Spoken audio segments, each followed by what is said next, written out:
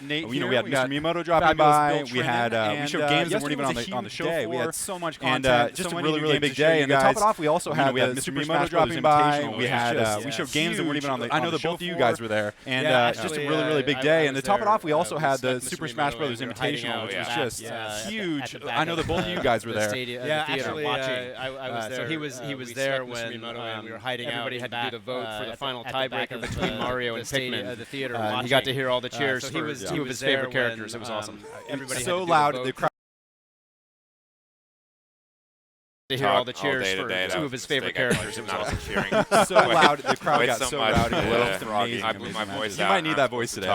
We might have a lot to go on. Hey, today we have tons of new content. We're actually going to be leading off today with a game that we might need that voice today. We might have a lot to go on. Hey, today we have tons of new content.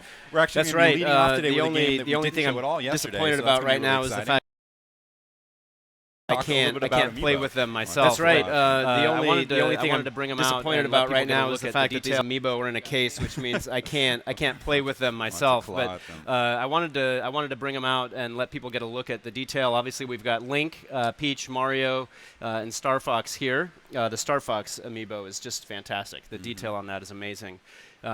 I think a lot of people are excited to be able to see all these figures come to life, and it's unique, particularly for Smash Brothers, because we've never had any merchandise around all the characters in Smash Brothers ever before. But last night, Mr. Sakurai held a special Smash Brothers media roundtable, and there he was talking about the functionality for Amiibo and how the game's going to use it. And to me, I think what's really cool is that while you're playing Smash Brothers and you're unlocking characters that way through the game, when you buy your amiibo and you scan your amiibo, what it does is it brings in what he called not a CP character, not a computer player character, but an FP, a figure player character. And so the figure characters in Smash Brothers, when you scan them in, so if I scan in Star Fox, I watch Star Fox on screen and Star Fox is battling, I can battle against my Star Fox character. I can battle alongside him against somebody else. Every fight that they're in, they level up. And I think you were there, Nate. I mean, They go way beyond level 9. Like CPU characters go up to level 9. Amiibo characters you can train up to, I think he said level 50. Level 50, which I mean that just blows my mind because honestly, I mean we played a lot of Smash, yeah. Yeah, we played a lot of Smash. And like I can go in with a couple level 9s and I can get a little bit whooped. Yeah. And I mean the gulf between 9 and 50 to me is kind of a little bit horrifying, but also kind of awesome. I mean, this is training one of these up that I could legitimately train one of these up and bring it in and say, Bill, you're gonna have to fight my Star Fox today. I kind of been working on him, and then like sit back and watch the carnage.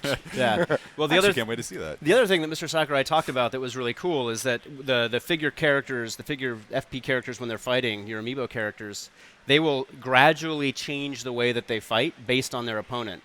So, for example, if I know the way that you play, Nate. You're basically one of those dudes that like shields all the time and hangs out, and you wait for everyone to come to you. Bill, today is gonna go. Bill is calling Nate a dirty Smash player. That's right. This is a first. But in a case like that, my Link amiibo would gradually learn from Nate's habit of shielding all the time to start grabbing more and pulling him out of his shield, right? And so the more that my amiibo character plays against Nate, the better he's going to be able to whip you. Yeah. It's going to be awesome. I mean, that's really interesting just because you could have, I could train two different Fox amiibo that are entirely different because they learned on different, on different characters. Yeah. Well, and then you've got the customization parts that go along with that. Yeah. Mm-hmm. I think we're probably not going to have time to go into it right now, but I plan on talking a lot more about that later today. Yeah, and they were dropping bombs all over the place during that roundtable. Just super exciting information coming out this morning, and really exciting. It was just a big day for Smash. Actually, today is also going to be a big day for Smash because Nate's going to be running us through all kinds of demos for Super Smash Bros. Exactly how I play. You can see if I shield all the time. Yeah, I think. I like it. Yeah. We're gonna cover Smash Run and everything else. So, today, I promised that we were gonna kick off with a game that we didn't even get a chance to see yesterday. We're gonna be showing you guys Fantasy Life here in just about 90 seconds. So, stay tuned. Let's kick this thing off.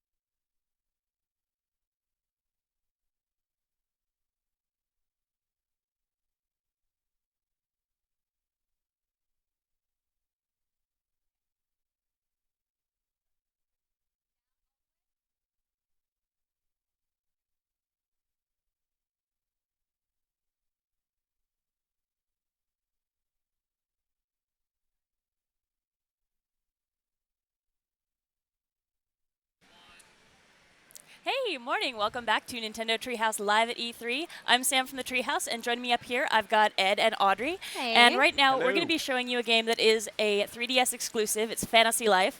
We're just wrapping up localization on it now, and Ed's actually one of the main writers on the game, so we're going to take you in a deeper look for the title. Want to get us started? Yeah, we're super excited about this. We've been spending a long time in the Treehouse working on this. This is a title that is really massive in scope. I'm going to let Audrey kick things off. We're going to jump into some of the customization here really quickly. But one of the main things that you'll see throughout Fantasy Life as we go into this really adorable opening cinematic. I know. We're not going to show the whole thing, We're but not we gonna have show the to whole share a thing. little bit of this with you But- because it gives a really great tell of just how charming and adorable this whole world is. It's almost too much. Yeah, it's almost too much cute. This is from the people who wrote as Professor Layton. This is level 5. Yeah, so this is level 5. So you guys know what they do Yeah. and how well they do it. They make things charming. That's what they do for a living. Yeah, this gives you a really good sense of the world that you're about to enter, too. You get a good look at all the different roles that you can play. Yeah, Yeah. so what Get you're in looking there. at is, something. It's an introduction to all the different life classes that we're going to get to in a little bit. We'll get to that. We'll get to that. We'll There's get much to to it. talk about. But it's just the baseline is that this game is all about choice. I mean, that's really what it is. It's about choice in everything that you do. And so let's go ahead and all right, let's jump us right into in. the customization. Yeah. Nice. All right, so the first thing we're going to do is we're going to create a character and jump into a brand new life. Customization, like you said, this is your life. Yep. So everything down to how your character looks to what they do for a living, Yep. it's all up to you. And there's just a whole variety of things you can do. I mean, I've played several different files, and every life has been completely It's different. completely different. And, None are the same. You say that for a lot of games. I mean, people like to talk This about is like open really- worlds or choices a lot, but this is really one of those things that Let's see. it's true. I've put in, I don't even know, probably upwards of 200 hours into this game so far. Oh, easily. And it's still like I'm not, I haven't beaten it. There's really like that doesn't really exist, that option. To finish everything, you're gonna spend your fantasy life doing it essentially. And you're not going to want to race Exactly. through finishing it because there's so much here where you want to There's kind so of just much run around to and do. explore. There And really is. maybe you spend a Exactly. while away from the main storyline entirely because you're just having a blast exploring You the totally town could. or See, I'm going to training race up your through life. here real quick, but I mean, there are You see so many Audrey going options. through the- You can mess with your eyebrows, your nose, just all kinds of yourself a different scarf. things. I'm just going to... You can make yourself, anything. I could give myself a from- mustache, but I'm going to There go you the go. I like the non-mustache blonde route this mustache. time. That's It's awesome. pretty cute. I I'm don't- tempted, but But I'm going you to go see, no. the customization runs the gamut from just adorably cute You can pick to your voice. intimidatingly You get to be adorable. who you want to be. Exactly. So let me just put my name in Get your here name. real quick. Yeah. Cool.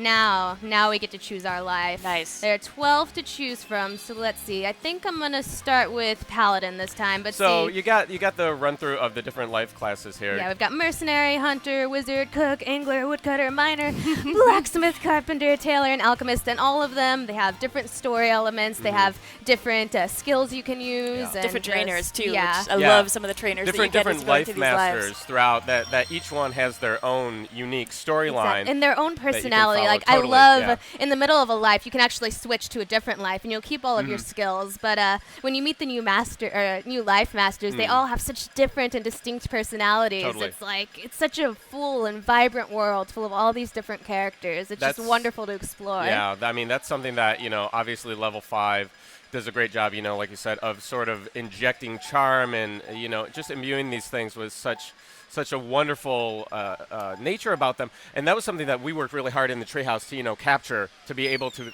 replicate that for the Americas in English and other languages as well. But this is really it's really the world level 5 has created is really something special. And I just want to speak to something real quick that you just mentioned about picking the life classes. A lot of times in an RPG or in a JRPG, you choose a class and everybody sort of has their own. You already kind of know what kind of person you are, and what sort of class or style you gravitate towards. And so here you see, the opening, you saw these 12 different life classes. Oh, and we should mention that was your room, and this is pretty special This as is your well. home My base. room. I can Yeah. customize it later. This is just the Absolutely. starter room. I mean, every good RPG starts in bed, right? Yeah, I think so. It starts with you waking up. You're and waking someone up being and like, ah, hey, what's what are you going on? doing? Oh my gosh, the world is why ending. are you so lazy? Get up and go save something. Exactly.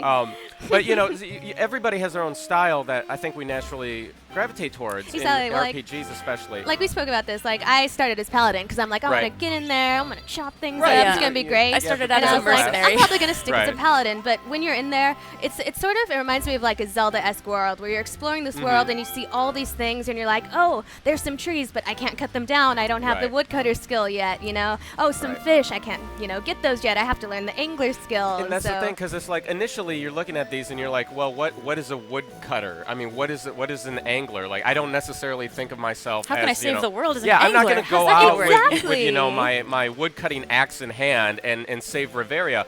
But that's the thing, you go out as, say, your battle class or your casting class, whatever you're naturally inclined to, and then you see these areas where you're just hacking and slashing away and ripping up these enemies. Exactly. But then you're seeing these resources, these huge ore clusters, these fish going around, that you're going to want to exploit those resources at some point to be able to use them later. You can get stuff as a miner and then use that to forge a weapon if you switch to a blacksmith later on. Exactly. No, like when I first started, I was pretty sure I was like, I'm probably going to stick with Paladin just because I like to fight. I don't want to worry about making all these things. But then immediately I was like, oh well, God, I want to make my own clothes. I want to make my own armor, and an alchemy. I can make my own potions because I'm really stingy actually. I love my game money, so I was like, I don't want to spend my money on potions, but I need potions, so I can just make my own and beat the whole system. Yeah, I was really surprised when I kicked off because I picked mercenary as my initial, and I was like, hey, I'm going to go out and I'm going to get some monsters. I just want to fight.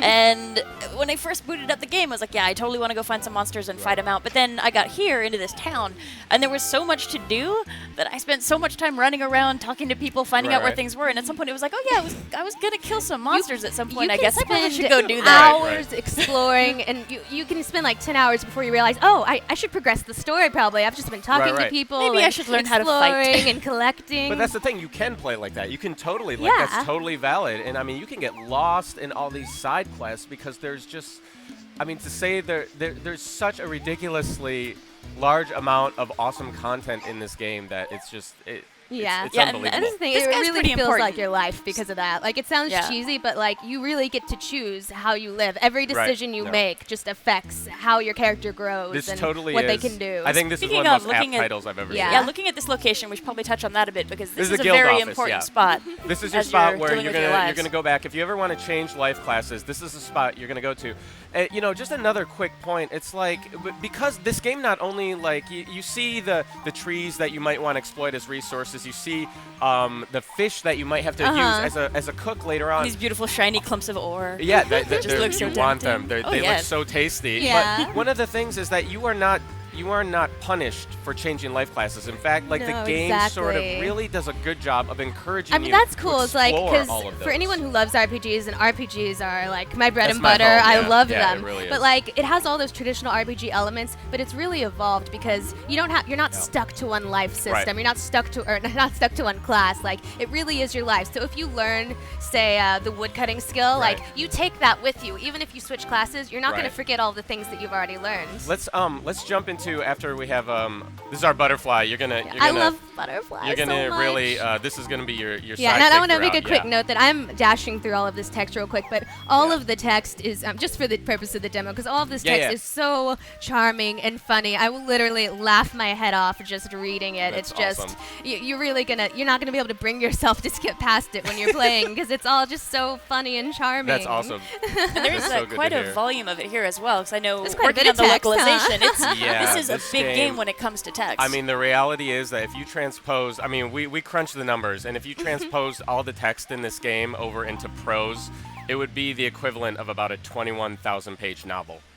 I mean, it's a lot of writing text. It's huge. So, good luck getting through this in your typical 16 hours, guys. It's just not going to happen. Oh, and Butterfly's my favorite. Butterfly's awesome. Yes. Butterfly's awesome. And you're gonna get to know Butterfly a lot. You guys are gonna grow together. Exactly. It really is. And it's one of those things. It's like you said, like having the sort of typical. This game really has the standard skeleton of an RPG that people come to expect from or even a JRPG that people need in a game like this. But it's really I think evolved is a good word for what it is. Yeah, it feels so fresh, and yet at the same time, it's still that RPG goodness that we all grew up loving so much. Like, it's an RPG with elements of Animal Crossing, with elements of Zelda, with just all kinds of things pushed together into kind of my ultimate game in a way. It kind of is. I always get that Metroid feel when you go into an area and you're like, look, I've already gone through this entire area, except there's all that ore and that I need to mine, so I need to come back later to do that stuff in order to accomplish other things. Exactly. Like I said, for me, it reminds me of Zelda, where I'm like, oh, what's that? I'm going to need my hook shot to get there. Oh, I'm going to need a magic hammer to get past that. And I mean, those are the things. And it just pushes you to keep trying new totally. things. It's just like those, I want to keep playing this because of that.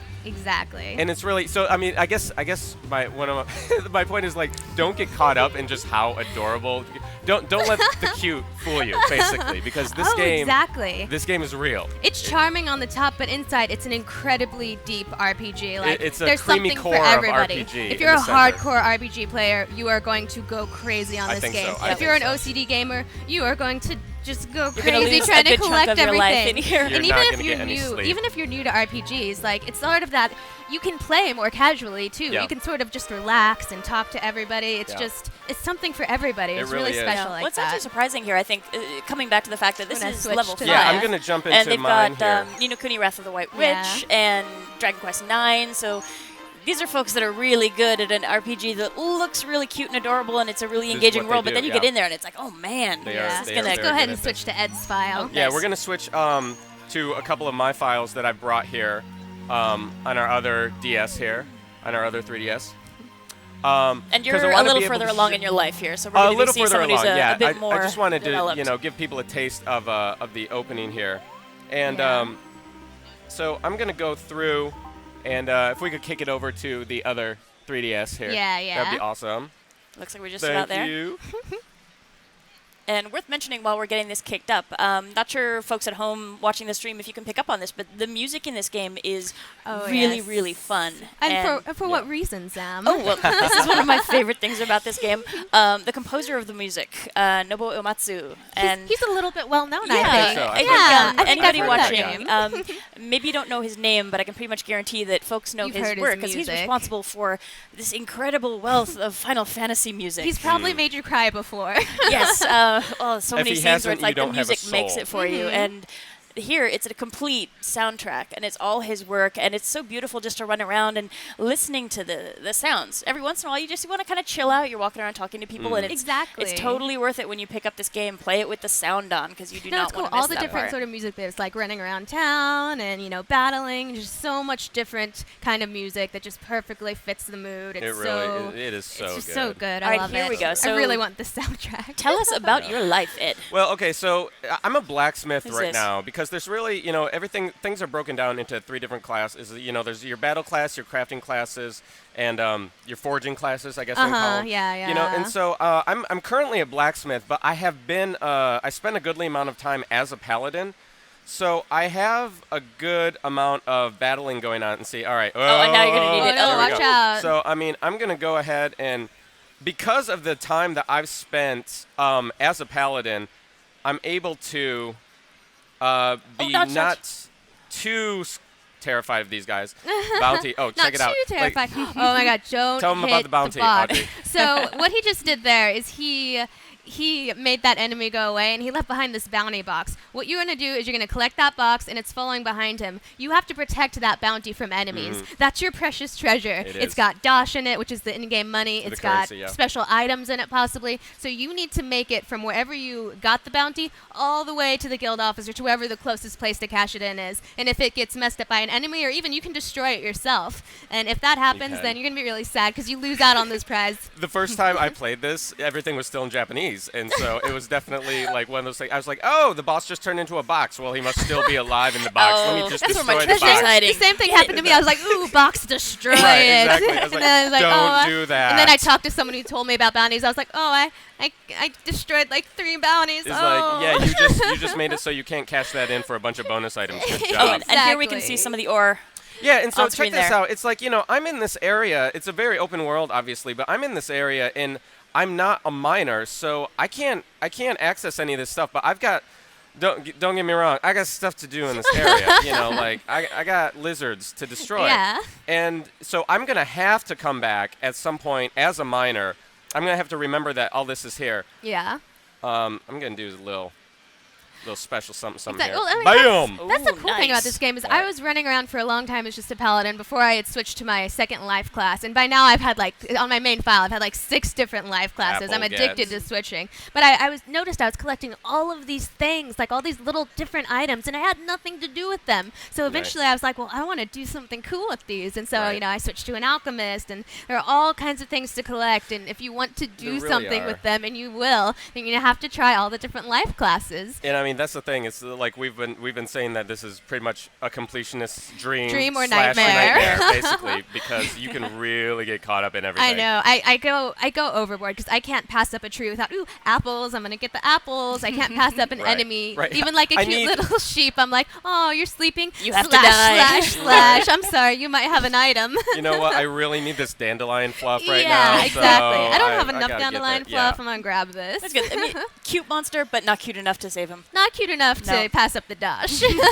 So check this out. So now I ran around and got some stuff, and so I'm coming back to my life master here. Oh, I love this. And this is game. Vulcan. And so I'm gonna craft some stuff as a blacksmith. That's so cool. So all the crafting classes have sort of a little mini game involved with the crafting. And it can actually affect the quality of what you create. Totally does, exactly. Like if you mess up, the first time I wasn't expecting there to be sort of a mini game involved. So when I was making my first, alchemy project, I was just sitting there like, do. Oh wait, okay, You got. No. Wait, I have to actually do segments, this. Yeah. Jump around, and if you do better, you could get double items. You could get better quality items. Yep. So you really want to learn your craft. It's not just you're not just saying you're a blacksmith. You really have to learn the craft. Or you could create the world's saddest, wonkiest sword. Exactly.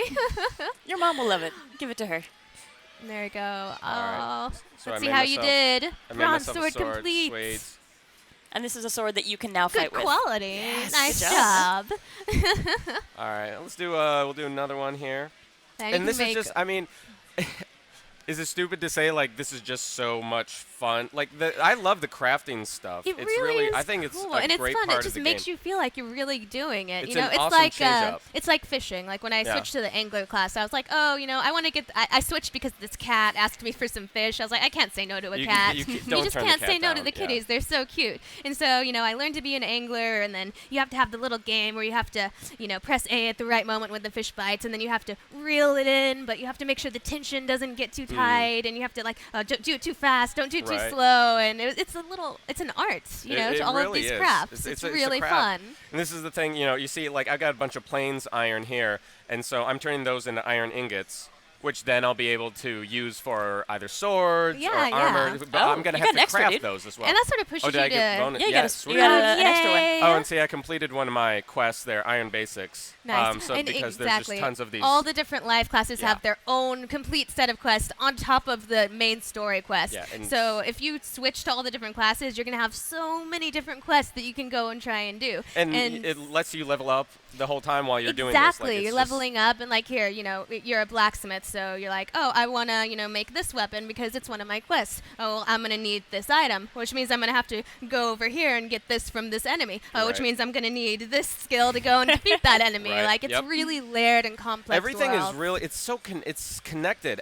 Each part of this is connected, and it's like learning one skill. Oh, great. Again, it sounds cheesy, but the metaphoric value is really through the roof. I mean, everything leads into something else. Each skill that you learn will take you to another skill or another item or something else that you're now capable of doing to really sort of push your life along. Yeah, and it feels like you're really watching your character evolve. Like your character starts off, they're just some kid in their room, they don't know anything about the world, and then they learn their first life class, and by the end of it, you know so many skills, and you can do so many different things, and it's just you become so attached to your character in a way, not just because you made them, they're your little avatar, but just because you've watched them grow. You've decided how they grow, You decide which of your skills level up. You decide which skills you learn. It's just really, really cool. It's really great. And worth mentioning, too, is you get to watch other folks grow. Yeah, exactly. Yeah, well, let's, speaking of that, let's show off a little of the multiplayer because that is awesome. We just got a couple minutes here. Yeah, we're gonna try just give it a little taste here.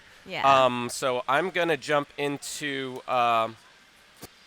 multi here. All right. And so I'm going to invite Audrey into my world. And what's great here, if you've got folks of 2 different lives who come into the same world, you can operate in really interesting ways together. You can have one person kind of guarding the group, making sure they're fighting off the monsters. The other one can be gathering some resources, and you can help each other out defending bounties, too. So it really pays off to have a friend come in with you. Yeah, exactly. We'll see, like right here, I jumped into a different file, and so I started with someone who's very similar to the girl I started off here in this file. She started off as a paladin, but by now she knows a bunch of different skills, and right now I have her as a hunter. So she has, her bow and arrow. So like I can have Ed go in and sort of get right into the enemy spaces while I stay from a distance. And, all right, let's go. So check this out. Like Audrey and I, here we are. She's in my world now. Exactly. I'm about to be transported into the magical world. All right, awesome. And this is really something, man. I have not seen this on a portable and had so much fun with something like this since Force Swords, honestly. Well, we are totally free to run around wherever we want to go, do whatever we want. I want to go to the Elderwood real quick let's do and try to take out some. I think it's time to find some big monsters. Yeah, I think so. That's what I want. So the cool thing is, like, there's not just one little area of multiplayer or special level or anything. Yeah. The whole world is your multiplayer arena. You're literally inviting your friend into your world. And I mean, that's the thing that becomes, again, like it's cool, it's fun, but how does it relate to gameplay? As you start progressing through this game, you start encountering massive beasts that you are going to want a team. You are going to want a squad with you to be able to take down some of these guys. Well, I know I personally made the mistake of disturbing the Napdragon on my first day because somebody warned me. Somebody was like, "Don't mess with the Napdragon," which means, of course, that was the first thing I had to go to. It's like, "Oh, where's the Napdragon?" Sorry, this way. And I should have known when I hit him, and it did 0 damage. And then just you 1 might second be a later, over your head that life was over. Yeah, when you start seeing like, oh, attack 0, attack 0, attack 0. All right, Red Wolves, these dudes are no joke. So we'll just take care of these dudes really quickly. Boom! Oh. Nice. All right, got 2. Nice. All right. Awesome. Wait, don't pass up the dash. What are you thinking? I was leaving it for you. It's mine now. All right. Okay, he knows what to do. All right, so we're going to step into the Elderwood here. And briefly mention, too, that literally every action that you do in this game affects how your character evolves. So, like, you can see us dashing around. Yes, giants. The more you dash, the more, your dash stat you'll grow up. The more you'll be able to do it, the less magic it'll use. The more you use your bow, the better you'll get at that. The more you use your sword. So, literally, it's like every single little thing you do, just like in real life, it affects how you grow. It affects everything. It really pays to be well-rounded. Oh, yeah. That way you got monkeying around. I got a monkey around quest. That's the thing. It is something that pays to be well-rounded. That's the way that the game really encourages you to. It abandoned me. Oh, all right. Okay, I got it. We got 2 of these dudes. I'm going to need some help in this. Now you need my help. The Grove of Doom. Oh! I'm gonna power. Okay. All right. So, I'll get this guy. You take care of the kitty. All right. Meow. Oh, speaking of kitties, when I found out that you can actually, when you earn enough bliss points, you can have a cat in your room, and you can have them follow you around as your partner and fight with you, which is kind of amazing. I love all the bonuses that you can have. Okay. Oh, nice. There's nothing better than having a cat just on nothing, your just team. A giant blue monster. We can wrap that up before we have to go. Yeah, all right. Audrey's got him from a distance. Yes. I got the melee going. All right. Come on. Let me charge up a little. Bam. Yes. Nice. See, that's teamwork the right there. The pirouette of doom. And now the bounty, so oh, yeah. don't get to fight over who bounty, gets to take it. Is that your bounty? Yeah. Wait, I'm just going to shoot it. All right. No. No bounty for you. Okay, go ahead. All right, cool. All right, well, that's about all the time we've got, but thank you so much for swinging by and giving us a first look at this game. Absolutely. Yeah, no problem. Folks, if you're interested, this is going to be coming soon exclusively to Nintendo 3DS. Please stay with us. Next up, we've got some great indie devs coming up on the stage, and we're starting off with the folks who've been working on Guacameele's new game, so please stay tuned. Bye. See ya. I love your lives. They're so great.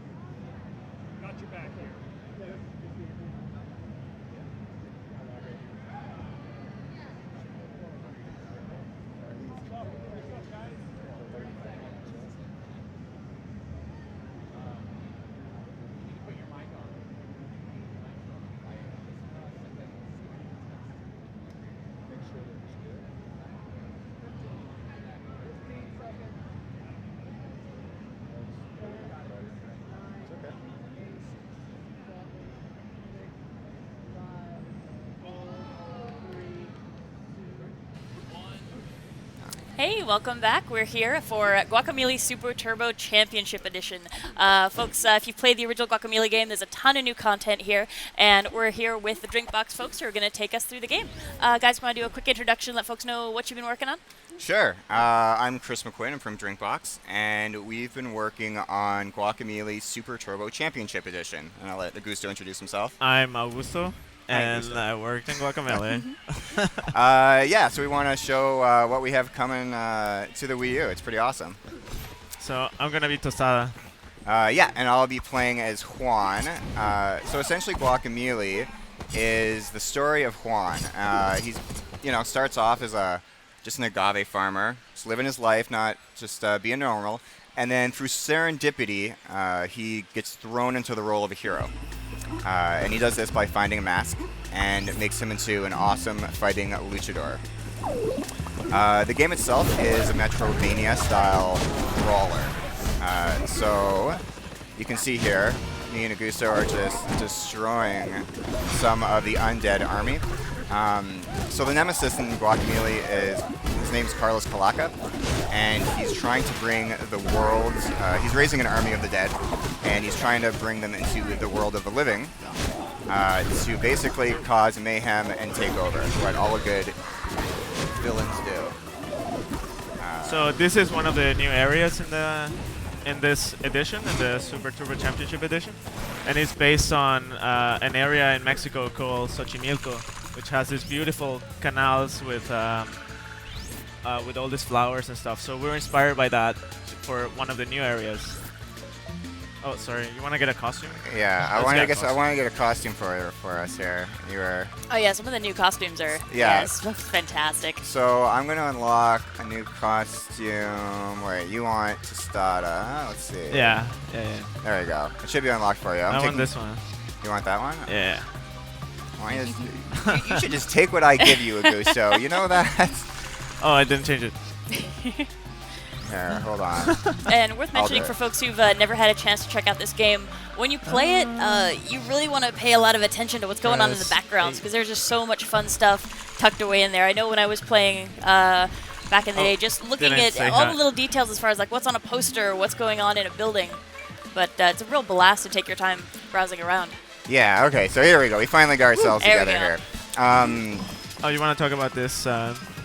Well, we just missed him. Yeah. So what you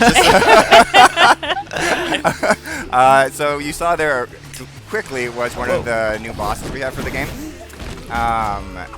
and basically he's just harassing you there. So I just want to talk a bit about the combat here. You'll see that it works on a 3-hit combo system, and so there's a few things. You'll see that once you weaken an enemy, you'll see the X appears above their head.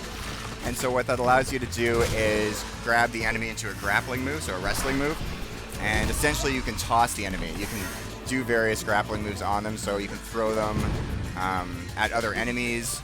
You can use them as a AoE missile in a way to sort of control crowds of enemies that might get in your face. Oh. I'm bad. Go without me, Augusto. I got you. Okay.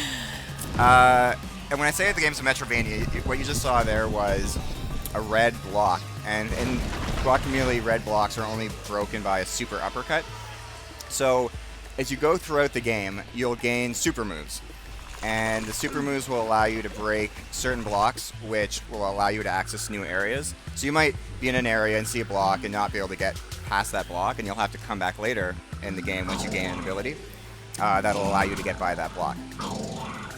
Here's our new boss is talking to Carlos Calaca. So he's the villain of the game. Oh, I love Baby Calaca, by the way. Yeah, so here's Baby Calaca. He's fantastic. We had a big meeting. We're like, what should we do? We need something here. Let's just take Talaka and shrink him. It's brilliant. Oh no! Where am I? Oh! I died. Okay, Gusto went somewhere. I'm back. There we go. Watch out. Gusto, you're my lifeline in this game. So throughout the game, like I said, you'll gain new abilities, and whenever you see a statue like this, you know you're going to meet your mentor. One of my favorite characters, I think, in the entire game. I love this guy. Yeah, so this is Wachivo, and Wachivo in a way is essentially your Yoda. So he's your life coach in a way, and he also gives you powers throughout the game. Yeah, if Yoda was a mom-loving goat man. Yeah, exactly. He'd be just like this dude. And he's going to give us Intenso. Intenso is a new power in Super Turbo Championship Edition. It's so awesome. And so what happens is you gain a rage meter, and as you do melee combat, your rage meter will fill up. And once it gets to a certain, once it fills, you'll be able to press in both your trigger buttons, and you can see that we turn into fast fighting super luchadors. So your melee attack speed speeds up, your health gen speeds up, you do more damage. And if you can keep a melee your combos going, you'll be able to keep your rage meter fill and keep Intenso active. So I think we're both doing a pretty good job of this right now. Usually when I talk, I fail. They're so sneaky. That's one thing we found on this feeds. It's challenging to play and talk at the same time. Sure. Sometimes. So I think I would have been I'm just gonna be quiet for now. I have to actually live. And you'll see the battles taking place on a boat. These are actually boats that exist. It's a trajinera in Xochimilco, which I'm really happy we actually managed to have one here. So this arena is really one of my favorites. Did you ever ride these boats as a kid? No, I was not from the area, but they just it's like a normal thing. Like a Sunday, you go hang out in the pontoons. Yeah. Nice. You watch luchadors in chicken costumes fight some skeletons. Just a normal day. Yeah. Everyone turns into chickens. That's a normal thing over there. Yeah, that's okay. And so This is nice. in Guacamelee, since it's based on Mexican folklore and culture, the whole game is actually 2 games. It's 2 dimensions. So we just jumped through a portal here and went into the Day of the Dead, or the Realm of the Dead. And so you can see the people here are actually skeletons, and they're just living their life quite happily. It's really interesting how the 2 worlds they're kind of equivalents in certain ways. When you switch back and forth, you can see similar structures and buildings, and it's really interesting sometimes to see, okay, what's going on in this space in the other side? Yeah, it's another way we encourage players to go back and explore, because they wouldn't have the ability to go into the other dimension earlier in the game, so you never know what's in that other dimension until you go back with the power to swap dimensions and see, there's a secret here. Oh man, Guacamelee took me forever to finish, because as soon as I got that power, it was like, well, I'm walking backwards. And I went back through the whole spot just to make sure I hadn't missed anything and check out the details. Yeah, the art's different. We put gags and secrets and random stuff in the other dimensions just to make it interesting. And, we also use it as a really interesting platforming mechanic. Because like you mentioned, a platform can exist in one dimension and not another. Well, this is a perfect example right here. Oh, excellent segue. Look at that segue. Segue me. So you see here, there's no platform. Oh, Gusto saved And now there is. Yeah, now there is. Now there is. Gusto's the best. Oh. Yeah, for being a game that's so focused on combat and combos, I really got a kick out of the fact that there's so much puzzling platform to this as well. Right. And some of them are really challenging. It can take you a while to figure out exactly okay, which dimension do I need to be in? I need to swap back and forth as I'm jumping, as I'm wall jumping off these levels, as I figure out where the next spot's going to be. Yeah. And you really have to be on top of figuring out the quick combination to get you through some spots. Yeah, I think for us, we wanted to take pride in making a real challenge for the platforming perspective. And for people who really want a challenge in platforming, we have optional platforming sections, which are pretty insane. Yeah. So if you really want bragging rights, I finished those. Exactly. Oh, for sure. I got those done too. It's funny, yeah. When we meet people, it's often the first thing they'll tell us is if they did that section or not. They're like, yeah. It's definitely bragging rights. Yeah, they're like, I hate you guys, it's so tough, but I loved it. It's good to have that sense of accomplishment. It's not going to come easy. You got to work for this. Exactly. Yeah, we don't want to make things too easy. I'm going to leave a Gusto behind here. Oh, no, man. Oh, you've caught him. Oh, what? Oh, you got hit by a bone, though, my friend. You got bones. Oh. Well, you can get that portal. Yeah, okay. Well, I guess somehow we started working as a team in this one. That was my intention. So it must have been interesting coming back to this after, so many folks enjoying the original release of the game and having a chance to come back to this and now really re-exploring. Yeah. There was a lot of content we had to cut and not include for the original game. So I think for us, this is sort of our pride and joy.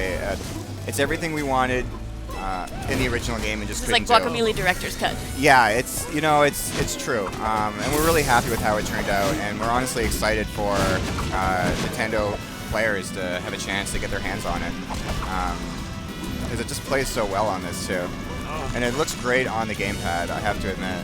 Oh yeah, it's beautiful. Sometimes I just watch. I'll just play the game watching the gamepad instead of the TV. Yeah. Just like somebody else wants to use the TV for something else, you're like, you know what? It's okay.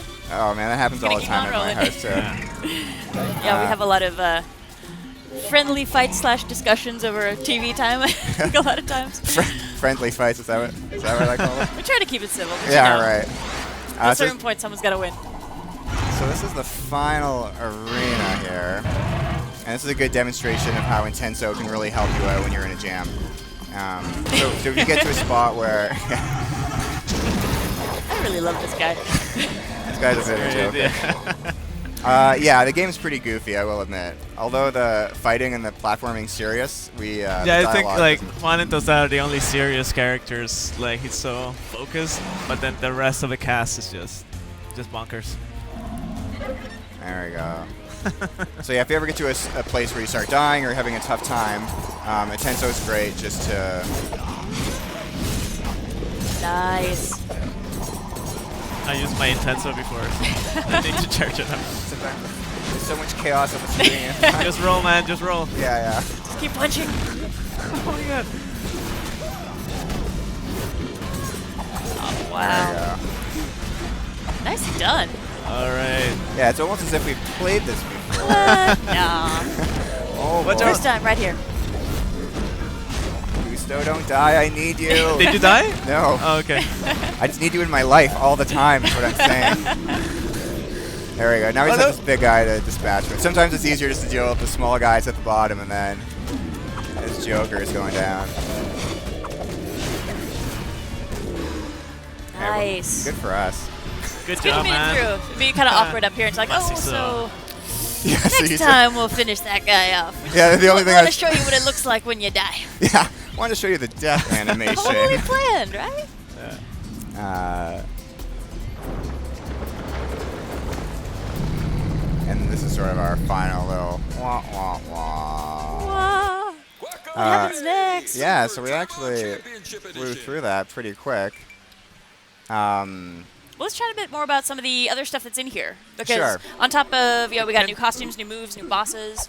All the DLC is in here as well. Yep. Exactly. So amongst, so including the DLC, we have challenge rooms. So we have optional sections of the game where if you want to basically really push yourself to the limits and show yourself if you've gained the true luchador abilities, we have different rooms where you can earn bronze, silver, or gold. And so that helps you basically, and it's also a good place to help you tone your skills if you're having trouble in a different section of the actual game. So, and also, what else did I tell you? The costumes, which I forgot to mention. So the costumes aren't just aesthetically awesome looking. Yeah, they actually affect how you take damage and things. Checkpoints. For sure. So every costume will give you a buff and a debuff. So depending on your play style, for example, you might want a costume that gives you health regeneration, or you might want a costume that gives you infinite stamina, because every time you use a super move, it uses a stamina bar. And the counter side of that might be you take extra damage. So if you're really good at avoiding damage, you might say, okay, I'll take that costume and just be amazing. So I gotta ask, do you have a personal favorite, you guys, when you're playing? For platforming, the skeleton is great because the stamina doesn't go down. So you can do endless power moves. So you can always, you never get tired. Nice. But if you get hit, you don't get regenerated your health. So That's the right. And on your side, debuff. Yeah. Which one you like? Yeah, Limerick is pretty good. Which one's here? I mean, obviously my personal favorite's the chicken, but because you get to be a chicken. I mean, that's yeah. That's actually one of the things I love when I first found out you could turn into a chicken. It's like, I've never had so much fun being a chicken. Spoiler. And fighting. People need to know. The people need to know how good it is to fight as a chicken. It is true. Deeply satisfying. You will fight as a chicken. Awesome. Well, thank you so much, guys, for stopping by and giving us a look at this. Folks, if you're interested, this is coming out, I think it's summer that this is going to be out, so it's super soon. It's out folks are going to get a chance to get a hand on this. Very soon, yeah. I would say very early summer. Early summer. There we go. All right, please stay with us. Up next, we've got folks coming by to talk about Sword and Soldiers 2. Definitely worth staying by. That's another one that's going to be coming to you exclusive from Nintendo, so I'll see you in a few seconds. Guys, thank you so much. Yeah, thank you.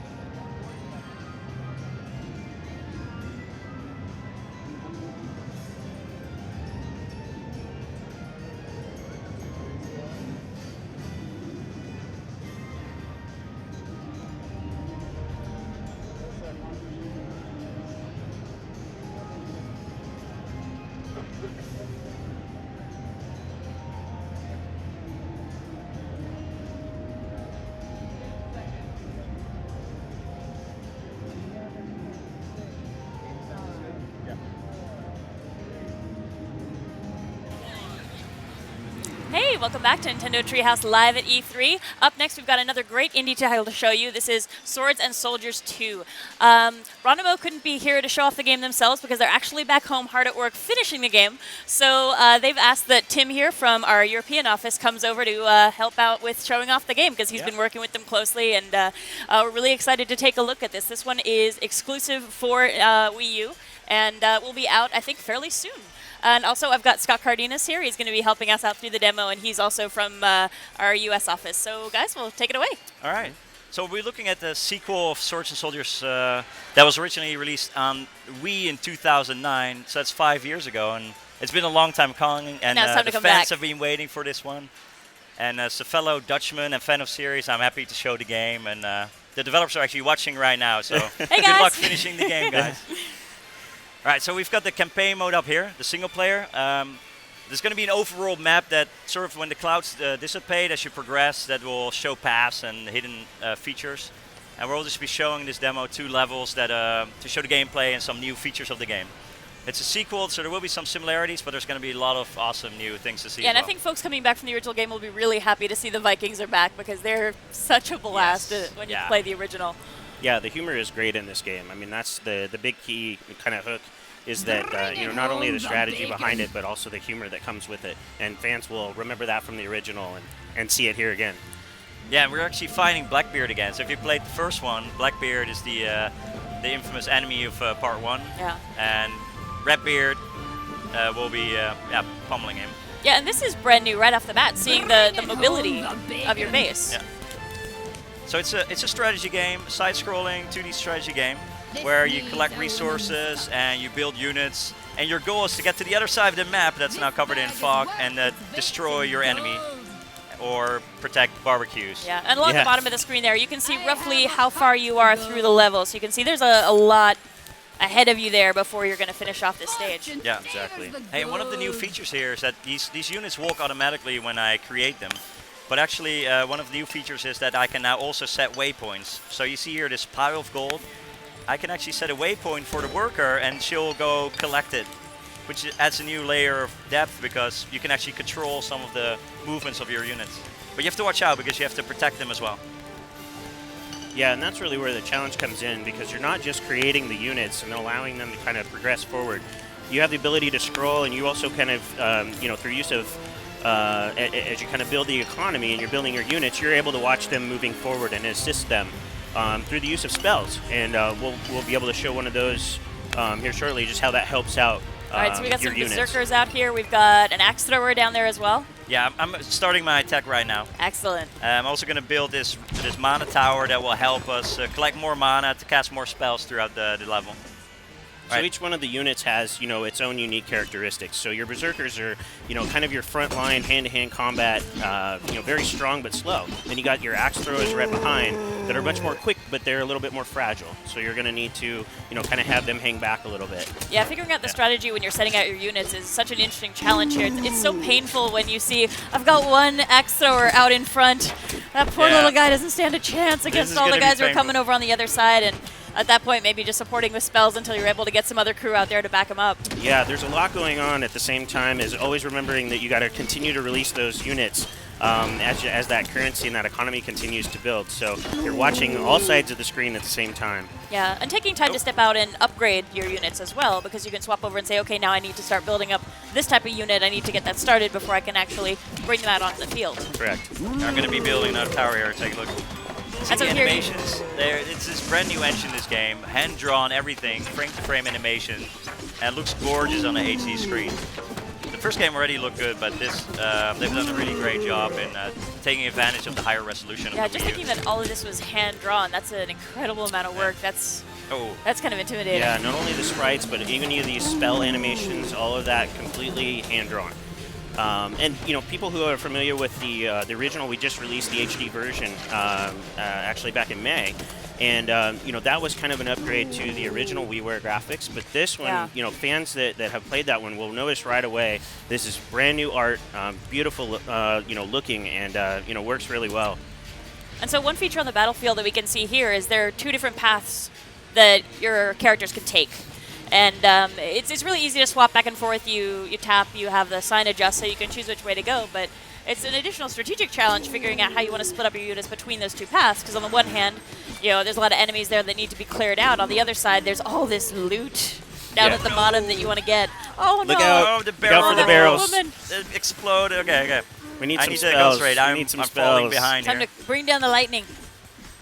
So this is the tech tree where you're able to actually go in and select what units you know, you're going to be able to bring out and select from your inventory, but you can also select those spells. And it's worth pointing out the tech tree is different for each stage. Yeah. It is. So you can't build one strategy and rely on that, like this is my go-to, I just do things in this order and that's going to go. You're going to have different unit options available to you and different spell units, so you really have to figure out how to customize your approach, not only based on what kind of enemies are on the screen, but also what you've got at your disposal to fight with. Correct. Yeah, exactly. Oh, And that's that's a lot really of bad guys. That's a lot of Vikings. Yeah, this is okay. This is planned that I'm going to fill this Yes, level this because is I how want to we show show you you another the level actually. So it's all good. One interesting thing with the mana rune that you noticed there was that, you know, it's completely helpless. So you really kind of want to. It takes up the same exact spot as your tower does. So you really have to decide, you know, do I need a tower there where I can be kind of on the offensive, or am I, you know, progress far enough that I can use the mana rune instead and help your spells? If you want to be a heavy spellcaster, you really need to have that extra mana support. Absolutely. Otherwise, Are you guys it ready is really to see sad some when it more, dries up. Oh some yeah, more new stuff? absolutely. Let's see good stuff. Actually, we're going to show you a new faction, the demons, and you see this base moving. That's one of the new features. Base can move in this new game, so you'll be able to set strategic positions, and it's a whole new layer of depth to the game. It's really awesome. And you've got your net full of ham there, just, you know, because you're going to need that. You're going to get hungry after all this golfing and fighting. I love the barbecue. Yeah. And we're in a golf course now. Something has happened, so we're going to investigate what it is. And this is where you can already see a preview here. You'll find the demons causing trouble. The demons so being the excited new about faction. those guys. Yeah. Yeah, so again, the original, you know, they had the Chinese and the Aztecs, so those are not in this game, but they've got the two new factions. So demons being one of those, another one that's yet to be announced. And the other one, yet to be announced. Wait and yeah, fans gotta wait for that one. So. Yeah. All right, so heavy resource collecting to get started. We're going to start with resources. And I already have a new spell activated, the Polymorph spell, and I can just show you briefly here. We can turn enemies into sheep. So we'll be using that tactic later. Hopefully it will help me win this time. Very powerful. Yeah. Okay, I'm going to start building my tech tree, and here you see it's already different. Oh, and here actually the Clubman that I'm making now and the Meat Thrower, they're two brand new units to the game. Yeah, Meat Thrower, obviously throwing meat, and they love the meat, so they will regenerate them.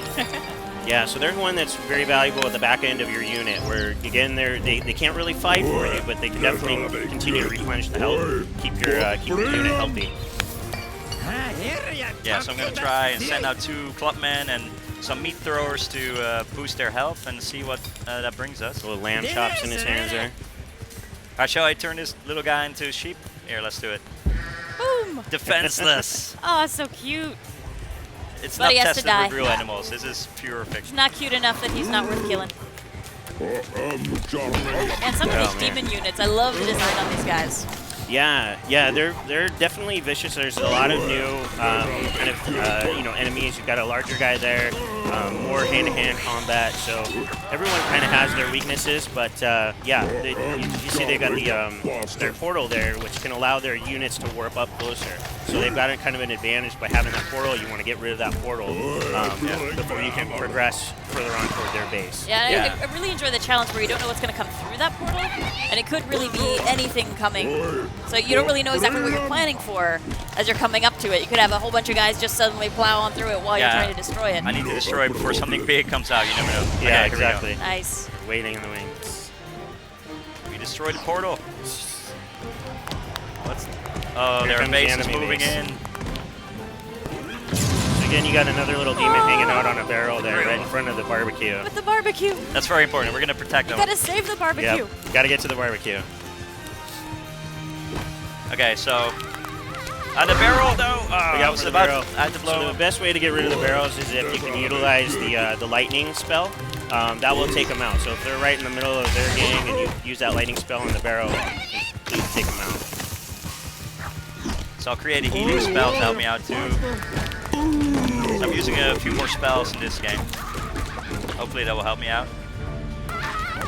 Oh my gosh. All right, this is a new type of unit. It's called a super unit.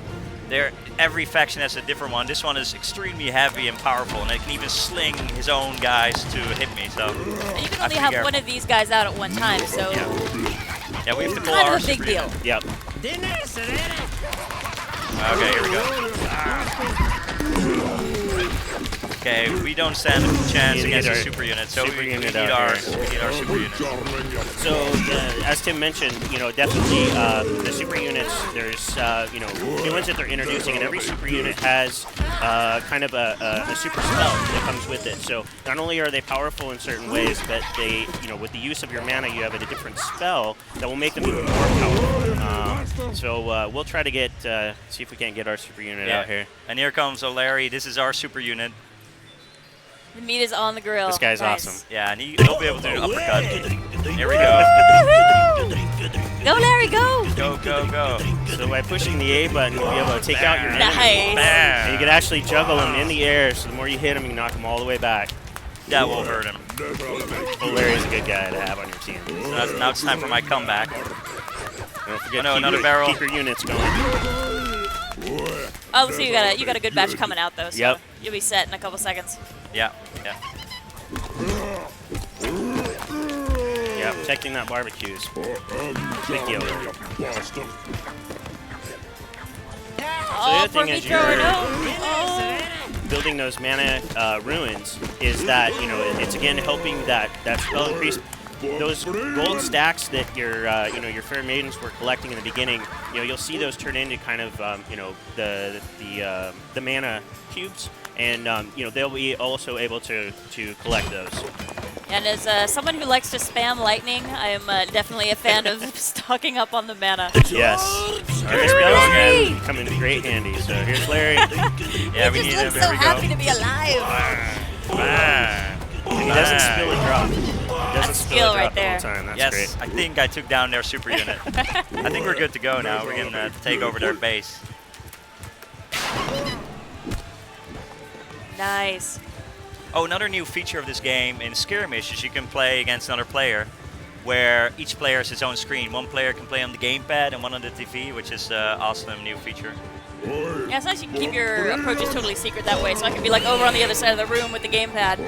Yeah, not needing the to use the split screen it just makes it perfect for the Wii U and the Wii U gamepad. Yeah, anytime you want details hidden from your opponents, which is pretty sweet. Oh, you're getting so close. Yeah, we're almost there. Come on, Sam, keep going. There you go. Oh, yes. Nice. We're moving into their base. Okay. It looks like there's some really creepy eyes up in the top yeah, of that there's base. some bad stuff in there. Yeah, it looks cool. We're going to take these guys out. Okay. Yeah, those clubmen are great. It's over.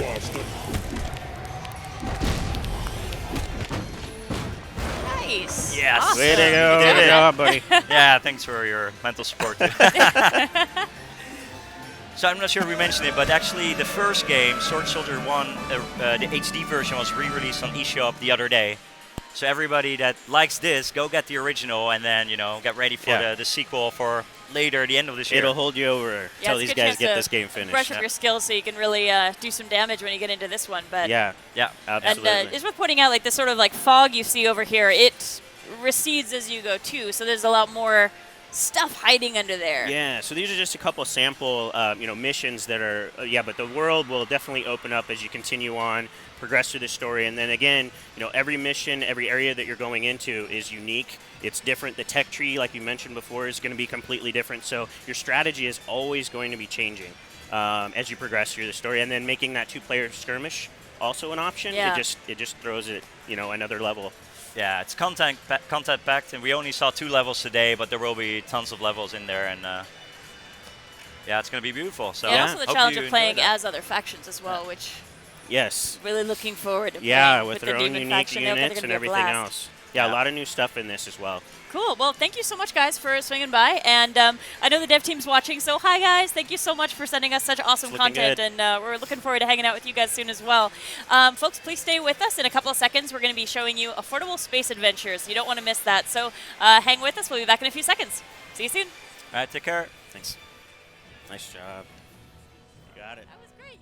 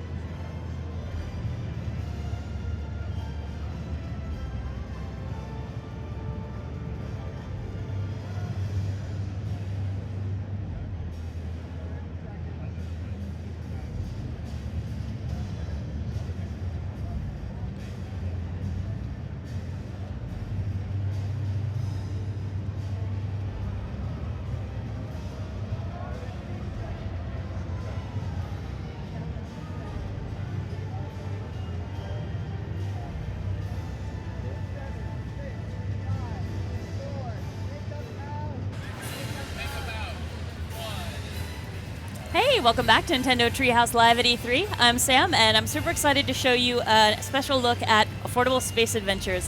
This is a game that's coming out this fall from Napnock Games, and we've got Diana from Napnock who's here to walk us through it. We also have a couple of folks from Yacht Club Games who are going to be helping us out with some multiplayer play. So I'll just let you guys take it off. So I'm Diana. I'm actually the producer and co-owner of Napnock Games, and I'm doing this game, Affordable Space Adventures, together with Nicholas. Nicholas is like a really talented Swedish game designer, so it's like a collaboration. Yeah, folks have seen Night Underground. Yes. That's the so kind of vibe. Our game will probably not come out this fall. Maybe we'll postpone it a bit, make no even worries. better game. But here on stage, I will try to show a 3-player version of this, which I haven't played or showed any time before. So I have my friends here that will help me out. Yeah. You can introduce yourself. Yeah, I'm Nick from Yacht Club Games, and I do pixel art usually, but now I'm going to be playing. Yeah. And I'm Sean Velasco, also from Yacht Club Games, and I do design and direction stuff, and I'm excited to do this. Excellent. All right. So this game is more of a sort of a stealth game, and it's like a flying puzzle 2D side-scrolling game. But the really special thing is that the gamepad is like very essential for the experience because it's kind of the control panel or like the cockpit. I am like really flying this spaceship. So right now I will start a single player, show a bit around, and then I will want you to join me. Okay. So I made like a game last year for. Is someone's controller on? Sorry. I think we're good. Oh, it's fine. Awesome. It's all good. So last year we made a game called Spin the Bottle Bumpy's Party, which is all about multiplayer. And it's all about getting close together and collaborating. And Nicholas did like a really amazing atmospheric puzzle, like Knut Underground is called, also for the video. So now we're making this like a multiplayer, amazing like atmospheric puzzle game. So let me show you. Right now I have one engine available. My spaceship crashed, so it's all like self-repairing right now. Yeah, no worries. Is that better? Slight technical adjustments, and then we'll get back rolling again. Thank and you. Worth mentioning, like with Bumpy's Party, that game was all about really cool controller usage. So I think that's something that we've really got here as well. So sorry about that, but we're going on. So now I'm actually using the fuel engine, and the fuel engine cannot actually fly underwater because it needs air. So I'm gonna increase my mass. That's an option I can do with this engine, and now I can sink my spaceship. And I can shoot this flare with a shoulder button that usually can help me out, like reach out to areas and push things that are far away from me.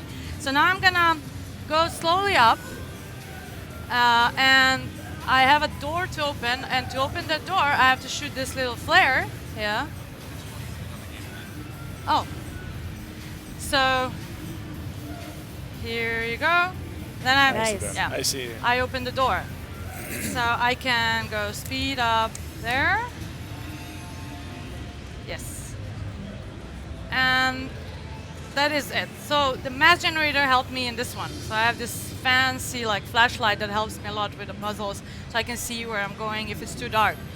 And right now I'm getting a new engine, like the fuel stabilizer repaired. So I can actually be very stable. Right now my spaceship is all over the place.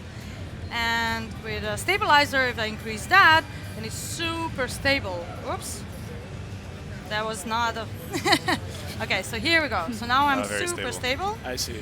And I can like kind of fly through these... Careful. So close. And it's going well, it's going well. Okay. Yeah. So Nice. my reactor is very stressed because I'm using a lot of like electricity to be that stable, so I can turn off. Oh no! Oh my god! Okay, so what I did here? Careful! I turned off the thruster instead of the stabilizer. Big mistake. There you go. Because then I cannot fly. So now I'll try again, increase my thruster.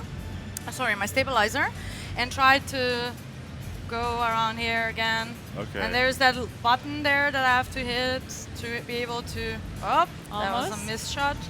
Careful. Maybe now I can do it. Yes. Nice. Oh, very nice. nice. So I just can love the hurry lighting up. in this game. Yeah, it really Yeah, gives me the it's spooky feeling of like I really can't see what I'm coming up on. Yeah, I mean, like Yeah. the Poor light little is shining spacecraft. around. Yeah, it's just so striking. It's There like we this, like go. these crystals. It's just, I don't know, that's awesome. So right now, this is like the end of this one level. I've selected several levels to show you because we have plenty, and it's not really in the proper order, but I'm just kind of trying to show you a few things that I think are cool about this game. So I will play a little bit maybe from this level alone, and then I will get you in. And then we'll join in. I think it's so much more fun when there's like someone Yeah. playing. Build up the bridge crew. Yeah, so in this one, so there's a new thing here that I'm gonna introduce, which is a big part of the game, and that's that there's like a scanner, so I can whenever there's like robots around, they're actually dangerous and I can't really fight them. All I can do is like scan them. Yep, I can scan this guy. And then I can see his range. There's a circle around. And I can see on my gamepad like where, like the meters and what is he sensitive to. So I should not get in his way if I'm producing a lot of heat. Right now I'm producing a lot of heat because I'm on a fuel engine, but I got a new engine, which is the electric engine. So when I switch to that one, it doesn't produce any heat, so I can actually go around and bump these guys. They don't see me. Oh, they don't care. And then here it is, a little guy that also doesn't like me. He doesn't like sound, so I can pass him if I don't trust too much, because as long as I'm like very slow, he can't hear me. But if I'm going fast, he can hear me. Oh, it's intense. Yes. It really is a game where you have to be so careful as you're going through these levels, because these creatures are just on your periphery, and maybe all you see is a little tiny light before you realize, oh, I'm totally in their range, and there goes my spaceship. This is a very cheap spaceship, very like doesn't have much power. You can see like I can't even win over this wind. That's good. It's for the budget-conscious space traveler, maybe. Right. So I try the economy model. I will try to make myself more powerful. I'll go on a fuel engine. It's still not good enough, but if I increase the thruster and maybe I make myself heavier. And I'm producing a lot of heat, but at least, at least I could pass that. Yeah, I don't know if you folks can hear this over the stream, but the ship has the most adorable, like, old V8 engine. It sounds fantastic as you're going, and this poor little ship is trying its hardest to stay in one piece for you. I mean, a lot of the sound and like a lot of these small messages during the tutorials will really give you this idea of how cheap your spaceship is. And okay, so I want you to join in. If you connect first, and you connect as well. So now you are the scanner flashlight, and you will be moving the spaceship, and I will be the brain. Like, I'll do all the things here. I don't think I'm actually controlling that. You're not controlling? Are you controlling? Okay, so give me a second. No worries, I know why you're not controlling. So I haven't had the multiplayer on, but now I do. Okay. So let's see. You should be fine now. Yeah, looking so at this is gonna be a little bit space team like because we're gonna really have to communicate with each other. Okay. Else it's gonna go totally wrong. So let's see. And she's so let's see how crew members we are. Yeah. Oh no, everything will be fine, I'm sure. So, can you move? Okay. And can you move this flashlight? I'm steering the spaceship. I can't move the flashlight, but I can participate. Whoa. Oh, no worries. Actively. Okay. Okay. So. Right now we are flying. So far, so good. Easy. Yes. Okay. You're going too fast. So you really have to Okay. All right. Okay, slow down. Take it easy. Whatever's going on in the background here is really cool, by the way. Really freaking me out, by the way. It's somewhere over there. Yes. Oh, there it is. Here we go. Oh, there he is. Here we go. So you can see his range. Don't go in there. Don't go in there because we're definitely using too much electricity. He's sensitive to electricity. So I'll switch to the fuel engine. Oh, no. Okay. Give me a second. Okay, now you're fine. Now you can go. Try. So now I can go by? Okay, all right. Yeah, okay. That's the power of trust. Nice. Great. Okay, so now we're doing 2-player. I think I have a trick. Just go. I think I have a trick how to get you in. Next level. Okay. You have to wait till next level. I'm going to join. Okay, stop. Okay, this guy doesn't like Kirk over here. Full thrusters forward. Yeah. Okay, so give me a second. I'm cooling you off. Now you're an electric engine. You can go now. Okay, go. Okay. Safe. All right. Yeah. I'm not lying to you. There's that moment where you cross the threshold and you're just waiting for the ship to explode for no reason. You're lying to me. I don't know. So far, I think we're doing great. Okay, great. Oh, great. is this the end? Go in. Okay. Easy, right? Awesome. That was easy. That was easy. Okay. Yeah, no I'm really nice to you right now.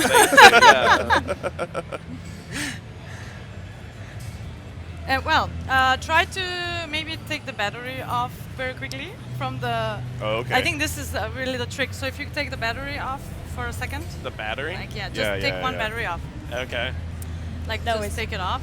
So while we're getting that set up, I know we can't talk about it in too much detail here, but there is like an overarching story that you kind of gradually learn as you're playing this game. So you gotta... there is so are you on now? Yeah. And you still can't do anything? Oh, maybe. Okay. Then you turn yourself on again. This just means you're off the hook. If the spaceship destroys, it's not your fault. No, sorry. I'm sorry. I'll be a better crew member someone who's down in the mess hall right now, like, left my post. All right, I think I'm back. So our story about like your experience will come through like these tutorial messages and like a little bit in the beginning most of the time, like in the first world, and then later on is all about puzzles. So it's we really try to make like some funny tutorial messages, which is like your company where you rented the spaceship is sending you these messages and telling you like, oh, you have like your system is like art of like it's like completely the best system you have, but you're not. Like, you're definitely not where you're meant to be. Those things don't look very so, friendly. Maybe try up. Oh, they're like reaching. Yeah. They look hungry. Is that safe? Can I touch that? Yeah, don't be scared of him. Don't be scared of him. It's fine. Maybe be a little the scared chain. of I can't go through the chain. Okay, yeah, no problem. No problem. No, don't get No, eaten. we're speed demons here. We don't have to worry about that. Okay. Okay, so here we have enemy. So I just scan him, and I'm gonna scan the second one too. These guys really don't like us. I didn't even see a second one. Oh yeah, you would totally died. I mean, these guys like right on the edge. Yeah, I'm just gonna die. They want us like almost to have engine off while we are going around them. Okay. And I can do because the electric engine has a decelerator. So if you know physics, you have your decelerator off, like there is no friction, so you can like. Oh, so we're gonna shut the engines off and cruise so by I'm gonna try undetected. Turn off the accelerators. If you go a bit more, like take some, you just release the thruster. Are you ready? Before you get in the area, yeah. All right, moment of truth here. Yeah. Ooh, it almost detected. Now what? But I shouldn't move, right? Oh, no, don't move. Don't move. Don't move. Just drop. It's gonna bounce on by. Yeah. I think I'm gonna drop you a little bit. No, it's fine. Yeah, I'm out okay, of here. Okay. Later, suckers. Bonk. Yay. So push that thing. I think you're powerful enough to do that. I see. Come on, little spaceship. Okay. So do you remember the door in the beginning? We should get like where we got back from. Oh, yes. Oh, okay. The way we started in a way. So just slow. Don't get eaten. Don't get eaten. Easy. How does this work? So these guys don't like us, but if we shine the light, they're scared. Okay. Okay, so we're pretty much done here, and as you see, like the worlds will progress in like visually. So the beginning is a bit more lonely. You can just go far left. There is a cave there. Yeah.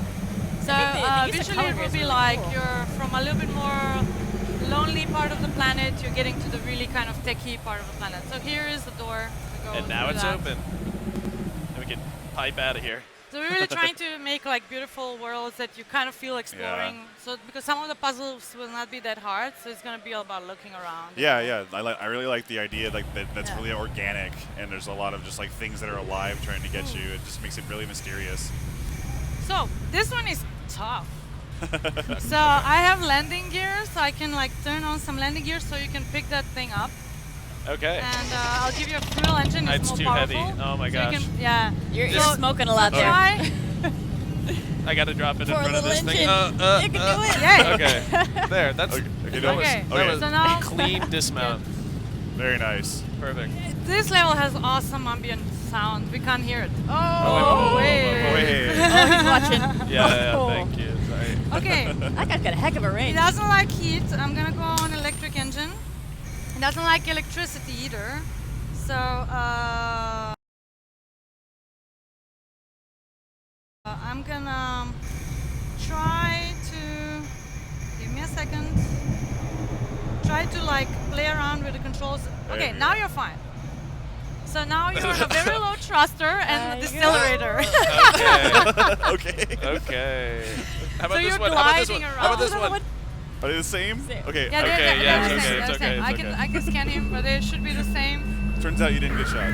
Right. All of these are like that, right? Do I have to be going like this? I'm still nice. I still haven't lied to you. This is you have the acceleration here, right? I think that one's. Oh, you're using the really slow. Okay, yeah. Yeah. I'm only controlling the movement. But you're super not powerful now. Because those guys would shoot you if you're more powerful. I feel super not powerful. Should I pick this up? Oh yeah. So you already got that. Okay, cool. But yeah, you can. But unfortunately now you cannot lift it. Yeah, that's not happening. So I can close the heat vents on the spaceship, and I can give you like a powerful engine. Okay. So you can actually pick this. But we have a limited amount of time. You can do it now. How about overheat? We have a limited amount of time to do this. Okay. Okay. All right. So landing gears off. Go up. Go up. Go up. I think you should go up. Oh no! Don't go that way. Wait, no, it's all good. We're gonna die. We're gonna die. It releases the heat after us. Okay, yeah. Sorry, I went rogue there for a minute. Okay. It's all right. I'm still looking forward to getting this game home with friends and seeing like, who can I trust with my spaceship? Who abandons you should listen the to team? me. I'm like the... You're right. I cost us all our lives. We all died. I'm the main engineer here. No, okay. So, electric engine, let me do the same setting again. No. Okay, go in now. See, it doesn't like you yet. Oh, okay. Yeah, now it's okay. Nice. Good. You know this part. Good. I tried to just book it through. Just go faster. And this is a very hard puzzle, though. Like, I'm helping you quite a bit here, but it's really hard to figure out like the heat vent. A good engineer. And where like is the safe spot? So you have to like die several times to find your safe spot. Yeah, it's rough too because some of the things that you do to get your ship through some of these areas, it's pretty hard on your ship. You can't do that for too long, and you might just overheat. Kind of shut down. Wait. Okay. Oh no. Okay. Now. I can just be on my side too. That's cool. Go. Faster. Yes, now. Yes. Nice. Okay. So go up. Let's go up. Yeah, this is safe. It's pretty safe. Okay. It's really safe. Oh, you're on fire. Okay, wait again now. Wait. Okay, now you're safe. Okay. Is it safe to go up? I turned back to the electric engine, so you should be fine. Go down. Okay, so wait, I can go up now or down? Yeah, down. Okay. There is nothing up here. This is like a safe area. Yeah, this is your safe area. I see. Okay. Gather your thoughts. All right, here we go. We're delving down into the depths. So this is really like the level where you really glide slowly. It is very. There is also something satisfying. Like we want to make a game where it's a bit slow to like play it around. You don't just kind of rush it. There's not much action. I think it really adds to the atmosphere that you're this tiny, helpless little spacecraft. You want to be creeping along, being super careful. Yeah, I mean, I imagine in a setting where I wasn't in front of a bunch of people, I would be even more scared out of my mind. You know, it's like yeah, especially with the sound. Right, it's dark. It's loud. Like these things are clanking around. Yeah, middle of the night, all the lights off. This would be very unsettling. Yeah. In a very cool way. So you're enjoying this? Yeah, definitely. Okay, a little bit more. Then I'll make you super fast. Look at this. Okay, go. Catch on fire again. You might. Hey, I just turned off like. We did it. Did we do it? Yeah. I just did a little magic on the gamepad. Nice. So did we win? So this is the last level I have, okay. and it's super like difficult. So I don't know if you have more time to like play it. I'm ready to see a spaceship blow up. Yeah. Yeah. Let's blow it up. So there you go. Go. So go to the. This enemy is really difficult and can definitely make you blow up. No, but I think I can probably just make it past. Yeah. Well, actually, this is probably a good place for us to let you off the hook here. We're just about out of time, but thank you so much for coming by and giving us a look at this game. Yeah. Looks like it's going to be a blast to play, and thank you guys also for helping us out. Being the crew member. Filling up our crew yeah, for definitely. us. Yeah, awesome. No, it's fine. It's great to watch. So please stay tuned. Next up, the folks from Yacht Club Games are going to be hanging out with us. We're going to be taking a look at Shovel Knight. So a few seconds, come right back. See you soon. Yeah, bye.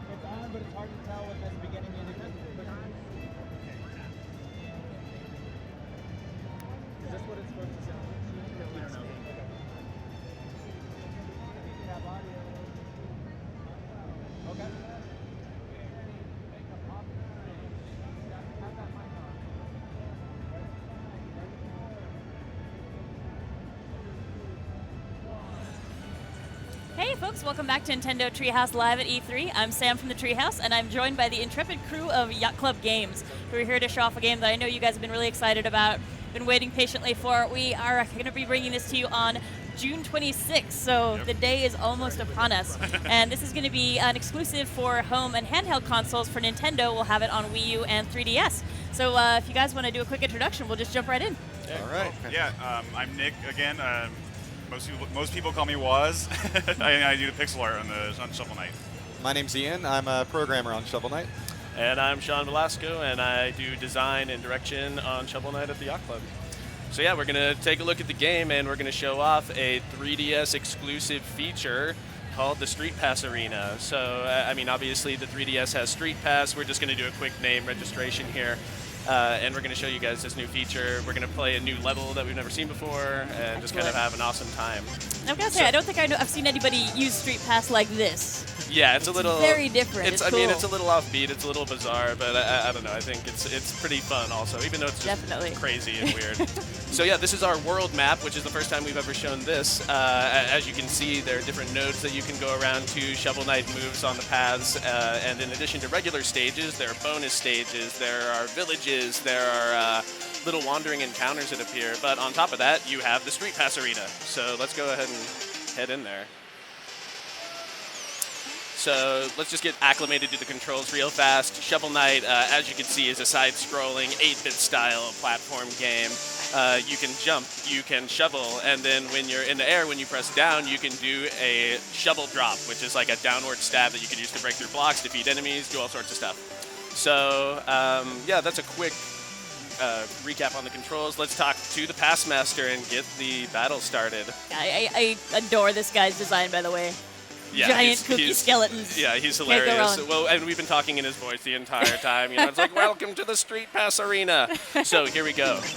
We're recording the Street Pass data right now. So the idea is that you're fighting against another Shovel Knight, but that other Shovel Knight is going to pass you via Street Pass, so you can't see what is going on. You're trying to collect the gems. You're trying to defeat the other player. And then you have all these sub-weapons that you can see on the bottom screen that you can use to try to defeat the player in some way. Of course, since they're not there and you don't know what they're going to do, and also you can street pass multiple people, you're just going to try and do the thing that you think is going to be best. Yeah, predict, like, someone's probably going to be over here first. I'm going to head over there. Right. And you only have a few seconds. Yeah, it's 5 seconds per round, so it's over. And now we can go and see, you know, hopefully we'll get a street pass. Well, we know we're going to get a street pass because we're going to pass here. And in the meantime, we can show off a new stage. And that's right over here. So this is the Lost City, the lair of Mole Knight. And we'll go through and play, and we can show you all the mechanics and everything in here. Awesome.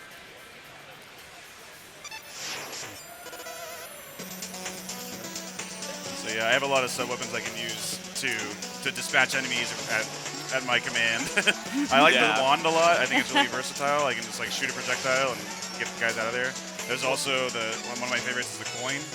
The Midas coin turns enemies into gold, so you can get a very lucrative yield from killing guys. Or bounce back if they deflect it. Yeah, that's my favorite part. Yeah, in addition, I mean, it's like I was saying, we have the jump, we have the shovel, we have the down thrust, and then these sub-weapons kind of let you play in a way that's most interesting to you. So we have the fire rod, which is a long-range weapon, which is great for a short-range character. We have a phase locket that lets you fade out of existence, but only temporarily, and so you can use that to avoid damage. You can use it to walk on spikes. You know, it has many utilities. Some players are purists, you know, I can go through the game and enjoy myself and not use any of the sub-weapons, and it's a very pure NES-style retro experience. Yeah. But it's really fun to experiment with this stuff too. Okay. So yeah. I love this dude. Yeah. This is our bouncing beetle. You know, when we wanted to do a game that was reminiscent of 8-bit games, but unique in its own way, we thought, okay, well, if we're going to do a lava level, you know, lava levels have been done to death. We've seen them, you know, thousands of times in games before. So in this case, well, first of all, we have this beetle, but we're introducing this kind of green viscous goo that you can bounce off of. Oh man, this is so dangerous. Well, I'll say I definitely haven't bounced around on the back of a jelly beetle before, so that's a new experience. And we'll see how it all ties in a little bit too. Nice secret also. That's another thing that's great to highlight is Shovel Knight is a game that's just absolutely full of secrets. So you can see there's like kind of a weird block under Shovel Knight that looks a little bit different. I imagine that if you hit that, there's going to be something behind there. Yeah. And there is, right? It's a platter. Now that we're showing folks so much of the graphic element of this game, I'd love to chat for a little bit about how you guys balance the 8-bit aesthetic with a more modern style, because it looks very classic, but at the same time, there's stuff going on here with the backgrounds and some of the other details that are a much more modern touch as far as the aesthetics go. Well, right, yeah. I mean, in addition, the 3DS version is totally stereoscopic, and so there's just many layers of parallax going into the background.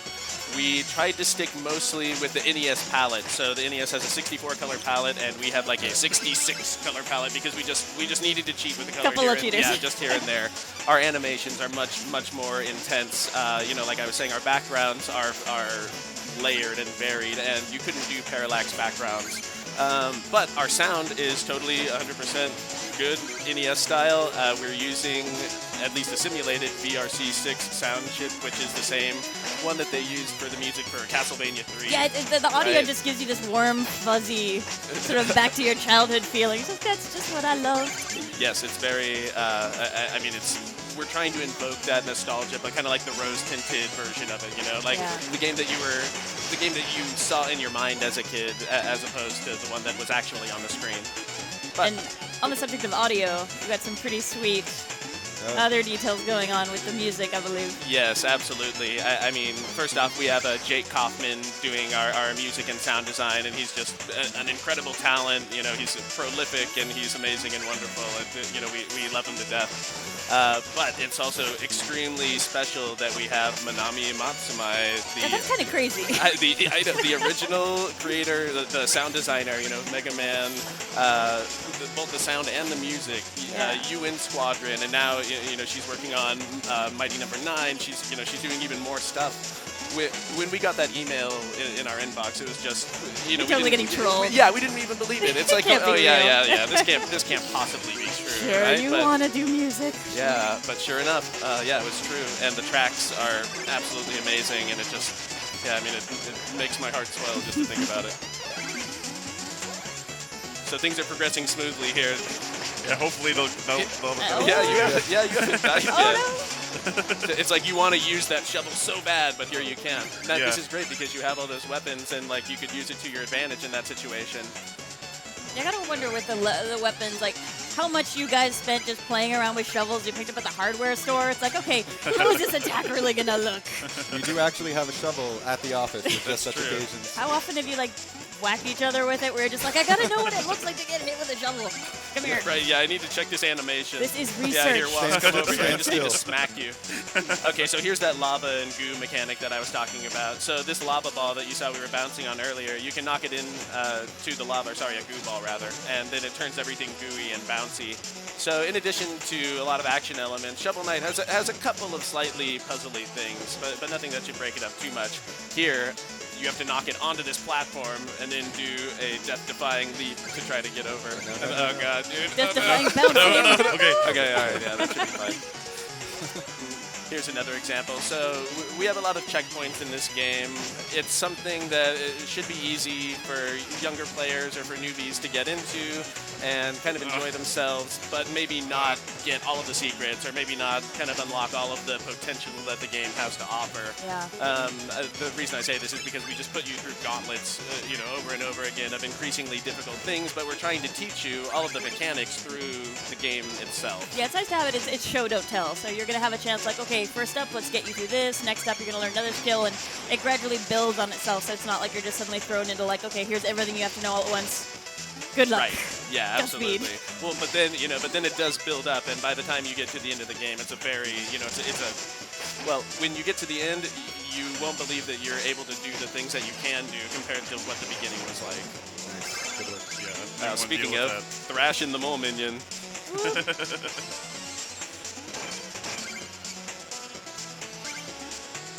Time to bounce. Yeah. Careful.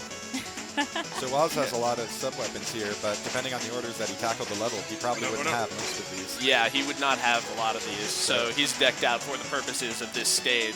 It's actually really cool to see some of the time. Like, I wouldn't usually have the anchor at this point. But you could. You could tackle the stage before this in a different order. Dude, no! Oh no! Everything's fine. You didn't help the beetle. Oh, that poor little guy. Wow. Need some help. So I'm So going to I destroy don't know this if it's going to be checkpoint. too distracting for you to talk and play, but Go for it. if you're up for chatting a bit more about the pixel art, I think that's something folks would love to hear a bit more about. I mean, like Sean mentioned a little bit about the palette. It's something that we have been trying to stick to as much as possible. It's a very interesting thing to work with a palette like that. The original NES had only 64 colors. It had 16 colors at one time on a screen. But we've really been kind of pushing past that and trying to find a way that balances like the expectation of quality with sticking to the nostalgia or that NES feel. Yeah. But yeah, working in pixel art is really fun, and having a set palette like that is actually it's restricted but very liberating at the same time. Okay, now we're gonna fight Mole Knight. Okay. Yeah, we're gonna see if you can knock this guy off fast so we can get some street passing going. Yeah, that's true. You're just gonna have to thrash him, Waz. So while we're watching you can do this, that, right? Oh yeah, I can try. Nice. So in a couple seconds, we're gonna look at the Street Pass. That's right. Should we chat a bit about the Wii U version and what's going to be going on there? Yeah, sure. We have a feature called the Digger's Diary that uses the Miiverse in kind of an interesting way. So on your gamepad, there's going to be a little tab, called the Diary, and you click on it, and messages from other players will appear. Now, the cool part is all of the messages pertain to whatever room that you're in. So if there's a secret in the room, then maybe you'll get players saying, oh, there's a secret in the upper left-hand corner. If there's a tough enemy and the player died on that enemy, we'll prompt the player to write at a certain time. So it's like, dang that enemy. We're hoping that there's going to be cool drawings of guys.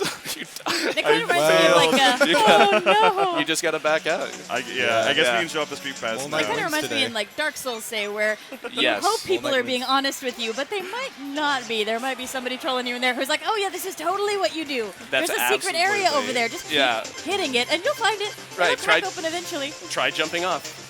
Good idea, jump in that pit. It's actually a secret treasure room. Trust me, it's gold down there. Okay, so now with any luck, the Street Pass will have Street Passed. Oh no. I don't know about that. All right, there might be too much excitement. Gotta hang up. I can get yeah, let's leave and come back. I think we'll have gotten it. All right, I just saw one of the random characters just toddle off the map there. Yeah, that's right. We do have these little fellas. Right. So yeah, if you were to run into him, then you would get kind of wrapped up into a little fight that you would have to battle with several enemies and some hazards, and it's kind of cool because you'll be on your way back to the village with a huge haul of gold. You're afraid you're going to lose it all, and then all of a sudden, there's a knight that is in your way, and you have to finish it without dying. Yeah, and I've had it happen at some really inopportune times where it's like, okay, I'll kill you. I wasn't looking to kill you, but fine, you're here. Let's go check I'll out take that you Iron out. Knight guy. Or if you actually want to get one of these guys and you're like, why won't you come here? Yeah. I really just want to fight you and take your loot. Please show up. Well, yeah, and when they kill you and run away, then it's like, it's so problematic. Oh, speaking of. Yeah. Right. There we go. And these little dragons knock me off constantly. But usually there's a lot of treasure in these areas, too. So you don't want to necessarily avoid these guys on the map. It's worth hunting them down if you think you have a shot of taking them out. Yeah, sometimes it's worth it. How's the Street Pass going, y'all? It looks like Street Pass might not be in the cards today. Okay. Shovel Knight is probably a little bashful at the E3 show floor. Okay. Is your wireless on? Yes. Okay. Well, no worries. On the off chance that we can't get it to work here, we can kind of talk through what folks would have seen.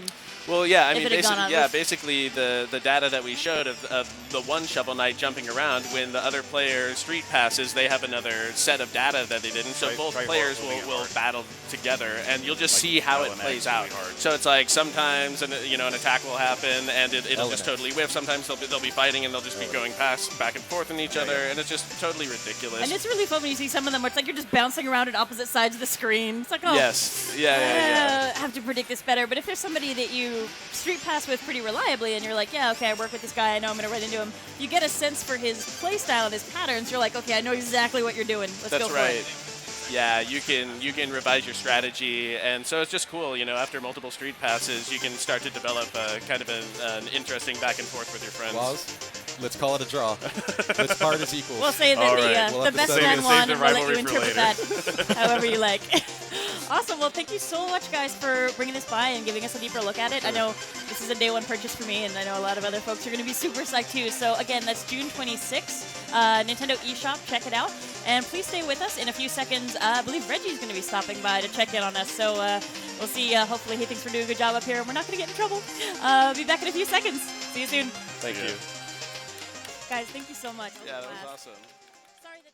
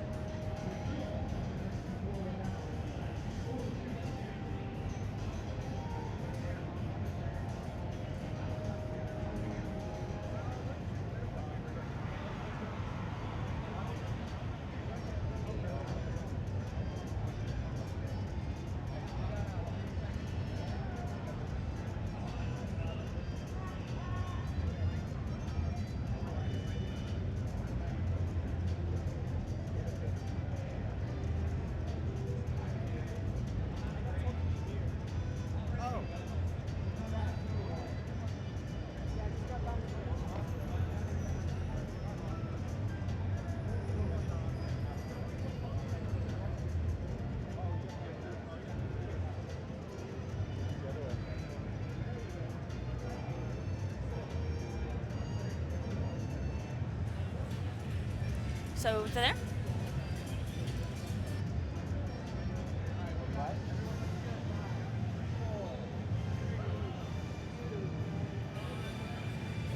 Hey everybody, welcome back to Nintendo Treehouse Live at E3. I'm Ed, here with Sam, as well as a very special guest, Reggie Fils-Aimé. Thank you for having me. Drop by. Oh, absolutely. It's our pleasure. I know you're super busy right now. We don't have a lot of time with you here, unfortunately, but I mean, we just want to say thanks for stopping by, talk about as much stuff as we possibly can. Sounds in great. a coherent manner. That's while we got you well, here. coherent manner is, that might be a little tough. We'll do our best. We've been having a lot of fun doing this Nintendo Treehouse Live at E3 thing, because I think, it's really something special for a lot of people to be able to see the sort of sneak peek behind the scenes of all the stuff that we've got coming up. So, I mean, maybe you want to talk a little bit about that? Sure. For me, what I love about the format here is this is a little microcosm of what I get to do back at work, Basically, right? To be able to pop into the treehouse, see what you guys are working on, get to play a little bit myself. Right. For me, looking around all the different games that we're showing, I mean, obviously, what we've got with Splatoon is fantastic. The reaction has been really, really strong. As I said yesterday during the Smash tournament, personally, I'm really looking forward to playing a little Smash, playing a little Smash on 3DS. I travel so much that for me, the portable version of Smash is going to be tremendous. That's huge, right? It's going to be huge for me. And so I'm really looking forward to that. And what I loved is as I was walking in this morning, the 3DS stations were already full. People were really getting into that experience. The Smash run that we've showed off, I think, is phenomenal.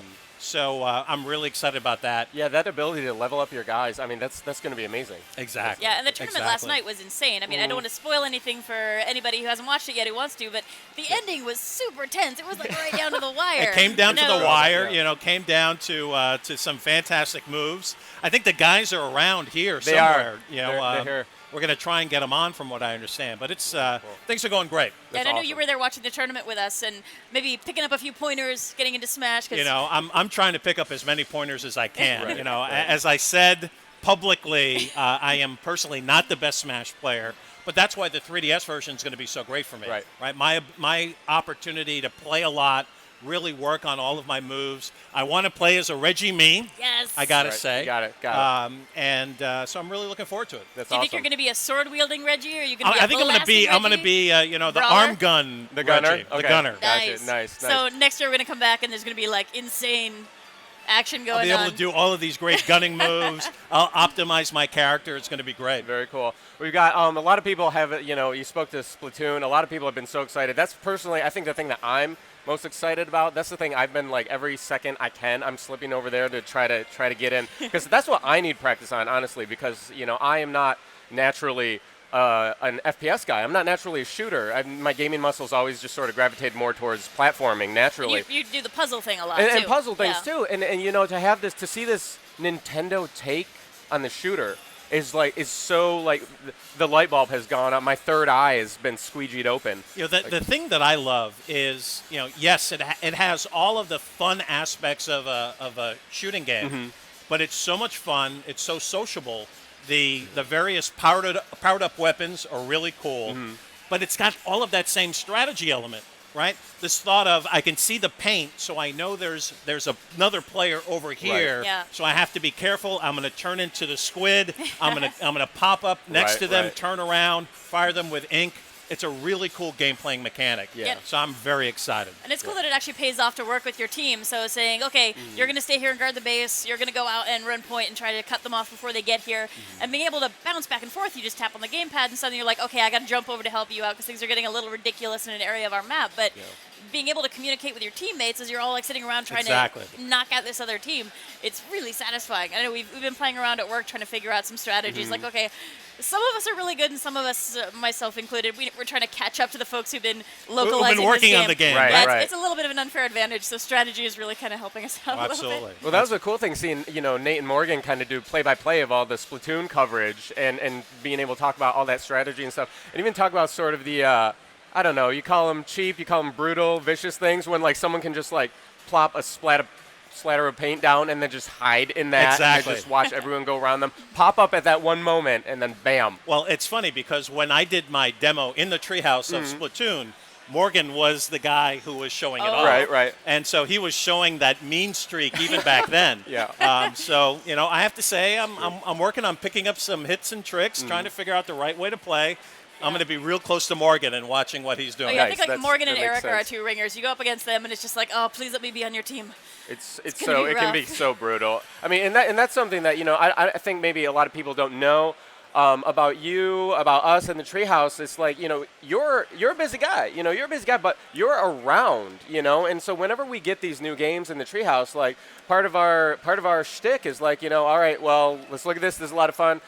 Somebody get Reggie down here so we can, get him on this. We can talk about this, and we've got, a bunch of new stuff coming out. I mean, is there what else has sort of piqued your interest that you're seeing out here?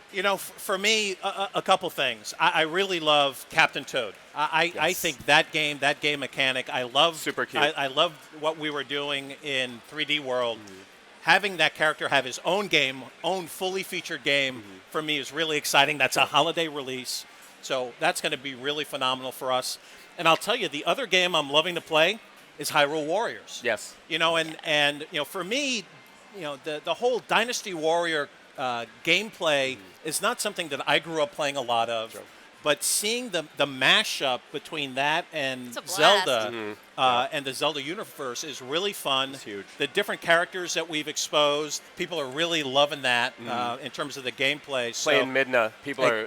That was great. Having Chris up here playing Midna, the reaction that was awesome. It's phenomenal. Especially Sushi Hook shots the moon are just like, it's over. I know, right? It's nuts. So to me, Hyrule Warriors is, because of the development cycle of that game, I didn't see it early on. I only saw it late, but I really love the way that shaped up. That's going to be a big release for us. That's coming up in that October time period.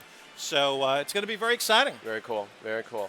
I mean, how's it feel, for everyone who can't be here? Every E3, it seems like it's kind of got its own flavor. Every year has its own feel. Every year has its own flavor. I mean, what's the sort of vibe as you're walking around, trying to go as incognito as you can, I'm sure, but... That's a little tough. Yeah. The vibe is phenomenal. We're in a really fortunate place. We got a ton of content. A ton of content for 2014, ton of content that we're showing for 2015. So the vibe in the booth is really, really positive, really, really strong. We've got people spending a lot of time playing Splatoon, a lot of time playing Smash. I see people going from the 3DS area for Smash, kind of getting in the groove, getting in their skills, and then coming over to try and get on the big screen for the Smash gameplay. So there's a really strong vibe going on. We've got some great third-party content. We had the guys from Shovel Knight just up here. That's being shown here in the booth. So there's a really nice mix of content that we have here. And again, it's all content that's coming up soon for the consumer to buy that's out there watching us live. This isn't something, late 2016 that you're going to see. This is stuff that we and the other devs, this stuff our hands are dirty right now, and a lot of this stuff is really getting on its feet. Yeah, I'm actually going to get in trouble if I don't get back to the office soon, because I've got a project I'm in the middle of writing, and my writing buddy's back there right now. Oh, you're getting behind. I'm sure he's counting the minutes, you need to get back here and get back to work. Right. Yeah, it is piling up. It's so great for me to be able to show people Fantasy Life here, in this, because that's been sort of what my world has been surrounded in all this time lately, and to be able to share that with everyone here when it's been behind such closed doors, such a tight lid on everything, and be able to not only people here on the floor but on the stream as well. It's just really it feels good to be able to share that sort of fun that's been bottled up all this time. Yeah, I've got to say thank you for letting us run loose up here. It's a very different experience. It's been great. I mean, I whenever I've had a break in my interviews, I've been able to take a sneak peek and to see what's going on. And I'll tell you, I think this format is fabulous. One of the challenges we have at a show like E3 is we have so much content. Yeah. How do we figure out what do we show, what do we announce, what do we include in the video? And having this venue to go in deep on certain games, whether they're indie games, whether they're full first-party games, but giving this venue to go in deep has really been a great opportunity for us. And hearing it right from the experts, right? You guys live and breathe the games. You're knowledgeable. You know what's going on. It's been fantastic. So I'm really excited with the way this has turned out. That's awesome. I I think a lot of people have been pumped. Sorry. Oh, no worries. I think we're running out of time, but there's one thing I wanted to make sure we covered before you left. You've got your personal Nintendo 3DS on you, and I want to make sure folks know that they can street pass with you if they come by the booth. Exactly. So whenever I'm out walking around, I have it. I'm street passing. I think I'm up to about 4,000 street pass connections so far. So it's all good. There's a personal Reggie Me out there somewhere. There's a real Reggie Me, right? Not the company Reggie Me, the real Reggie Me floating around. Well, thanks, real Reggie, for dropping by and hanging out with us. Up next, we got Super Smash Brothers coming up for the Wii U. It's going to be great. Don't go anywhere. Stick around. Nintendo Treehouse live at E3. See you soon.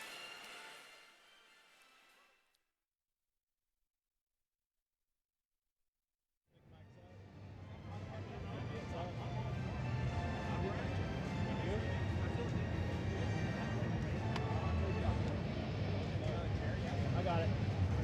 We're going to the Wii, right? Yep.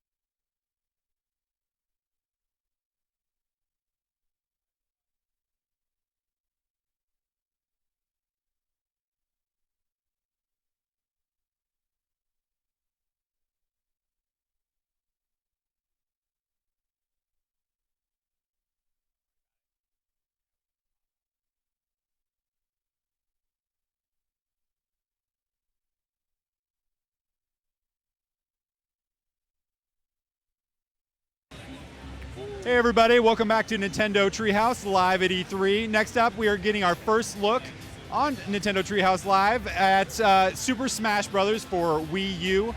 Right next to me, I've got Nate Bildorf. He's our Treehouse expert on Super Smash Bros. We've also got Rich and Eric down on the end. Two Erics are your bookends, and I think we should just get right into it. What do you think?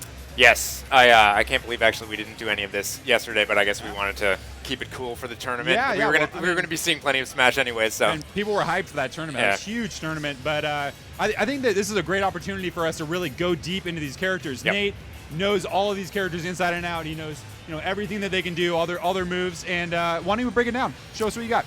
Yeah, so I've been working on the Smash series since Melee, worked on Melee and Brawl, and what I wanted to do on these segments, not only today, but maybe tomorrow as well if we have enough time, is go into some classic characters and talk about how they've changed, talk about the general game mechanics and how it's different from Brawl and Melee, and also just kind of get into a lot of fights because I like playing Smash Brothers. So let's hop into one real quick here.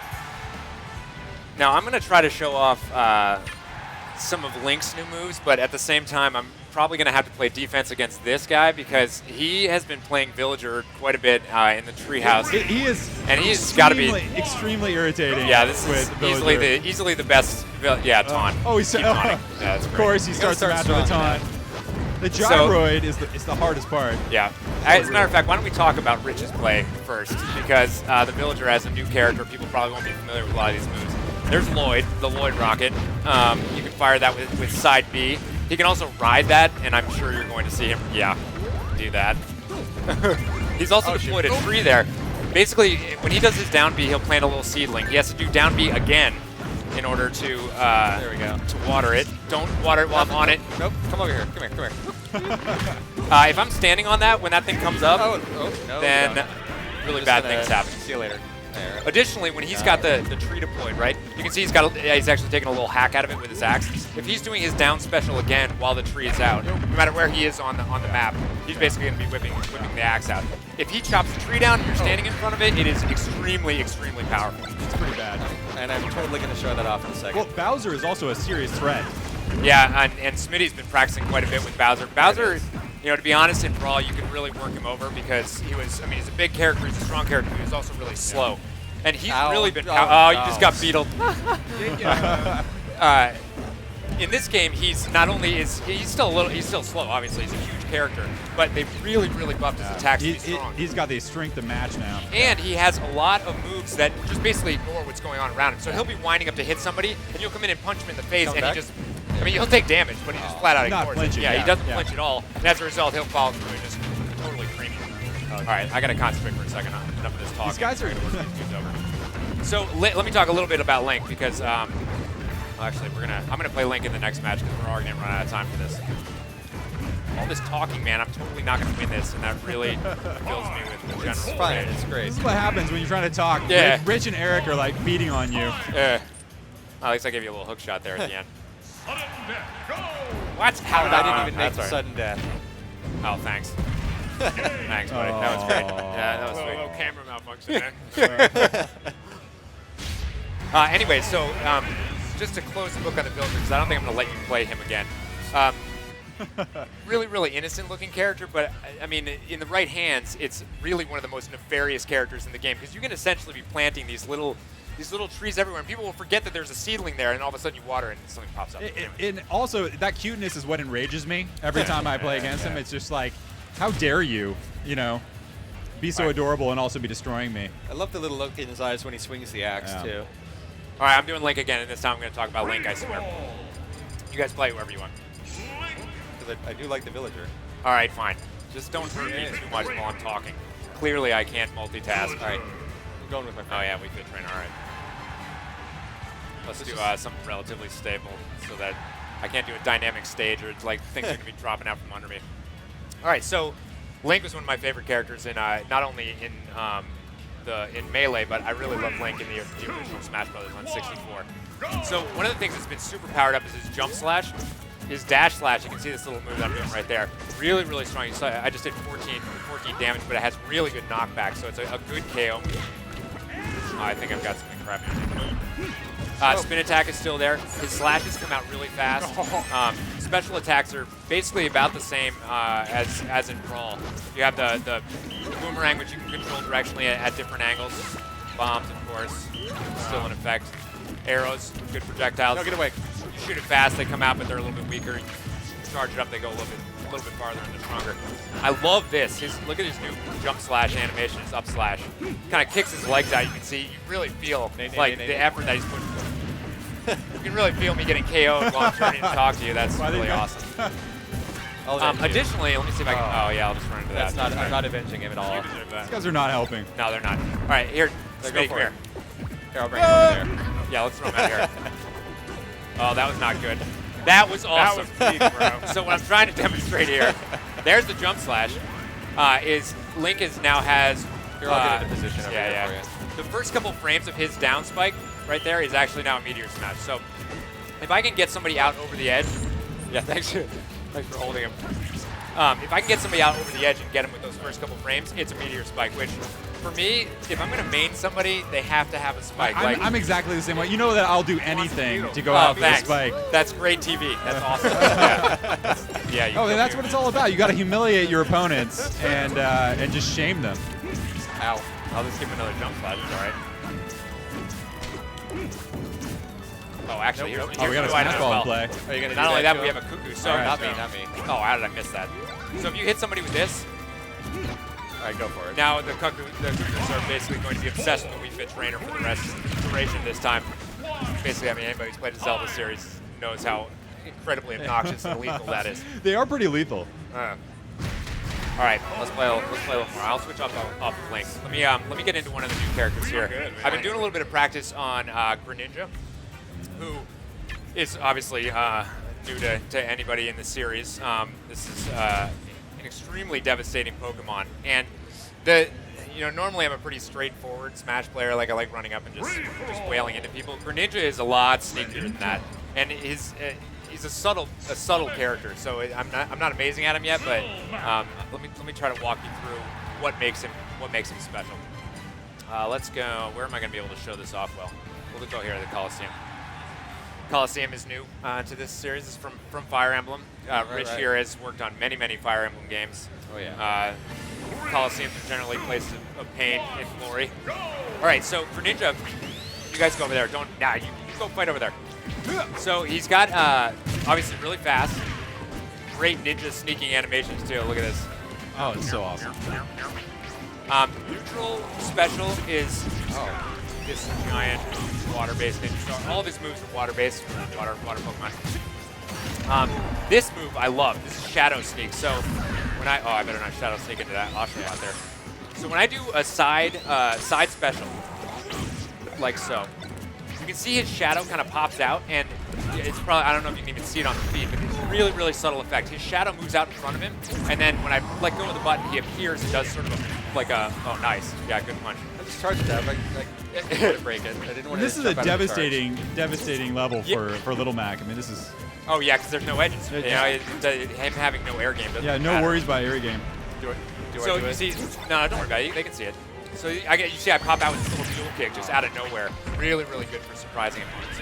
Also, here, come over and give me a punch. All right. Somebody wail into me. Try again. That was great. No, I like that. This is awesome. I love this. And that's how you get KO'd. Yeah, just come over and punch you over. All right. Fight Club moment. At the moment I'm countering. Wow. All right. All right, we're not going to get All right, this time. Here, do it again. We got to do it naturally. There's no way to fake a counter. We'll just do it in the course of battle. Essentially what happens when I counter a move is he kicks out this little substitute doll or even a log of wood and then shoots sideways and does a really impressive counterattack. Not only that, but Greninja's up B is this sort of like Pikachu's lightning jolt attack where he... now we have to deal with ZephyrSonic. That's not a good thing. You can see right here, up and over. Really good recovery, really high recovery. So I haven't decided if I'm maining that guy yet, but his playstyle really appeals to me. Sometimes it takes really years with a Smash game to finally really realize if you want to go deep on some of these characters. It takes a really long time. It was a lot easier back in the 64 days where there's like 12 characters and you get really amazing at all, and the cream would float to the top. Now these rosters are so huge that spending the amount of time to really get into why you love a particular character and why it works for you. It's really, really difficult. Well, and Nate, you're a huge advocate of random. You think that's that's kind of one of those, glorious ways for you to play because I mean it shows off your skill on all these characters. But who have you been leaning towards lately? In this build, I've been leaning towards Link. I'll play a little Samus later. Samus has actually received some pretty big buffs in this game. Well, I'm a big Samus player. I love Samus. I've actually been leaning towards a couple characters that we haven't announced yet, so I'm not even going to talk about those. Secrets. How about that Pac-Man, though? Oh, yeah. Well, luckily, we can now start playing Pac-Man in the office. We've been behind closed doors, so practicing a lot of these secret characters sucks. It's like we're like crowd in like a closet. I mean, the Treehouse is secret anyways, but like even within the Treehouse, we haven't been able to talk about stuff like Pac-Man. Layers and layers like of crouching secrecy. in a utility closet and playing Pac-Man. It's not the best way to do things. Okay, so for this one, you guys can fight off in the corner while I'm doing some stuff. I just want to talk about some slight mechanic changes. And this stuff it's probably not going to be very relevant for people who are just looking at the game for the first time, but for veterans of the series, little subtle things that he's done with that Mr. Sakurai's done with the physics of this game are really changing the way it plays. One is when you dash off the side, you do sort of this quick tumble move. See, Mario's just sort of automatically goes into a forward roll. It feels, instead of just sort of popping, I can't even get through his avatars there, but it feels really more dynamic to go directly into a move off of one of these rolls. And I think what we're going to see as this game evolves is a lot more ledge game. The ledge trumping mechanic is something that's new in this.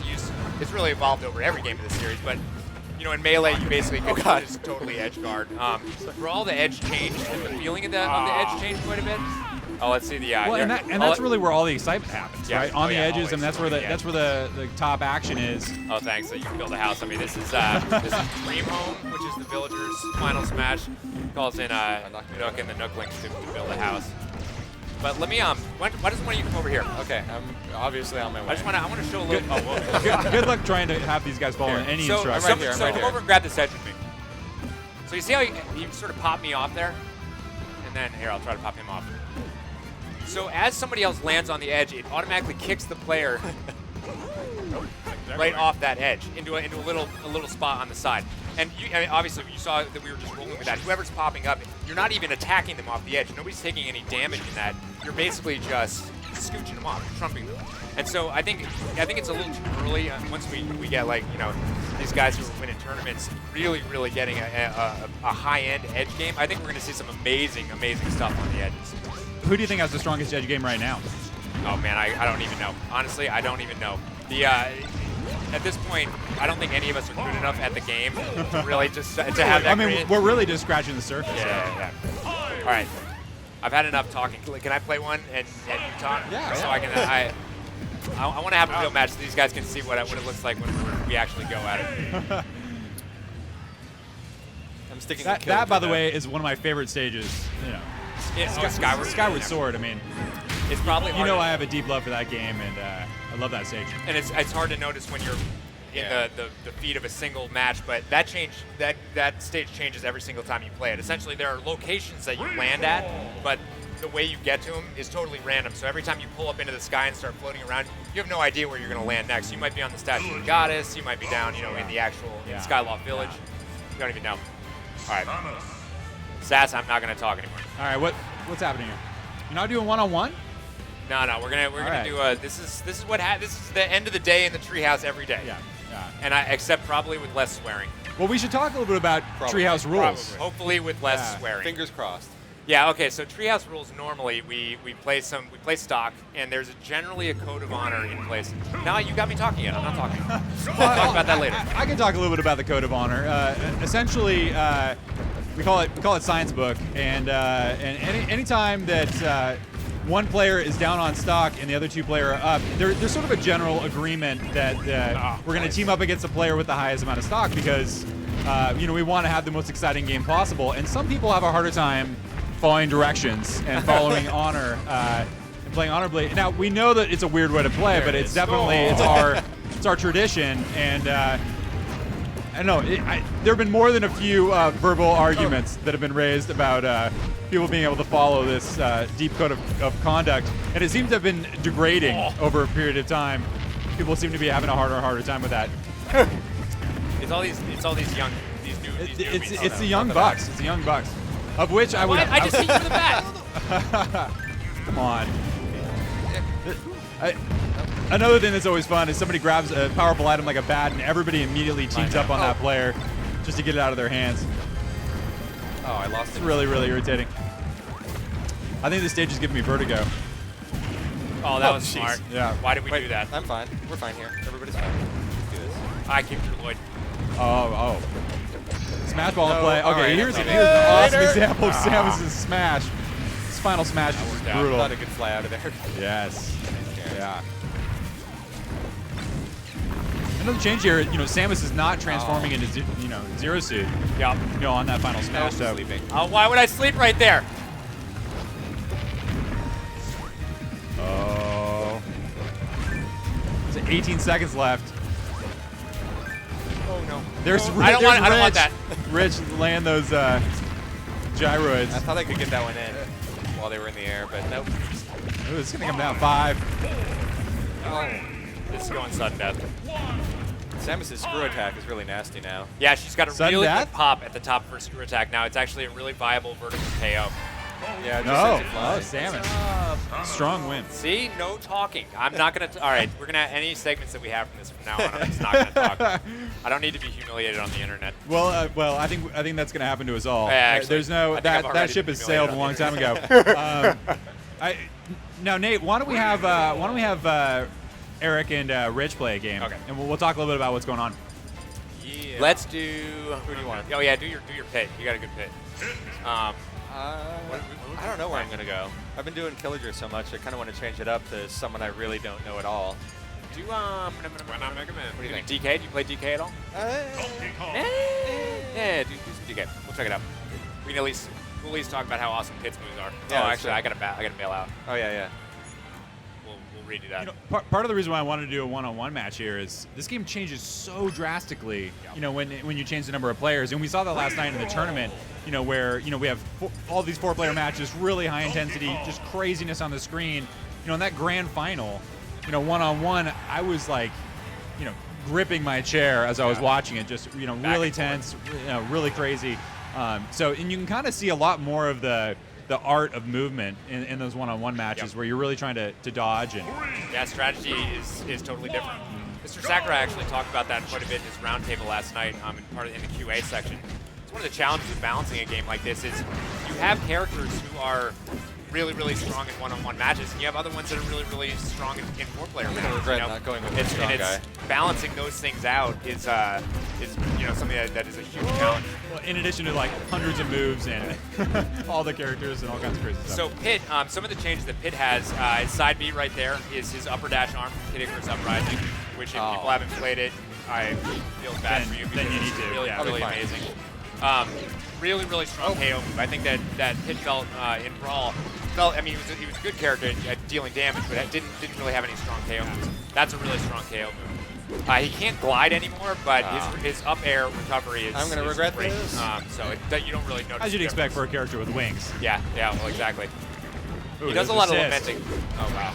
And this stage, we showed you probably saw. Oh, what am I doing? Oh, this is awesome. Yeah, so new assist trophy is Mother Brain here. Mother Brain. This stresses me out just because it makes me think of the end of Super Metroid. Well, and the graphic is the same.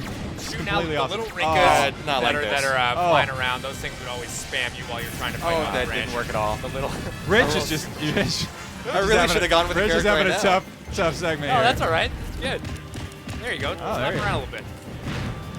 You just carried him off the edge. Rich, then at least you would have gotten a spike kill. That's another famous Donkey Kong. Yeah, total spike KO, grabbing them and just running off the edge of them.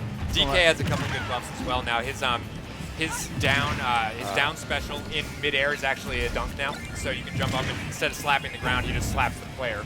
I'm slowly coming back. You can also you're not making it. His up special while on the ground does a really, really nice spin move that you can move laterally without. Yeah, he's not airborne. He basically just stands on like the ground. that. It's like a little Yeah, cycle. absolutely. Nice, good match. Not my strongest showing. It's all right. 15, yep. 2 seconds, and then we're bringing these guys on. Okay, all right, awesome. Good match. Sorry, Chowder. Nice work. I didn't mean to make you play Donkey Kong. No, you had plenty of fun wailing me with Lloyd Rockets. This. I know. So I chose this path. You know, we got a little bit of time left, and I thought we'd bring out some special guests. Oh yeah. To cap off cap off this segment. Oh man. You know, and these are special guests from that epic tournament last night. I know fans were just going completely bananas. I thought there was gonna be like a riot out in the audience. You know, we're gonna have you know, bunch of the top players. You know, we're gonna have Zero, we're gonna have Hungrybox, we're gonna have PPMD. And so we're gonna get stomped. And well, I'm not gonna get stomped because I'm not gonna be playing, but you might be completely shamed. Well, we should say that Nate is actually the reigning Nintendo champion for the Smash Brothers series. He's pretty untouchable back in the office, but we shouldn't say that right before. I'm basically trying to destroy Nate before he's even had a chance to defend himself. And so what we're gonna do is we're gonna bring those players out here in just a few minutes, and we're gonna have Nate face off. So we'll bring him out why don't we bring those players on right now, and we can have them talk real quick and introduce themselves. These guys bail, yeah. Yeah, Rich, Eric, thanks so much for dropping by. I'm gonna take this headset off though. Yeah. No, keep it on. All right, so we've got the champion Zero here. Thank you. Hi. All right. We've also got Hungrybox. What's up? Nice to meet you guys. And the fabulous PPMD. Hey, how's it going? All right, so you know, these guys put on an incredible show last night. It's just an amazing matchup. Why don't you guys talk a little bit about what it was like being out there? It was a phenomenal experience. The people, the stage, the yelling, the lights, the energy. You know, we've never really had something quite like it. It was a wonderful experience, and have it put together like that for us from Nintendo was beautiful. It meant a lot. That's really awesome. I mean, all along, you look at you guys are having a great time out there, in addition to being fierce competitors. Now, on top of that, what did you think about in your character selection? I know you went with Kirby, so why don't you talk a little bit about what you were thinking about? So essentially, we did a draft pick. I got second pick, so I had essentially the whole character to choose from. I played Jigglypuff back in the old games, so I picked Kirby in these. But honestly, I did it for fun, and when we went backstage and we saw the TV with all those people there, the crowd, with all the character, little pamphlet things, all in the costumes, it was an out-of-body experience. We started a long time ago, and now we're here. It's just the best thing that as a company could have done for us, and I'm so glad I was part of it. That's so awesome, and that final matchup was just unreal. Zero, why don't you talk a little bit about what was going through your head for that grand final? Okay, I told myself just don't get nervous, play safe, be confident. When it came to like around 2 minutes, I realized he was gonna win, so I had to run it by the clock, and then I was like, okay, if I can win the sudden death, and then I told myself, what's the craziest, most riskiest thing you can do that can possibly work? Go for a grab. I went for a grab, it worked. I mean, there's a lot of mind games going on, in that kind of a matchup, especially sudden death. And now I know you guys know each other. You guys all know each other pretty well, and there must have been a lot of strategy, thinking about you guys know how each other play and trying to get in each other's heads. Awesome matchups. What I was thinking right now is we get you guys playing against Nate here, and one of you guys go ahead and take a seat. Yeah. Yeah. Sorry, man. Brock, why don't you introduce yourself as well? Oh, well, thanks for having me. My name is Prague. I'm a commentator in the Smash community, and it's been an honor and a pleasure to be here here with Nintendo. So awesome having you last night, on the mic, talking through these matches. We thought what we'd have you do is call this match right here. Oh, that's a lot of pressure. Yeah, a little bit of pressure, a little bit of live stream action right now. It looks like we're going to get this match kicked off, so I'm going to step right off and give it to you guys. I'm using Mario right now, but I'm not. This build. Yeah, exactly. Shut up, man. Stop blowing my cover. So it looks like everyone's sticking to the matches, to the characters they picked actually last evening. Zero sticking with the Zero Suit Samus, which he knows really well. Uses the whip really often for spacing, and also the down B to freeze his opponent in place and punish afterwards. Kevin Nanny, PPMD, of course, playing Fox. We see him already doing a lot of standard jump and also a couple of short up neutral airs as an X-Bomb out there. Ooh, Meteor Spike from Mario. Okay, you were doing that? That was me. Were you watching these guys last night? Were you taking notes from them? Come on, Nate, you got to represent. What are you doing? What am I doing? I'm dunking dudes. He's doing pretty good right now. And he has a Smash Ball as well. Pretty good.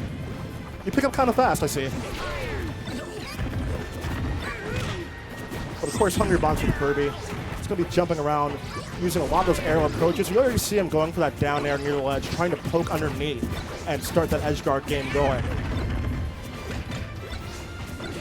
Now, one thing that we're still trying to figure out is how to competently combo or get follow-ups off of grabs. And we just saw that with Kirby, actually. Went for a down throw. Wasn't in position for a follow-up afterwards, but another smash ball on the stage. What's going through your head right now?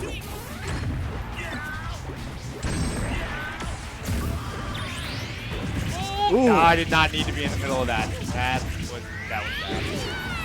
Yeah, feels like 170. I'm not coming back with that. About 30 seconds left, and PPMD just standing back.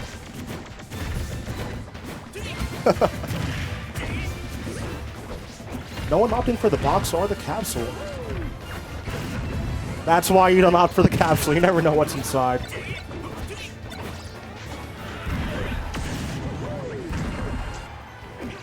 Pokeball? What's in it? We're probably not going to find out with this countdown. Come on, Nate. And we'll never know what was in that Pokeball. Trapped forever, poor Pokemons. And our winner is? No, come on now. Really? Hungry Box. That's me second, though. Come on now. You got second, but, you know, second place is first loser. That was definitely representation. That was really, really good. Good work, good work. Yeah. More. I want more. This is totally awesome to see. We're really looking at some of the best Smash players, you know, in the world facing off against our own homegrown champion, Nate Bildorf. I don't know. I think PPMD and Hungry Box have to step it up right now. Structure going with Samus now, or? I'm going to try somebody slower this time, yeah. Okay. This might be a little bit more carnage, yeah. These guys are fast. Well, Sakurai yesterday was saying that Samus, in their testing, right now seems to be the best character in the game, and no one opted to pick her. So she has a really good pop off the end of her up special that if you get people vertical, you can just KO them. Yeah. Robin's getting them there. Hugs Hugo was saying that yesterday in his testing with her. Actually, Kirby already has her power. Ooh. Reminiscent of 64, using that down aerial, going for a meteor spike, but with all those jumps, Kirby's going to make it back pretty safely. And charge it from across the screen. Don't do it, Hungry Box. I told you not to do it. He taught you that. Oh, but we have a hammer on deck. It's repaying the favor. Come to me. Take your punishment. It has to be someone. All right. Got one hit, but it wasn't the KO. But you did what you could. Cow block. And of course, he's a really, really smart player. You see him using the up B to recover really, really high. When it's coming from below, using the tether recovery as well. Using all the options except for that one he used properly. My own weapon? Come on, man. It's a tough day for you. It's what your generosity did. And Zero going straight for the Smash Ball, reminiscent of yesterday. And you guys better start ducking and dodging. Totally posed. Sorry, Hungry Box. Mewtwo. So sorry. It didn't have to be this way. That match where he got 3 yesterday was crazy. Oh, we broke it. See, these guys are too good. We're so good, we broke it.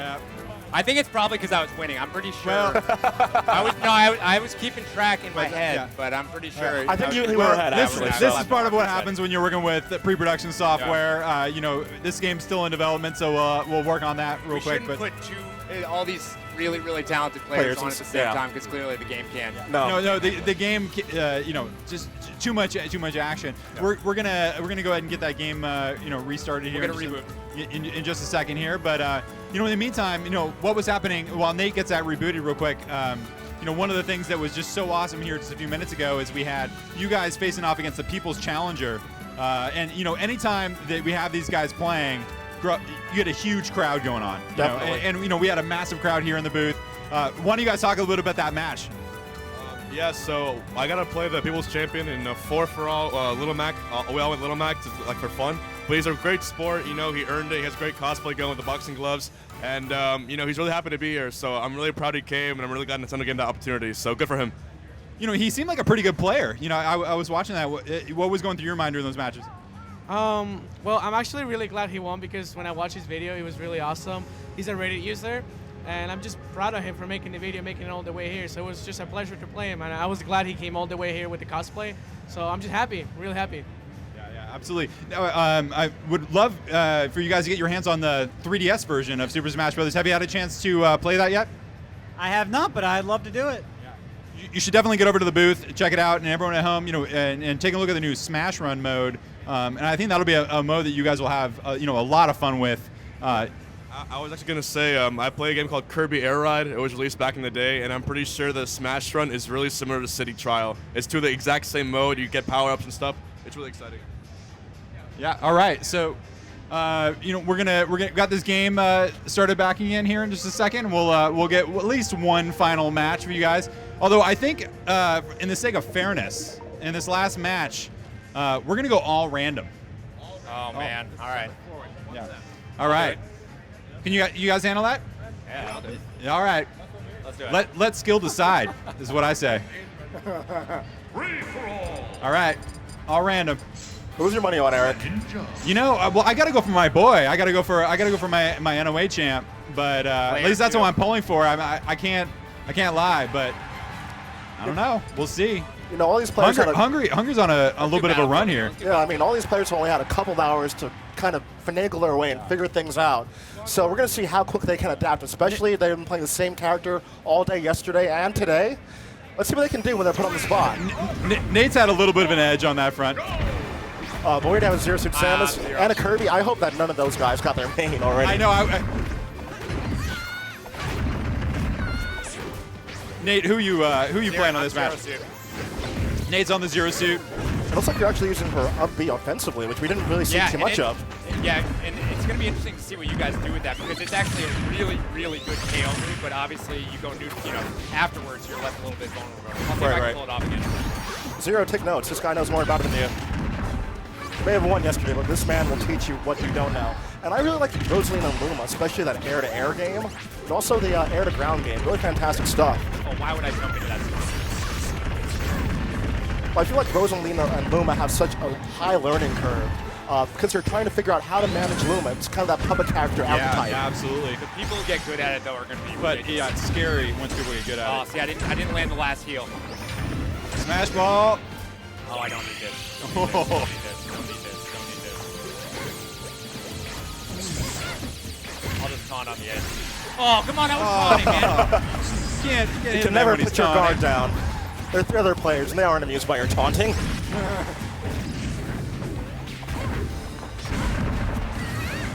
man.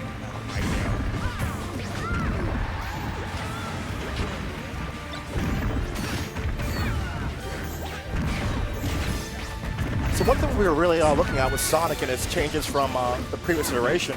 A bit more KO power, and I think we've been seeing that a bit with his forward tilt. Longevity, and definitely can rack on a lot of damage really quickly, and his mobility, of course. Oh! It's fantastic. Oh, and again? That was me getting smoked down. I didn't even stay on. It's a tough day for you, man. Everyone has a bad day in the office, but speaking of a bad day in the office, oh man, you have to clock out. Fortunately, we're going to the timer, but I don't think that one didn't bode too well for you. Yeah, that sucked. All right. Yeah. I'm telling you, she's strong, and it's going to be really interesting to see what she is really strong. Definitely. Complicated strategy. All right, let's so just get off that screen. That's really let's. It's all right, Nate. It's all right. These guys are pretty good. So that's all the time we have for for these gameplay matches. But thank you guys so much for dropping by. I really appreciate it. Fun, guys. And I'm sure that these guys are going to be lurking around here, challenging all comers, getting their hands on the 3DS version as well. Thank you guys so much. Hey, I appreciate the opportunity for everything, and I'll be playing the 3DS version, so I'll see you in a bit. I appreciate everyone who came to the event. I wouldn't have been able to participate in the event, nor my other friends, if this didn't happen. First of all, this is for the people. I'm for Smash Bros. Fan. Thank you guys. Love you, everyone. It was a ton of fun. I'll see y'all in the game. All right. Thank you, everybody. Our next segment is going to be Pushmo World, and we're going to get to the content here in just about 90 seconds. Stay tuned. Don't go anywhere. Thanks, Bunch.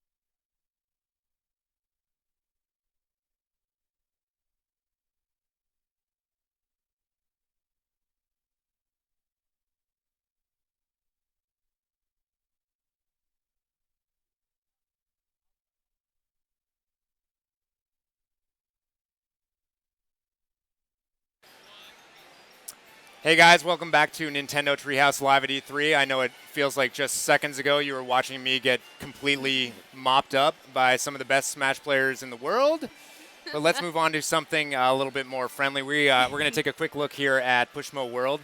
You got it. Sam's going to guide us, and Audrey's going to give us a little bit of commentary, and I'm going to sit back and not do anything. You got it. Let's do this. All right, so this is Pushmo World. It is a brand new game in the Pushmo series. It's the very first that's coming to the Wii U.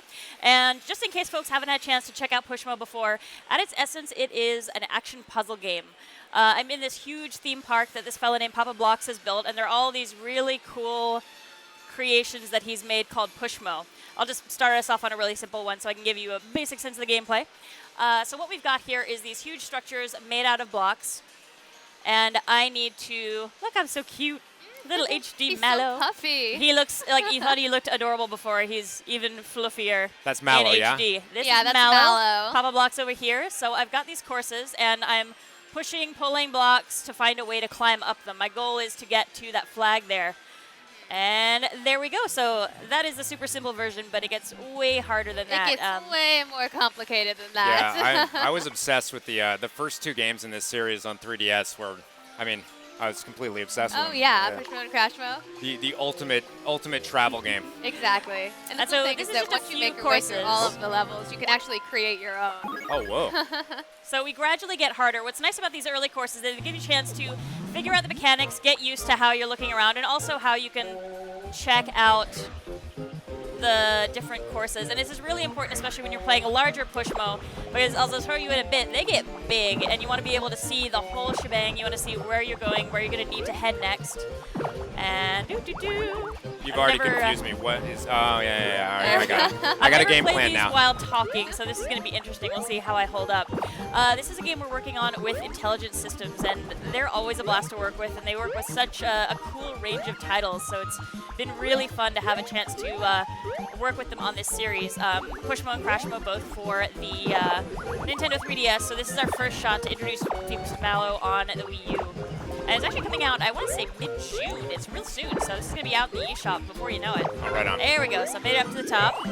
Nice, good work. And I'll give you a peek at a couple of the bigger levels. Oh, there we go, June 19th. That was the date. So it's going to be coming very, very soon. Now to take a look at some larger ones. I'm not sure I'm ready for the public embarrassment of spending like 20 minutes trying to solve one, so I'll just give you a peek.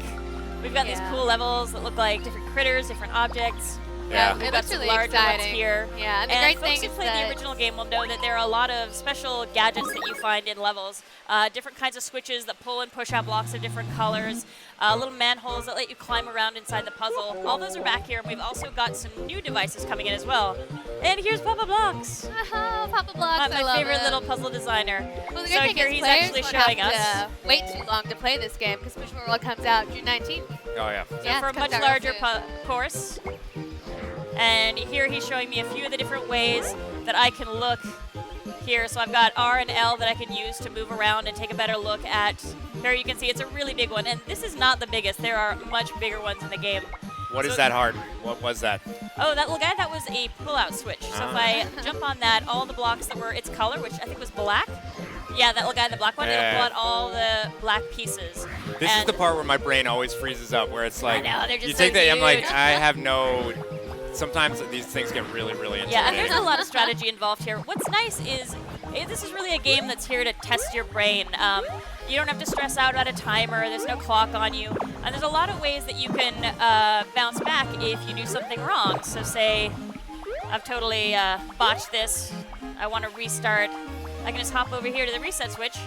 Yeah. And bam, everything goes back to the way it was. I make good use of that reset switch when I play Pushmo games. Another jump, and I don't handy use it.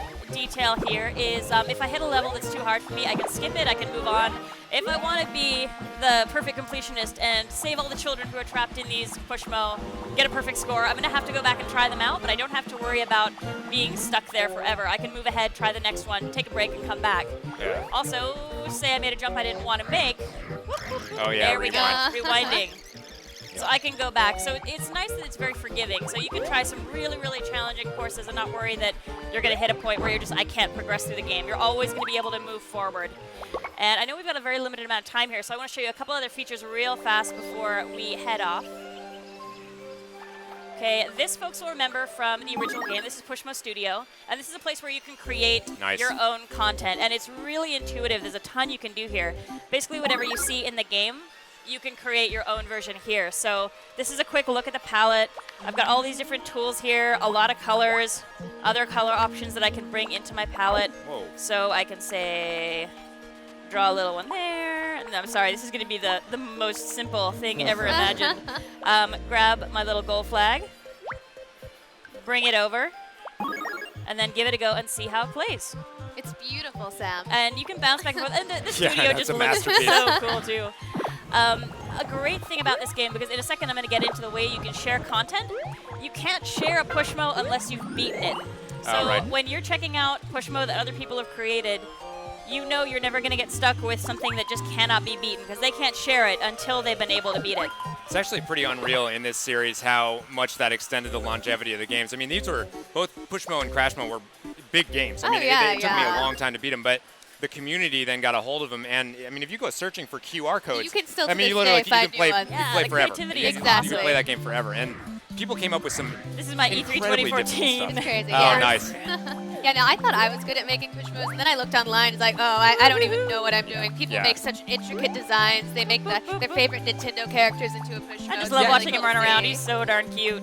That's one of the neat side effects, I think, is that it so naturally plays into the pixel art of that is our heritage. You know, that is Nintendo heritage. That it naturally makes people want to take that pixel art and turn it into puzzles. Yeah. There we go. Transitions very naturally. And actually, you mentioned QR codes. So one thing that's really fun to point out is this game actually can interact back and forth with the original Pushmo World on Nintendo 3DS. Oh. So if you have Pushmo for the Nintendo 3DS, you can bring in Pushmo that you created there, scan them into this game and play them here. And the opposite works too. So if you create something in Pushmo Studio, you want to play it on your 3DS, you create a QR code, and as long as that course doesn't include devices that don't exist in the original Pushmo, you can just bring them in and play them right there. So you can spend time here chilling on your couch, making some cool Pushmo, then pop them on your 3DS, take them with you, and play them there. Oh, that's great. What's cool, folks have already taken a look at this game. There's some cool reviews out there, but there's a feature that they haven't been able to see yet, and that's down here, World Pushmo Fair. It's not active yet, but it'll go live with the game, and this is essentially our awesome Miiverse sharing feature. In the previous games, you could share your creations by doing the QR code thing. You could pop them on a message board. People could get them here. Here, it is all right here and direct, ready to go. Once you unlock World Pushmo Fair, that happens fairly early on in the story mode, you can go to this amazing community that brings together people creating Pushmo from all over the world. So literally, anywhere folks are playing, they can be putting Pushmo in here. And this is the first game in this series that supports South American Spanish and Canadian French as well. So we've got 3 languages in this game here. So I could go into World Pushmo Fair when it's active. I can search for the most popular. I can search for things that have been posted recently. I can take a look at yeahs and comments that the stuff that I've created. And do you like download it directly off of Miiverse? It's right there. So it's all Miiverse functionality, but it blends seamlessly into the game. So you're just like, give me that one. That one looks really good. That one has a bunch of yes. Oh man. Yeah, you can yes stuff to let them know that you think it's good. When you're creating a course, you can set the difficulty level, so you can let folks know, hey, this is super, super hard. This is an easier one. Which is one thing I love about this. Let me ask you this. Yeah. So I could say I'm going on a business trip or something like that. I'm going down to E3. Could I go to this, go to Miiverse, yank down a whole bunch of things that I like, and then transfer them to my 3DS so that I could then take them with me? Yep, you just import them into your Next your is going to be great. I'm good for life. You import them into your studio, and then from there you can make a QR code, pop it onto your 3DS, and you are set to go. Nice. And every time we come out with one of these games, it never ceases to amaze me just how creative our community is. And there's so much stuff that folk do. I always think I'm making cool stuff, and then I see what other folks are doing, and I was like, yeah, I am such a noob when it comes to UGC. I can't get any close to this. You mentioned the story mode. I love the stories in these games. They're just so cute and precious. And like, this I haven't done this right. I gotta go back down. Are there no birds in this one? Weren't we saving birds last time? We were saving birds last time. No, in this one, I won't go into too many of the surprises, but For reasons I will not disclose, the children have been trapped again. So you've got to go back in here and you've got to rescue all these kids who got stuck inside these Pushmo. These poor children. Yeah, you don't want anybody in trouble when these kids don't come home. You don't want to we got to get these kids out of here. So here I'm just running around on a giant cactus. Just watching Sam do this is like giving me the itch again. I It's know. Like, I can put this game down for a little while, you know, and get distracted with something else because obviously we have a lot of games. Oh, yeah. But then I see something like this, I'm like, you know what, I need to go back and start doing watching that someone again. play too, you're like, no, I would push this one. No, I would pull that one. This is pretty complex. Yeah. And I unfortunately haven't gotten far enough in this save data to show you, but it's worth mentioning. We've got a whole bunch of Pushmo in here that are based on Nintendo characters. This style of puzzle is just amazing for pixel sprites. So there are a lot of cool characters you're going to see in there, and we've actually shown some of them off in the trailer we just released. So if you look that up, you're going to be able to see that new content. Oh, right on. That wasn't what I meant to do. And you can see some of the Nintendo characters that are turning up here, but... and there will be more once the community gets a hold of it. Oh, and I can't wait to see what people create. And I can't talk and play. I'm just like, oh, what do I do? But yeah, I can't wait to see what the community creates because they never cease to amaze me with what they do with the creation features. I don't think we're going to have enough time to solve this, That's but good. that's I'll all right. just pretend I meant to do this, and I'll finish later. We're instead going to come back and take a look at another game that is adorable and is also one of my favorites. This is Kirby and the Rainbow Curse, which is coming up. And after that, we have something that is thematically a little bit different, Bayonetta 2. Just a little different. We'll see you on the other side. Sounds good. See you soon.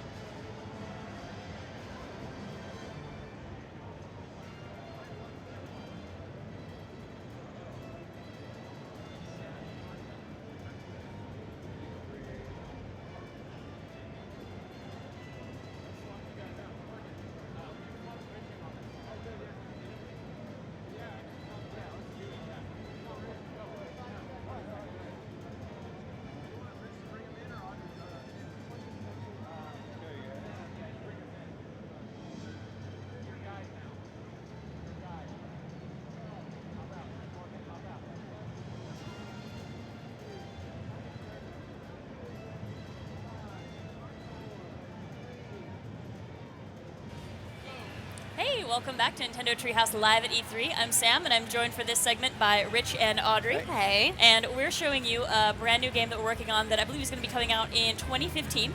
This is a game that Hal's been working on developing, and it is Kirby. Kirby and the Rainbow Curse, exactly. Rainbow Curse, there we go. So let's we just got a working title like a day ago. Yeah. So you can tell it's Kirby. Just right from this opening scene that this is a very playful game. Oh, I'm sorry, nice. I won't say that again. So I should mention Audrey is the Treehouse's master of puns. I'm the pun master, yeah. You don't want to go up against her when it comes to punning. Yeah, so this is really cool. Everything in the world is made of clay. Kirby's made of clay, the enemies are made of clay. It's just clay everywhere. And like, I love it. He's so cute. He just rolls around. And as you can see here, the way you control Kirby is actually a little different. You don't use the control stick or anything. You actually control him with the stylus. So I tap him to make him move around, or I can draw these little rainbow ropes here and he'll glide up them. Yeah, it really reminds me of Canvas Curse. Exactly. It's very similar gameplay to Canvas Curse. And so it's just a very unique way of getting Kirby around the world, and it makes for some really cool gameplay moments. As you can see. Oh my god, get the flowers. That was just about my favorite game on the DS. So I'm really glad to see this game mechanic come back into play here. Exactly. It's really, really fun. It's funny and how it makes challenging it is, because it you makes only for got a some limited pretty, amount to draw. Yeah, it makes for some pretty frenetic gameplay because, oh no! Go, go, go! Oh no, wait. wait. I want to go back. There's secret to the left. Let's go. go. Folks, you can see the meter at the top of the screen there. Once you run out of that meter, you're out of drawn ropes for a bit, so you gotta be very It careful. constantly refills, but you gotta be pretty careful. You can't just be making rainbow ropes all willy-nilly like I'm doing here. I don't get a chance to pay attention to the art style when I'm playing it. I get kind of too into it. But I love like the thumb smudges on the clay in the background and everything. It all looks handmade. Like all of the art details are just brilliant on this. Exactly. Very solid. When I love that Kirby like holds on to his little feet here as he's rolling. It's just so adorable. Yeah, it's interesting actually looking at this one compared to Yoshi's Woolly World, which we've been showing off as well. And you have the fabric dynamic and then the clay, and yeah, the textures, it feels so like true to the material. Exactly. It just feels super solid. I just got a special power up here. Usually when you tap Kirby, you can do his tap dash, and that's how you make him dash forward. But here, since I got a bunch of stars, I got 100 stars, I have my star dash, and so I can just mow through all of these enemies and all of these blocks that I wouldn't normally be able to go through. So I love that he got his angry eyebrows when he went oh, supersized. Yeah. Kirby means business. Don't mess with Clay Kirby. He's been working hard in Smash, so he's been fighting, he's like, okay, you don't mess with me anymore. He's no I'm stranger to trained battle. He's gone through his training, right? He's had his montage. Good, and oh, man, a montage there's this Kirby metal training. wall, but it's no problem because I've got my star dash. Oh yeah. Nice. Yes. And thank goodness I just found some paint because I've been using this pretty recklessly. All right. I just love seeing, like, even in the background, you see clay trees, clay flowers, just clay everywhere. And just like yeah, you have to look everywhere because there are a lot of secrets hidden in this game too. So like here, I'm gonna get all of these flowers, or I'm gonna get stuck in my rainbow ropes, one of the two. It's something that always catches me in Kirby games. When you see them, they're so cute and colorful, and you think, oh, this is gonna be easy. I'm just gonna like kick back, relax, and play this. But if you're a completionist like me and you want to find all of these hidden items and power-ups and get like the best score you can, it's pretty stressful. I had to touch all of those flowers to be able to unlock this special area, and now I'm in a huge rush. No, go, I want to use. Come on. No, that secret door. That secret door. Yes. Okay, it feels so good. I saw a little clock on top of the secret door when you went in there, so that's I think how you know it's a time stage. Yeah, I think I only had 15 seconds in that area to get that treasure chest. So I barely made it in the nick of time. It's nice for most of the game, no timer, so you can take your time trying to track down all of the things that are hidden. Exactly, no. And it's cool, like for hardcore gamers, there's a lot of challenge to here, you know? Like if you want to actually get all of the little treasure chests and everything, then you're probably going to have to play it a few times. Even people in the Treehouse, we'll show it in a second, but there's a certain level that has been giving us quite a bit of trouble. It's nice to have those bragging rights of getting a top score. Exactly. That means you're seriously good at punching out weird little nooks and crannies. Yes. And there's our star count. And one thing I'd like to point out, just seeing earlier, like a couple seconds ago in that stage, we saw that gray area that kind of hovers. And that's really challenging because you can't draw anything there, so that's your exactly. So you have to sort of think about what you're doing when you send Kirby up there, because you're not going to have as direct control of him. Thanks for claying. I love that. That's a special little touch the developers put in. Yeah. I can feel your hand in I know. I'm sorry. I just couldn't resist. All right, now we're going to go into a more challenging level. And we're going to see one of Kirby's new transformations. He's going to be a tank here. And as you can see, I can still tap dash him, but instead of rolling around, he's actually going to be able to shoot at enemies. You're still going to use the rainbow ropes, but you're going to have to use them a little differently. All right, here we go. Shooting time. And the stage is scrolling now, so you have a bit more pressure here. Keep rolling, grab some as fast as you can. And that's what's really cool is even just in this demo, there's a really great variety of gameplay. We have that sort of starter level. No, I wanted you. Oh, no. So close. How to get the next one. All right, can you get the chest, though? So yeah, I needed that. I needed that star to get the chest. Next time, there'll be more treasure chests. Don't you worry. But yeah, I mean, we don't want to show everything here. Exactly. No, it was intentional. I just want to show you how you can pass up secrets. Just leave something for people to discover on the show floor. Exactly. I'm gonna get this to fall on top of me so that I can actually get these stars. Okay, yes. Now I have my Star Strike power up, but I don't want to use it on these guys. I probably should, but I want to hold on to it just in case there's a secret later. I'm more worried about the items than the enemies, but you can use your Star Trek on enemies, you can use it on metal areas, you can just do whatever you want with it, and you can store 2 special moves at once. Come on, come on, Kirby! Oh, shoot, shoot, shoot! Alright, well, maybe I should use it on this big girl!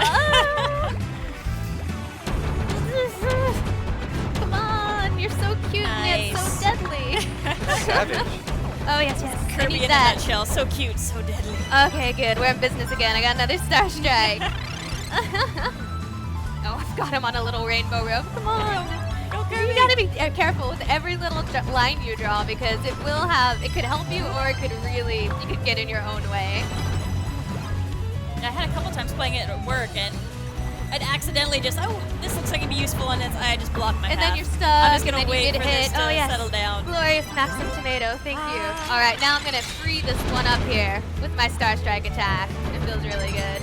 It's so fun to see all these classic Kirby enemies in clay style. Exactly, I know. Ooh, perfect, nice. Yes. It is kind of funny to me, like it sort of makes more sense Kirby having all these transformations when he's made of clay. I just imagine someone coming up and be like, oh, nope, now you're a tank now. Yeah, it's a shame. I know if I'd had more room in my luggage coming down here, I wanted to bring some clay so we could just be like making our little Kirby's as we watch. Just like on stage. Oh my gosh, there's so many of them. Oh my god, but they're so adorable and so deadly. I know. Oh, your Kirby looks funky. What happened? Like you want to be mad, but you can't because they're so cute. Hey, you're not getting away. Oh no. Okay. Just love the look on Kirby's face when he's shooting too. He's a little squinty, yeah. And hopefully it won't happen, but when you get down to just one little bar of health, he actually gets like little bandages on him.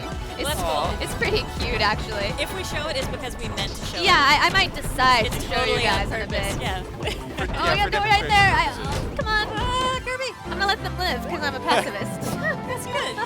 Yeah, Big big of me, exactly. Oh, cute. I love his little dance, his tank dance that he does when he gets to the end of that level. Yeah, and as folks have seen in other Kirby games, you have the medal system, so exactly. if you want to strive for top marks. For playing. Okay, I'm probably going to point that out every time. I'm sorry. Yeah, I'm just psyched about the next level, too. This exactly. Okay, so this next level, this is the hardest one in the demo, so this is the water level. I think it's just the physics are so different. So you play the other levels, and you're like, okay, this is how I'm going to use the You're ropes. like, I got the hang of it, and then you go in the water level, you're like, oh, they changed everything. I have to rethink all of my strategies. So let's get past this little training area first. No rainbow rope. All right. So yeah, as you might have guessed from, it being called water level, this level has water in it, yeah. What? And the cool, as you can see here, Kirby, he's floaty. I mean, he's a little puffball. He's gonna float all over the place. So in this level, you're actually going to want to, here, we'll see when we get down there. You're gonna want to draw the lines above Kirby to try and push him down because he floats in water, so otherwise you can't really control him. So you gotta draw a line above him to push him down, or he's just gonna keep floating up and up. There we go. This level took me a long time to wrap my head around because there's it did, yeah, there's jets that push you around as well, right? Exactly. No, it took several treehousers who I saw play this level. It took them some time to get used to this whole water mechanic. Oh, but it's so frustrating too when you're floating really fast and you just see these beautiful power-ups and items fall by, and you're like, no, next time. Exactly, but you feel really good once you actually figure it out, which is nice. This is one of those parts of achievements. Like I really got, the art style really jumped out at me again here too, with the rippling with water against the background is just beautiful in this section. I never noticed it because I'm freaking out by this time. No, Gordo, no. Yeah, you have to be really clever here if you want to get all of the collectibles and everything. And those jets are just forcing you forward. And so you don't really get any time to think. Yeah, you watch out for all those, but oh, it's too late. You have to get that guy right away or else it's over. You stay put and get those stars, Kirby. Come on. Juicy stars. Okay. Let's go forward. Come on, Kirb. So we saw the tank transformation. I guess it's probably not too much of a spoiler to say that there are other transformations. We're not going to talk about any of them today, but there are other ones. Oh, and I have to point out, look, he's wearing little goggles. I mean, come on now. That's just over the top. Yeah, I'm just gonna try and survive here. So just many stay photos. alive, Kirby. Stay alive. That's about where I got punctured really badly on those. You can get really messed up in that part. I was just sort of ricocheting around. It's like yes, a pinball. Okay. Now we've got a really strong current going. No. Oh, come on, Audrey. So we gotta be careful. You can do it. Ideally, don't be talking and giving a demo while you're playing. Yes. That's my recommendation. Just when you play this game. Yeah, try to avoid that. Yeah, I got a lot of glimpses of Bandage Kirby at this point. Oh, well, yeah. I like Yeah. to see it, so I intentionally get him hurt. Going with that. For the benefit of our viewers at home. Exactly. Okay. That was scary. Okay, now. Dizzy Kirby. Just stay put. Soak up the stars. Yeah. Nice. Oh, That wait, is an no. amazing I'm not going to let that one strategy. get away. Oh, that come one. on. No. Oh. Next time. This kills me. That was a great strategy, though. I kept trying to chase him down. I did that the first few times I played it, but then I realized, I'm just going to sit and let the current do the walking. I love the way that being underwater makes you rethink how you're going to use the rainbow The rainbow stuff. rose. Yeah. Yeah. Oh, it feels so good to make. I just want to take a second to take a breather. Just tapping his toe. Oh wow, yeah. So that's probably my. I have a love-hate relationship with that level. It's so fun and challenging. It really pushes you, but at the same time, you're like, ooh, ow, oh, Why? oh. Why am I down here? Exactly. So that's Kirby and the Rainbow Curse. I'm gonna jump into the first level just so people can keep admiring this gorgeous clay art style. But yeah, it's good stuff. Yeah, even the ground kind of bouncing a little bit as you hit it. Yeah, with a little bit of clay-like give to it as he tumbles across. Yeah. What's funny about that water level we were just in is that normally, I don't have to worry too much about running out of rainbow ropes because, it refills and you're generally okay. But in that one, you're going so crazy all the time that you have to start watching it or else you're going to run out of rope and then you're going to be in... You're flying into doom. You're going to be in real trouble real quick. These Kirby games, for me, they're always about exploration and discovery and, seeing art details and finding all of the items. Exactly. And it really, this really hits me in all the right spots. Exactly. And considering how long you've been at the Treehouse, you've had a chance to see a lot of different Kirby games come through development. And like I was saying earlier, when you compared this to Canvas Curse, I love seeing this gameplay mechanic coming back into play. You like to clay? Is that what you said? Yes, coming back into play. I'm writing the package copy for you. Yes. Bounce. Oh gosh. Really, I'm so OCD that it just kills me passing up all these stars, but for the sake of this demo, I'm like, I just want to stay alive. It's sort of like the Treehouse honors at stake. I gotta get all these exactly. things. I've done pretty good. I haven't let good old Kirby fall yet. So. Awesome. Well, thank you so much for playing through this for us and giving us a better look at Kirby's New Adventure. You're welcome. Cool. So up next, folks, we've got Bayonetta 2. We're going to have some great content to show you for that game. So please stay with us. It'll only be a few seconds, and we'll be right back with some more for you. See you soon. See ya.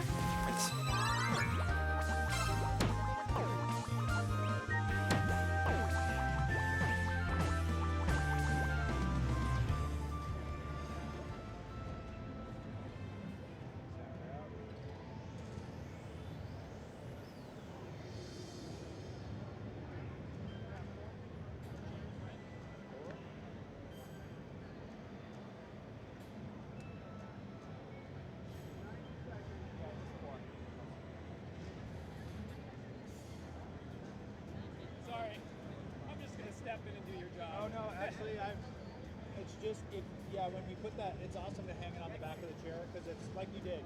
Yeah, no, that's perfect.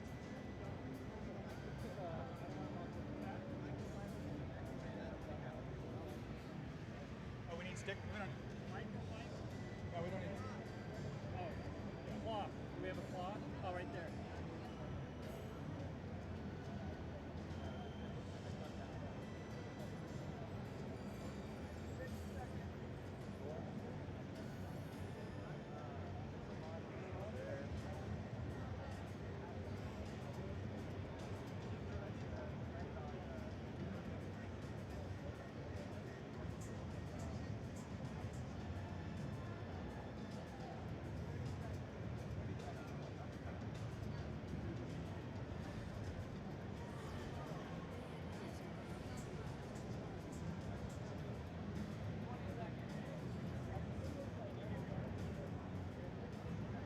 sure that make sure their microphones are close to their faces.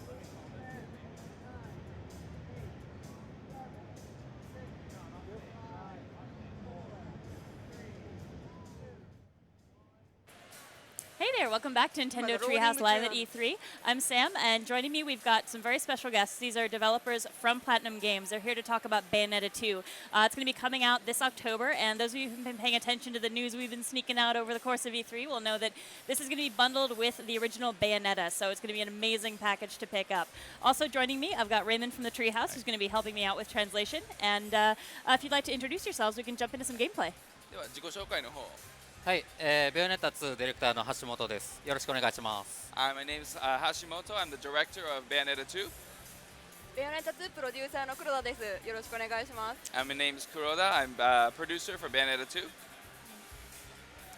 じゃあですね、まあ多分喋るよりも見てもらった方が早いんで、ちょっとプレイを見ていきましょうか。So I think it's easier to just for you to look at rather than try to explain in words. So please take a look. でこれが今回の舞台になる水の都のノアトゥーンという場所ですね。So this is the setting for this game this time around. It's called Noa Toon. まあ前作よりも結構色彩鮮やかな感じで水に重きを置いた街になってます。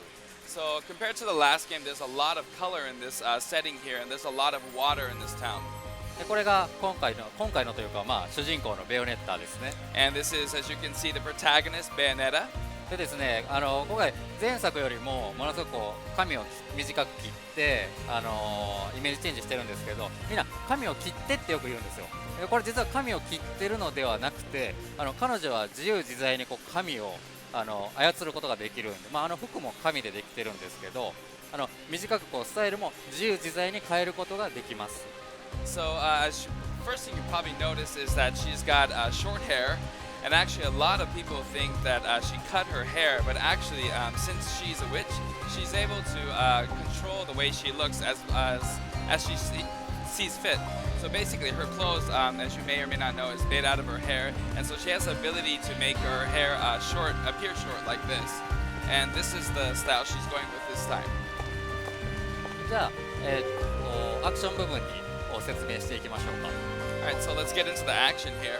で基本的にベヨネッタは両手両足につけた武器でバトルをします。でまあ、バレットアーツっていう戦術格闘術を使うんですけど、これは打撃から銃撃に行くんですね。まあ、ご覧いただいてるみたいな感じで。So Bayonetta does all of her attacks using the 4 weapons she has, 2 in her hands and 2 on her feet. And she uses a style of fighting that's called bullet arts, where she basically does physical attack and combos into some gun attacks, as you see here in the demo. でですね、今ちょっとポータルが出て魔人のパンチを召喚したんですけど、ああいった形で彼女は魔女なので魔人契約している魔人や魔獣を召喚しての攻撃もできます。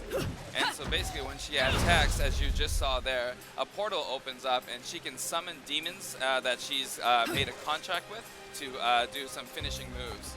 で、まず今回武器は A セット B セットっていう切り替えることができます。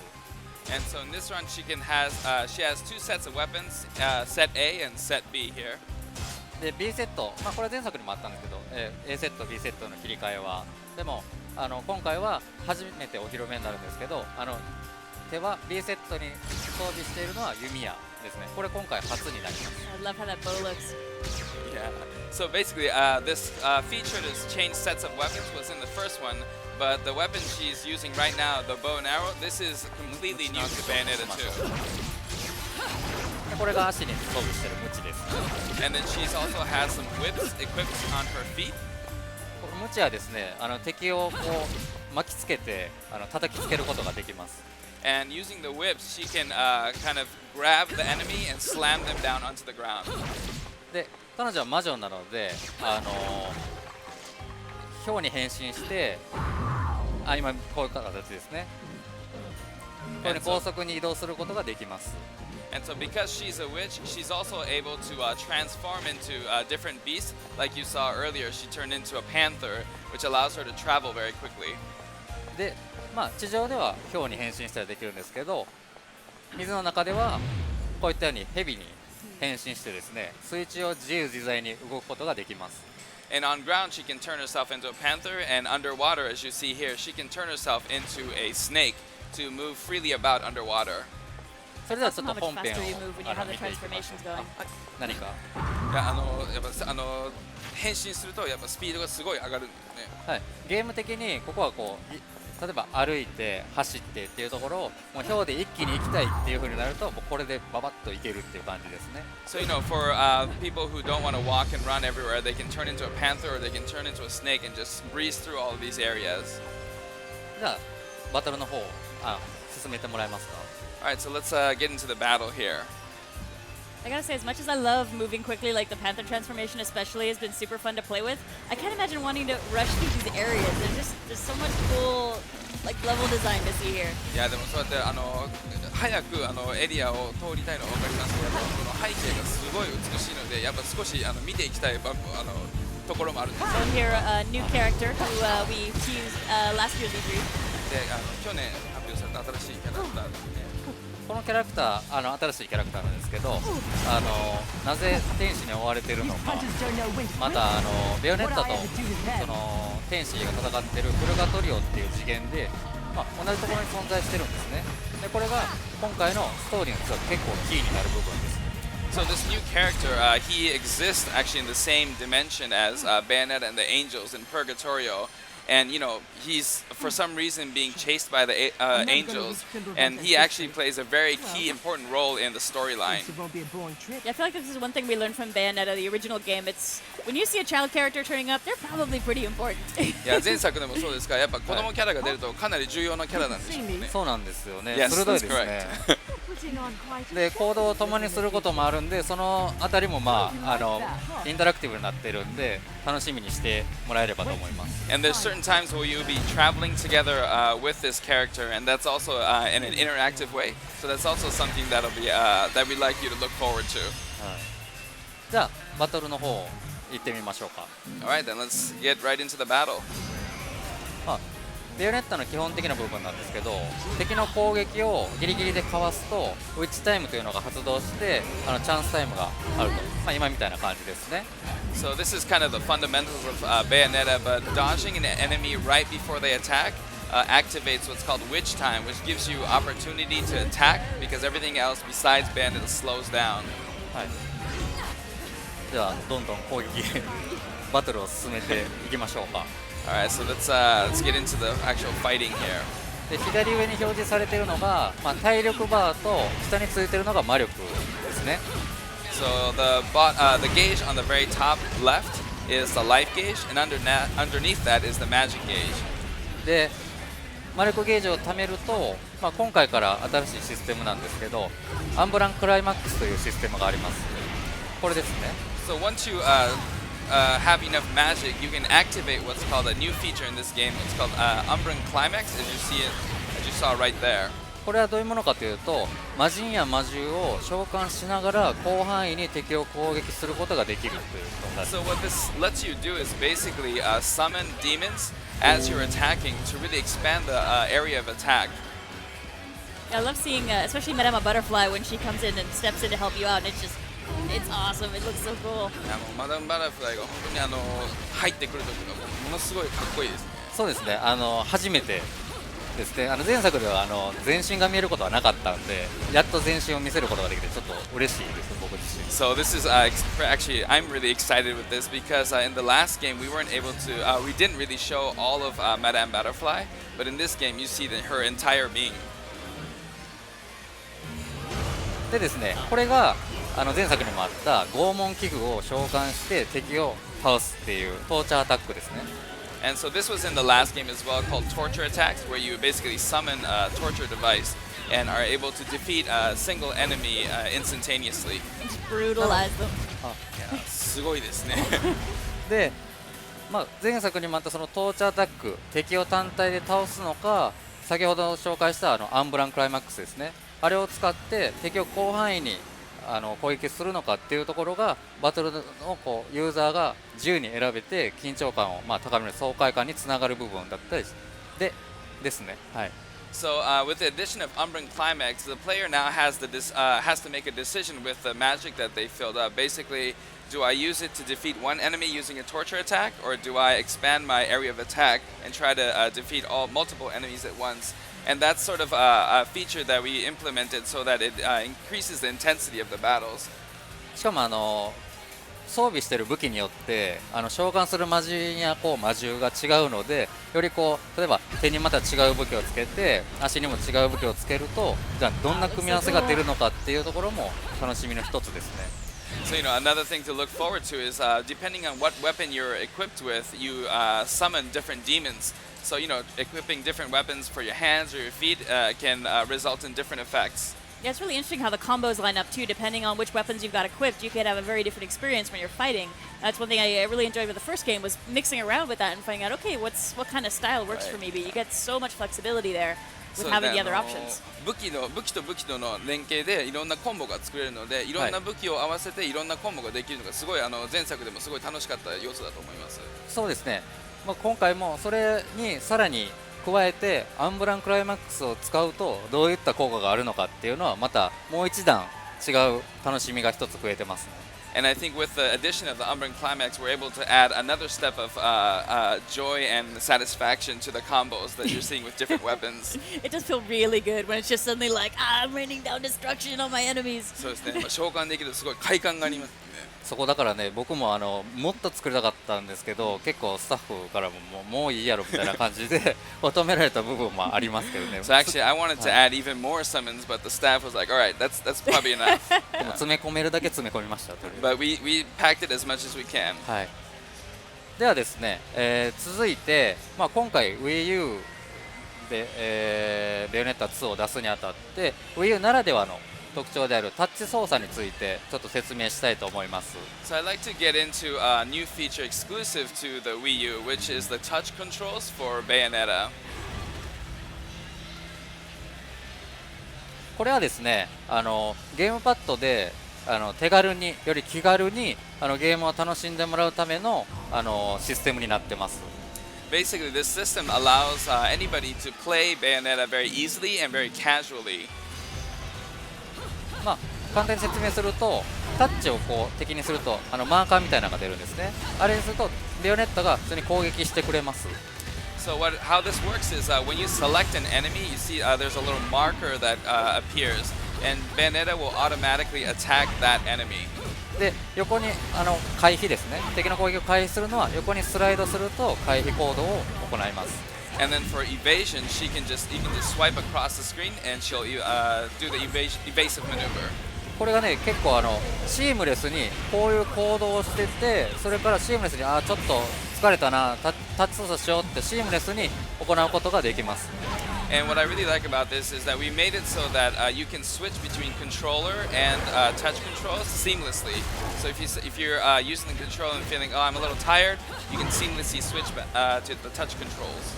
多分スマートフォンでゲームをするみたいな感覚で気軽にかつ手軽に遊べるっていうことを、どういった形にしたいかっていう時に、ゲームパッドでこのタッチ操作を考えて実装してみました。And so we basically implemented this with the notion that want to make Bayonetta available for players who maybe just as they were playing a smartphone game, really accessible and really approachable. これね触ってもらわないと分かんないんですけど、今ちょっと大物が出てきたんでちょっと見ましょう。A very climax scene here. ああいった形でクラスの高い敵にはああいう魔人を召喚してもうぶっ刺してすごいなんていうんですかね、ちょっと乱暴というかな形で敵を倒しますよね。So again, with tougher enemies, she summons even tougher demons. So the actions get a little more, shall we say, brutal. 僕シーン好きなんです。Totally. 僕シーン好きなんですよ。I really like that scene. Oh, it's gorgeous. I gotta admit, when I first started playing around with the game at work, I wasn't sure how I'd like the touchscreen controls because I was used to playing Bayonetta, the traditional control scheme. But I was really impressed with how immersive it feels, especially when you're in the middle of battle and you're swiping and it's almost like you're wielding a sword or something. It really gets you into the gameplay in a different kind of way. Yeah, ゲーム中にシームレスにタッチコントロールを変えられるということはすごいと思いますし、最初はやっぱベヨネッタをコントローラーでやってたのでタッチコントロールはどうかなと思ったんですけど、やっぱやってみると本当に直感的にできて、本当にもうなんか剣をこう剣をこう振っているような感覚でプレイできてすごい楽しかったです。そうですね。で、タッチ操作のことで話を戻しますと、こうやって移動する時もこう辺に行きたいなっていうとベヨネッタがそこに向かっていくっていう形になってます。So even in normal movement like this, if you just point to the direction or the location you want Bayonetta to go to, she'll just start moving in that direction. で実はこれあまりあそこにショーフロアに出してるんですけど、先ほどインタビューとかを向けててもあまりやった人がいなくてぜひどんな感じかっていうと多分触ってもらわないとわからないと思うんで、あそこで試していただければなと思います。You know, I really feel like the touch control is something you just really have to experience to get the feel for it. And actually the demo floor has the demos over there. And even in the interviews, a lot of people hadn't had a chance to use the touch controls. So I really want to encourage everybody to really feel it and try for themselves. Yeah, and a word of warning for people who play the demo.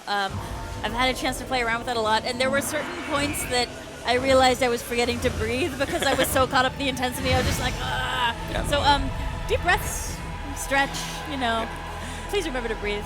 でもやってる方には自分でもやってたんですけど、やってる時にも息をしてなかったらあまりにもクライマックスがすごくて、だからやる時はちゃんと呼吸をしてくださいと。そうですね。多分大丈夫だと思うんですけど。I think Miss Kuroda has it down now.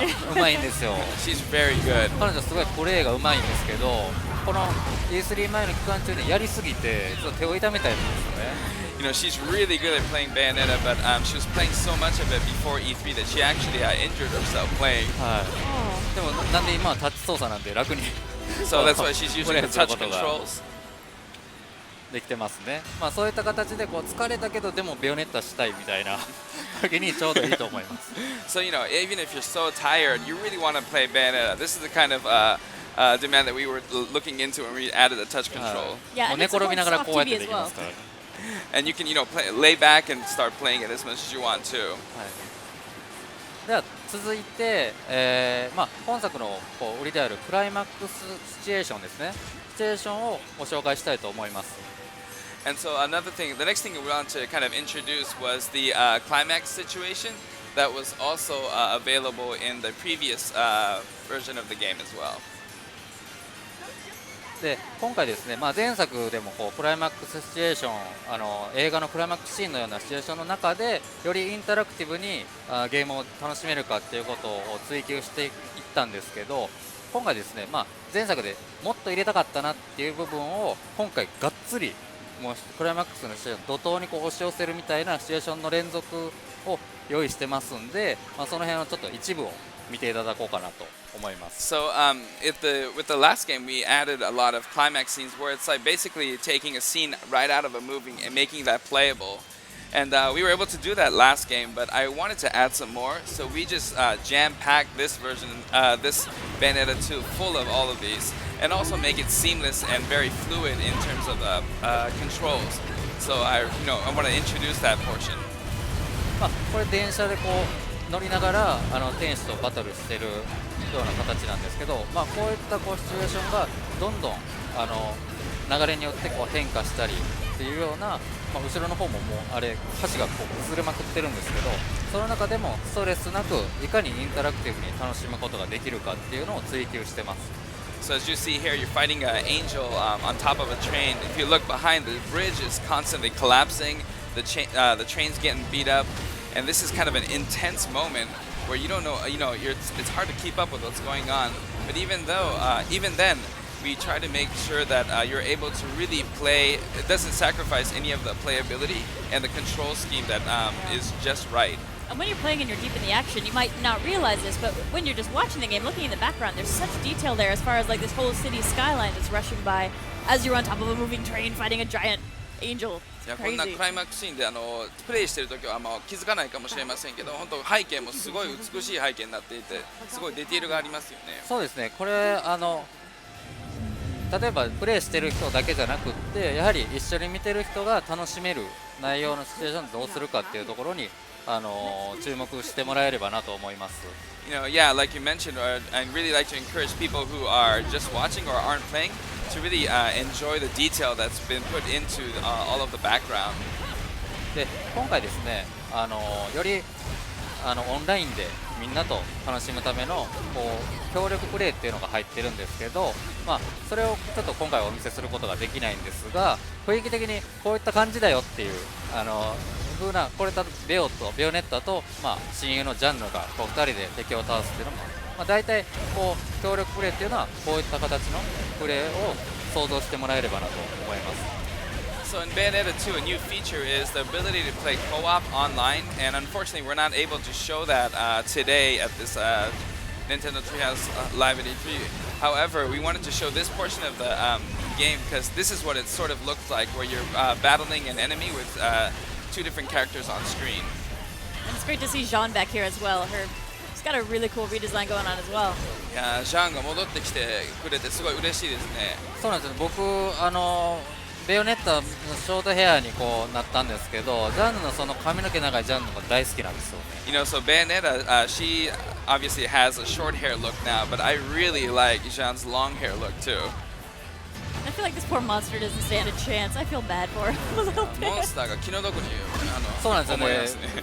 前までは1人であんだけなんですけど、今度2人であそこまで殴られたりとかすると、やはりああいった見た目になるのかなっていう感じはしますよね。You know, so being punished by 2 witches, I would imagine they would look like that, just kind of pummeled. で、先ほども紹介したんですけど、クラスの高い敵にはああいった形で魔獣を召喚してフィニッシュはあります。大魔獣召喚ですね。And like I mentioned, for tougher enemies, she'll summon stronger demons to finish them off, like this one here. And on the subject of enemies, I'd love to chat a bit about the design scheme for the enemies, because you guys went in a really interesting direction here with the design, especially of the angels, compared to what we saw in Bayonetta. 前回の天使たちのデザインの違いにも違いがあったので、それについてもお話しいただけますか。悪魔の方ですかね。Are you talking about demons or angels? Well, I was thinking I think it's the angels who have the more, like, not so much of the bird motif that they had before, but also the demons too. They're both really awesome. 実はね、天使の方は前作で僕デザインもしつくしちゃってたんで、すごいもう今回大変だったんですよ。難産で。You know, I really feel like I did my best and I gave it everything I had in the last game, so it was very difficult to come up with new ideas for the angels. でそこでどうしようかなと思ってて、馬の形の天使になりましたね、今回。And so after that, after struggling a bit, we decided to go with the horse-based angels instead of the birds last game. もうちょっと説明を天使の方にしちゃいすぎたんで話を戻すんですけど、これ先ほど召喚した大魔獣のゴモラが暴走するんですね。この暴走するのは非常にストーリーが重要に関わってきます。So to kind of go back with what's going on the screen, basically what's happened is Gomorrah, the demon that she summoned, is actually loose now and attacking her. And this concept of the demon becoming loose and attacking her plays an important role in the storyline of the game. でやはりですね、ここ見てもらったら分かるんですけど、先ほど地上じゃなくて今空中のシチュエーションですよね。これはやはり今回2を作るにあたって 3D 空間をフル活用した、シチュエーションは何かっていうところに重点を置いた形で制作しました。So as you can see here, compared to the earlier battle, she's actually flying around battling this demon. And so when we thought about how we can improve and evolve this game, we thought about how can we use the 3D world that's within Bayonetta to its fullest. And we came up with the idea of including aerial battles in this game. ただですね、通常の時とまた操作が全然違うっていうことではなくて、地上から空中になってるんですけど、違和感なく操作してよりバトルを楽しめるっていう形にしてます。But you know, just because it's an aerial battle doesn't mean that it sacrifices any of the maneuverability that Bayonetta has or the smooth action. So it's all seamless. 避けていってもらってもいいですか、ちょっと。こういった形でゴモラ自身も、あそこにちょっと捕まってるんですけど、こうやってダイナミックなシチュエーション、今もこれ食べられかけてますけどね。So you know, we try to make as much dynamism as possible. 魔人を召喚してそこの動きを止めて攻撃するっていう。You know, she would summon the demon just to pry open the demon's mouth to pummel him again. Yeah, it is crazy. Like, I mean, how much this looks like a cinematic, but you're actually moving around and playing in it. But it blends so well into like everything that's going on around it. It's really intense カッ fight. トシーンのような見た目なんですけど、やっぱ実際にこう操作してプレイしてるというかすごいですね。そうですね。だから映画の本当クライマックスシーンをよりインタラクティブに楽しめるかっていうところに重点を置いてます。So we put a large focus on how we can create those cinematic climax scenes like you see in movies, and now we can make that playable and interactive. でこのゴモラのモデルなんですけど、実はうちの会社でもこう指折りの大型のモデルを作らせたら凄腕のそのデザイナーですねに作ってもらってます。So actually the designer who designed Gomorrah the demon here, he's actually one of our company's best designers for big models like this.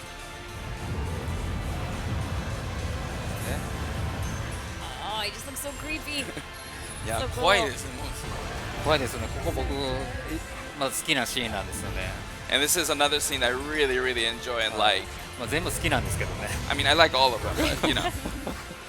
It's actually you really do get a sense of Gomorrah's scale here. It's just so huge. やっぱ本当にゴモラのスケールがわかりますね。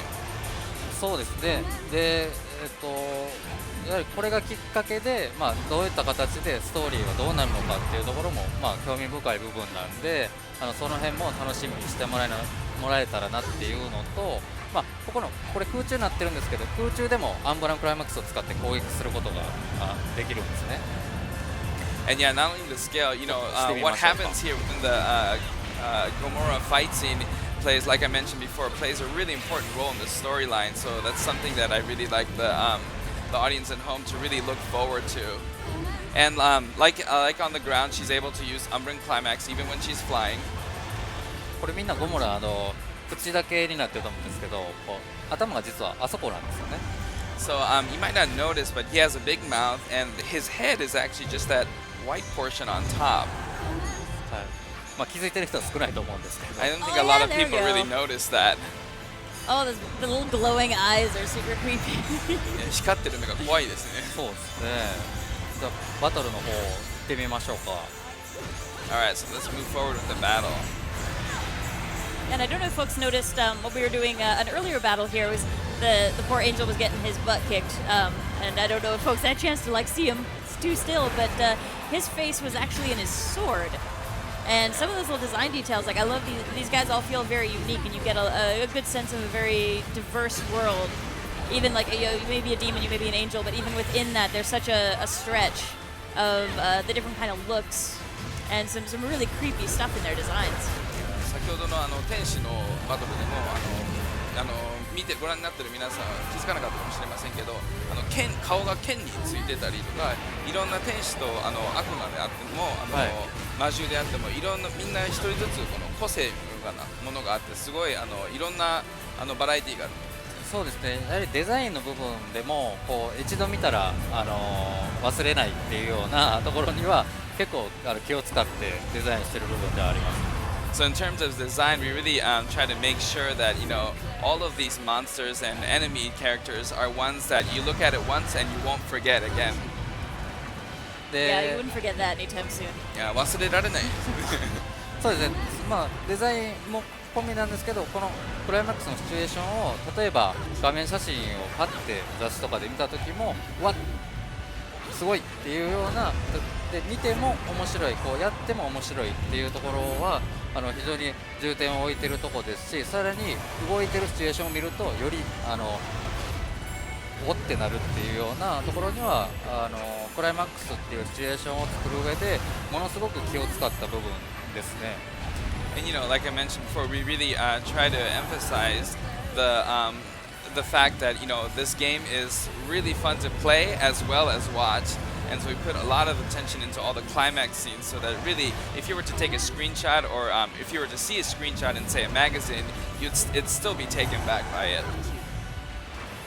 こういった形でここだけではなくってもっとさらにより一層シチュエーション盛りだくさんに入ってるんで、そのあたりはぜひ期待していただきたい部分ですね。So so not only this scene, but there's scenes like with this much intensity. There's a lot of them in the game. So I really want to stress that we packed this thing full of action and climax. So really like all the audience at home to really look forward to this. Yeah, there's something so cool about fighting these enemies that are so much bigger than you. I feel like the scale is just such a ramp up from Bayonetta, just seeing how much bigger these guys have gotten when they're loose in the world. いや、ベヨネッタに比べてスケールがより大きくなってすごい。そうですね。で、これですね、先ほどこう契約してたゴモラが暴走してベヨネッタを狙ったんですけど、そんなこと気にしないとばかりにこう次の魔獣を召喚するんですよね。And so as we mentioned, Gamora is kind of ran loose and started attacking Bayonetta, but she's okay. She'll just summon another demon to finish him off. だからこういった形でいろんな魔獣と契約してる、どんどんこのステージを進むにつれていろんな魔獣、たくさんな面白い魔獣とかもいるんですけど、そういうのが出てくるので、そのあたりもこう楽しみにしてもらえればなと思います。Like you see here, another thing that we'd like the audience at home to look forward to is there's many different demons that she's had a contract with. So she'll be summoning different kinds of demons all over the place. So that's something to really look forward to as well. で今ご覧いただいたみたいにこう抱きかかえるジャンヌのところで終わってるんですけど、先ほどこう暴走した、ゴモラに攻撃を受けたジャンヌがですね、魂になって魔界に引きずり込まれたんですけど、それをこう助けに行くことが、今回のメインの目的になります。And so as you see here, Bayonetta is carrying John in her hands. And what had happened earlier was she was attacked. Bayonetta was attacked by Gamora, and John saved her. But her soul was pushed out and was taken to the underworld. So the main kind of storyline plot is that Bayonetta is going to the underworld to go rescue John's soul.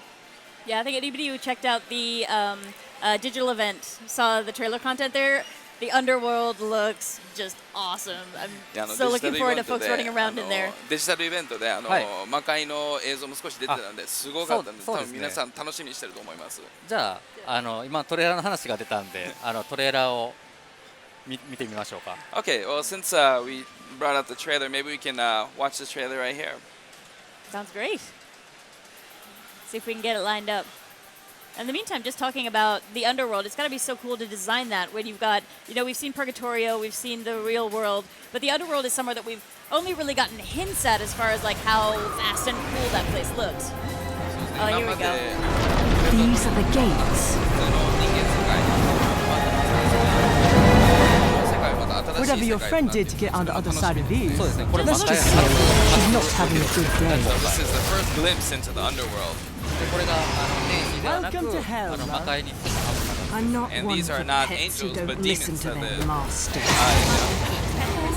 I just want to let everybody who's watching the stream know these folks will be back for Bayonetta, the re-release of the original game that's also going to be exclusive to Wii U. So folks, if you're interested in checking that out, which I highly recommend, it's going to be awesome. 120 is the time to swing back for that. Not that you should go anywhere because we've got lots of content that's going to be in between the two.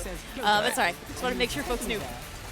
次回次のベアネッタの時間のご報告です。こうやってこれ新しいステージがどんどん初お披露目になってるんですけれども。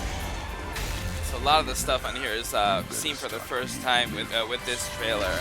こうジャンヌを助けることができるのかっていうところでベヨネッタ2のトレーラーは終了となりますね。So the end of the trailer brings you to a point where you're wondering, can Bayonetta save John? そして今ご覧いただいているのが今回ですね、ベヨネッタ2を買うとついてくるベヨネッタ1、前作のベヨネッタ1ですね。So what you're seeing here is what comes packaged with Bayonetta 2, which is Bayonetta 1. Yeah, and looking at those new costumes, we're going to be showing lots more of that when you guys join us back on the stage. I'm really psyched for folks to get a closer look at that new content. いや、衣装を見てたんですけど、次回のツリーハウスライブですごい楽しみにしてると思います。皆さん。気づきました。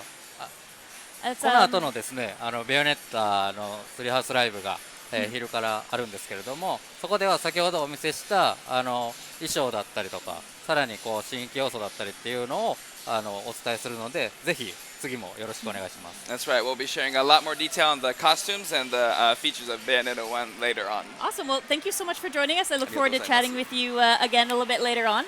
In the meantime, folks, please stay tuned.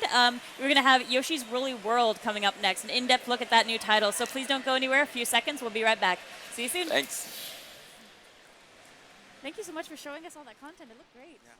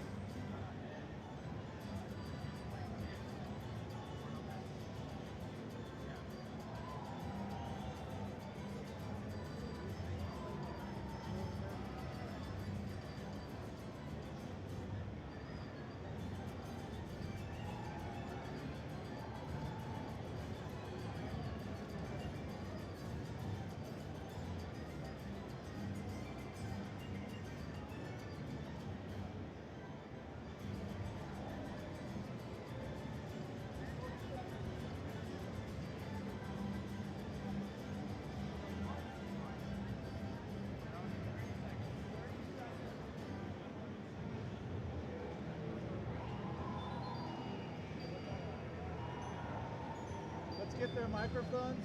Let's get their microphones to their face. All of them.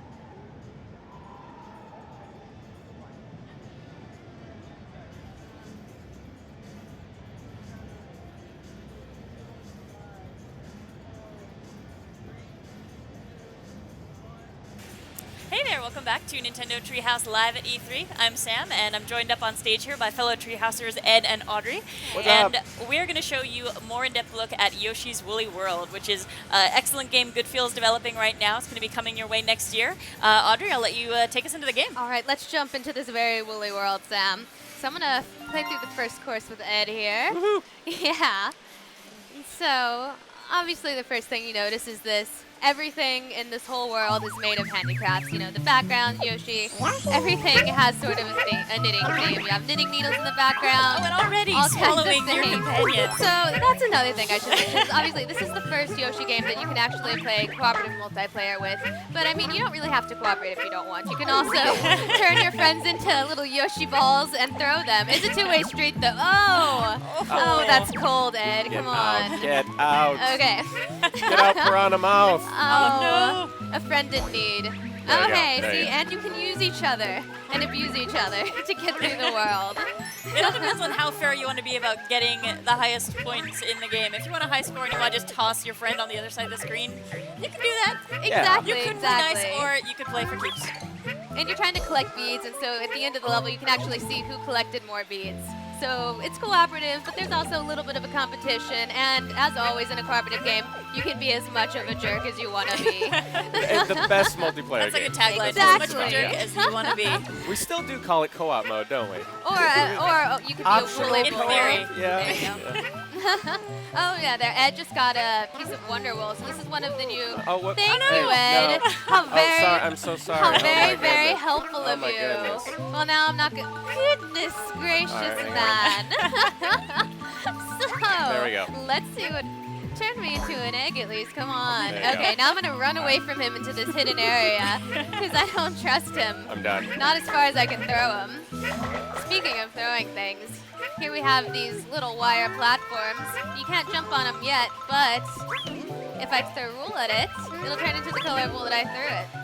Of course, that leaves it wide open for Ed to go and take those secret areas, but what do Yeah, I you really do? can't get over all the little details of the textures here, how things kind of like bump and move as you're bumping into them. And Oh, and look at that cool- It's so dense, even looking into the background Yeah. where the design concept is just, it's so cool to see how they were able to come up with it for all these things. We're like, how would you make this out of wool? Oh, Yeah. that's totally how you make it out of wool. And we just saw a second ago when Ed died, he turned into a crocheted egg, which is pretty adorable, actually. Go, get away! Get away from my friend! Come on okay, back. I'm gonna run. Yarn sweat from Yoshi. Amazing. Oh, so good. The great thing about it, everything, there's just so many hidden secrets thanks to this, you know, sort of woolly theme. Like, there's so much you can unravel or re-ravel. It's just really clever. And even though, you know, it's traditional Yoshi gameplay, you're flutter jumping, you're doing all those things, it just, the whole aesthetic, it doesn't just look cool, it sort of changes how you explore and how you move around. And, like, there's such cool little touches here. Like, when Yoshi runs, he actually sprouts little cloth wheels, or when he flutter jumps, see, he's got a little propeller. My favorite is when he ground pounds. Boom. Turns into a little Yoshi mallet. I think you might need to do awesome. that again. Please. Okay. I'll give you some space. Now you're out of the way. Okay. Oh, and look, unraveling the Shy Guy. Oh. And it only leaves his little mask behind. Poor little Shy Guy. It's so good. All right. Oh, with Ed out of the way, I can just. Oh, he's back. Can you show us another ground pound? Oh. Yes, no, the mallet. The Yoshi mallet of death. It's adorable. It's so cute. It's adorable. All right. And as folks who are fans of the Yoshi games will know, this game is all about finding collectibles, finding items. There's no timer, so you can really spend as long as you want enjoying this world, but if you really want the bragging rights, you have to do a lot of serious hunting in these stages to track everything down. It's just like Tezuka-san said in the digital event, you know, this Yoshi games, they're all about exploring, you know, because Yoshi, he can jump all around. Like, he's pretty powerful for a cute little green dinosaur, but to make things exciting, to make a lot of challenge for more hardcore gamers, they hide the collectibles in really, really clever places here. Like, I've played these levels a million times, and I feel like every time I play it, I still find things that I didn't find, which is absolutely astonishing. Yes. I love these little baskets, too. They're so cute.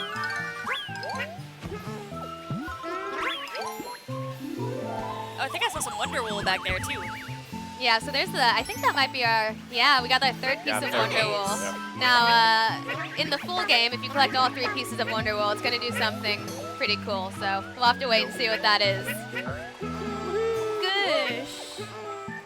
Okay. Oh, it's not full, so we're good.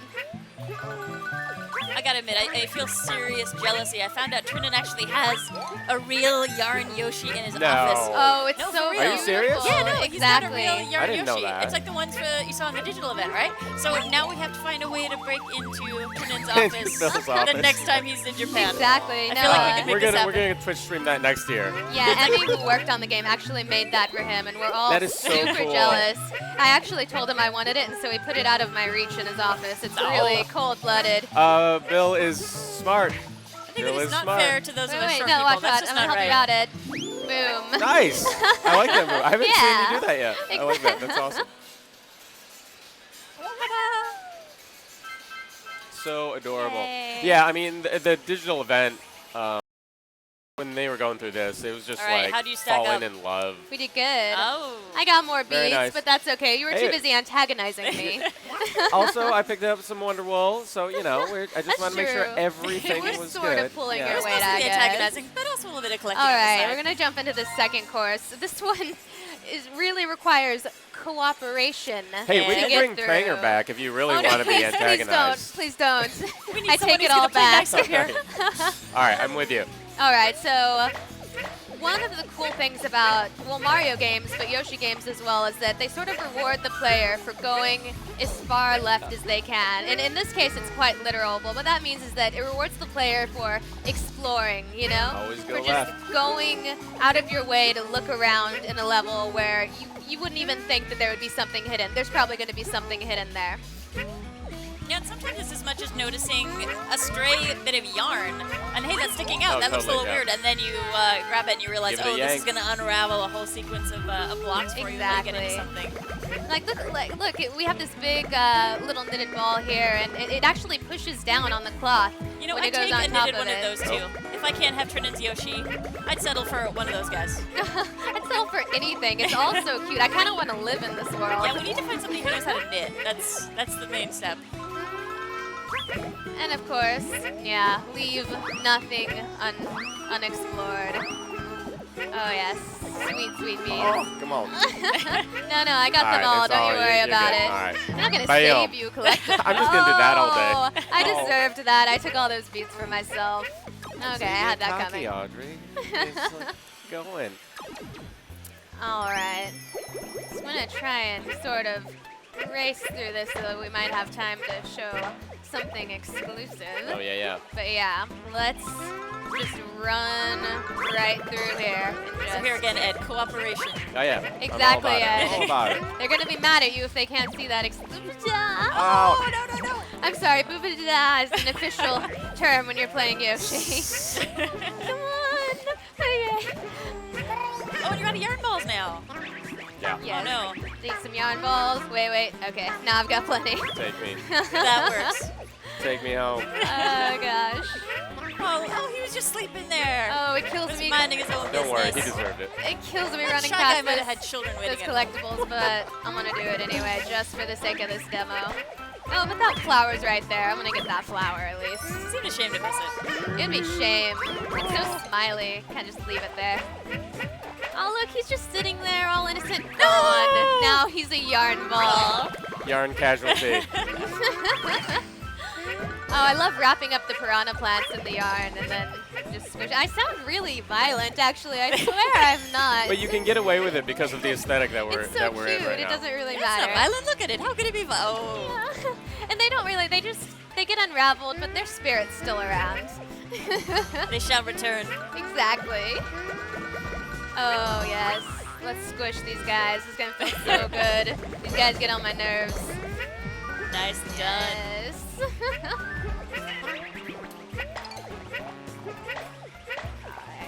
I know Ed's kind of an OCD gamer too. It's probably killing you as well, jumping past all of these things. But we'll be okay. All right. We'll be We got okay, I plenty of promise. And we get back to the office, you can hit this up again and just like clear it all there. Get it out of your system. Exactly, Yeah.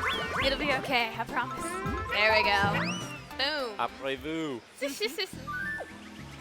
All right, we somehow made it, even with Ed here. Even with.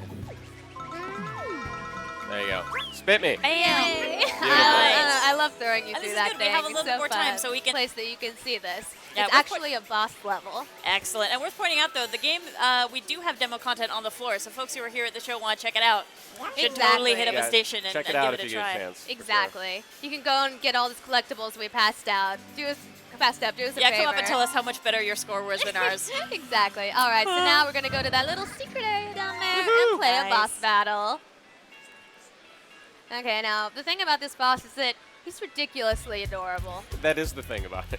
You'd almost feel bad about destroying him, You but almost feel bad, just but, then, almost. but you're going to do it anyway. I mean, look at this. This is something your grandma would have given I you. know. On like your 3rd birthday. Little does Granny know that Adorable. you're going to throw yarn balls at him. Makes me realize how much I miss my Yes. dog. It's been days. I caught one. Aw. Okay. Oh, he's going to hop Hey, over us. little guy. Okay. Wait until he does the long jump. And then go, go, go. Hey, careful. Oh, no. Ah. Oh, no, careful. Just stand still. Wait. Okay, I got him. All right. Nice. I got him.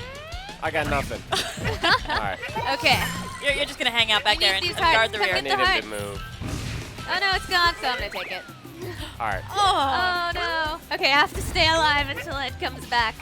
There he is. Okay, I'm going to jump over this fire. All right. You just stay in that egg for a while, Ed. It'll be okay. It's nice and safe and peaceful up here. Come on. Bring There it we go. back. Thank Okay, wait. you. It's going to happen again. Let's run to the left. All right. Run. I like these Oh. corners. All right. Yes, no, I got him. Okay, that was pretty good. Nice. Stomp his tongue. Okay, he's not going to be too happy about that. Okay, this time the fire's going to go really fast. Which way is the it gonna start lava from? here is oh, like he went little straight for Ed, of scarves. course. He He likes did. you. Cruising by. Yeah. He's your new best Luckily. friend. Go. Okay, now I need some Ed ammunition. Need Ed me? ammunition? All right. Maybe? It's good of you to contribute to the That's cause. fine. Okay. Let's Ed ammo should be very effective. do. Wait. Okay. Let me do this. Boom. Oh, no. Oh no. Oh. Okay. Watch out. All right. He's unpredictable. Okay. Let's do this. No, I'm Oh, intent you on got 3. throwing That's you great. at No, him. that's great. I have it in my head. I can't let it go now. All right. No. Nope. Oh, he tricked me out. That's cool. We got a couple minutes. We can do this. Bam. Oh no. throw at him Bam. anyway, even though I don't need to. All right, I can stomp. Oh, excellent. Oh, good job, guys. Oh, he's going to go take a nap. He's not having the best day. Dance, Yoshi dance. Yay! I love the Yoshi dance at the end. It's so cute. And that's Yoshi's really well. Oh, That's pretty awesome. cute, right? So cool. We've got a couple more minutes, so if you want to, we'll just throw up a level again so I'll we can jump into that last do level. a little bit more I don't browsing. think we'll be able to finish it, but yeah. We can at least show folks what's going exactly. on. Well, we can show one of my, really quickly, we'll show one of my new favorite additions to this game. Yes. Excellent. Which is this really cool, let's see. There's a Huff and Puffin chick, and there, he's got little Look chick what I babies. got. Yes. And if you throw one of these, boom, you make a little cotton trail, and you can go and explore up in the sky. Yeah, I'm trying to remember. Have we named these guys yet? Ed, help me out. Oh, no. Oh, What? no. All right, there you okay. go. Now I need more. You saved. Okay. All right. Hey, Audrey, have we named these little guys yet? I can't remember. Are Do they? what? Have we named these little guys yet? We haven't They're officially super named cute. these little guys yet, but they are somehow related to those little Huff and Puffins from Mario. Okay. Curses. No, this Yarn is an open. curses. We need to get those All right. beads. Oh. All right. Good call. Okay, we're terrible I'm at following you. showing I'm following teamwork. Well, while you guys are wrapping this up, I will say thank you very much for joining us and playing somewhat cooperatively so we could show off the Go game. Folks who are watching, we'll do the exclusive stuff. We're all set to go. Sorry. Oh, no. Okay, sorry. So if you come back in a few seconds, we're going to be taking a look at one of the projects that Miyamoto-san showed us earlier on yesterday. That's going to be Project Robot. So please stay tuned. We've got Morgan coming up here, and he makes some really interesting looking robots. So it's worth seeing what he's going to do. I'm going to stop See you trying to later. do that. That was totally my bad.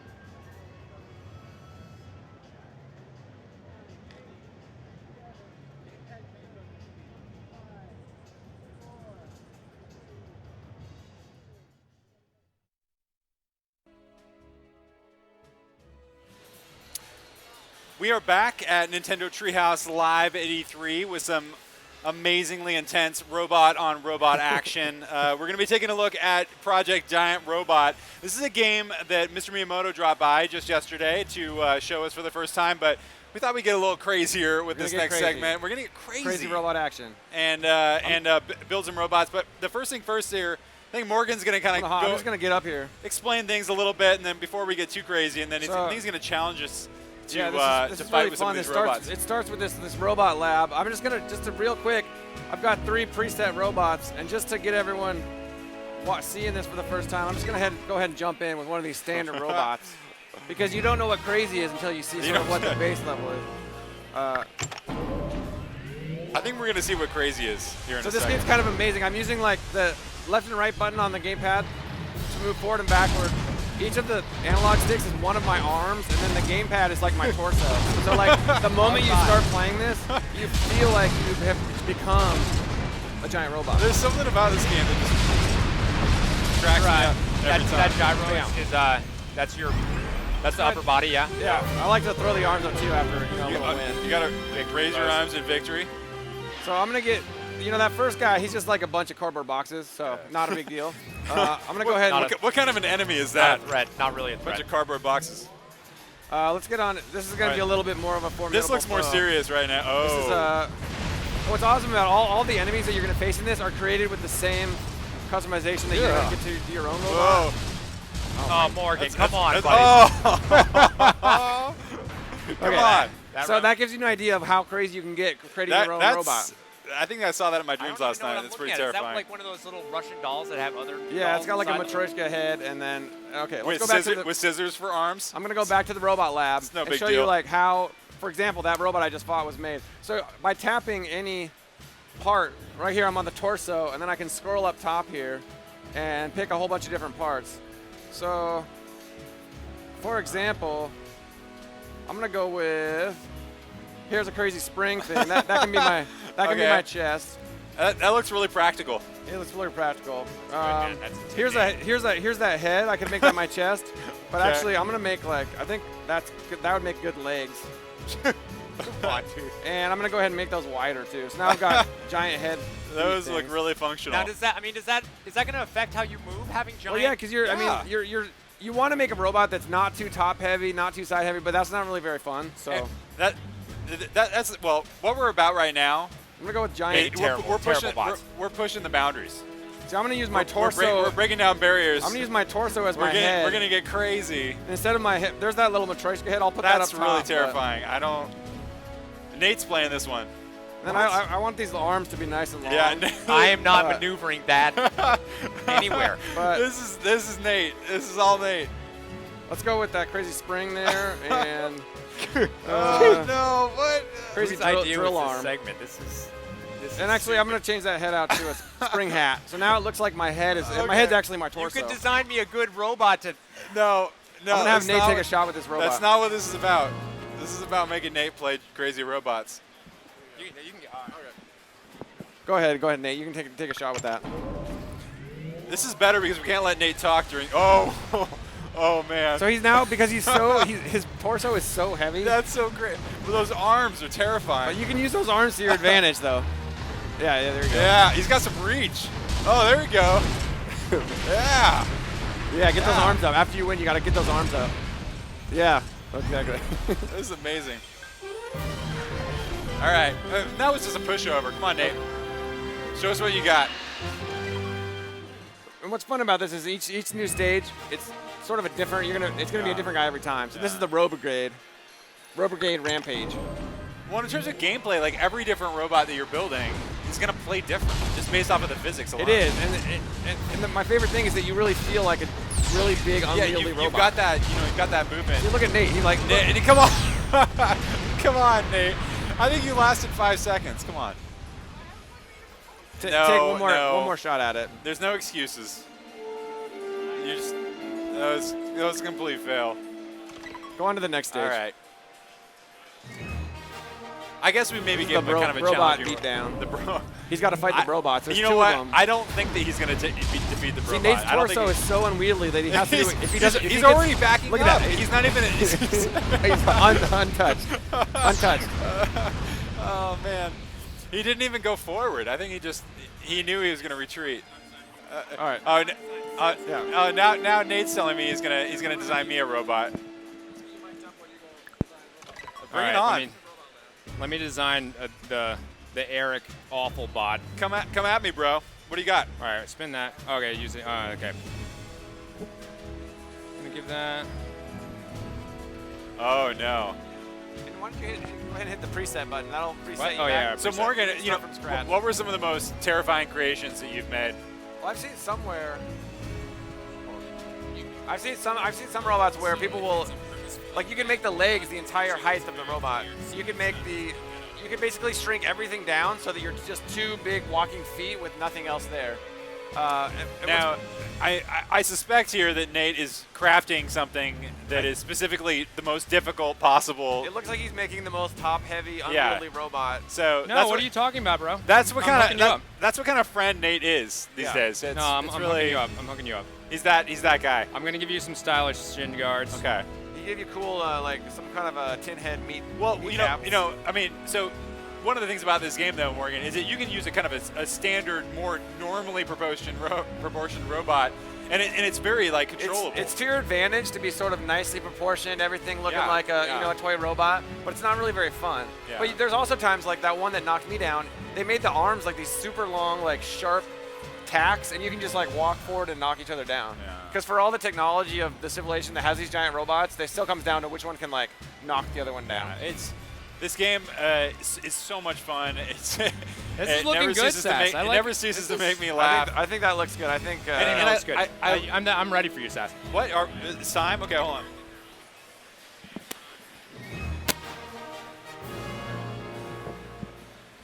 All right, so this is again. You get to warm up All against. Right, we're gonna do a handoff. You get to warm up against the box bot, who's. Don't let the robot destroy me. I've seen people here on the show floor too, just having so much fun making robots and then essentially making their friends play as them. And for those of you watching on the stream, make sure that you watch. Do I even have arms? Make sure you watch Eric's posture as you play this, because it's impossible to play this game and not work it, dude. And not yes. You gotta use that giant head. Use the head. I'm doing my dance, my victory dance. I like how I gave it. I like you don't see even have to look at that wiggle. Yes. You see the Mega Man stance I gave with the little My feet? robot is doing the robot. Okay. That was practice, man. All right. I got this. Don't worry. Did I accidentally like make an awesome robot? Yeah, I don't know. I think you did. That. All right. Well, but it's all about keeping the gamepad upright to not let your robot tip down, and a lot of that comes down to core strength of the player. No. Yeah. Oh, he's back. See, he's just sleeping with his head. I shouldn't have given him such a big melody. He's got like man. Oh. Okay. Sorry. Look at he's staying upright. Let's see, the one he's fighting has a sort of head. Ew. Come on. Come on. Come on. Just lead with your head, man. Just get in there. Yeah, just keep pushing. No. He's a tiny little bot. No, I'm still up. I'm still up. He can't help but become.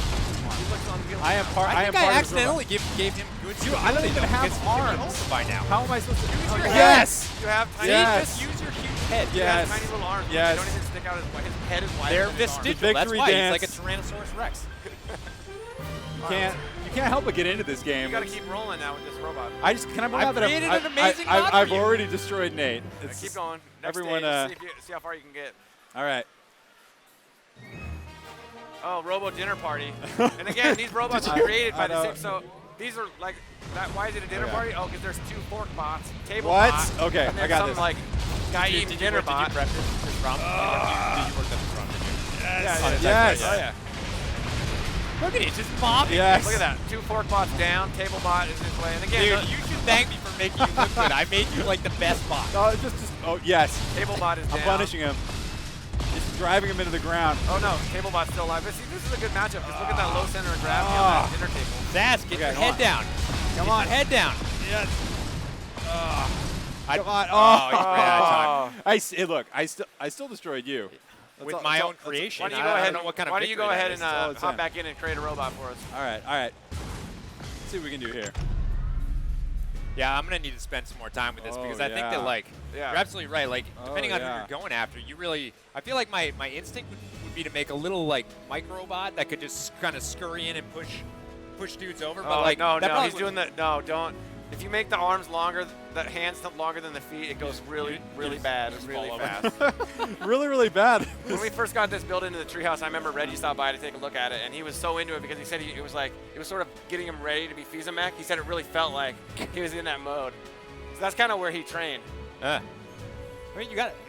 Oh no. That's yes. That look. I have a feeling that I'm gonna have to play this one out. Yeah. Yeah. Oh, it's so much fun. So he's got double. Those are springs? Tires? And as people have been playing this on the show floor too, like whenever the different ones you see in the game, you're like, I can't believe I just got beaten down by that thing. You're like, wait, I can go make that. I can go make that. That'll be really interesting to see where this here we game go. goes. Oh, great. Yes. Springs for feet. That's cute. Yeah, it's fun to see these projects, these projects that the dev teams are working on early, because it's like it just makes your imagination kind of run wild. Yes, this is what I'm talking about. Okay. Oh my god. All right, here we go. All right, I'm gonna go for it. Morgan, show me what you got.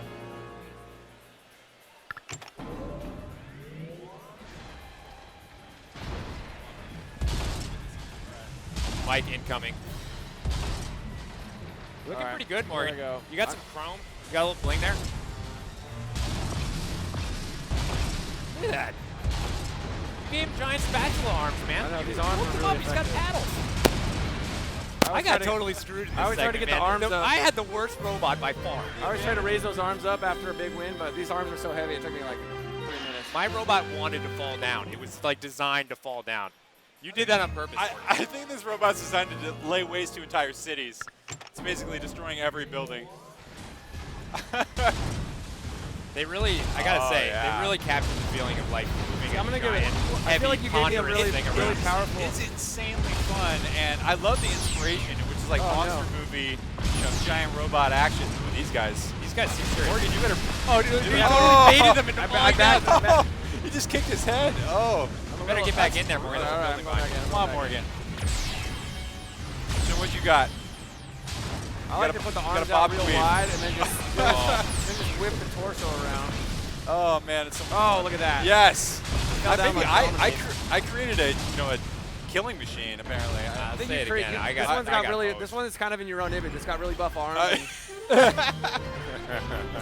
All right. That's enough of that. All right, Morgan's gonna completely destroy this thing.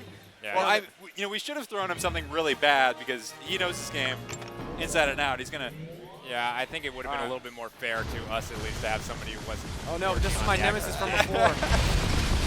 Oh, it's your nemesis, man. Oh yes. This is where I ran into terrifying. All right, I gotta get. I think my advantage. Oh god, that's horrible. My advantage here is my giant arms and my torso whip. That thing actually is kind of terrifying. Are those like knives? It really is. Yeah. Oh no. Oh no. Oh wait, so I didn't even notice that earlier. So you have a boundary. Those little the electrified wires are basically the ring. It's a little bit like sumo.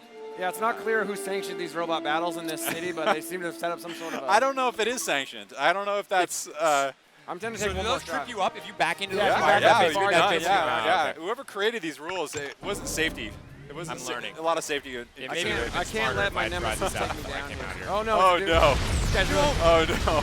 See, again, look at how this robot was created. That's actually. Now, Morgan, why don't you talk about what you're seeing in that gamepad a little bit?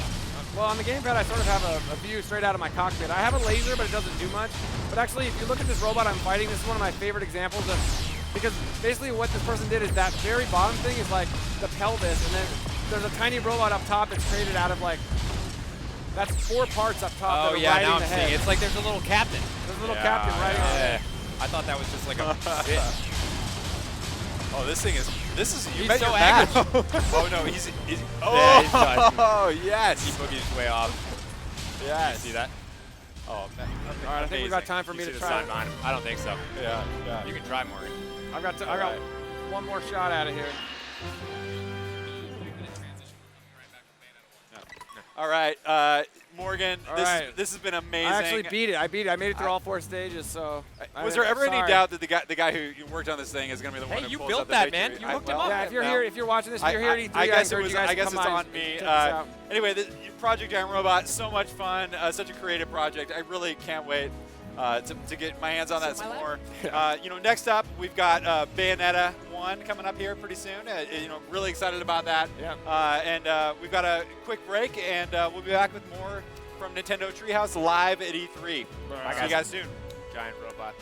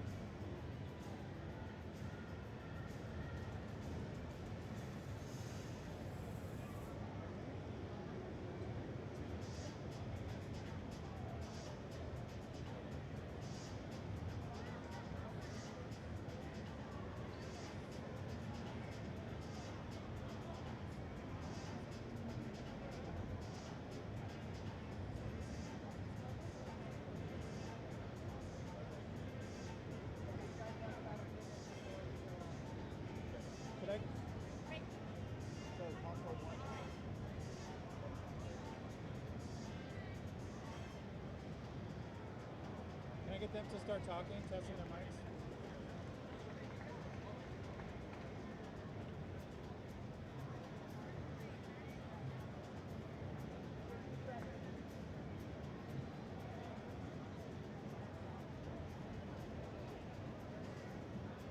Okay, thank you.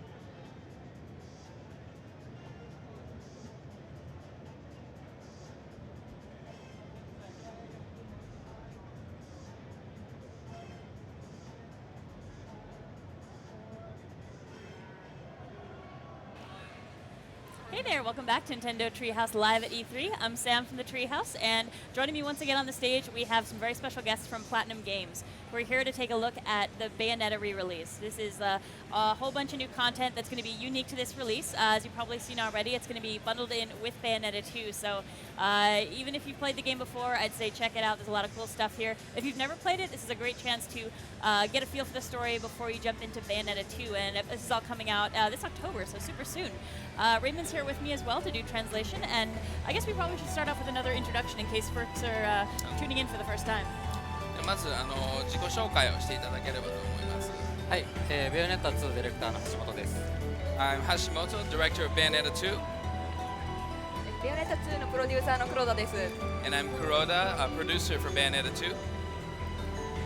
And you were working on this re-release as well. で今回のリリースにも携わっていただいたということで正しいでしょうか。はい。はい。Yes, that's correct.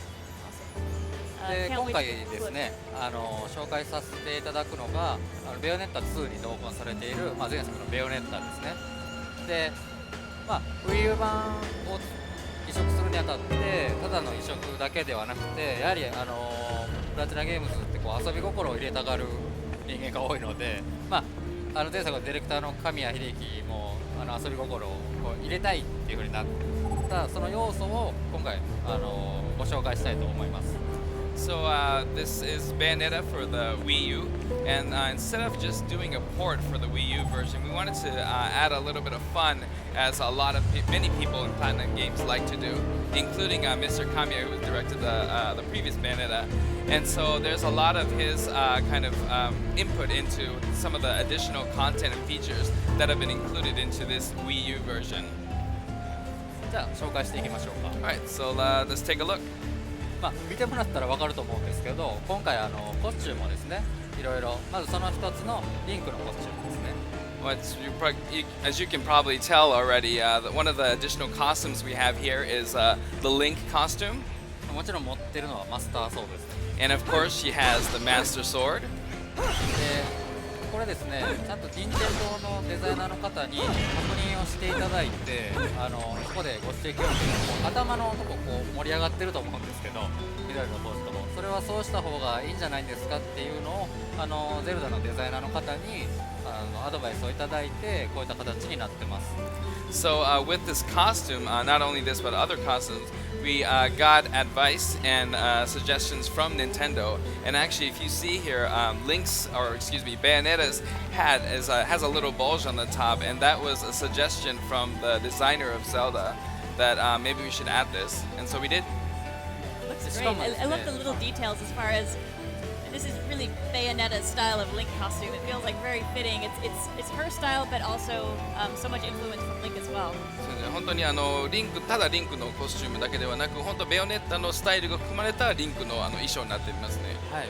で、胸元結構ちょっとセクシーに開いてるんですけど、これ実は最初作ってた時はインナーを着てたんですよね。ただ任天堂のデザイナーさんから、そこはこうインナーない方がいいんじゃないかという指摘をいただきました。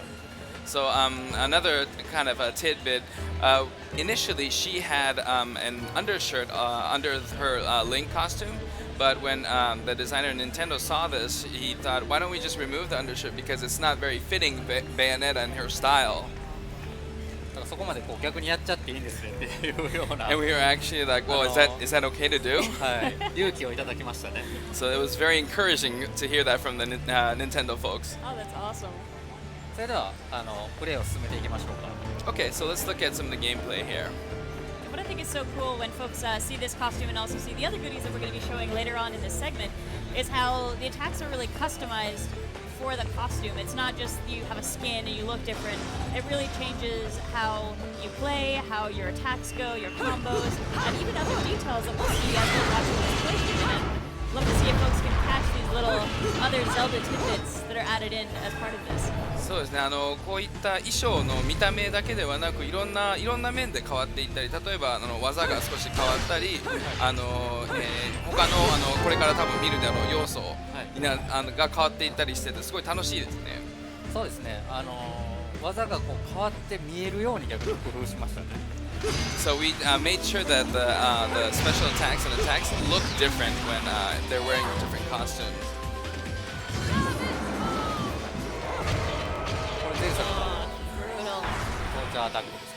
And there's a torture attack present in the previous version. I gotta say, I'm really looking forward to coming back into Bayonetta because it's been a while since I played the first game, and it's gonna be so nice to have a chance to revisit it. And if I can, I'll squish it in before I jump into Bayonetta 2. But it's gonna be hard to keep my hands off that as well. Where it's like I just want to jump into that game as soon as it's out. いやそうですまたベヨネッタの世界にまたこう立ち入るのがすごい楽しみなんですけど、やっぱベヨネッタ2の前にやろうとはしますけど、やっぱ待ちきれないかもしれない、ベヨネッタ2待ちきれないかもしれないので分かりませんが楽しみにしております。そうですね。でも一緒に同行されているので、どっちをやるのもユーザー次第で楽しんでいただけるかなと思ってます。So because they're both included in the package, you know, the player can decide whether they want to start with 1 or 2. It's made so that they're both enjoyable both ways. しかもストーリーに関しても1からやって2をやるでもいいし、2からやって1をやるでもいいような内容になっています。And story-wise, it's okay to start with 1 or 2, like I mentioned, or 2 with 1. We made it so it's enjoyable in both ways.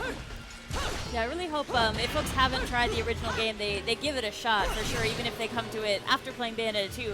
Because there's so much interesting content there as far as finding out why Bayonetta is the character she is. You find out so much about her and also about her world, and it's really making it through that story and learning with her as you go. But it's really interesting to see how she, just a little bit more about her backstory. I shouldn't say any more because I don't want to spoil any surprises, but it's cool. It's worth checking out. そうですね、ストーリー的にもベヨネッタの過去やベヨネッタのどうしてこういう性格なのか少し見れるような気がして、それ以上は言いたくないんですけど、それがすごい楽しみにしています。そうですね。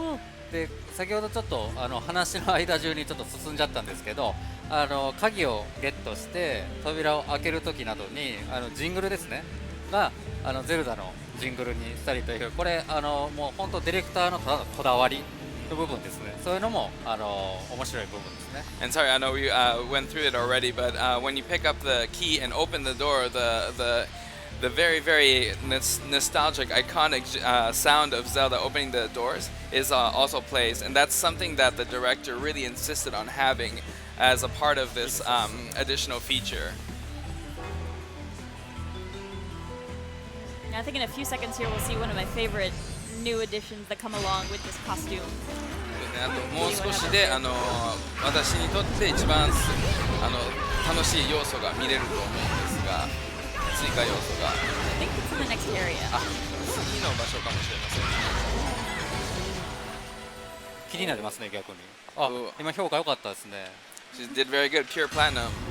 彼女ずっと練習、この日のために練習をしてきて、これ2回目ですけど言うのしすぎて手首を痛めるっていう事件がありましたね。So she's been practicing so hard for this event that she actually, this is the second time I'm letting you know this, but she actually hurt herself playing too much of this game. 包帯巻いて会社来てたんですよ。And she used to come to the office with bandages on her arm. みんなに突っ込まれてましたよ。どうしたのそれって。Everyone asked her, what happened? プレイできるのかみたいな。Are you able to play with that? じゃあ完璧だって言ってました。Now we can tell her she's perfect. I definitely appreciate the dedication. It's so cool to have her up here playing the game for us. いや本当プレイしていただいてありがとうございます。今なってたんですかね。ここで Yeah, I just can't get over how cool the Master Sword looks. I can't wait to マス run ター around ソード with も this. すごいかっこいいですね。かっこいいんですよね、本当に。ここにも盾もついてるんですけど。And she also has the Hylian shield on her arm as well. ああいう形ですね。はい。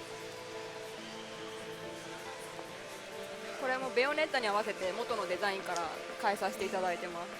And so we took the original design and kind of custom fitted it for Bayonetta. And it's great that it's even in the cutscenes here as well. いやこういうカットシーンにも衣装が反映されてるってすごいですね。そうなんですよ。前作からそうなんですけど、ベヨネッタはリアルタイムデモなので、ムービーとかと違って衣装を変えたまんまで反映されるっていうところが一個のポイントでもありますね。Yeah, something different about Bayonetta is that all the cutscenes are real-time kind of interactive, and so everything that's displayed while you're playing is also reflected in the cutscenes as well. じゃあ今回ですね、新しくWii U に移植するにあたって追加したシステム、タッチ操作についてご説明したいと思います。So I'd like to get into another additional feature that we added for the Wii U version, which is the touch controls. これはですね、ゲームパッドを使ってより手軽にかつ気軽に寝そべりながらスマートフォンのゲームを遊ぶかのような感覚で遊べるようなシステムになってます。And so this system is meant to really make Bayonetta approachable, very easy and casual to play, just like as if you were playing maybe a game on your smartphone. I think what's great here is you can swap back and forth freely, so it's not as if you're, say, starting a verse or starting the game and you have to commit to, okay, this is my control scheme. You can swap back and forth as much as you want, so you might find that, say, moving Bayonetta around in the environment is easier with the touch control, but maybe you like lining up combos with the buttons when you're fighting bosses, or vice versa, and it's really just finding whatever is going to be comfortable for you as you play. そうですね、操作コントロール、タッチコントロールもすごいシームレスなので、本当に好きなように組み替えていただいてもいいような感じで、もし例えばコンボがボタンで好きな人のために走るときはタッチ操作が簡単なので、そっちに切り替えたりと、すぐ瞬時に切り替えられるのがすごいいいですね。はい、モードではないので、もうちょっと手が疲れたなっていう時にタッチペンを使って気軽に移動したいなとか、これ移動なんですけど、今アイコンが出てますよね。あそこにタッチするとベヨネッタが自動で移動してくれるような形になってます。And like you mentioned, it's not a mode, so you can seamlessly switch between these two control methods at any time. And when she was walking around, you can see the little cursor that indicates where Ms. Kuroda wants Bayonetta to go. She just needs a point, and she starts heading in that direction. Yeah, I really hope that folks, especially if you're an experienced Bayonetta player, if I like the button controls, definitely give this a try, because I started out, being very comfortable, button controls are what I'm used to for Bayonetta, but as soon as I tried them, you actually settle into it really comfortably, and it's really interesting how it gives you a very different kind of experience. And, if it's not for you, swap back, but you should definitely try it out at least once. And, at the game floor here, if you're interested, we've got Bayonetta 2 and the Bayonetta remake available to play on the show floor, so it's worth giving it a go both ways. これ、すみません。しかもサブ画面で前作でも調合、物と物を組み合わせて合成するシステムがあるんですけど、それもタッチペンで操作することによってやりやすい形になってます。And so this was obviously in the original Bayonetta, where you mix items to make even better items. And this is actually really easy to do with the touch control as well. You just use the stylus to mix in and twirl. だから手を痛めている彼女もやりやすい感じになってますよね。So even for people who've injured their hands, like Ms. Kuroda, it's very easy and approachable. はい。だからもうしんどいけどベヨネッタをしたいみたいな、もうどうしてももうちょっとやりたいっていう時にも最適ですし、例えば自分の親にもベヨネッタをやってほしいけど気軽にやってもらえるシステムになってます。So this comes really in handy when you're like, say, you're so tired, but you still really want to play Bayonetta. This is perfect. Or if you want to hand this over to your mom or your dad to give it a try, this is also perfect. It is really nice being able to kick back on the couch if you're in off TV play. Just it's very relaxing. It's a good time. そうですね。いいですよ。ソファーに寝転がりながらやりたい時もこれすごいリラックスしながらベヨネッタが楽しめるという感じです。そうですね。だから例えばテレビを使うから自分の部屋でっていう時にもうゲームパッドを持ってタッチペンで気軽にすごいこうできるっていうところですね。And yeah, if someone's going to use the TV, you can just take the gamepad to your room and continue the adventure. あとはこうセクシーすぎるシーンが出てきたらまずいんで自分の部屋でみたいな。So it's one of those, and if one of those maybe a little bit more risque scenes come up, you can take it back and hide it. Yeah. まあないですけどね。今のような形ですよね。And like the scene we just saw here. で、敵とのバトルなんですけれども、横線を引くと回避をします。で、敵をタッチすると、そうなんですよ。よく気づきましたね。ルピーすごい楽しみにしてる。もう今のも遊び心の一つ。Yes, this is another one of those additional fun features that we added to the game. One of my favorite things about this costume because you get to hear the little like chinking noise of the rupees as well, and it's like totally straight out of a Zelda game. でもこの衣装ですごい一番好きなところがこのルピーを取るときにルピーを取る音も再現されているのでそれが大好きだ。Yeah, these are really standing in for the halos. So when you go to the gates of hell, you want to do some shopping, pick up some new weapons and items. You just throw your rupees down. でこの天使の輪っかの代わりになっているのでそのルピーをまたお金として使っていろんなアイテムとかを買えるのが嬉しいです。It's really nice that Rodan respects currencies of other worlds. It's very open-minded of him. いやもうロダンがいろんな原価を使用してくれてすごい嬉しいですね。そうですね。結構どれでもいいんやみたいな感じもあるんですけど、ロダンはその辺も分かってるんで大丈夫です。So Rodan's cool like that. You know, he's as long as it's of money, he'll accept different kinds of currencies. ルピーだからダメなんて言いません。He's not going to deny you any rupees. Yeah, and that's good actually for another costume that's going to be coming up later. Another awesome currency type that is not traditional to the Bayonetta universe.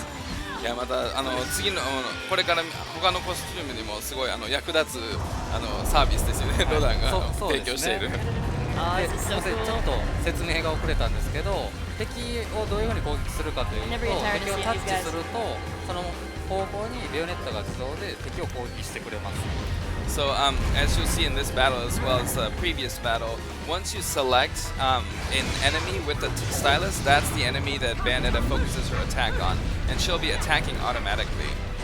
タイマーみたいなのが出てるんですけど、あれがこう減っていってる間はベヨネッタが攻撃する。そしてまたタッチをすると再セットされます。So you see the cursor that's on the enemy character. And it's kind of looks like it's counting down. That's the allotted time that she has to focus her attack on. So if you tap the enemy again, that time will reset and she'll continue attacking that enemy. Yeah, this targeting system is really handy. I know here you've got one enemy to face down, but there's certain points in the game where you have a lot of enemies coming at you all at once. And it's nice to be able to say, okay, I know I need to focus on this one first, or I'm going to bounce back and forth, try to get everybody down around the same time. But having a way to so easily target is really handy. This is going to get ridiculous. これ先ほどご紹介していただいたんですけど、暴走したゴモラですね。So this is the character or the demon Gamora that actually goes berserk in Bayonetta 2, as we showed earlier today. Here he's being so well behaved. Chomping through the people 穏やかに言うこと聞いてくれてますね。そうですね。まさか2でああいうことになるとは思わなかったです。No, who would have thought something like that would happen in Bayonetta 2? ルピーがいっぱいありますよ。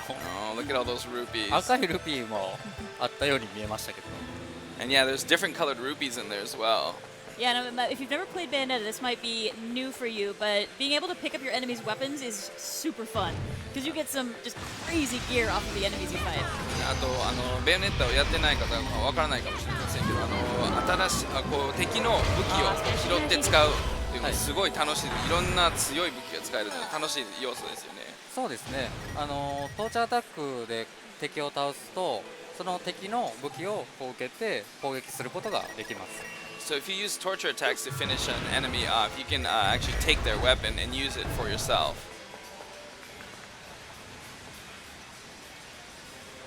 So what do you say? Should we take a look at another outfit in a couple seconds? そうですね。じゃあ次の衣装でもいますよね。そうですね。じゃあ次の衣装に行きましょうか。All right, let's move on to the next outfit. All right, so we're going to do a switch over, show you one of the other outfits that is exclusive to the re-release of Bayonetta, which again is going to be exclusive on Wii U. So even if you played Bayonetta, you're going to get a real kick out of playing again with these. They're really fun. Oh, but first we got to not die. 次の衣装に行くんですが、これもまたもう一回繰り返しますけど、このベヨネッタはベヨネッタ2に含まれているゲームになります。はい、そうなんですね。だからWii U 版を作るにあたってやはり何か任天堂さんとのコラボもしたいし、遊び心を入れたいというところが合致したネタですよね。Yeah, so we just really wanted to kind of collaborate since we're releasing it on the Wii U, really be able to collaborate with Nintendo and create something that's really special. Oh, this guy's so cool. It always creeps me out when you figure out where the faces are on the angels. いや、この天使の顔の位置とかもすごいですよね。そうなんですよ。これフォルティトゥードっていう天使なんですけど、もともとは顔が逆についてたんですよね。僕がデザインした時は逆だったんですよ。そこでディレクターの神谷がこれ顔を逆にしたらっていうアイデアをもらって今の形になってましたね。So initially, funny you should mention this enemy that we just saw. It's named Fortitudo, and he actually had his face right side up when Mr. Hashimoto designed it. But Mr. Kamiya came and said, "Why don't we just turn it upside down?" And so that's what we went with. You gotta wonder what kind of dreams you had after spending, so long designing monster after monster after monster. Like it comes home with you. Imagine at a certain point you're sleeping and it's just like, oh, angels. いや、ああいったモンスターとかを天使とかデザインした後に夢にも出てこなかったんですか。悪夢とかもう家に持ち帰ってしまうような感じで。逆に夢に出てきてほしいですね。こうアイディア逆にアイディアが浮かぶんで、それでデザインできるかなみたいなところあるんですけど。It'd be great if things like that came out in my dreams because they would give me inspiration ideas. なかなか出ないんで毎回ひねり出してます。Because those ideas don't come out very often, so I got to really squeeze it out from my head. じゃあ次の衣装に行きましょうか。Okay, maybe we can move on to the next costume here. There it is. これご覧いただいたらわかるかもしれないですけど、サムスのスーツ、メトロイドですね。As you probably can see, this is Samus's suit from Metroid. 初代のスーツをオマージュしてます。And this is an homage to the original suit for Samus. でこれですね、先ほども紹介したんですけど、ベヨネットはインタラクティブムービーではなくてリアルタイムのデモなので、コスチュームを変えるとこう出てくるんですよね。でそこで見ていただいた通りサムスのスーツを着てます。でここでもですね、I love that the visor flips down too. It's awesome. You can just swap it back and forth. いつでもこう下ろして上げて。 And so yeah, Bayonetta, as I mentioned, is a very interactive, seamless game. So even within cutscenes like this, you can decide whether you want the visors up or down. Yeah, so it's clear to everybody. This is us controlling whether or not her visor's up or down. This is not written in the これはこち cutscene ら at で all. 任意的にバイザーをつけてるかつけてないか。そうですね。なんかお好みで、whichever you prefer. はい、変えることができます。So I'm going to ask, did you get any other interesting feedback from the dev teams at Nintendo when you were working on this costume? このコスチューム衣装について任天堂の開発側からなんかフィードバックとかはありましたでしょうか。コメントなどは。一応チェックいただいて、いいんじゃないかっていうような形で全てのコスチュームをチェックしていただいているので、やり取りはさせてもらってますね。So with not only this, but with all costumes, we definitely got a check with Nintendo, and they said they should do it, so we went with it. Oh, nice! They did it in one. で、先ほどリンクのコスチュームはマスターソードだったんですけど、今回サムスのスーツに関しては相手にこう手で打ってるんですよね。So just as Link had the Master Sword, the Samus costume has the arm cannon that she's shooting with right now. Oh, it's so creepy when you're just like right down there on ground level with this guy. すごいですね。地上で戦う。実はね、これ先ほど言ったフォルティトゥードっていう天使いるんですけど、この天使が一番最初にデザインを OK もらったんですよ。So this, どうでもいい話かもしれないですけど。this might not really interest anybody, but this angel you see right here, Fortitude, was actually the first one that got the OK to be put into the game. だかから顔がついてる、まあ、コンセプトですね。ベヨネッタの天使にこう顔がついてたり、まあ、ついてなかったりするんですけど、ああいったデザインコンセプトができたのはボスが初めてこう OK が出てからですね。So as you may know, a lot of all the angels that come out in Bayonetta, they all have a face. It has this concept of having a face a part of their body, and this was kind of what started the first angel with the face on their body. Imagine getting these designs done. There must be a lot of iteration that you guys go through before you figure out, like, okay, this is a solid design. It's not only looks really killer, but it's good to work with when you're as Bayonetta and you're figuring out, okay, which parts of the body do I want to focus and target, and how do I move around, and making sure it works on both of those levels.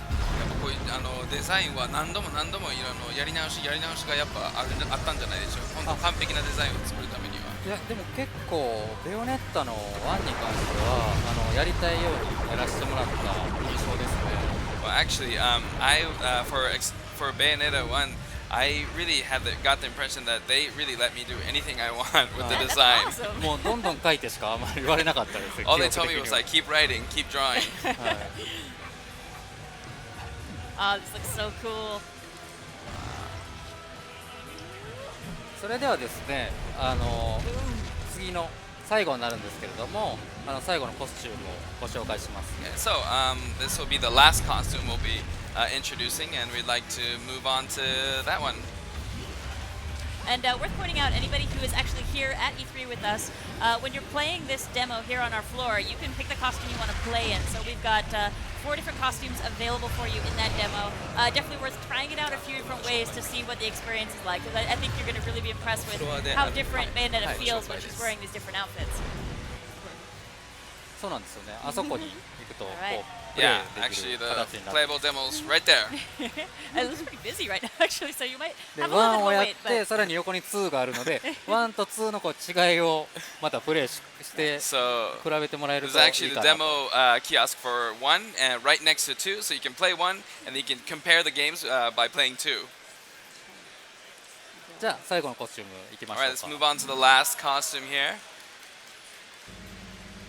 And this one's a blast. It's got a lot more of those little tiny touches to it as well that really make it feel like a different playing experience. There she is. Yeah, マリオがいますね。Oh, there's Mario right there. Did you catch that? これはですね、ピーチ姫を模した、ベヨネッタなりにそれを消化したコスチュームをこう着飾っているという形ですね。So this is Peach's costume, inspired by Peach's costume, but this is in Bayonetta style. Definitely Bayonetta's take on Princess Peach. 先ほどのリンク、サムス、そして今回のピーチ姫なんですけど、これはもう前作のディレクターである神谷秀樹のこだわりのもうタイトルを模したコスチュームですね。So all these, the Link costume, the Samus costume, and Peach costume, they were all some of Mr. Kamiya's favorite games back in the day, and so that made their cameo appearance in this Bayonetta. でこのピーチ姫のコスチュームも先ほど言ったように遊び心があります。あ、今見えましたか？ Did you catch that? There's more to be had than just the look. 普通魔人を召喚するんですけど、出てきているのは皆さんご存知の通りでクッパですよね。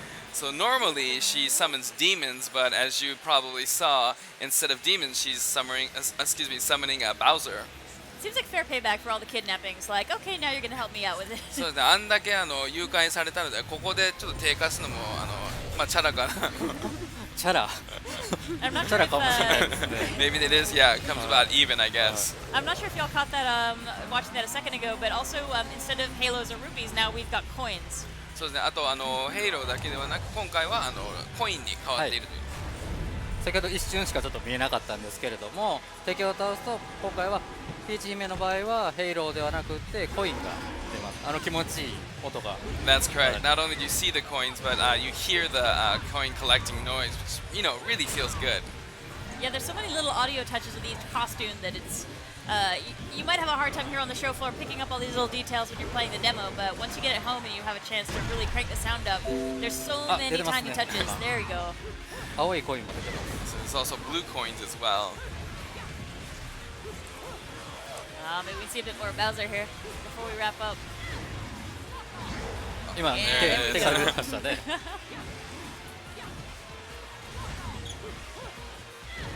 So again, for those of you who are interested in checking out this game, Bayonetta's remake and Bayonetta 2 will be packaged together, coming out in October of this year. So definitely check these out if you think this kind of game is your speed. I know it's mine, so I'm super excited to actually bring this home and stop just playing it at the office. And thank you so much again for coming by and showing us a bit more of this game. いやお時間本当にありがとうございました。すごい楽しみにしております皆さん。そうですね。ここで気になった方はぜひあちらのブースで触っていただけるとタッチ操作などもこれ触ってもらわないとわからないと思いますのでぜひプレイしていただければと思います。So if you found it interesting, if you're here at E3, please take a look at the demo kiosk, especially the touch controls. You're going to need to have to really use it to know what it feels like. And that's about all the time we have for this segment, but please stay tuned. In a few seconds here, we're going to be showing you some more Super Smash Bros. This time it's going to be on 3DS. We're going to have some folks up here, and depending on who's up here, it might get kind of competitive and crazy, so you should stay tuned. We'll be back in a few seconds. Thanks for joining us. Bye. I love Peach's costume. I know, it's awesome. Nothing.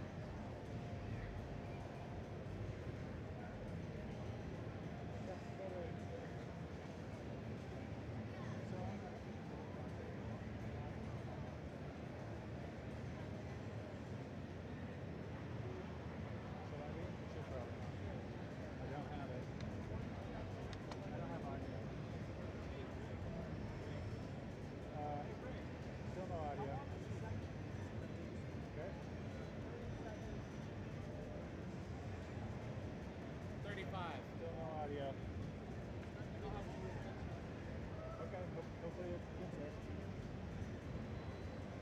We can't do anything about it. Still no audio. Is it stable? So I don't have audio yet. It's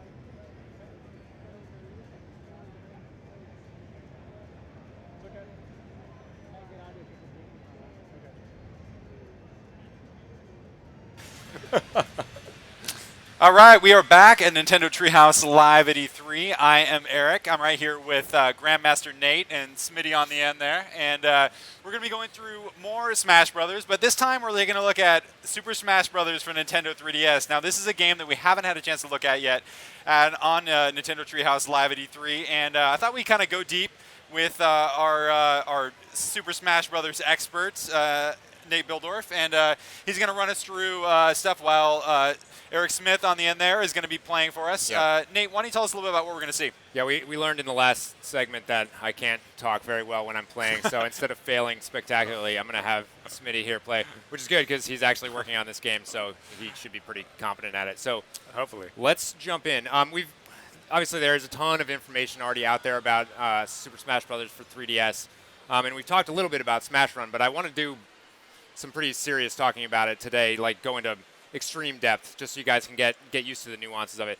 Because this mode is awesome. It's I mean, it's unlike anything that we've had in Smash before. And what's beauty about it is that it is really made for the portable experience. So the idea is you start out and you pick whatever character you want, and eventually you're probably going to want to play through this with every character because they all play differently.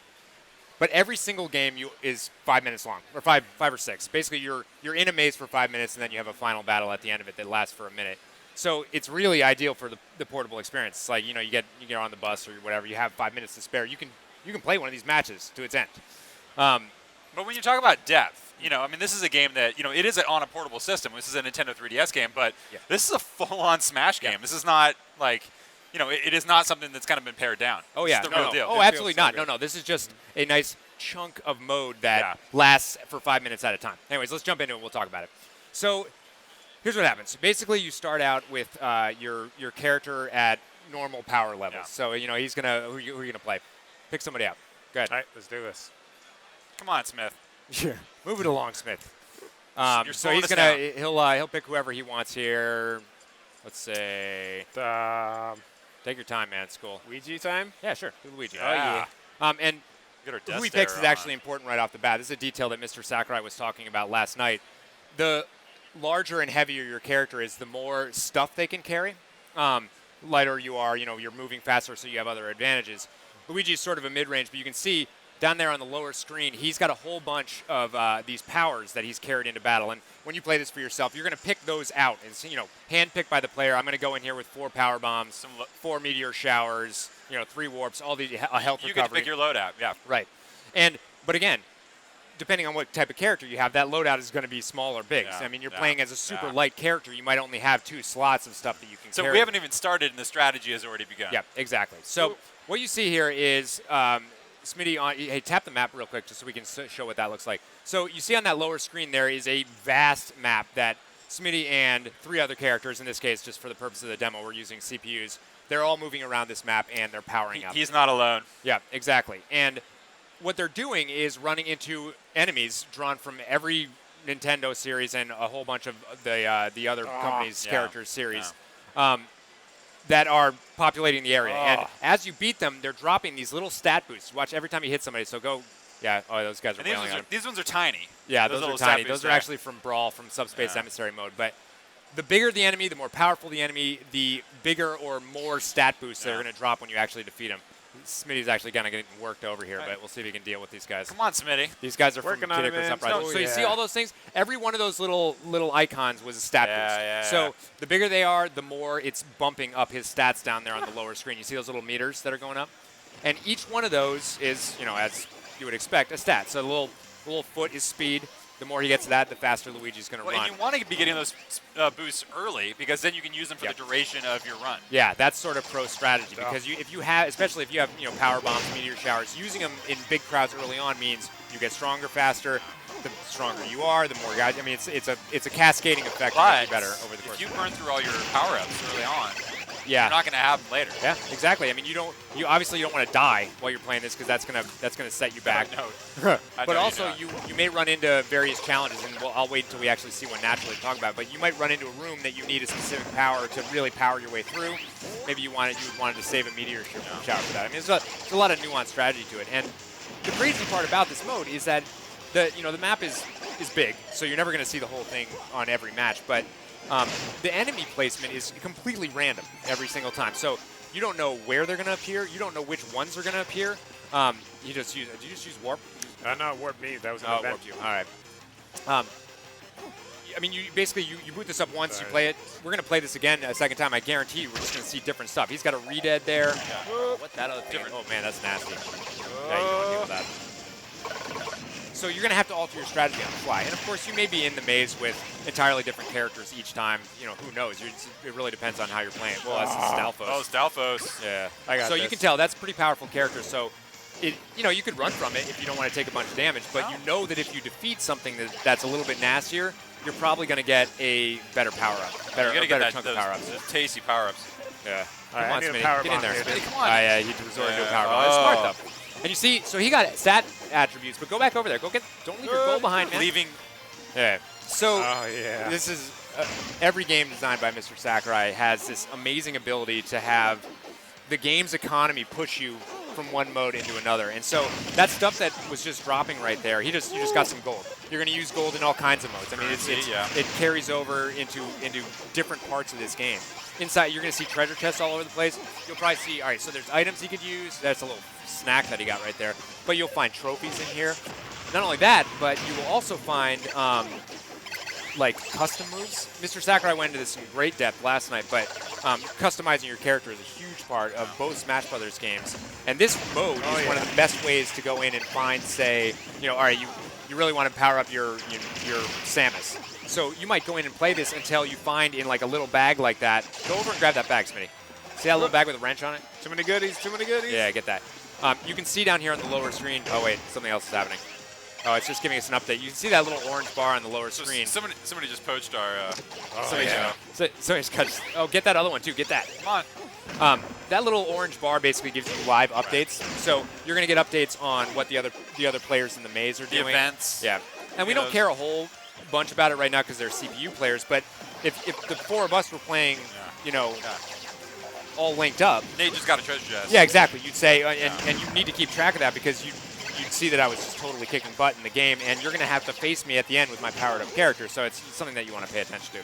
Yeah, 3DS, I don't know, just KO'd 50 enemies, so I think that's probably Smitty. Oh, all right, so that was 5 minutes, right? Went by in a flash, and you can see he got a whole bunch of goodies there up in the top, but now we're going to go and check out his attributes. So you can see he did all right, so his Luigi's feeling faster, did really well in attack, so he's gonna be sort of a brawler in this final match. Special arms, as defense. Luigi is. Yep. All those things mean essentially what you would expect. So the more jump you get, the higher you'll jump. I think probably you saw by the end that Luigi was jumping a fair bit higher than he normally would in a match. Attack you're not going to see as visibly because it's just the amount of damage that you're doing, but speed and jump are really, really obvious. Defense, it builds up the way you would expect. So now you can see down on the bottom, those CPU players, they all had the same thing. They ran through the maze. They got beefed up. And now they meet in a final smash. And this is random. So he randomed onto a high launch smash. This basically means that they're going to get dropped into a match for a minute. And I think you're just automatically spawned with 300% every single time. Something like that. I'm basically going to be able to launch and be launched really easily. Yeah, okay. And because I have my power jacked up, it's going to be awesome. Oh yeah, so it boosts player movement. For whenever you get hit, it launches you more. Oh. But this could be anything. So you could run into the final match, and it could be a normal smash. You could run into the final match, and it could be a race, like a horizontal race, in which case, if you had boosted your speed stat, you're just going to dominate. You could have a climbing match, where for a minute you guys are all just trying to get the most vert, in which case, if you had boosted your jump ability, you might have an advantage. So the beauty of the mode is that when you're running through the maze, it's not like you're saying, oh man, all right, we're doing a climb at the end of this. I'm just gonna go get jump stuff. I'm gonna attack enemies. You can't plan for it. You can't plan for it. You just want to boost your attributes no matter what. And then at the end of it, you're just gonna here's the hands I've been dealt, and now I'm gonna see what I can do with it once I'm actually in.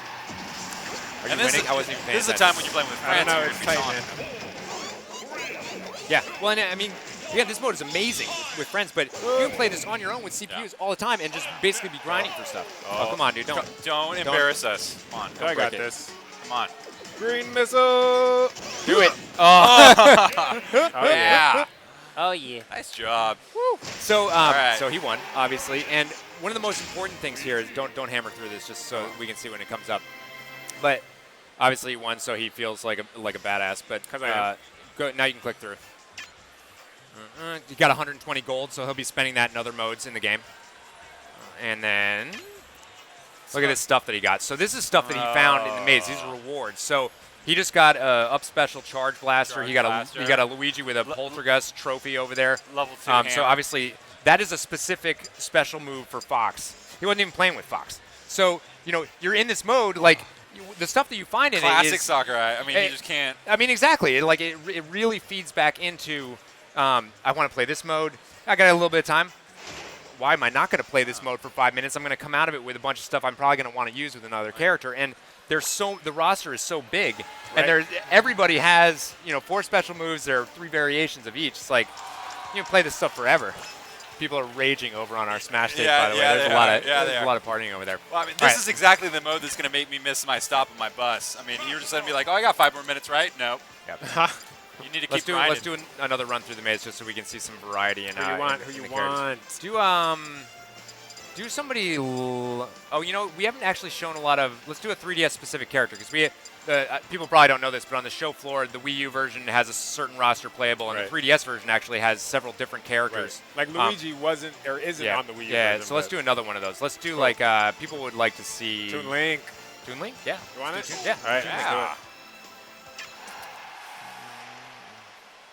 And I gotta say, man, it feels so good. Like, to be perfectly honest, I was worried about Smash on 3DS just because, you know, anytime you take something meant for a console and then put it on a handheld, you know, you take a risk. But this, because the controls of Smash are so simple, but there's so much depth to the game, it's like everything is here. There's nothing missing. Yeah, I totally agree. So you got a Kremling there on your butt. See, that's what happens when you talk and play. No, I couldn't agree more. I mean, obviously, every other time we've played Smash, it's been with a control stick. I share the same concerns, and it feels totally natural. So yeah, totally natural. It's crazy to see all these enemies from different universes in the same place. I know. So he just booted this up, and we are automatically seeing just a ton of enemies that we hadn't seen before. See, you're smart. He's goosing it early, and he's getting a lot of arms. Yeah, so those hammers. That not only boosts weapon skills, but also your throw.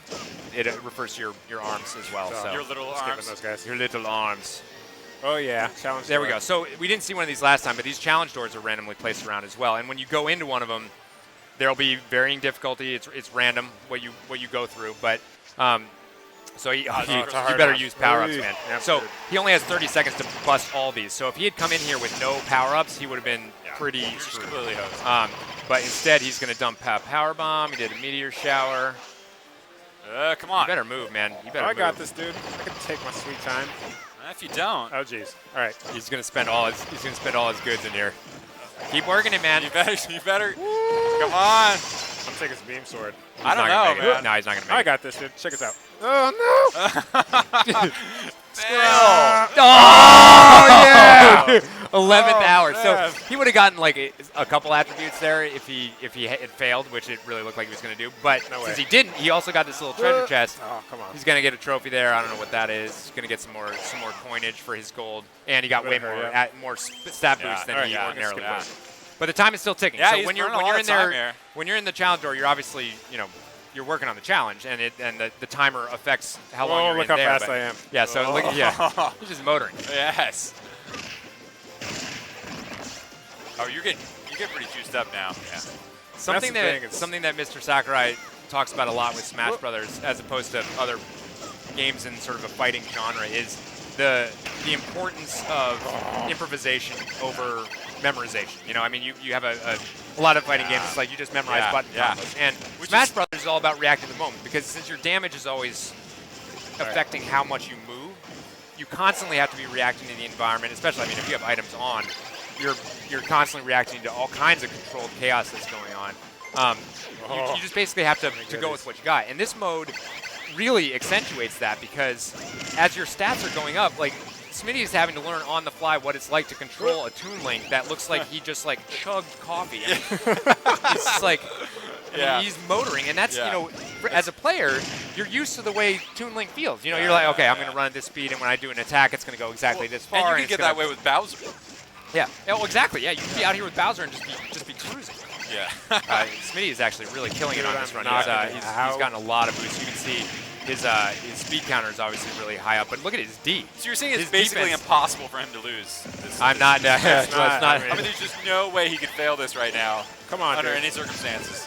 He's also getting a lot of goods, which I really appreciate. I got to heal up. So here's another thing that's happening. You can see an event going on. Right now he's in bonus time, so 100% more bonus power-ups will appear. So during this period of time, what you really want to do is wail on guys, because you're going to get more power-ups. And those events, again, are totally random. And they can take the form, many, many different forms. So that one was bonus time, but you'll see, you showed a video yesterday at the tournament that had like, you'll all of a sudden say, oh, it's a Bullet Bill Fest. And for 20 seconds, Bullet Bills are just spamming the area. And they're coming all at you, and that's your opportunity to just be destroying them and getting those extra powers. Yeah, it's a good opportunity to wail on them, obviously, but also it's a good opportunity to get your butt kicked. And an important point is that it's not just happening to you. When an event happens, everybody who's in that maze is getting hit by the same amount of Bullet Bills. Something else is cool, and I don't know if we'll see it, so I'm just going to talk about it. It said, jetpack. That's a new item, jetpack. You got a lot of Kremlings in this round. Yeah, that's true. That dude is wow. That dude is wow. That dude is wow. Commentary brought to you by It's Treehouse. scintillating commentary. Look at how fast he's going. I mean, it almost looks like a ROM hack, because you're looking at him and it's just like he should not be moving that fast, but he is. And the beauty of it is you will just never see the same thing twice. This is the beauty of Smash in general. You know, we've been playing Smash for so long, and you just boot it up, and every single match you're like, wow, I never saw that before. I mean, that still happens to us with Melee every time we play that too. Yep. Yeah. All right. Ridiculous. I'm actually really excited to see this last match because Smitty did a pretty dominant. I mean, because job. he's under no pressure at all to win this. I mean, yeah, man, you're pretty beefed. I thrive under pressure. So yeah, look at Smitty's stats compared to these guys. The CPU was kind of they weren't working quite. I mean, it would definitely be embarrassing for him to lose. Clear advantage, but again, we're gonna go into this final match, and it could be crazy. You really don't know what he's gonna get. So let's take a look at it. Regular Smash. Straight up Smash. Nice. You got another Toon Link in the maze with you too.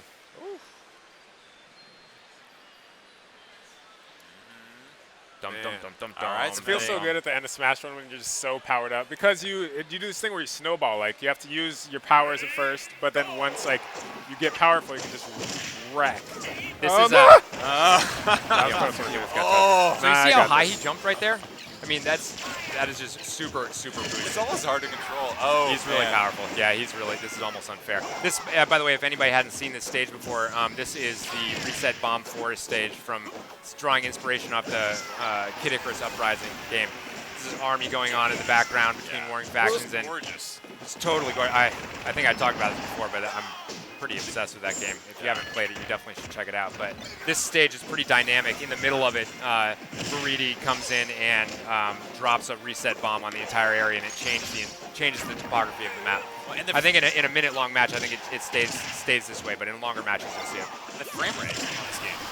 Yeah, solid, rock solid.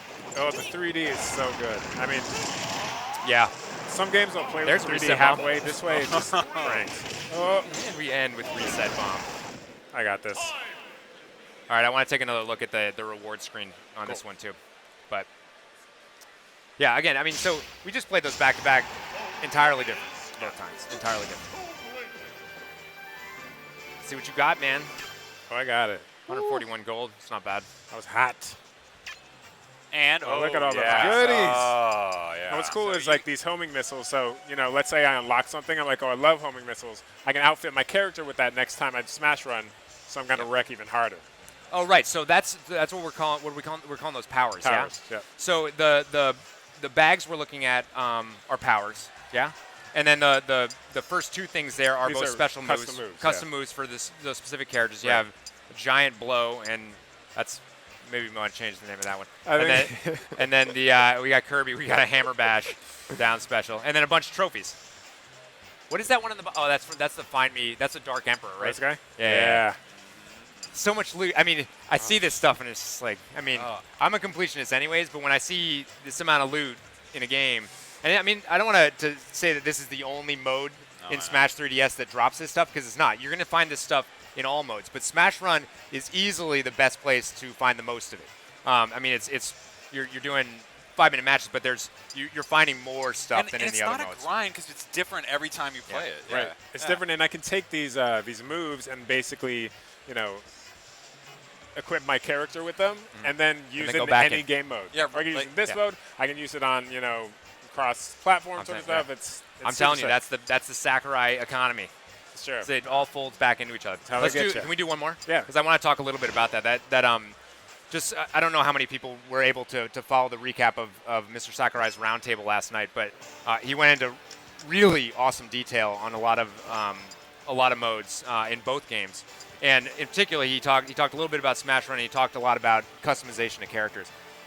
And I mean, obviously, it's the first for the series being able to change your characters, and it's not only does it give it a huge replay value, but it really changes the way the game is played.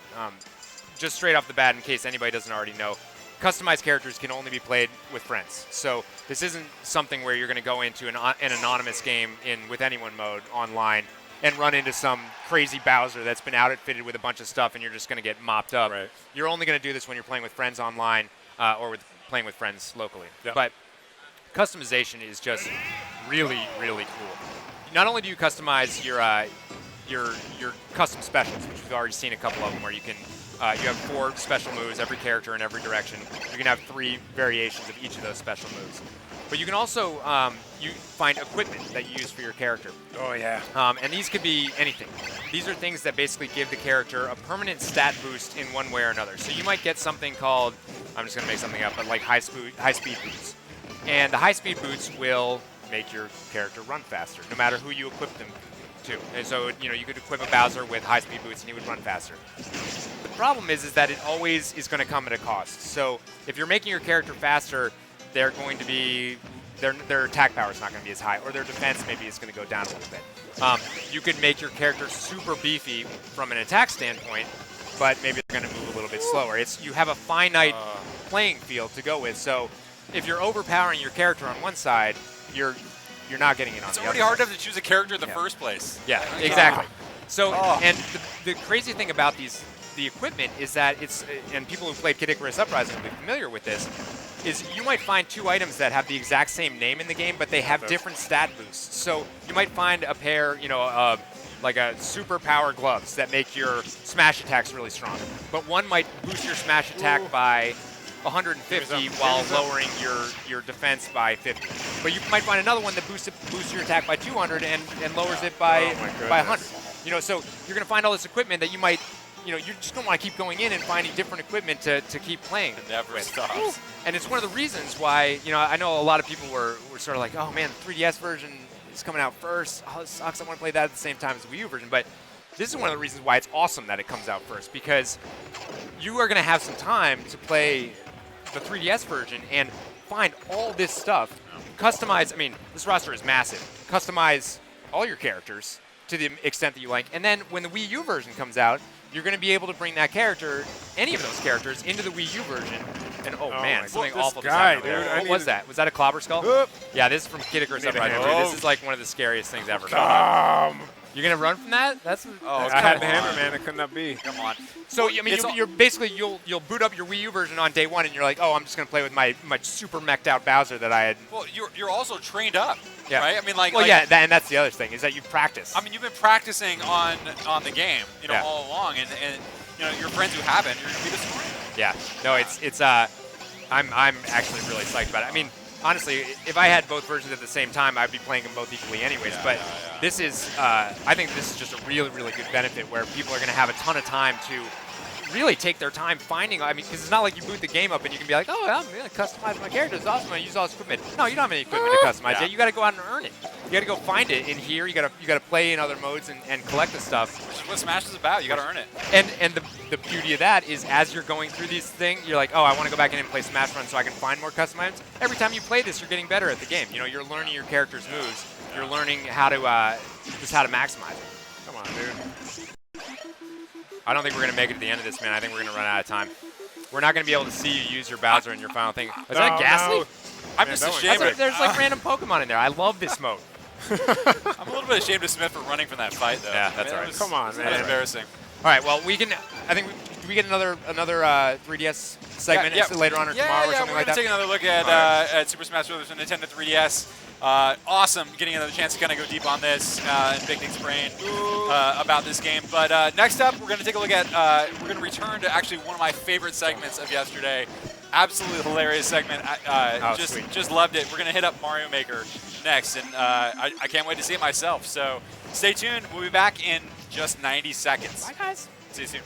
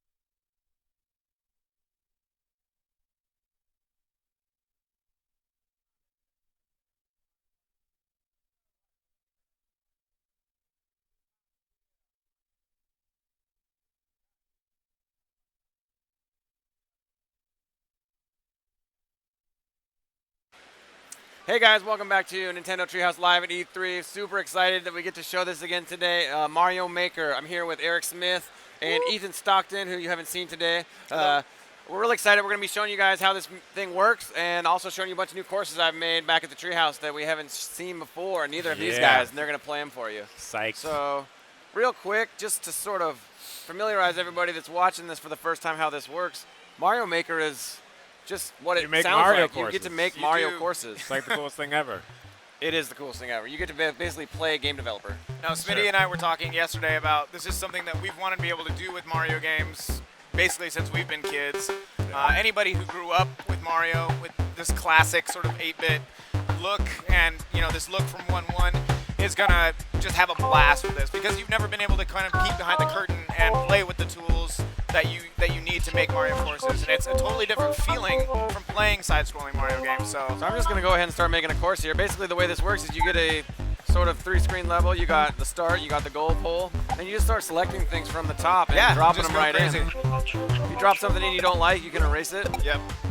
You can also get a little crazy and start putting things on top of each other, and as soon as you want to play your course, you just tap play. That's great. And it all comes to life. You'll notice that when you're placing one of those Super Mushroom question blocks in, you'll see, to keep it separate from a normal coin block, you'll see that it has a mushroom icon on it, but as soon as you drop it into the course and hit play, it switches to hide it so that it looks like a normal one. And by being able to hop back and forth between playing and editing a course, it just feels so good because you're just able to sort of build it in pieces.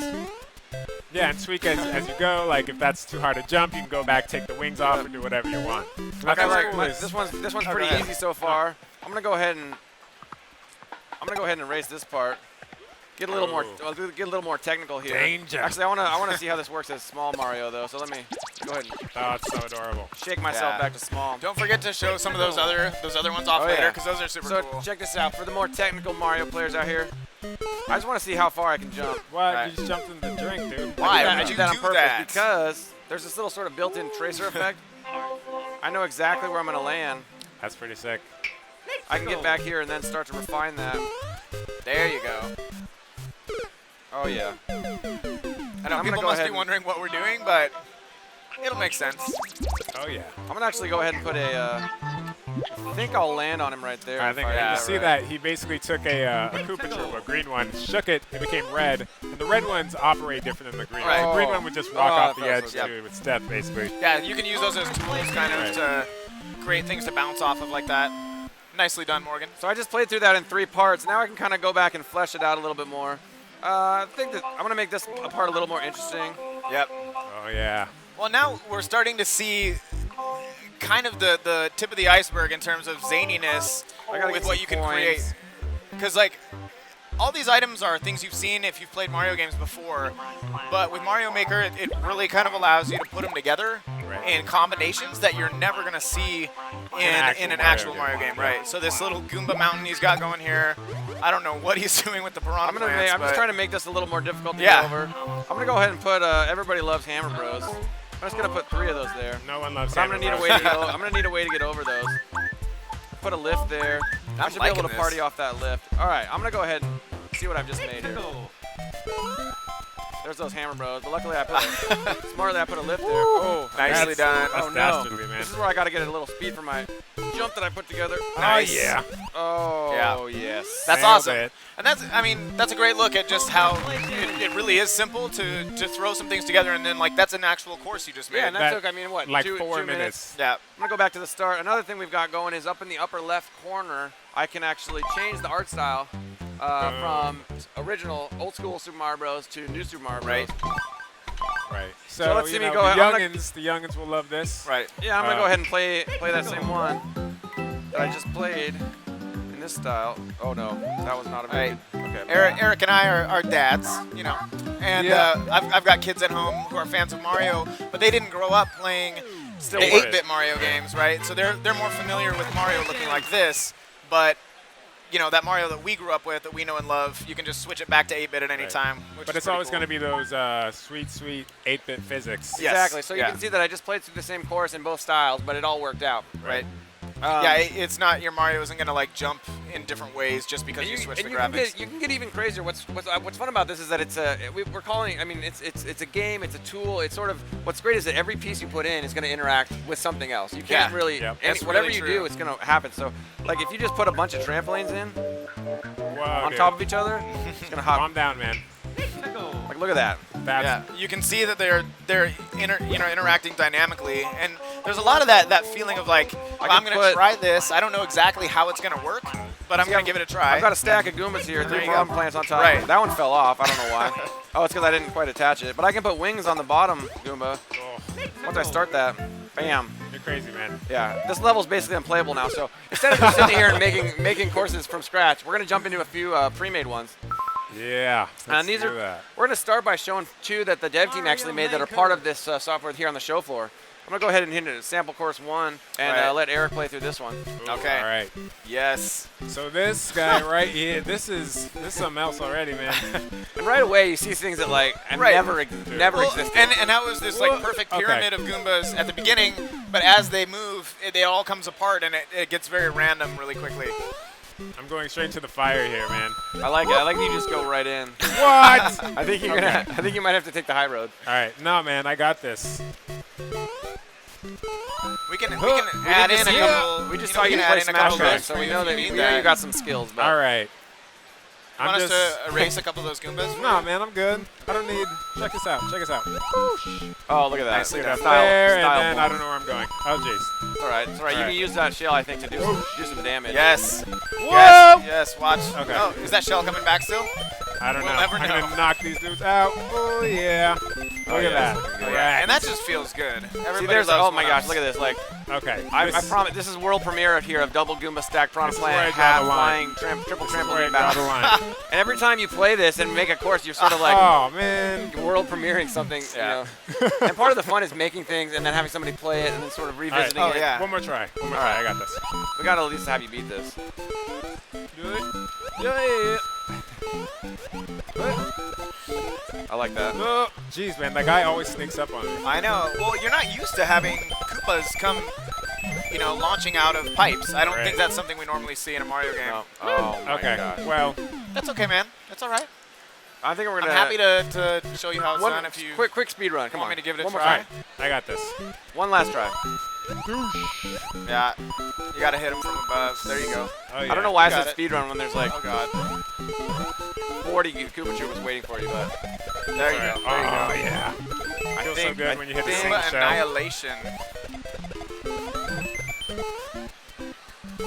this is where it gets. Whoa!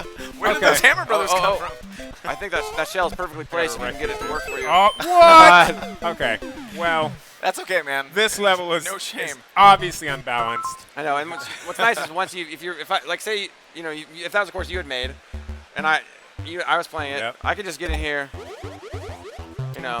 Okay. That was a hard part. That was a hard part. These guys are hard. That's a legitimate strategy.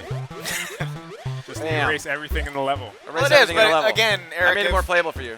Here, give it a shot now. But if you're checking this out, and it's like if I was playing with my kids, I might do something like that. This just is more playable. I don't know if I adjust actually the made it difficulty any. down, right? I don't know if I actually made it any easier for you. You made it Nah. weirder. All Yeah, right. you might have broken it in a whole new way. No. I think it made it. Okay. All right. Well, We're gonna move on. those Koopa Troopas are OP. It's cool. We're gonna hop into another sample course. Mario. And have Ethan take a shot at this one, but Is this me? Okay. I think what's been really fun for getting to play this at the Treehouse for several weeks leading up to E3 is you can make courses that suit any sort of play style. I like making those ones that sort of push you to your limits and have a lot of those like pixel perfect Yeah, jumps. man, you're the master of that. Other dude. ones like this one, I think has a lot of little playful elements. Like he's waiting for the stack of knocking flying those piranha guys plants. There's no You way. can do a lot of fun things with trampolines where you have a mushroom bounce off trampolines. Yeah, we saw that yesterday a Oh, little bit. this is fantastic. I'm just gonna shut up and let this happen. Again, it just Oh, it's so cool. it feels so good. I'm a winner. I am a winner. I All feel right. pretty good about yourself right now, yeah?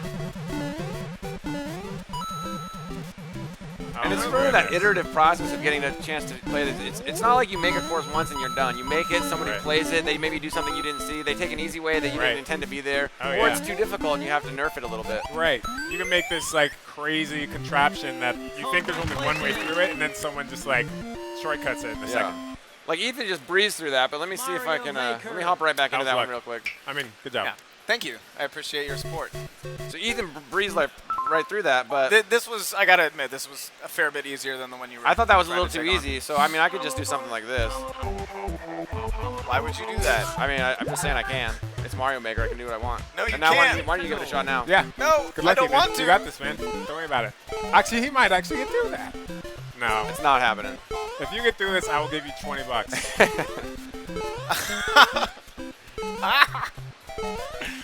No. Ah. All right. That's enough of that.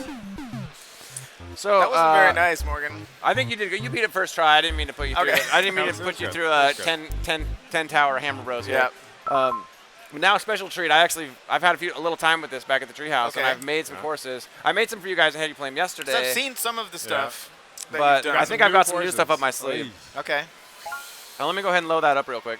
All right. I'm kind of nervous. My hands are getting a little sweaty here. Yeah, me too, man. I don't know what he's dreamed up, but he's a sick puppy, so we'll see. What? What I should say real quick, too, is we've been seeing play and edit mode, but you can play the course from the start, which sort of drops you into a more traditional, once you fall to your doom, you have to restart from the beginning. You got this. You got this. This is just going to come back and kill me. No! Dude, I called it. I know. I was hoping that would happen. I planned that. That's just mean. Who does that? No, it's fun. Why would you do that to someone? Your idea of fun is a little warped, man. Okay. Wait, was there one more block? Yeah, there was. Okay. So you should be and good this is still probably now. going to kill me, isn't it? You're still probably going to die. Wow. You got to be quicker than that. Okay. I guess I could have hit it up there. Oh, but that's just... Okay. So, Morgan, are you getting back at us for something? Like, no, I can't remember anything I did to you, but... I just made the kind of levels that, I wanted to be challenged as a player, so... Sure. These are just the right level of challenge for me, so if you can't handle it, it's not... I would call this a challenge, man. This is torture. You're playing with us. Oh my God, there was one more. So I got to be able to stop that somehow. Or there you go. Bypass it. It's gonna come back at me though. Yeah, you've already. Dude, what are you? I'm just gonna tell you right now that you've got a problem because you let that shell hit the bottom so many times that it knocked out the blocks that you needed to jump to the next part. Dude. So the only way to restart the level now is to jump onto that platform. Oh yeah, I see what you're saying. Jump onto that, take a left, and the walk of shame. I see where this is going. Wow. I had to add that in there because dark, man. I know. Pretty morbid. All right, why don't you give us one That's more just shot the, and then failure trap of death. I'm gonna try to coach you a little bit on this one. I didn't realize it's such a gritty game. Oh, okay, I forgot for a second. Come on. I'm all right. Okay, now after it comes back the second time, follow it really close and then jump straight up onto that. Oh, you're gonna have to book it. Wait, jump straight up. Oh my God. All right, I'm gonna take over the wheel here. You got to show me how to do it. I'm gonna show you how this one's done. Okay. Then I've got another special treat up my sleeve for Ethan. I'm nervous. You seem not to like Smitty very much, so. Oh, jeez. So another thing that's cool for you and me, Eric, is that you and I both worked on New Super Mario. I missed it. I missed it. I don't want to cut out the action. by your own. For the sake of time, I'm gonna pretend that I did that right. Okay. Hop into edit mode. Move ahead to the next section. And this is what's fun about when I was creating this, I wasn't building this whole thing out. I would sort of work on that first challenge, move ahead. Say I had jumped off that shell the right time. Oh, no. Don't worry, I wasn't planning that quickly. So you can obviously see you can make levels that you can't beat yourself because you're not good enough. Which, happens to everyone. Oh, there we go. No shame. That was good, that was good. All right. You got this. I'm curious to see where this is going. I think I remember. I made this myself, and I still don't quite remember what's on the other side of this. Oh. That was not very good. You can do better. You got this, dude. You got this. I don't know who would have made this course. Wow. Oh, wait. That was pretty man. cool. Those jumps. Oh, there it is. Yeah. Nicely done. I got to give it up. That was good. No, but as I was saying, you and I both worked on New Super Mario Bros. New Super Mario Bros. 2. Correct. And we kind of, as we were working on those games, I'm gonna hop out with you guys talking and load up another one for you. Seeing the levels that were coming down, it was like really just digging into those handcrafted levels that had obviously been through a lot of revisions and we balancing. saw a lot of revision firsthand. You play a level and it would be, too hard or too easy, and then they'd Ethan, why don't you go ahead and give this one a shot? And here we can do that on the fly, just like You're going to want to not stand there. Yeah. But yeah, I mean, this one comes right out of the gate, right at you. We realize that like Mario doesn't have to be, these levels don't have to be perfect to be fun or interesting or to be something you haven't seen before. So, okay, what? I gotta get past this one guy here. I am terrified, actually. Jeez, dude. Okay, here we go. Here we go. Come on, buddy. Come on. Oh yeah. Okay. Patience. There you go. There you go. Is he not gonna turn around? Is he? Wait. Okay. Jeez. Yep. You like the long jumps, don't you? I do. I love it. Trying to make for a little excitement. I can't have you guys breeze through. Don't worry, those won't hit you. Ah. I actually remember you making this one. Yeah, you might have seen this one before. Yeah, I've seen this one. You had a big crowd of people trying to beat it. Yes. Okay, wait. I can't even see what's over there. I know. I like those blind jumps. You kind of just got to go and have faith. Keep the faith, man. And then see what happens. Just go for it. Oh, no, you didn't. Oh, money. Oh, come on, dude.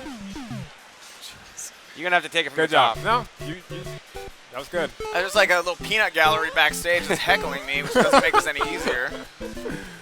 I gotta say, so Morgan here, is a master Mario player. You know, I'm pretty good. I play a lot of Mario. Morgan beat the original Super Mario Bros. I was gonna bring this up. The entire up. company And with Mr. Miyamoto, watching over his shoulder, and he just nailed it. That was seriously one of the most hardcore things I've ever seen. That's a true story. Oh god. Oh no. Come on. And I can't tell you how fun it is. Making a course and then watching someone play it for the first time. It's like this undescribable joy of sort of. Oh. Why don't you hop into edit mode and just drop yourself at the top of that jump? I'm gonna do that because for the interest of time, not the interest of skill, right? And it's so fun because like in this one, for example, that first platform, I put that in there, the moving platform, and made the jump, and then you're like, okay, that works. Well, what can I add at the start to add a little more drama? Right. Same thing with the Hammer Bros. You're like, well, this jump, I can make this jump, but what can I add in between? Yeah, man, this is dramatic. You're selling like a whole story here, dude. It's impressive. All right, you made the jump. Now that's like an optical illusion, man. This is something I learned through making see how the Piranha Plant is actually switching platforms every time. Oh god. Don't worry, you're fine. Nice. This is a cakewalk from here, dude. Yeah. Uh-huh. You got this. What's happening to me? Oh, Ethan. Dude. Why don't you just go ahead and drop yourself right at the top of the You're gonna start in a low block now. Yay! Oh man. That was impressive. Jeez. Man, way to put us under pressure. Yeah, well, I thought we talked about this ahead of time. Treehouse Live. We want to make sure that I don't want you guys just breezing through an easy level. Obviously not. All right. Why don't you play through one? I actually made one. Man, I was hoping you wouldn't bring that up. You got this, dude. All right, I'm gonna bring up the one you made. All right. Which I have seen before, but I've never beaten.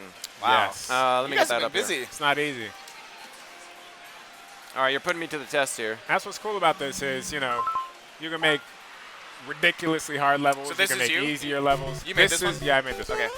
All right. It's something. I don't even remember how to. I think. Okay, I got this. You can do that. Okay. I feel good about this. That's not what I intended originally, but you got it. I'm doing it. I just changed those guys, man. Yeah, I know it.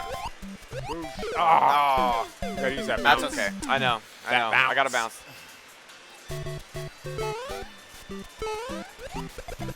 Oh, we can't forget to talk about some of the connections with Mario Paint. Oh, here why as did well. I do that? Yeah, Why would I do that? So after this, we should jump into. Oh yeah, we'll go after we play through a few more of these. We'll jump back to the editor and just show some of the things we learned from Mr. Teslak yesterday. Right. yeah. Oh no, I did it again. Oh. Why am I going in there? Whoa, that's all right. You got this. Okay, I got this. I know what to do. I'm really bad at that. You want me to give it a shot? I'm really bad at those chain jumps, even though I like to put those in my own courses. All right, let me. Okay, so technical difficulties. Sorry, guys. Yeah, that was a bug. We have yet to successfully. Oh, I see. It's all about style points. It's style points. Okay. I'm gonna have to take back over again. All right, I'm gonna give this another shot. You did make this, right? Yourself? Yeah, man. Okay. Oh, style. Okay. Oh. You're trying for style points. See, my courses, the ones I make, I like to sort of push people to those limits of long jumps. Smitties are all about style. If you're going to beat it, you're going to look good doing it. I guess that's true. Yes. Everything he does is stylish except that. Oh. Someone slimed this controller up, man. That's Wasn't the problem. me. I know. The B button's sticking. What happens if you shoot that shell left? Does it give you a? I don't even. You got it. You got it. There you go. Very nice. Okay. Same thing. Oh my god, it feels so good. I'm not even playing and it feels good. No pressure. Oh. Nicely done. Nice. Nicely done. All right. That was fantastic. Moving right along. You don't look like it's quite over yet, though. It's not. Not by a long shot. Yes. What happened? Is that gonna come back at you? Oh, I like that. I like that. That's what I love that when you're building a course. It's like you get sort of those like Rube Goldberg style like courses where this changes into that. Now. And also the fact that you're able to sort of go forward and then backward, unlike the original Super Mario Brothers. Right. That's a whole other level of being able to make these courses where you go all the way to the start, all the way to the back. Right. So it's like the space you have to work with is not huge. Oh no! See, Wait, no. You can just jump over the top, right? I bet there's a bug up there. Yeah. There you go. I left that as a as a safeguard.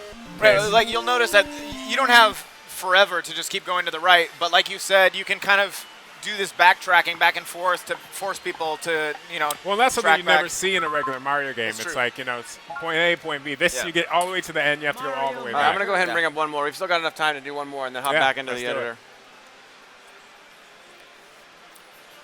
So this is another one you've made, Morgan? Yeah, this is another one. I'm going to have Eric try this one out. Yeah. This is one just to show how sort of using different elements.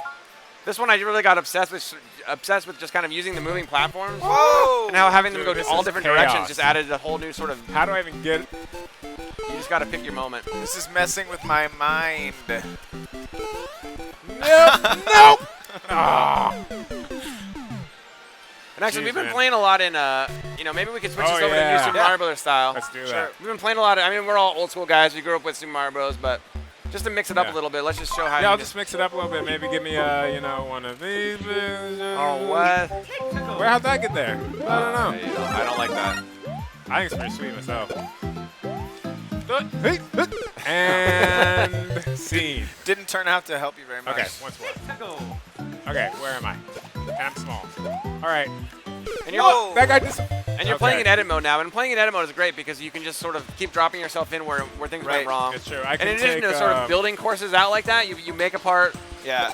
You make a part and then get that part and build the next part, and you're able to play through it in chunks. Yeah. Like every time I have one of you guys play a course at the Treehouse, I always make sure that I can beat it myself from start to finish. Yeah. Right. It might take me 10 tries to do it. There were a couple but times, it's like a personal challenge to where myself. I remember that you built a couple things that you thought were just totally bulletproof, and then as soon as I got my hands on it, oops. No, we're back to the blank slate. That's perfect. This is a good transition to you can just start playing around with the tool again and showing some of the little. Okay. But you'll show people courses you've built, and they'll go about it in a totally different way. Oh yeah, I've had ones that I'm like, this is rock solid. This is so challenging, and then what they do the first thing is like I remember I made one where you just jump straight up. Right. I think I made it a lot harder on myself, but it actually worked out. Yeah, in the you end, skipped half the course. Yeah.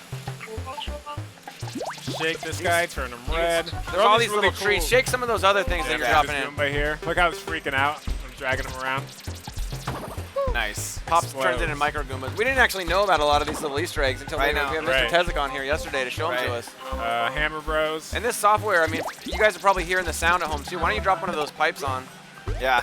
Yeah, I know. Every piece that you're adding to the course is sort of playing a note in a melody from Mario Bros. Yeah.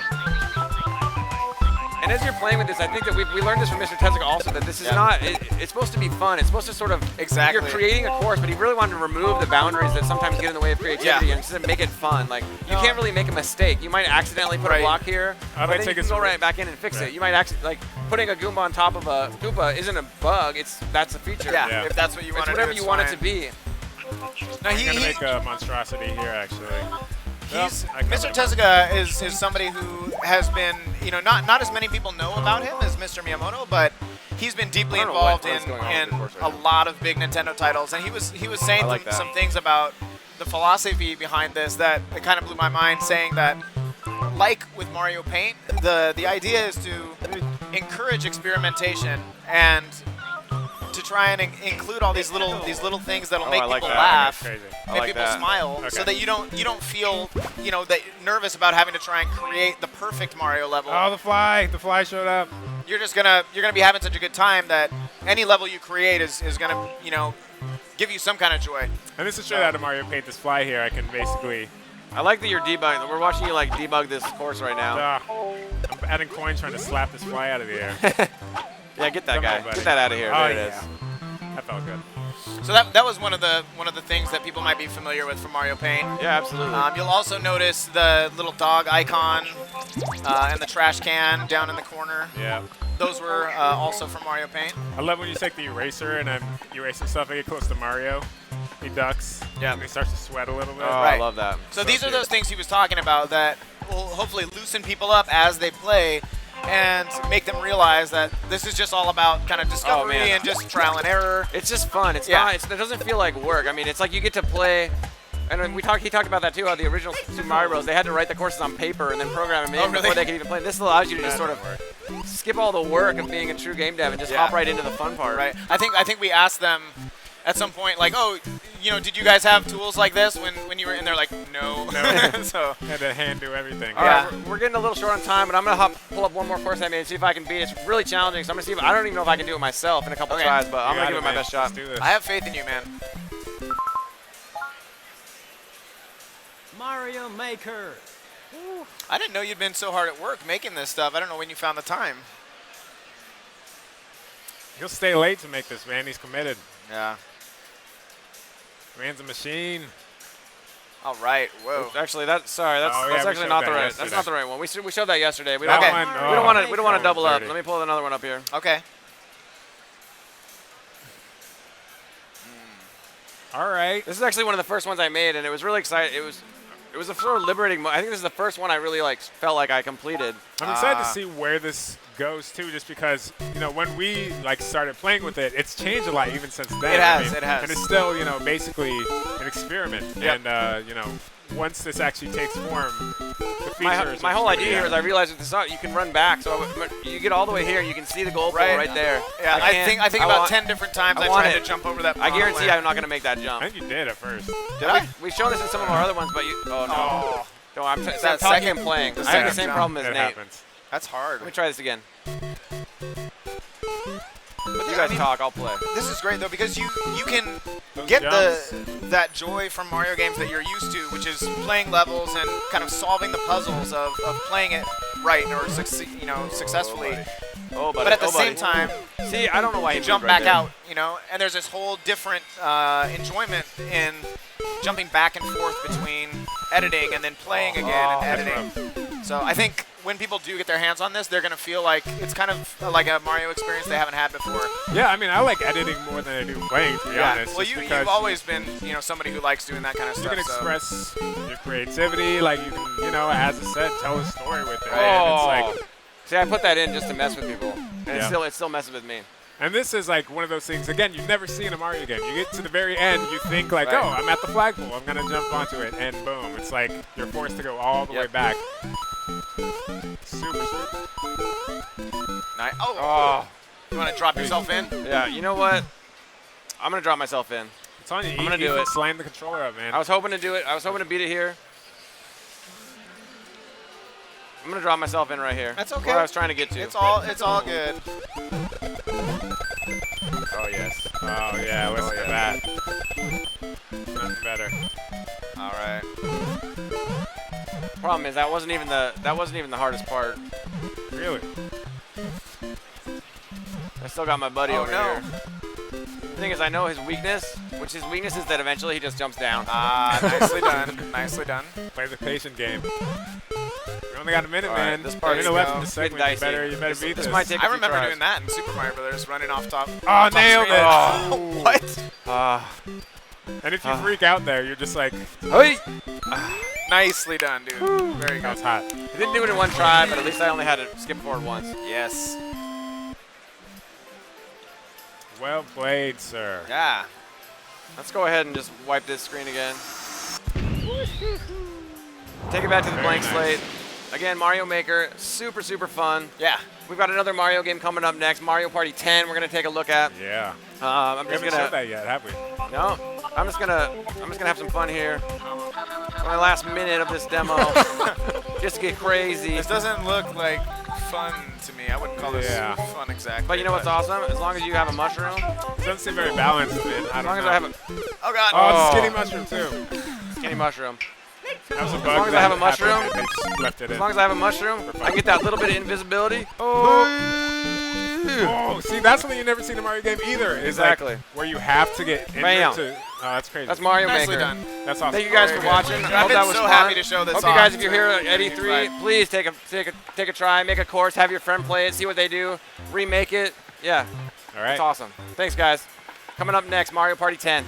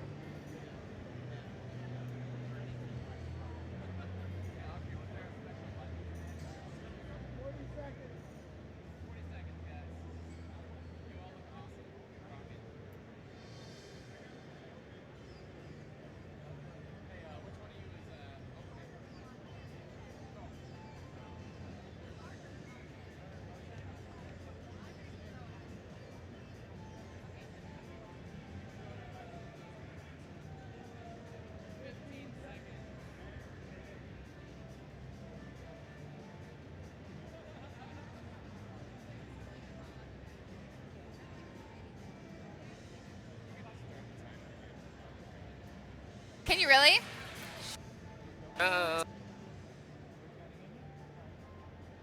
Behead.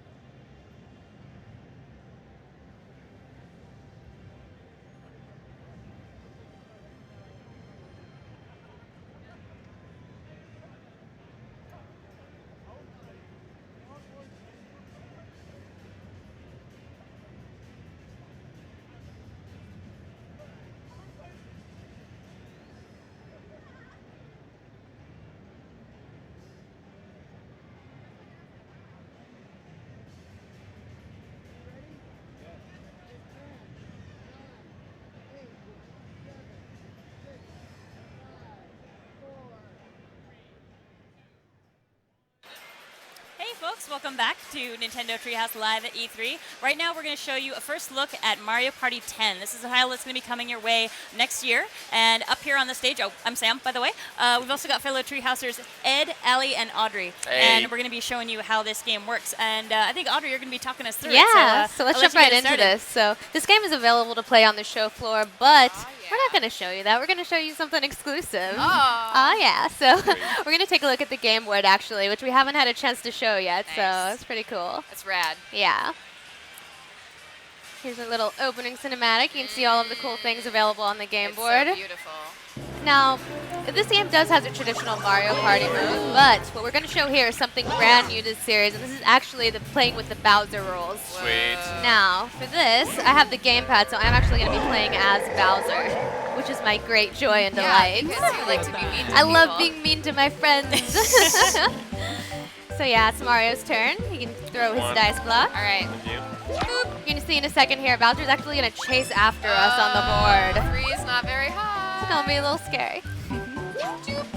And if folks aren't familiar with the Mario Party series, it's kind of like a giant interactive board game. Yeah. So Exactly. we're dashing around, we got our spots, we've got the dice block that we're hitting to move along, and... Bring it home. No, that's not me. No, that's me. I was just waiting for the right time. Yours pretty good. Louise. Not item time for me. No. Yeah, so everyone's going to take their turn. They're going to throw their little dice blocks, and then I'm going to get my... Peach can throw the dice. Thanks, There we go. There we go. Roll them bones. I have like a little baby head. So Everyone there is on Team Mario. They're working together, trying to get as far That'll be the away technical. from Bowser as possible. As he relentlessly chases us across the board. Exactly. You want to put as much distance between yourself and this big guy as possible. And then eventually, I'm going to get my turn. And as Bowser, I'm going to have several dice blocks to throw. What a cheater. So I'm going to try and catch up to you guys. And if I do, then I'm going to have to force you to play a Bowser minigame, which is another new addition to this series. I can feel the tension. Here, it's my turn. Wow, okay, I'm 16 spaces away. Okay, I'm getting in the mood. Come on. Okay, let's see. Come on, big numbers. Okay. Let's do this. Oh, no, 6 and 5. I don't know if that's going to be enough to catch up Wait, I'm going to redo that. Come on, we can do better than that. She's a cheater. Let's do this. Look at her cheating. Oh, that was terrible. Look at the I should have kept 14. What was I thinking? Angry Bowser is angry. Come on. Okay, it's your Oh, turn I did the regular. Okay. Oh, that's not so good. Low numbers, yes, I like it. I'm sorry. So yeah, but remember that in this game, you guys, when we're playing with Bowser rules, the Mario team members, Mario, Luigi, Peach, and Wario here, y'all are actually on the same team. So y'all are working against Bowser. Thank you for dropping y'all so many times. I'm sorry for Texas. Forgive me. So you guys are just trying to make it to the end of the game board with some health intact. I'm trying to, if I can get all of your health down before you get to the end, then I win. If you can just get one person to the end of the game board with some health, then you win. Oh, so I don't need to worry about these other guys surviving. I can just now make we're it going to do in. dice block battles. This is actually the end of the section we're allowed to show on air, so. Rats. Let's see. All right, you guys somebody win. else We're finish going to off. go out and try again. His teeth are my favorite. All right, you can totally take this guy down. Show him who's boss. Come on. There you go. Yeah, Mario. He took him down. It's crazy how much other stuff I see going on the That's board. teamwork right Here's there. that rugged mustache. I think we all think that, Wario's right? rugged mustache. All right, Bowser. Alright, so We got about I'm 45 going to get. We can't go past that part. Oh, no. Everything past there is super top secret. So, but I Gotcha. want another chance. Let's try that one more time. Let's see So if I we can were catch too up good, with or you guys. the Bowser Too player much was not good teamwork enough. there. It's really, it's There's one of those. disgusting. I wonder which one it was. One of those. All right, this time I'm feeling lucky. Let's do Yeah. this. All right. Yeah. Okay. Should we all just roll ones so it's easier for you, please, Audrey? come on. I'll try. I'll do my I don't best. need your charity. Yeah, all right. Come I'm just throwing it out there. Bowser don't I need am actually charity. nice to my friends. Okay, contrary. Bowser needs to know Unlike more. Audrey. Okay, go. All right. Dice blocks. See what you're gonna See, do. I, on the other hand, I just want to make it to the end. All you guys, Yes. you can You're fall. welcome. You can fall for the sake of my success, and I'll remember we you jumped on a in space song to after I 3 win. or 4 spaces falling anyway. Yeah. That is awful. Luigi. Come on, I don't make small very good numbers. Mario type Come sounds. on. This could still work. Girl, we're too good at this. This is a little hopeful. All right, We're too good at Bowser, this see for ya. you. Oh. Come on, Here, Bowser. Here we go. The dice block. Oh, Not my sorry, favorite guys. today. That was not my best work. No, it's item Dice time. block gods. See what you're gonna get. Let's get the small number one. Okay. Yes. Okay. Yes. Come on, Wario. What did I call it? His doing? rugged You're mustache? supposed to be on my villain side. No. Total traitor. It's because I complimented his mustache. He's on our team. Oh, man. He's that easily swayed. Oh, yes. Oh, okay. no. Now we're business. Okay. You did not get that good of a lead on you there, Don't so mess I us think you can catch up to us. Okay. So I'm actually going to debug myself Wow. a few extra times. Debug slash cheat myself. Debug is a polite word. Yeah. Though there is a spot that you can land on where Nabbit will come and give you a few extra dice blocks. So that's pretty fun. Oh no! Now I get to force you into my world. It's Bowser's playtime. I like how like polite Princess Peach is running. Like she's got her dress. Like oh no! So it's important. Since I'm forcing you to play a minigame anyway, which one do you guys want to play? I like Bad Breath and Fire Bar Fury. Yeah. Fire Bar. Fire Bar. Awesome. This one's the most fun for me. So now we get to look at the gameplay here. Since I'm the Bowser player, I'm going to be using the gamepad, and the different mini games have them using it in a different way. This one, I'm actually going to be tilting it all around to move these fire bars and try and, burn you guys into oblivion. It's going to be pretty great. Is that what? That's kind of the main objective. What's this game rated? Burn you into oblivion. Meanwhile, you're going to try and jump over and dodge these fire bars. Oh no. So Actually, yeah, this Peach, where's your fruity jump when I need it? I'm doing real bad. I'm real bad at this. I love this game. I said it was my fave, and I was real bad. Yeah, this game is actually a great show of the asymmetric gameplay. You can see how up to 4 players using Wii remotes against the Bowser player who's using the gamepad in a variety of ways. Yeah. And it's nice that you can Mario be mode, it's up to 4 players on the Wii remote. Yeah, and you can be kind of sitting far away from us, so we don't necessarily see how you're moving. Exactly. I mean, not that would help. I mean, come on. Whoa. I didn't notice earlier. When I'm big Bowser. time for That's why Bowser. you like playing as Bowser. This was the first time I saw, Audrey, that Bowser was actually holding that board on screen. That you can see his hands. Exactly. Okay, now you guys can go. It's like roll. What is it called? Method acting. Like Audrey's really getting into it. You know. I'm really getting into the Bowser role. She's using Stanislav. You're welcome. Oh no. What's this? Yeah. How much? Apparently, I say the word exactly a lot. Do you? A lot of things are exact. Yeah. I don't know. Well, existence is rather exact. Lee or Ash. Yeah, or exactly. Ish. I mean, I like that. Can't take I'd take that one off. Scientist. All right, now I gotta get us ahead go here. for it. Come on, that's all. Small numbers. Oh, that was not quite as good as I was hoping to hit. Yeah. I like to see my friends fail at bogus throwing pants. dice blocks. Yes. Remember this to never is go over to wonderful. Audrey's house. So that was not our all right, this was just a gimme, basically.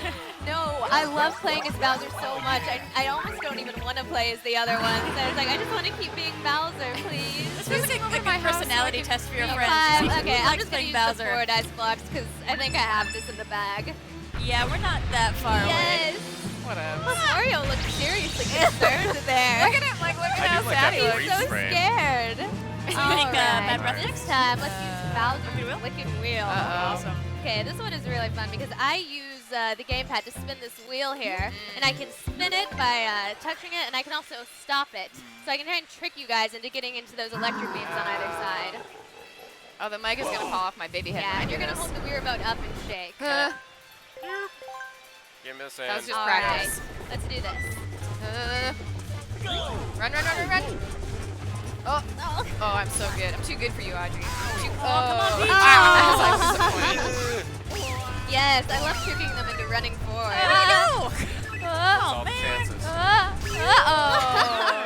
Yes. I did pretty Victory. well. I did okay.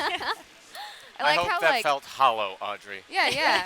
I like how I don't really even win. I just don't die. Yeah, that's the thing. Is you're mostly Right, that's the trying scoring to, system. Yeah. You're trying to survive Bowser here, really. If you Everyone keep your loses. life, you win. That's how. How it long works. can you not suck? Yeah, it's like 15 seconds. I don't know. I'm feeling good about this one. I'm glad we did this again. Yeah. I'm sure you are. Yeah, Bowser won. Whatever. All right, that was a good one. I'm so mad. Good job, guys. Okay. Yeah.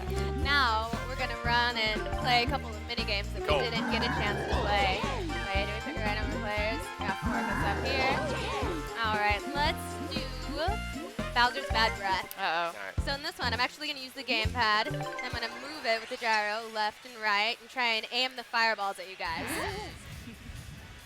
All right.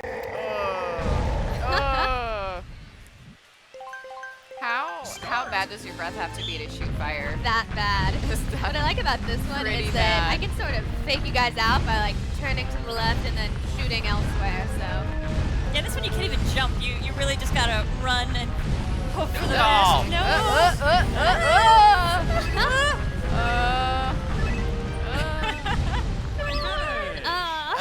We did so well. You did good that time. Yeah. We're pretty good at this. You did good, kid. Alright. If he's grumpy if he wins, he's grumpy if he loses. There's no appeasing Bowser. This next one's, I think, my Alright, favorite this in one, this set. This one's Bowser's awesome. Paintball. I'm so happy. I'm so happy about that name. Yes, I'm so happy. I'm glad that I was allowed to name it that. Yeah. Okay, It's so so in this good. one, Bowser's playing a really evil game of pinball, basically. And he's going to use the flippers, the LNR buttons, to shoot these spiked balls at the other players. This feels like it's the kind of thing that Mario lives in his nightmares. Yeah, it's pretty dangerous. Don't try this in real life. not good. Mario nightmares. And I can actually shake the gamepad too if I want to tilt the board. Which, trust me, I will be doing. There we go.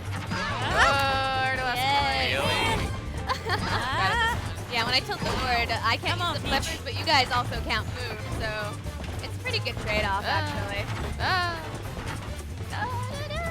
Run, little Mario. You should not sacrifice yourself for your princess. Get out there. Come on. The great thing is I don't even have to worry about losing these spiked balls because I've got plenty. I have a whole like storeroom of these guys, so I love the detail of seeing his hands there. Oh. Nice. We're doing okay. Doing pretty good. We're alive.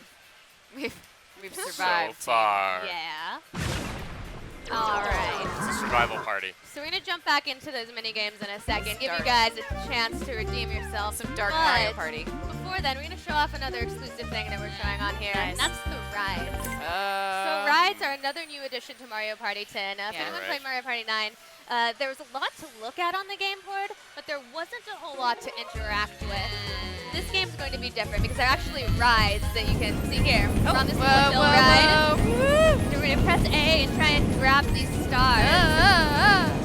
So when you can get on these rides when you're playing with the traditional Mario Party rules, and it's a great way to sort of bump up your star count if you're falling behind.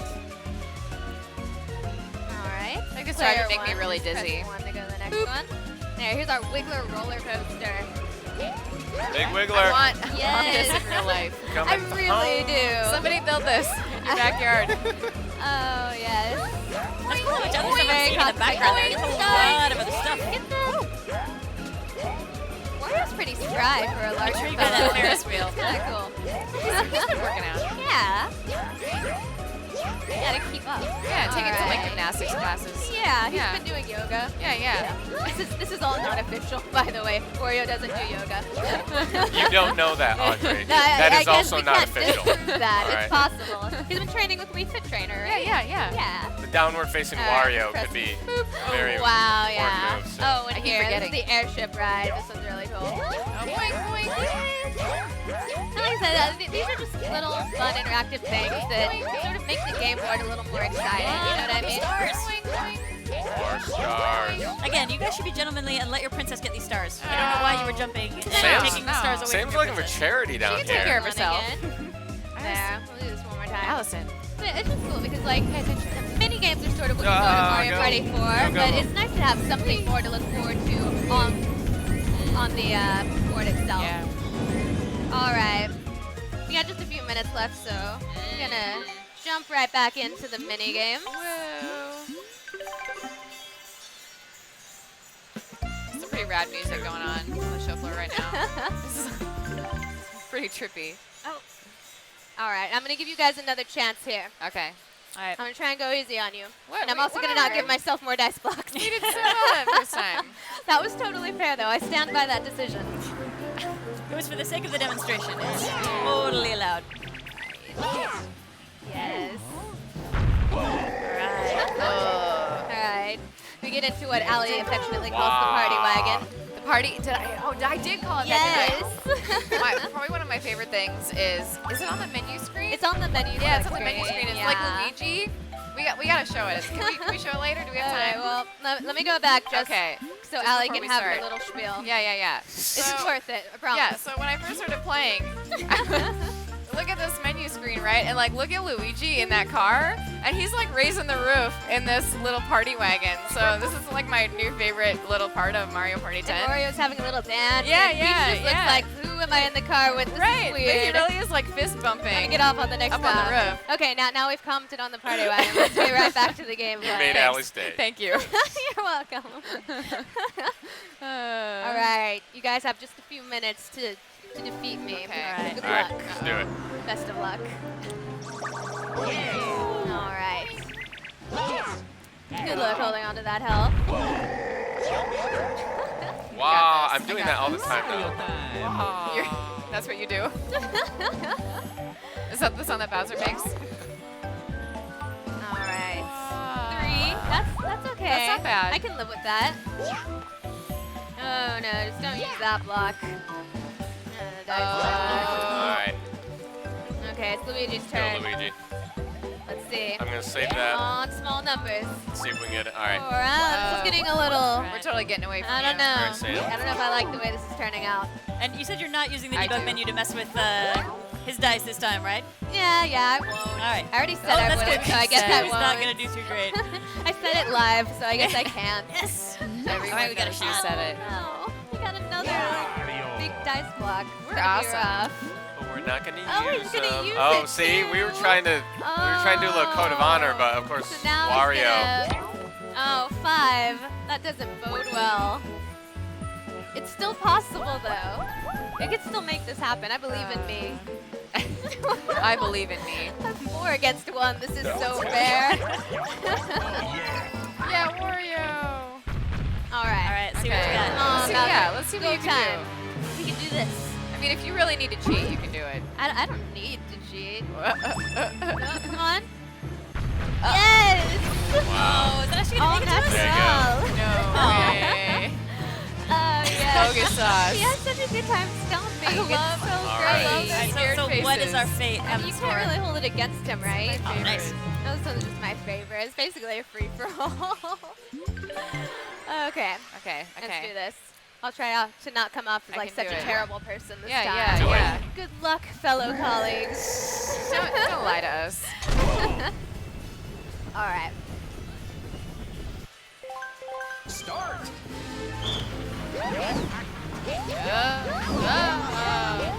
So bad. So bad. Let's see. Why am I so bad at this? Yeah.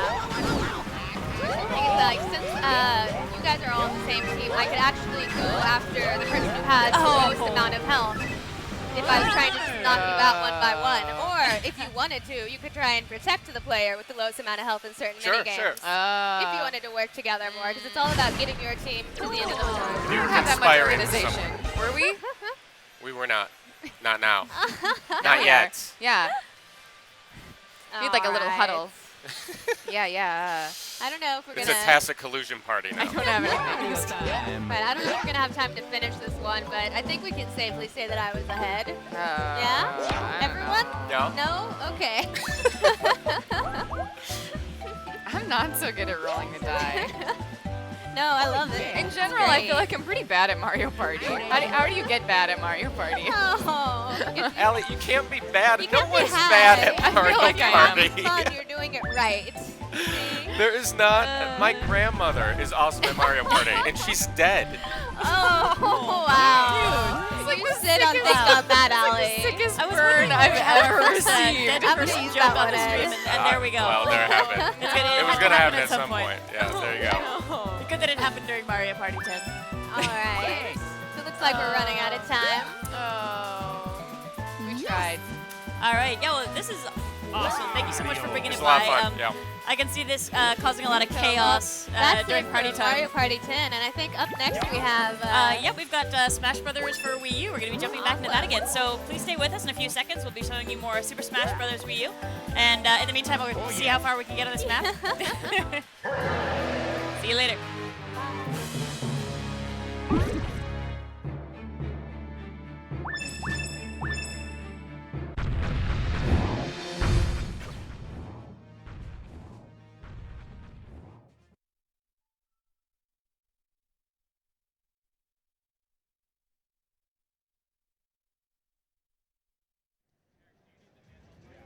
Okay, wait. He knows.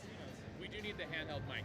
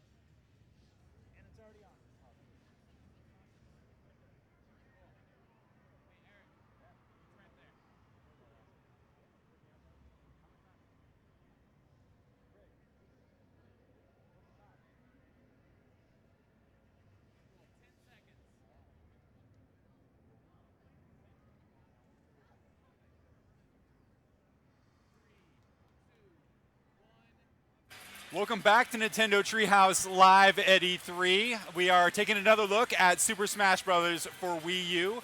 We're going to take advantage of Nate's massive knowledge about this game to go deep on some of the characters, and maybe a little surprise for you in a little bit. To the right of me, Nate Dogg, Bill Dorf. We've got Tim Elbow O'Leary.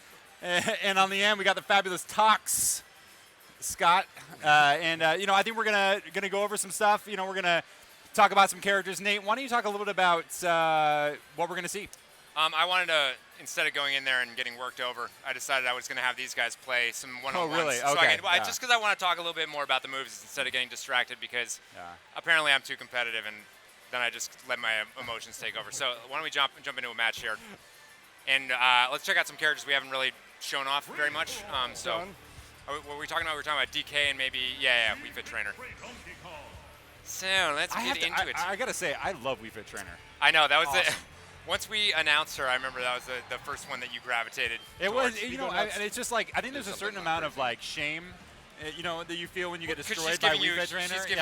She's giving you like, you know, yoga lessons and showing her superior fitness. Yeah. So one of the keys with Wii Fit Trainer, and I don't know if we'll see it here, is a lot of her moves attack forward and backward at the same time. So she's a good balanced player for 4-player matches. Nice. So you're constantly like sticking your arm and your leg out at the same time. DK ordinarily, especially in past versions of this game, I think would be at a distinct disadvantage. But he's really been buffed in this game. He's got a lot of number one. He's got one new move, but he's also got a lot of moves that have been slightly changed from his old moveset. Although he's just getting worked over right now by the trainer. Now Elbow, always a DK player. Yeah, Elbow's been playing DK since the Melee days, and he's probably the best in the Treehouse out of it. I'm not. You'll see if he does it. When he does his, obviously his up B recovery is big horizontal. If he does that on the ground, it does a really, it's sort of like a diagonal cyclone with his arms that can actually suck characters in and accumulate damage on them. Oh, you just got worked up. God. Trainer using the new spiny shell. That's right. We'll be all right. Shake it off. That goes after that. All right. There's no shake. Goes after the character. There's no shake. Oh, look at the taunt. Look at the taunt. What? Love it. Doing some planks. Deep breathing. Taunt. All right, so what you saw right there, that deep breathing move do that again. is the down special for the Wii Fit Trainer. If you do that successfully, you basically press down B once, and then when the little ring hits the center, you can do it again. That not only will recover a tiny little bit of health, but it will also increase the power of her side special. So when she does the sun salutation, which shoots out this little beam, she's not going to do it right there. Can we just pause for a moment and appreciate the fact that there's a move called the sun salutation in Super Smash Bros. Seems a little long, but hey. Oh, no. Oh, nice. Do it. I'm all about it. DK's. Oh, yeah. So he's working the congas here. Wait. Come on, get some rhythm, man. We don't have good audio in here, so we can't really. You need to hit the rhythm, but he's actually working right now. She's right out of the field of attack, though. She did all right. Yeah. Anyways, so with that, one of the keys with that, the deep breathing technique is you do it once and you get the benefit. When you try to do it again immediately, it's going to take much longer to do it. So you can't just keep spamming that move. It's one of the balances you have to do. Oh, we got sudden death. Sun salutation, nothing. Another. Opening gambit. All it takes is one touch. Oh! What? No. So that's another changed move for DK. You saw him right there. His dash attack while running. Oh, he just got. His dash attack while running is now a forward roll, which people will, of course, recognize from the Donkey Kong Country games. Well played, boys. Blame any deficiencies on me, not Donkey Kong. Sakurai will not let us say that he's slow anymore.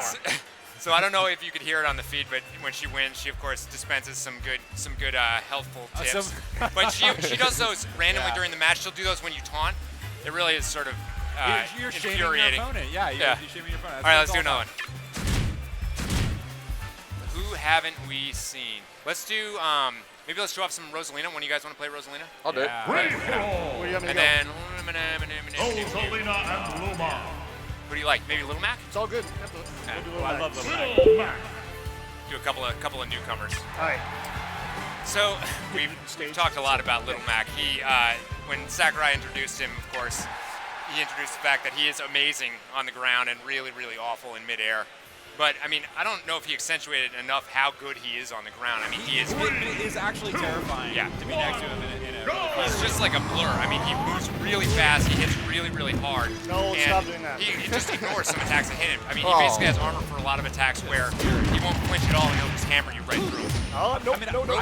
I've been thinking about, changing my main. I'm definitely a Samus player, but, his major weakness is aerials. And I don't know if I can play him without that, strong aerial Oh, gosh, attack. I made them angry. Yeah, What have I done? He's got to deal with the cuckoos now. Forgive me. You see that Rosalina actually has the raccoon tail and ears on. That's pretty adorable. It's almost like, first thing I always do when we get new Smash ROMs in is look at all the Kirby transformations and see how adorable they are. This game has an entirely new thing with it because every different character looks different in the ears and tail of the raccoon leaf. I had my KO too. All right, so Rosalina. Man, I'm terrified of when people get really good with this character because it's unlike anything else. You've got this Luma in front of you that basically, depending on how far you send it out with your side special, it's going to be mimicking your attacks. So you can shoot it all the way out, and then you're doing smash attacks, and the Luma is this far away from you, doing the same thing. You're essentially going to be fighting two characters at once. And not only that, but even when it's close, it'll block a lot of attacks. Samus will shoot at you, and the Luma will take it full force and get popped off. Lumas, they perish, or they turn into light, or whatever happens to Lumas when they get beaten up too much. But you'll then have, maybe an idle period of maybe 5 or 10 seconds. Another Luma will spawn. You sort of have a limitless supply of them. If you're playing against Rosalina, you have to take advantage of the moment when the Luma's gone, because she's sort of, it's not like she's totally broken at that point, but she certainly has less of a moveset. The Luma can't shoot out star bits. The Luma can't hit people with the side special. You see she spawned a red one. I still haven't figured out if those colors are random or what, or whether or not they have specific attributes, like a red one hits harder. I have no idea. Oh, he's got that KO. He's got it. You went after him with a bullet bill. The bullet bill items do, when you key that, you shoot off in whatever direction you're holding. And another sudden death. Oh, come on. No one expects the Spanish Inquisition. Can't flinch. That was anticlimactic, but kind of awesome anyways. Yeah, anyways, so I have a feeling that top line players are going to get really good with that, just because it's such a foreign play style that, players who've been playing Smash Brothers are going to have to get used to. They're going to have to develop all new tactics. One of those kind of expert characters that takes a long time to develop. Yeah, definitely. I think we got time for another one. You guys are up for another one? Yes. Yeah. I have to try to win one. Who do we want to do this time? Oh, why doesn't somebody play Zelda? Yeah, you're we haven't seen a lot of Zelda yet. Let's take a look at that. And then, what do you think? I think. Send me to my doom. Who am I? Maybe Mega Man. Show off some Mega Man moves. Yeah, Mega Man's Final Smash. When that happened in the tournament last night, brilliant. It was unbelievable. I was backstage with Sakurai when it went off, and that place was shaking. The floor was rattling. It was one of the best moments of the tourney. Yeah, great. It's pretty awesome. Yep. All right, well, let's see if you can put it into use here, Elbow. All right. What do you got? Yeah, there we go. Why don't we do? Let's do let's do Pilot Wings again. I love that stage. Oh, it's so much fun. This dynamic stage.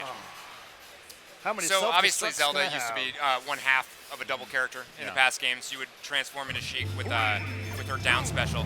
I'm actually kind of psyched that they split them off, because I used to constantly be sort of pining for the other character when I was playing one, and it's strange how having just one less move really affects your playstyle. So Zelda's down special now is the Phantom Slash. This is from the handheld game, of course. Summoning a Phantom. I don't know exactly who's inside the Phantom, but you'll actually notice that it has two different slashes, though. Depending on how long you charge this move, he'll come out and do sort of a side slash, which spawns people out. And then if you charge it up enough, it actually hits once here and then pulls up, so you can actually hit people on a vertical plane a little bit above you. Got to use it strategically. So I don't know about you, but whenever I see a player playing Zelda, I automatically assume that they're a dirty player. And the reason for that is that this is the character of choice for Bill Trino. Yes. And known absolute dirty player, one of the dirtiest of all. I don't want to do that. And that's mainly because he got way too good with her. How many times he kicked me in the face with that toe? I don't even want to know. Needles, all kinds of stuff. Yeah. But luckily now he's going to have to master two of them. Yeah. You can't. And he's going to have to choose between any kind of tough decision for Bill is a good thing for us all. Something else that's important about her is her Din's Fire attack. You really want to hit somebody with the exact core of it, Then it has the maximum explosive power. No, no. Yes. Oh, no, he missed it. And Mega Man, we've already shown quite a bit of him, but I just can't get over how good each of his moves feel. I mean, they're drawn from all of his games across his series. I mean, just the way he looks and moves. I mean, his jumping animation. It really just makes me feel like a kid. Right. Yeah. He's super smooth. Yeah, he's really smooth. I think he's going to be really, really popular. Much better than what I'm showing you here. Go. Well, you're working all right. Use that jetpack, man. Yeah. Yeah. Jetpack is key. If you had gotten that as Little Mac, it would do even better. Love the Mode 7 in the background of this. Oh, no. I know, yeah, so that's the original Pilot Wing classic original Pilot Wing sound in the background. It's kind of interesting, yeah, that how seamlessly he integrated that into like the new 3DS. I mean, it's Nintendo history, kind of encapsulated. I mean, that's what Smash Brothers is, right? It's like a celebration of every iteration that he puts out of this has more and more stuff, and he dredges up stuff. I mean, we find stuff in the trophy text of these games that's like, are you kidding me? We have to, while we're localizing it, obviously we have to make sure that every bit of it is legit and is appropriate, and we're looking at, I'm going through encyclopedias. We're calling up like archives. Yeah, exactly. And, trying to. Are we sure about this? Yeah. I'm stuck in the office late nights calling the dev team in Japan saying, no, we don't know what this means. What are you talking about? Can we confirm this? And of course, it's always right. It's always right. Because it's all inside 100%. Mr. Sakurai's head. He's calling it up. He He's doesn't even have to reference anything. Absolutely, yeah. So do we have time for one more? I think we have time for one more. Let's go for one more. All right, let's do one more. We got any other characters we want to show the folks at home? Maybe something we haven't shown them yet. I don't think we've seen a lot of Pikachu, to be honest. Yeah, that's actually a good Pikachu. one. You guys good? Yeah. We can do Pikachu. What about a little bit of Marth? Oh yeah, Marth. Oh dear Lord. Oh no. Well, you don't have to worry about my Marth. That's for sure. You have bad Marth? I'm the bad Marth. Here, give me that. I'll play it. Oh, no, what? Go for it. Nate, you thought you were getting off easy. Nate's taking the controller. I finally have a chance. You can't have any bad Mars going on. All right. Yeah. Now I got to step it up. Now I got to start playing. Oh. I'm going to start the match off right, though. Are you taunting? Still have fond memories of Marth Fest on Jungle Japes. In Melee, it's one of my favorites. Oh, yeah. Oh, get off me. Oh, no. That's exactly the wrong thing. That's not a good start. Yeah. Fire flowers, you can still move around with. Oh, that was like a little nubbin. I'm coming back. Ow. Stop it. Filthy bedlam. Oh, yeah. Oh. Oh, dead. Uh-oh. You guys aren't going to toy I'm not doing that. Stay away from that. Yeah, that's not. Someone's got to go in there. Get up there. Get in there. Oh. Oh, no, you didn't. No. Give me that. Come on, do it. They're like my sister. You know it's serious when they quiet down. Concentrating, man. Start fighting. No, tail flip. Come to me. Oh, come on, Elbow. No, I want that food. Come on, Elbow. Get in there. Oh. You are not going to dunk me. Yes, I am. You just got to get him telling you about Marth again. Just distract him with the Marth. So, Nate, tell us a little bit more about Marth. What's the moveset? Nate, keep telling us I'm about not going to. Yeah. All right, now once more. I don't think we quite heard that one. Nice. Oh. So you see how Elbow angled that? He basically you cue it and then you shoot the directional. Get in. No, I'm not on the ground. Don't do it yet. So yeah, this only activates if you're hitting the ground, like so. Like so. Get some.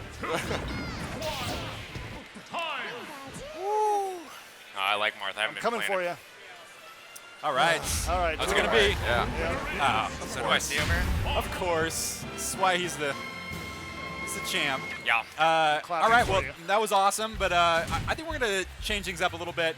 We're going to bring out some more special guests from last night's Super Smash Brothers Invitational Tournament. And Nate might have to fend off some of the very best in the world once again. Let's bring him on out here. Awesome. Yeah. This sounds great. The excitement knows no bounds. Watch out for the cord. All right, why don't you guys come on out?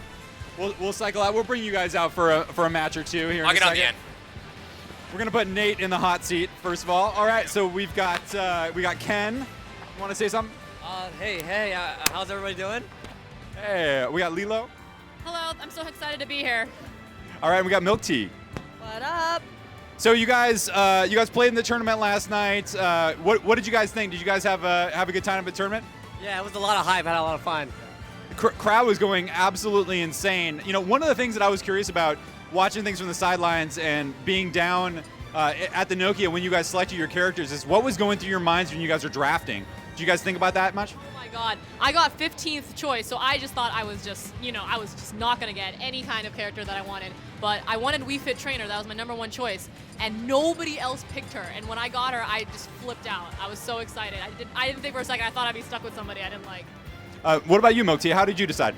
I actually really wanted Kirby because I feel like she or he has the fundamentals of all the moves, but Hungry Buck snagged her away from me. But Pikachu was really great too, so. Seemed to do pretty well. You guys had a good time. So what I was thinking we do right now is basically beat up on Nate, which is one of the things that I think is always most entertaining. So let's play some matches. I think for this first match, why don't you guys choose the character that you played in the tournament? And Nate can have a dealer's choice. Nate, you can play anything you want. What are you gonna go with? Oh, let me try Samus again. Although last time I played her, I completely bricked this game. So this is on you if it happens. All right, Nate, defend our honor. I'll try, man. Representing NOA. No, normal match. That's not. I can't take. No. Come on, we gotta make this. A normal match. At least, yeah. Let's make it look like you're not destroying me on purpose. I think these guys are gonna collude against Nate. Yeah, no collusion.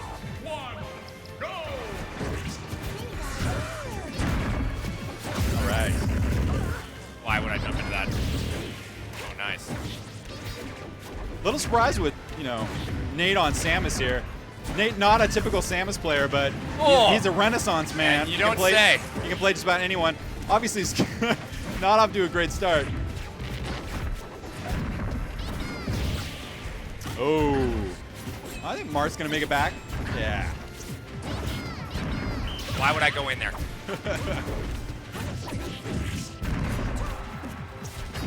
Oh, you got to get that Mart just hanging out down there. Oh, come on. Oh, I'm bricking. But these guys have barely played the game, and they're looking pretty good. I just threw away my only chance at victory. Hurled it over the edge. That was the war club. Totally good strategy. Is that Wii Fit Trainer? You see her floating with her? She's got the raccoon leaf. Oh, I just got mule kicked to the heavens, too. Weren't we talking earlier about how enraging it is to be destroyed by Wii Fit Trainer? I think we're seeing that. I got to get the smash ball. I think she's going for the meteor smash on that volleyball. Go get it, missile. Oh, great. Oh, no. We're toast. Come on, get it. Get it, Nate. Get up over it. Get in there. No KOs. Nothing. Oh, Nothing. Man, brutal. Even Pikachu, look at he's 111.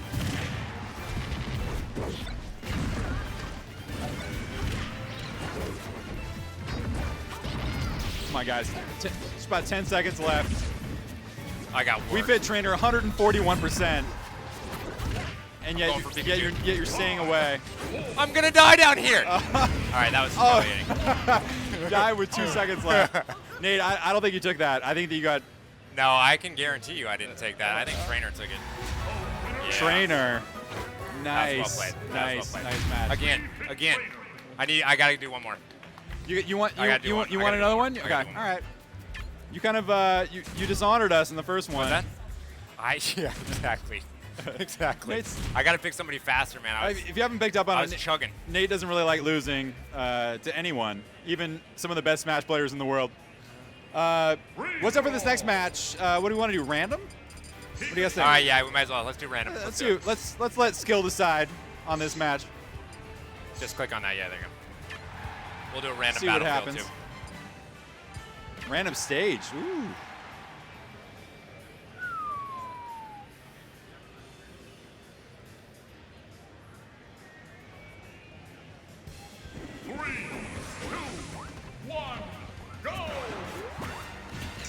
Oh, we got two villagers, Greninja and Link.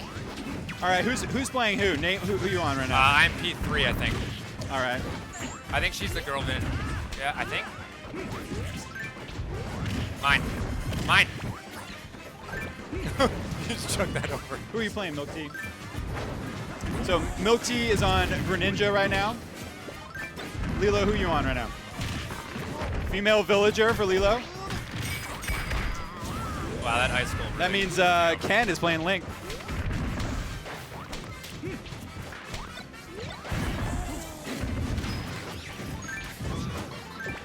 Nope. Bowling ball in your face. Oh, this can't be good. There can be only one villager. Gyroids flying everywhere. Hey, my sapling. Oh no, footstool.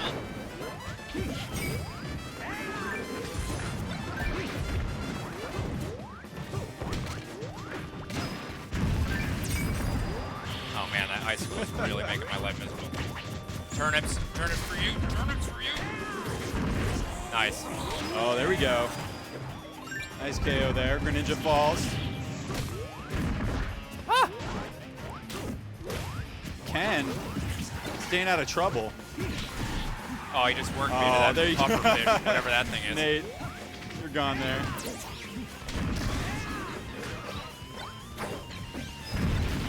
Go. Go, my Hawkeye. Oh, just I think you caught that coming one back in the face. Get in there, Greninja.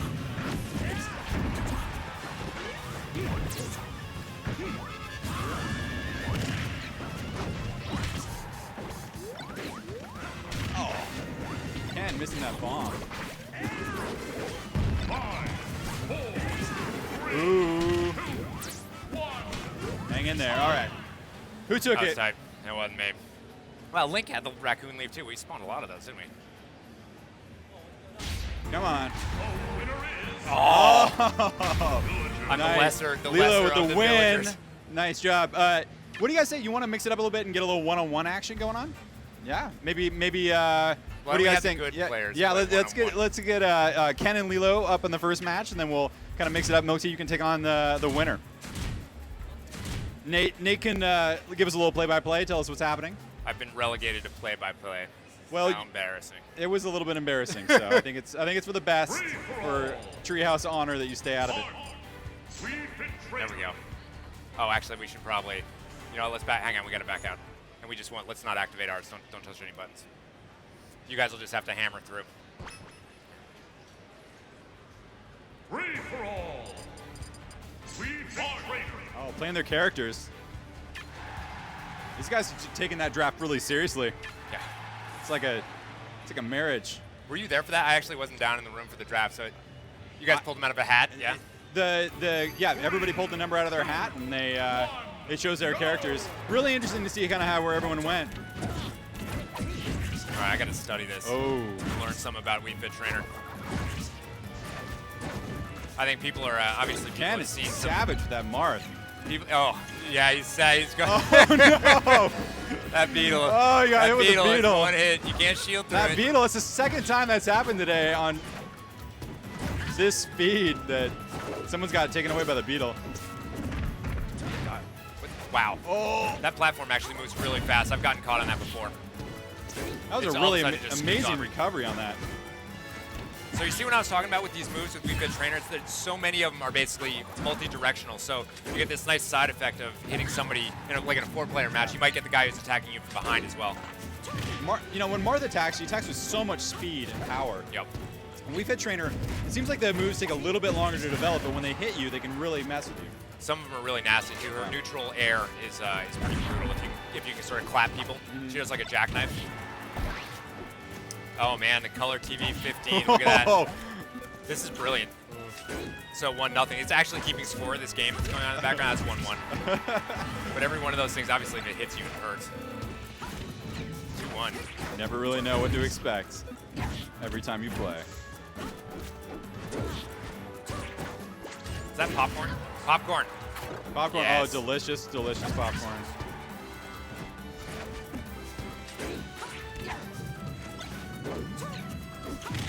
That I believe, I forget what we call that thing. I think that's from is that from Uprising or is that from Zelda? I think that may be from Zelda. I forget what that item is. Come on. Oh, no. This could turn the tide. This is definitely going to. 10 seconds. Got it. He's got it. Oh, oh no! It's good recovery. Here's an opportunity. Yes, let's perish together. That's a good match. Oh, sudden death. Is that good?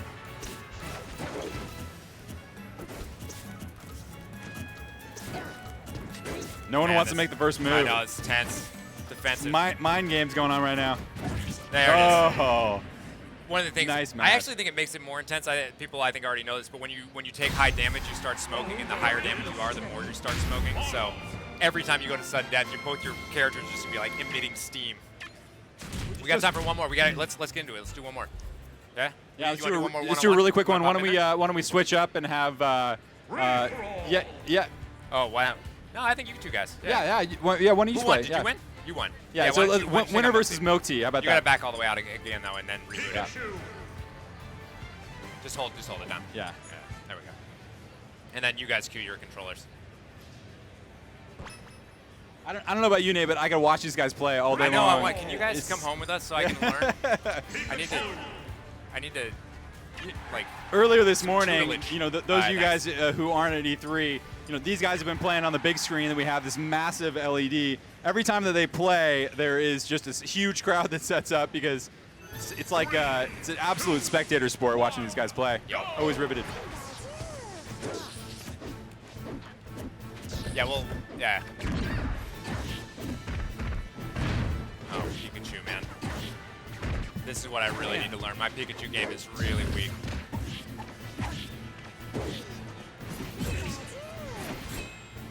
Pikachu, another one of those characters I hate being defeated by. Yeah, you run into a good Pikachu and it's just dead. It's really quick.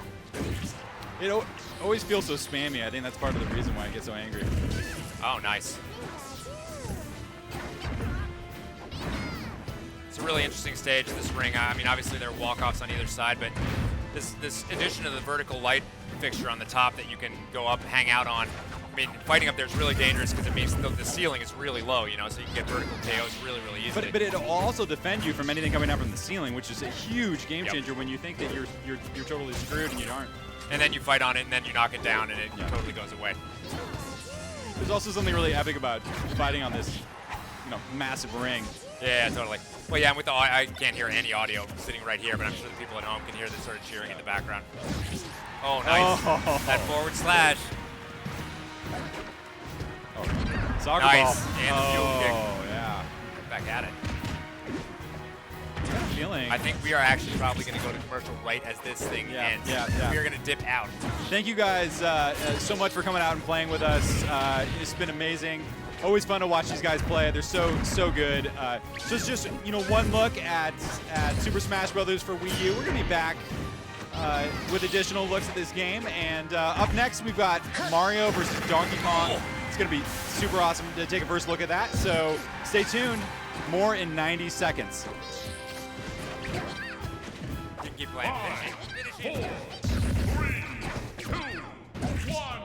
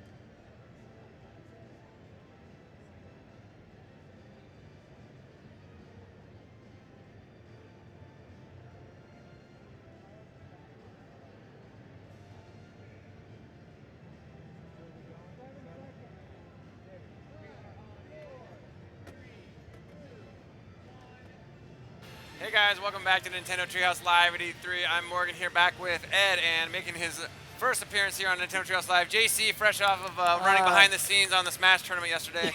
He's here to show us change of pace with Mario vs. Donkey Kong on the Wii U. JC, why don't you take it away? Awesome, man. So this is Mario vs. Donkey Kong on the Wii U, and it's the first time that this game has been on a home console. And what's really great about this, and I have to tell a small story because I love this. My wife is just a massive fan of this series. The first thing she said was, "Where's my minis? Where's my minis?" At 9 o'clock, she was looking for minis. That's all she cared about. And she's probably at home right now. She's home. I hope she's watching because then I get to show her the game. Here are your minis. Oh yes. Thanks. Here, let's start with a simple one. So what I'm gonna do now is I'm just gonna walk into one of the simpler, easier stages. Kind of go over what the game is, what the objective is, and just how to get through a level. Now the concept is pretty simple. Now if you can take a look at there's a stylus on the screen. I am actually going to be tapping like these little nuts right there to kind of unscrew and kind of get lots of these girders. And I can slide and create these to get these mini Marios and other mini toys to the goal. Right. This, I'm not going to touch them just yet because I'm not ready. That's a mini Mario. See, it says hi. Oh, look at him wave. Adorable. Yeah, that's right. They are cute.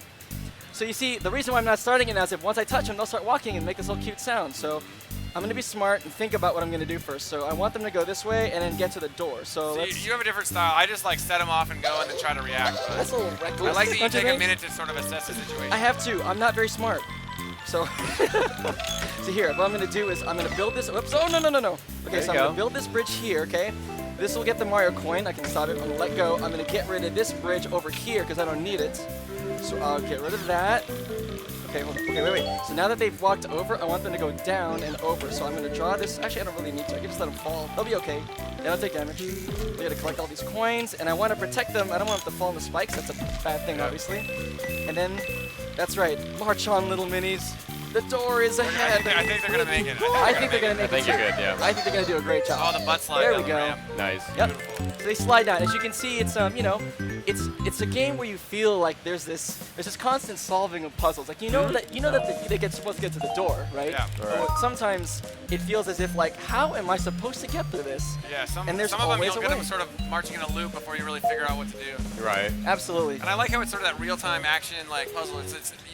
You kind of solve it as you go. I mean, it's rare that you sort of get it right the first time. Yeah, I mean, if you just assess, I mean, this one you can assess like right up front, obviously. But once I'm sure, well, here we go. If it's something a little more complicated, like it's nearly impossible to be able to figure out all the permutations. I mean, maybe some people's minds can do it. Mine certainly can. I just like to set them off. Some people watching at home, some people will be able to figure it out. Yeah, like right here, I bet you someone, while we're talking, they've already figured this out. Me, I'm still trying to figure out where I'm supposed to do, where they're facing. Yes. We're seeing they're also we're seeing living the in the TV future screen here. It's important to point out we've got this sort of bounding box to represent the screen that JC can see on the gamepad. Right. Exactly. He doesn't have a full view on the gamepad screen of what is on the TV. So. Yeah, so to kind of go over what's really cool about this, if you take a look at the Wii U gamepad, I'm only seeing the bottom portion. Now, if you're looking at your feed on the TV screen, if I move up and down, that screen in the bottom right is going to be what I see on the gamepad. So which means there's going to be levels that are so huge you're going to have to use your gamepad to really think about, like use your gamepad to make the kind of the immediate decision, and then use the TV to kind of plan your overall strategy. So let's get these minis walking. First you can see there's another new mini toy. Hi, there you go. So I love seeing this on the console, like on the TV screen too. It looks great. Okay, I'm going to do this now. What I really hope is I want to play this with my wife. And wait a minute. Wait, hold on. Okay, they're gonna go. Hold on. Sorry. Wait. That's always what I do. Wait, if they go down, I'm thinking here. I'm thinking. You if I go across, they're just gonna turn around. So they should go down. Actually, I could just do this. I can do that. Okay, they're good. They should walk up this ladder, going up here. They automatically walk over. When you see a ladder, they'll automatically go up it. They see a pipe, they'll go in it. Oh wait. Let me think ahead. I have to remove that one at the bottom, then draw the other one at the top, because I want them to come this way. And then they're gonna go down in this way again. Maybe I could draw here. Does that work? I think it might work. That looks good to me. We're about to find out. Yeah. I like how cute she is when she's kind of doing a little sachet. She kind of waddles. Make it good. Okay, so now they have to think, JC, think. Here. Yeah, wait. Okay, if I draw this across, they're gonna go down over the. Oh, wait a minute. Okay, this gets me the Mario Bring coin. it down, right? Yeah, see, because if I went across and went this way, they would just go down the thing and go this way. So. Ooh, okay. Don't sleep on Peach. I'm like shaking. I was like, whoa. And I caught myself. Awesome. It was, tensions ran high just then. It is. You know, sometimes you find yourself like, okay, I got this figured out. I got this weight. Totally, Well, I know you're not the type to leave any of the extra coins behind or anything. You're not one to just skip anything. Oh man, I know the type of gamer you are. You know, honestly though, if I get too frustrated, I might try. Okay, I can finish it. I'll come back to it later. Some people, man, they're all about it. They're on it. They can read the coins. They know where the Mario coins are at. They can get all the coins at one stop. I'm like, oh, it's so good. Okay, how about something harder? Bring it. See, this isn't getting any easier. The longer we do this, we're just gonna keep getting harder and harder stages. I'm not gonna lie. I kind of want to see you fail, but I'm not gonna jinx you. Are you wishing for failure? I'm just saying. Okay, this one here I might fail. There's something really complex going on. It looks like some kind of mechanical monkey is on the top of the Mini Mario toy, and he's just walking. I don't think I can control him if I tap. No, can't control him. He's just gonna walk. He's just coming after. You know, something tells me I'm not supposed to run into that guy. So let me think about this. I have to. A safe bet. Yeah. Okay, he goes here. He goes down, and he'll walk here. So Oh, I he need to can get this jump. Mini Mario. This is what I'm thinking. If he's gonna walk here, he comes out this way, right? Right. And he's gonna keep doing this loop. I need to find a way to get this Mini Mario right here. I need to get him somehow to this, and then destroy him, and then get him in here. So I'm sorry. I gotta. I have faith. I gotta think. Let me think. I'm sorry. Okay. Okay. Got it. I got See, it. again, I got this it. illustrates the difference in the way I play this game. I would have already been walking and probably. You'd have been chilling with the Shadow Mario character. Okay. I have to keep him high. The pipe is good. It's see, if I go him in the pipe, he's gonna come up here, right? Bring us What I out want up to do top. is I see no hurt, trapping him here, and then I would build this out to make sure he gets a coin to go across to get that. Wait a minute. Oh no, I missed it. No, I missed it because wait. Can I? No, I can't do this. Wait. Where's he gonna go up? Oh, awesome! No, that he's worked. hopping. Great. Oh, He's thank goodness. hopping. That's good. So now I can get the hammers and get the hammers going. Yes. Oh, Hey, and we're safe. All we have to do is just You've get liberated him. I have liberated You got a buddy the out of Mini it, Mario toy. There we go. Making Oh, I feel friends. so good. See, there's this friends. There's this kind of sense of relief when you know you've got it in the bag and you're just watching them march. It is the most satisfying feeling ever. This is just an exercise in like raising your stress levels so you can release them, isn't it? It pretty much is. Nice. I mean, it's. Okay. Oh, okay. And it's so fun. Like I have a fun time just watching this, and like this is a game It's true. we've all played on Yeah. our various March of the NES Minis, yeah. devices Yeah, over the years, and it's gonna be so man. nice to see it on a console. Just be able to like. I mean, I can sit like you said, and with your wife or Absolutely. friends At home, and just all sort of. since she can look at the TV and she's a lot smarter than I am, she's gonna start figuring it all out and just give me hints when I need them while I stress out and like really try to figure it out. I'm sure I could do it, but let's. Yeah, no, there really is something about not only the aesthetic but the gameplay as well. It just opens itself up for a broader audience, and especially that living room sort of experience that a lot of the stuff on the gamepad, it just does naturally really, really well because one thing's going on here, a different thing is going on there on the TV, and I think this plays really well into that. Okay, guys, I think I may have bit off more than I can chew. There's a lot let's going on look here. and let's see what we got. Okay, slowly. I think, yeah, so what this does is it kind of like a conveyor belt. If the Mini Mario steps on that, they'll start walking, right? Let's just get going and see if I can figure it out quickly. All right, So do it Morgan I style. love hearing there's Casey's different. inner Okay, monologue of like trying to solve this right. in like as fast as possible. he's gonna hop up there. This should bounce him up here. Whoops! Oh no! Why? Sorry. You're Okay, good, wait, I you're got good. this. Hold on. You're good. Oh, what? All right. Okay. Okay, I should have. wish. I'm sorry. You just made Morgan happy, but that's all right. There's Okay, just so fail one. Are you happy now? I am All happy. right, I'm happy. No, one more time. I can do this. I got this. Okay, so let me just collect all these. Here, let me do that. Collect these. I want them. I'll collect all these little kind of things that launch you to the next. Okay. Okay, now I'm prepared to deal with it. Okay, so slowly. I want him to be here. Okay, we'll do that. He goes here. He should go up there. Get rid of that. Let's do one at a time. See if I can figure it out on the fly. Yeah, things got complicated pretty fast here. It did. So I'm gonna remove that. Move up here. I want them to go Got here. girders and springs to worry about now. Okay, they're gonna walk down here and fall. I think. Right. Wait. You got. Should I save you them? got Toad. I mean, it's kind of you can kind of slow down the gameplay by moving and kind of holding one of these together and connecting them and kind of thinking about it. So which I'm doing now. Well. You know, no, let's yeah, just, yeah, let's get right. Peach. I'll tell you what. Let's get Peach. Because if we can get Peach, then I don't have to worry about them independently Then you come moving back, right, of yeah. each other. So Okay, so I have all of them now. That is so adorable. Okay. Ah. Okay, so wait, if I can get them here. Bring them back. Wait, where does this go? I don't know where this goes. Let's find out. No! Okay. I'm good. Okay, so there. So these guys go up. Let's start walking. Think. Spring sound. Boing. Good. Right, go. You No. got spring on that. Spring on that. No, I'm separating them. This is bad. Why? All right. They're good. Oh, this is actually kind of good. Watch this. See this little green button right here? Yeah. This will actually change the direction of this. I can make them walk back the other way. Aha! There we go. I figured it. Wait, where are they going? Where are they going? No. I'm good. All right. Where am I going? You need this. Wait. Okay, this is good. Right? It's not good. Oh, yeah. All right. Yes. This is good, right? Okay, so yes. if they fall down, they're going to go to the left. Going left, yes. Okay, good. Wait. It's only going to get them in the door. Doesn't that mean that I have to... No, you got it. Bring them back to that spring, yeah. Yeah, so I should bring them back, right? Yeah. At least I know this place is safe. So she's in the door. Great. I need to get the mini Mario into the spring. Is that Mario in the door, hopefully? Boom. Okay, so Toad's going to walk down. Oh, this is it. Oh, that should be it. See, some people might have prepared this ahead of time. JC goes in completely unscripted. Trying this for the first time. Yeah, just part of the fun. To I love prove hearing to his mind everyone work. that. I like this is real, dude. This is what real. this game does to people. Okay, what do you say we just kind of we'll go for it too. Let's go for a much harder level. I want to see. I'm really enjoying just hearing you talking your way through these.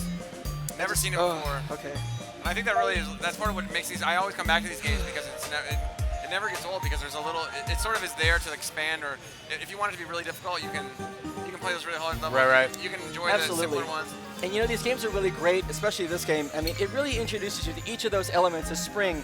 You know, the treadmill that kind of moves you and the girls. It's all slowly, one at a time. You don't feel like you're overwhelmed. You just know it.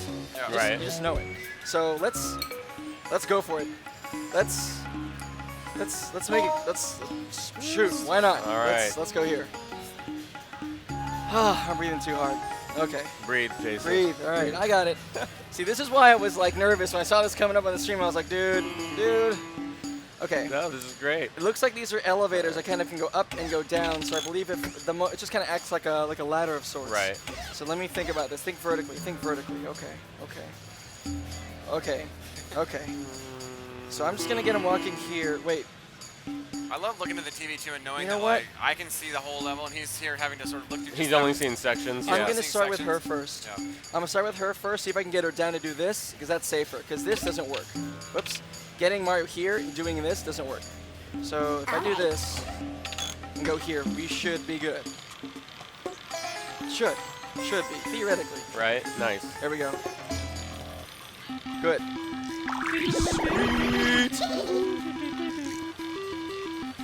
Wait, when I get that's okay. They'll turn around. They're fine. They're good. Okay. Okay, so eventually now I can go. Bring him up. Oh wait, I have to actually go grab one of these up there. Grab one of these here. Any other ones? I like how you have to I got them. collect your pieces first. You don't just have like unlimited parts. You know, you gotta go. I just don't want them to be too far separated. Okay, so if I do that, and what if I got them upwards? Does that work? Oh, all right, yeah. You're so I was good. gonna go There the we other way. Juicy coins. Juicy coins. I On can the go. left, I can but get them fall down. Wait a minute. Maybe Wait we're a coming minute. back. Okay, so the only, I guess, is here. Swing it right? up, yeah. Yeah, because that seems to be the only way they can go. And then if they walk, they're gonna walk to the right, going this way and go up. Wait a minute. Think. Okay. I like how he traces it out. I don't know. I'm just gonna do it. See what happens. Oh my. Okay, so Alright, they look safe. They look safe. They're safe. Okay, they're safe. What's the elevator to the hammers? Ooh, I see this. You see that? Oh my gosh. I like the look of this. I see that. There we go. So if I can get them down to go up, this will get them to the hammer here. I'm skipping all the coins, man. But I love a game like this too. It's so cute and it's so. I think it's such a charming game. But like somebody like JC is one of the best gamers I know, and he's over here like completely zoned in, trying to figure this thing out live. Well, yeah. And I love that it can take someone like you who is like such a good Smash player, fighting game player, and yet puzzle game like this it really pulls it out of you. Oh, man. You know what? Even if you've never played a puzzle game before, this is a great place to start. Seriously, you have it's funny because like you can watch it all the time. You can watch someone else play it, but you don't really feel it until you play it. So should we go one more? Yeah. Let's do it. We've got a couple of minutes left, so why don't you one more. See if you can do a quick speed run on one of these crazy ones. Let's go for it. Or just fail spectacularly. Versus DK speed run. Yeah, okay, you just want me to gun it and just go? I just go. Let's see what happens. We're going. See what happens. This is not going to be I think good. you just. Whoa. Oh my god! And this is actually a great example. What is going on? This is actually a good example of what you were talking about earlier, which is how much bigger the playable area can be than what you're seeing on the gamepad. Okay. All right, just go. Okay. Yeah, so JC's only able to see a portion of this. And he's just I'm going looking at TV, trying to see what's next. 4. Wait, they're going up. No, where are you going? And the creativity, I mean, we can just see it on display here. And I think that's what's going to be really amazing about this game, too, is you're going to be able to make and share your own courses. So it's going to offer that sort of... Yeah, I mean, that's going to be awesome. It's going to be a lot of fun. Okay, and that just adds so much replayability, too. Being able to make, like, you can... There's people that are going to be just as into making their own levels and sharing them as they are actually playing other people's. Good, I'm good. Absolutely. There's so many of them. I love that you have a little... It's like an RPG. You've got, like, a huge party now. Oh wait, there's no. Yeah, you don't need that one. Yeah. Good. What is I'm glad that you have a Toad in your party too, JC. Because I don't know if we're gonna have time to have you finish this, but up next we're gonna be taking another look at Captain Toad Treasure Tracker. So. Segway. I think if you actually hey, you're gonna make I went to the end, but I missed all this stuff. I wanted all this stuff. That was a speed run. Yeah. That was okay. I guess You know what? Though, I that's missed great. all of it. That doesn't count. I missed all of it. Yeah, and the perfect segue. You had Toad as your last one through the door there. We're going to be taking a look next at Captain Toad Treasure Tracker. JC, thank you so much. JC. You've had a busy week. Thanks for taking time to show us Mario vs. Donkey Kong and Wii U. We're really excited to bring this to the consoles for the first time. Ed, thanks as usual. Absolutely. We'll be right back in 90 seconds, guys. Thanks.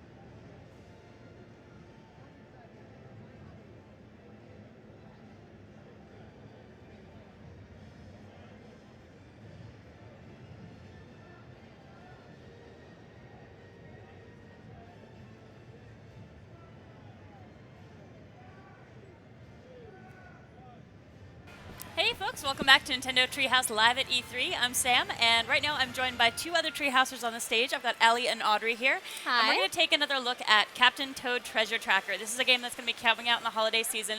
And what's really cool is we've got an exclusive level that wasn't shown in the last presentation. So even if you watched our last look at Captain Toad, this is going to be brand new. Audrey, you want to I'm going to hold the dice on that exclusive level. I'm going to make them wait. Oh, all right. So you got to hang out to the end we'll to get see the to it, don't you goodies. worry. What a stinker.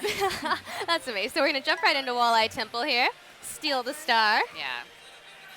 All right.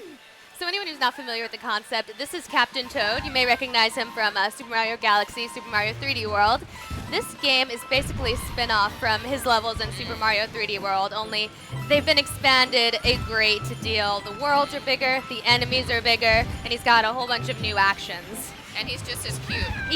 He might be even cuter. I think he might be even If that's possible, he's a little cuter.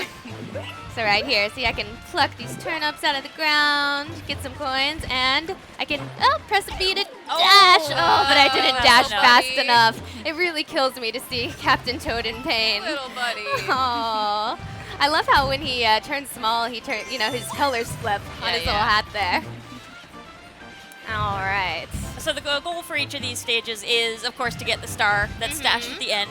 But there's also a lot of other collectible goodies hiding in here somewhere Exactly. as well. So specifically, there are 3 little gems there that we want to collect in every level, and they're hidden all over the place. And all the coins. Okay, let's try not to get hit by this guy this time. You can touch him. Okay. You can like wub him, and he'll be like, okay, bro, I'll stop for a while. Really want to get this diamond here. Oh, I already got it. Okay. Let's keep going. We got this. The cool thing is that we have the gamepad here, and you can use it in a variety of ways. You can use it to get these coins here. I just touched that on the gamepad to get that. You can see in a bit later, you can actually touch the enemies to freeze them for a while, and there's certain levels that use the gamepad to a great extent, so lots of different ways to get Toad around the world. The cool thing is that there's a lot of variety. Like Toad, he's a treasure tracker, you know? He's going all over the world. He's doing all kinds of different toady things. Yeah, toady things. Toady things, yeah. We gotta figure this is what he gets up to when he's not, busy helping Mario out. He's got his own rich, fulfilling life as a treasure hunter. Like he's not just Peach's henchman in Smash Bros. Sound like a foster dog, Like we help Toads find enriching lives. Exactly. Yeah. Well, I mean, you guys have heard me blather about this all the time, but I'm a huge fan of Captain Toad, and I love the game Wario's Woods, which was actually the first game that Toad ever starred in. And so that was a puzzle game too, and as is this. So this is sort of, in my mind, Toad's follow-up. It's not really, but that's how I like to think about it, because I liked that game a whole bunch. Too bad you already said it. It's official. Looks like I missed a gem, so I'm going to go back. He's a treasure tracker. So close. It's not going to work just passing up one of those little gems. No. What's looking here is I can actually tilt the gamepad to move the camera and get a better view of things, or I can move it with the L and R buttons.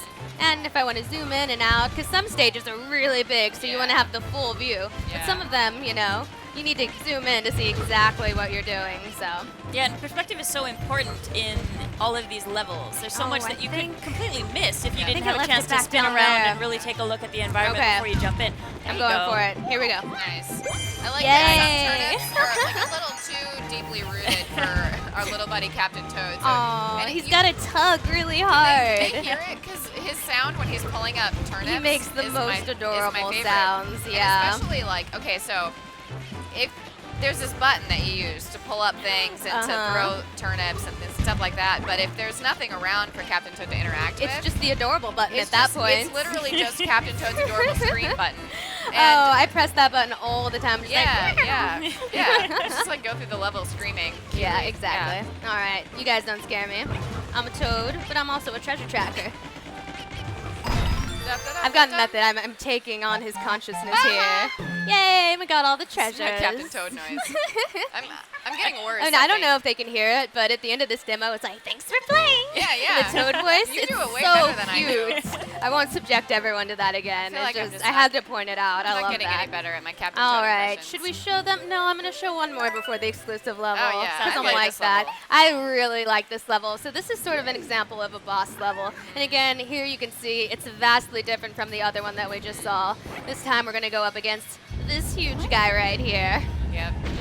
Yeah, this, I loved the levels in Super Mario 3D World, and so when I found out about this, I was like, no way, but even playing it is even cooler because there's such a variety of stages, right? Like the last one, we saw kind of like a relic-y garden-type level, which is a little bit more reminiscent of what they were in Super Mario 3D World, but this is like completely different. Exactly, and Toad has new actions too, like he can collect things and throw things, and he can dash and he can climb, and they sound like really simple actions, but when you add such simple actions to a puzzle game, it actually brings a lot to the gameplay. But the poor little guy can't jump.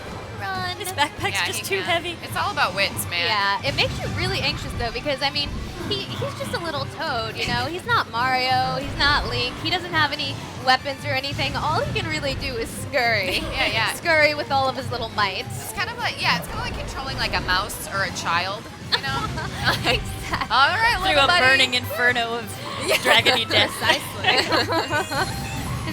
Look how well hidden some of these gems are. I mean, the first couple times I played this level, I totally missed that one behind the ladder there. Oh no, scary. Yeah, she's making it look easy, but even on the show floor, we see people playing this level a couple times because they missed that gem. Yeah. Yeah. All right. Let's do this. I can't pass up a stack of coins. No. I mean, it calls to me. As long as you don't lose that shield, you'll be all right. Audrey You is gotta keep driven by up the gold. scurrying. She's like, She's like a dragon or a goblin. Okay. Okay, now this is gonna be tricky. I'm gonna. No, wait. Go back. Oh, I probably could have gotten one more. Toad gets nervous though. No, abort. Okay. There's gonna be something good in here. Yes. See, I'm glad I stuck around. All right. So where's that gold star? I think this guy's ruthless. He's like sending his magma up for me. Poor little Captain Toad. Gotta say, I really dig the lighting in this stage. Yeah, it just beautiful. The fire looks so good. It does, and I love thinking of Toad going all of these big adventures. This cute little mushroom guy, but he's just traveling the whole like world. Through it. Yeah, just waddling across everywhere. It's wonderful. Okay. This part gets tricky. So I don't want to step on that lava there. Okay, it's gone. Before more shows up. Oh, okay. What's worth mentioning, he's not just the treasure tracker, he's the captain of the Toad Brigade. So Exactly. it's pretty serious business. He's got the official headlamp and everything. Yeah. And on the dot as well. Oh, long ladder. You can do it, little Okay, buddy. let's go. Reach for it. Oh, no. Reach for it, little guy. His little stubby arms can't Smash. reach. Oh, that looks so painful. I feel kind of bad for the dragon, though, right? He had it coming. He was sending magma Like our Captain way. Toad just like came into his volcano and he's like, I'm gonna mine this. You He's know? okay. I'm gonna steal the natural He's resources. gonna take a from little your break. volcano. Aww. It's okay, buddy. I'm just gonna take the star and be on my way. Was that you like petting the dragon? Yeah, exactly. I just wanted to comfort him a little. Little toad foot massage. All right, so now we're gonna show the exclusive level. Excellent. Hot dang. So, let's see here. This one, I think this is my favorite out of all of these. This is the Star Express sneak attack. Now this whole level is just one big train. The Toad is sneaking around, and this one's a little different from the other ones because there's a huge stealth element to this one because there's so many enemies around. And like I said, you know, Toad can't attack, so he just kind of has to, like here, I'm just gonna blend in with the crowd. I've got dots. They've got dots. They don't know what's going on. Yeah, I think of all the levels we brought to E3, this is the one with the most enemies. Here, you gotta I watch don't out think for any of the these. others have quite as many as this.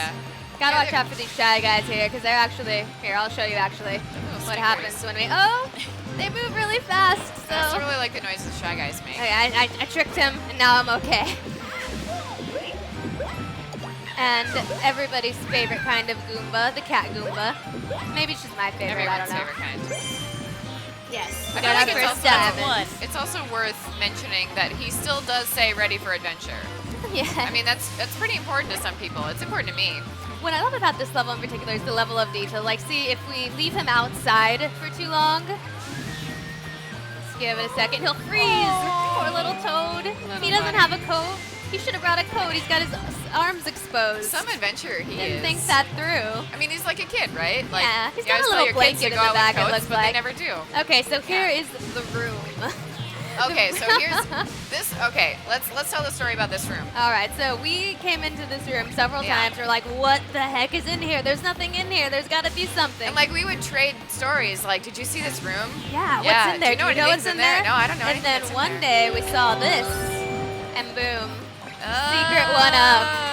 So yeah, if you're gonna be a Toad adventurer, you have to be on your guard. Yeah, yeah. You really do. Like you came running to my desk too. I know. You were like, guess what I found out? I was so excited. I was like, Allie, I figured it out. The room. Can you spend a second just like hop on the bed there? Because I think that is also just adorable for folks So to yeah, see. we're about to go into the room. Oh, perfect. Or I can do it on this. No, we have to go to the other room where I climb no on the worries. bed. Oh, yeah. And that, I won't spoil it, but it's going to be really cute. Yeah, yeah. Okay. Oh, look, he's checking out the sights. Oh no, squished by a toad. That's like how it minding his goes. own business. Okay, so here, Shy I'm Guy's gonna like get taking a these train somewhere. hidden coins here, and then I'm gonna just leave Toad alone and see what happens. Come on, Toad, you had a long day. There you go. Gonna take a little Toad nap. Little baby needs a nap. And since there's no timer on these levels, it's really worth it to hang out and just I hate to see wake what him. weird, funny stuff Toad's gonna There get up to if you goes. just leave him be for a minute. He just needed a little nap. He's feeling okay now. Oh, darn it. I'm always so preoccupied with getting to the bed so I can make Toads.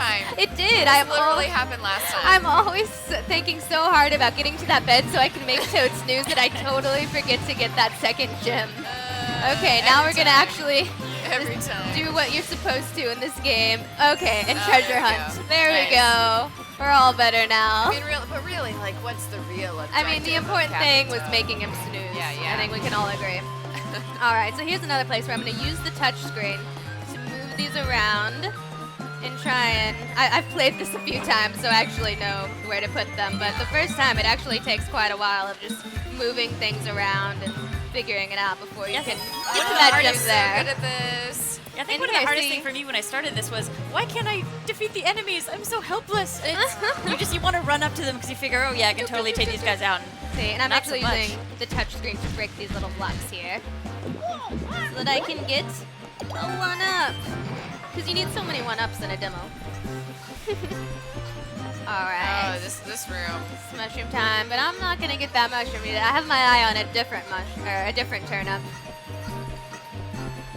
I want that turnip right there. Not that one. I'm not going to settle for any other one. He's very picky. He's very picky. Alright, here we have this awesome weapon here. And now Toad comes back with a vengeance. Wreck house. Oh, it feels so good. It must feel so good for Toad. It's like, I can finally take you guys down. Exactly. When he finally gets a weapon, there's no stopping him. Well, especially, like, I love it in that room, too, because you see those enemies, and if you're playing, like, for example, Super Mario 3D World, you see a few enemies, and you're like, shh, whatever, I got this. But, like, Captain Toad, he can't really do much, right? Like, he walks, and he plucks stuff. And those are really rad things, but, like, he's pretty defenseless. He's a kid, right? Oh, yeah. Well, he's a kid in my heart. I think we're all kids at heart. Those little enemies get kind of stressful and brings a little bit of tension to the puzzles. All right, so next up we're going to go to Mystery Match and Doorway Drama. This is my favorite. Yeah, this is my second favorite. I really like the Starks. I mean, the Snoozing Toad. Yeah, it's pretty good. But no, this one's good too. This one's pretty amazing too. So like another again. Okay, wait. First I'm gonna take care of this Goomba. As you can see, he's chasing me around, but I'm not bothered by that because. Boom! Nice. That's just I love sneak squishing the Goomba. What if this is like their house and we're just like breaking in? Yeah, I mean, but he shouldn't have had treasure there. It's really his fault. Let's be honest. Yeah, so this level here also uses the touchpad in a variety of ways. So you move these little doorways around to try and get where you're going. Oh, look, that one's so easy. That was so nice of them to put one just right there.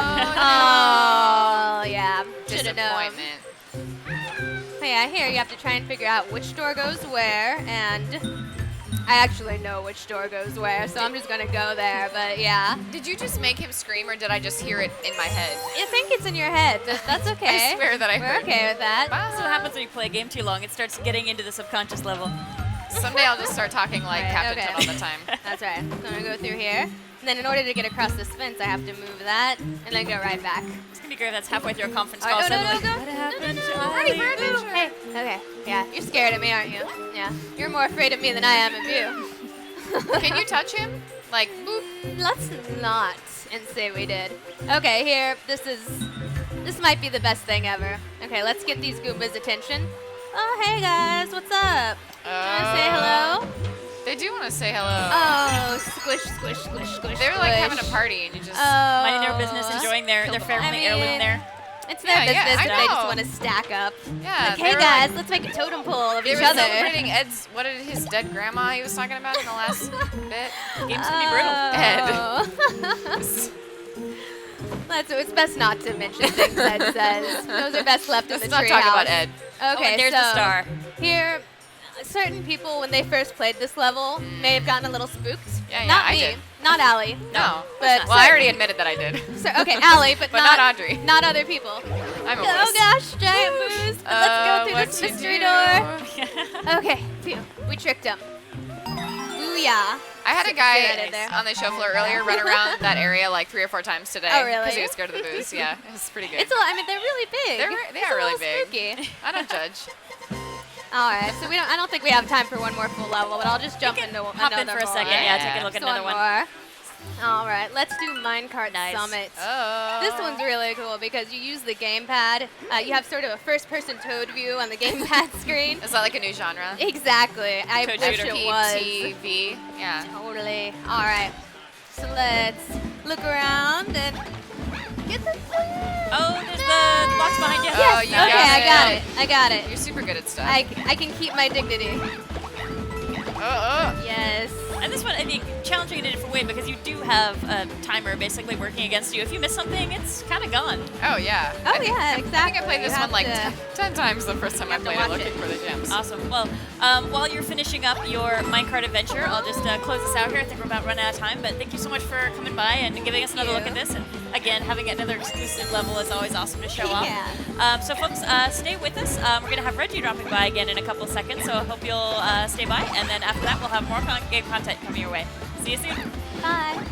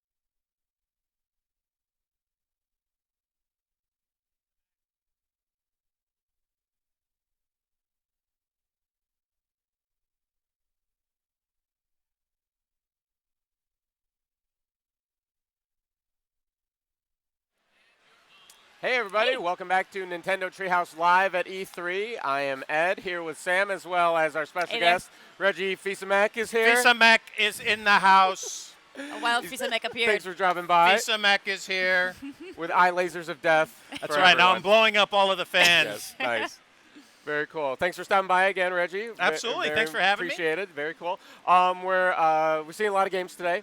We still got more games coming. We're seeing a lot of exclusive content and some deep dives. We just came off of Captain Toad Treasure Tracker, which I know a lot of people are kind of a surprise one. I think for a lot of people, you know, it's something that maybe they weren't totally into, but I think from some of the stuff they're seeing here today, they might be a little more interested than they had initially thought. I agree with you. I'd been looking at some of the information overnight, and it seemed like there was a little bit of confusion. You know, is this a full game? Is it DLC? What is it? It's a full game. Yeah. It's a big game. It's deep. It's robust. There's a lot going on. There's a lot for fans to get into. So I love seeing the little walkthrough that people were doing. Yeah. So I know I'm looking forward to playing that game. It's cool. I think it's an interesting take on the puzzle genre, and still like harkening back to that 3D world look that everybody. I mean, you just love it. You just love it. It's so nice to see. So today, you're here. It's day 2. You're walking around.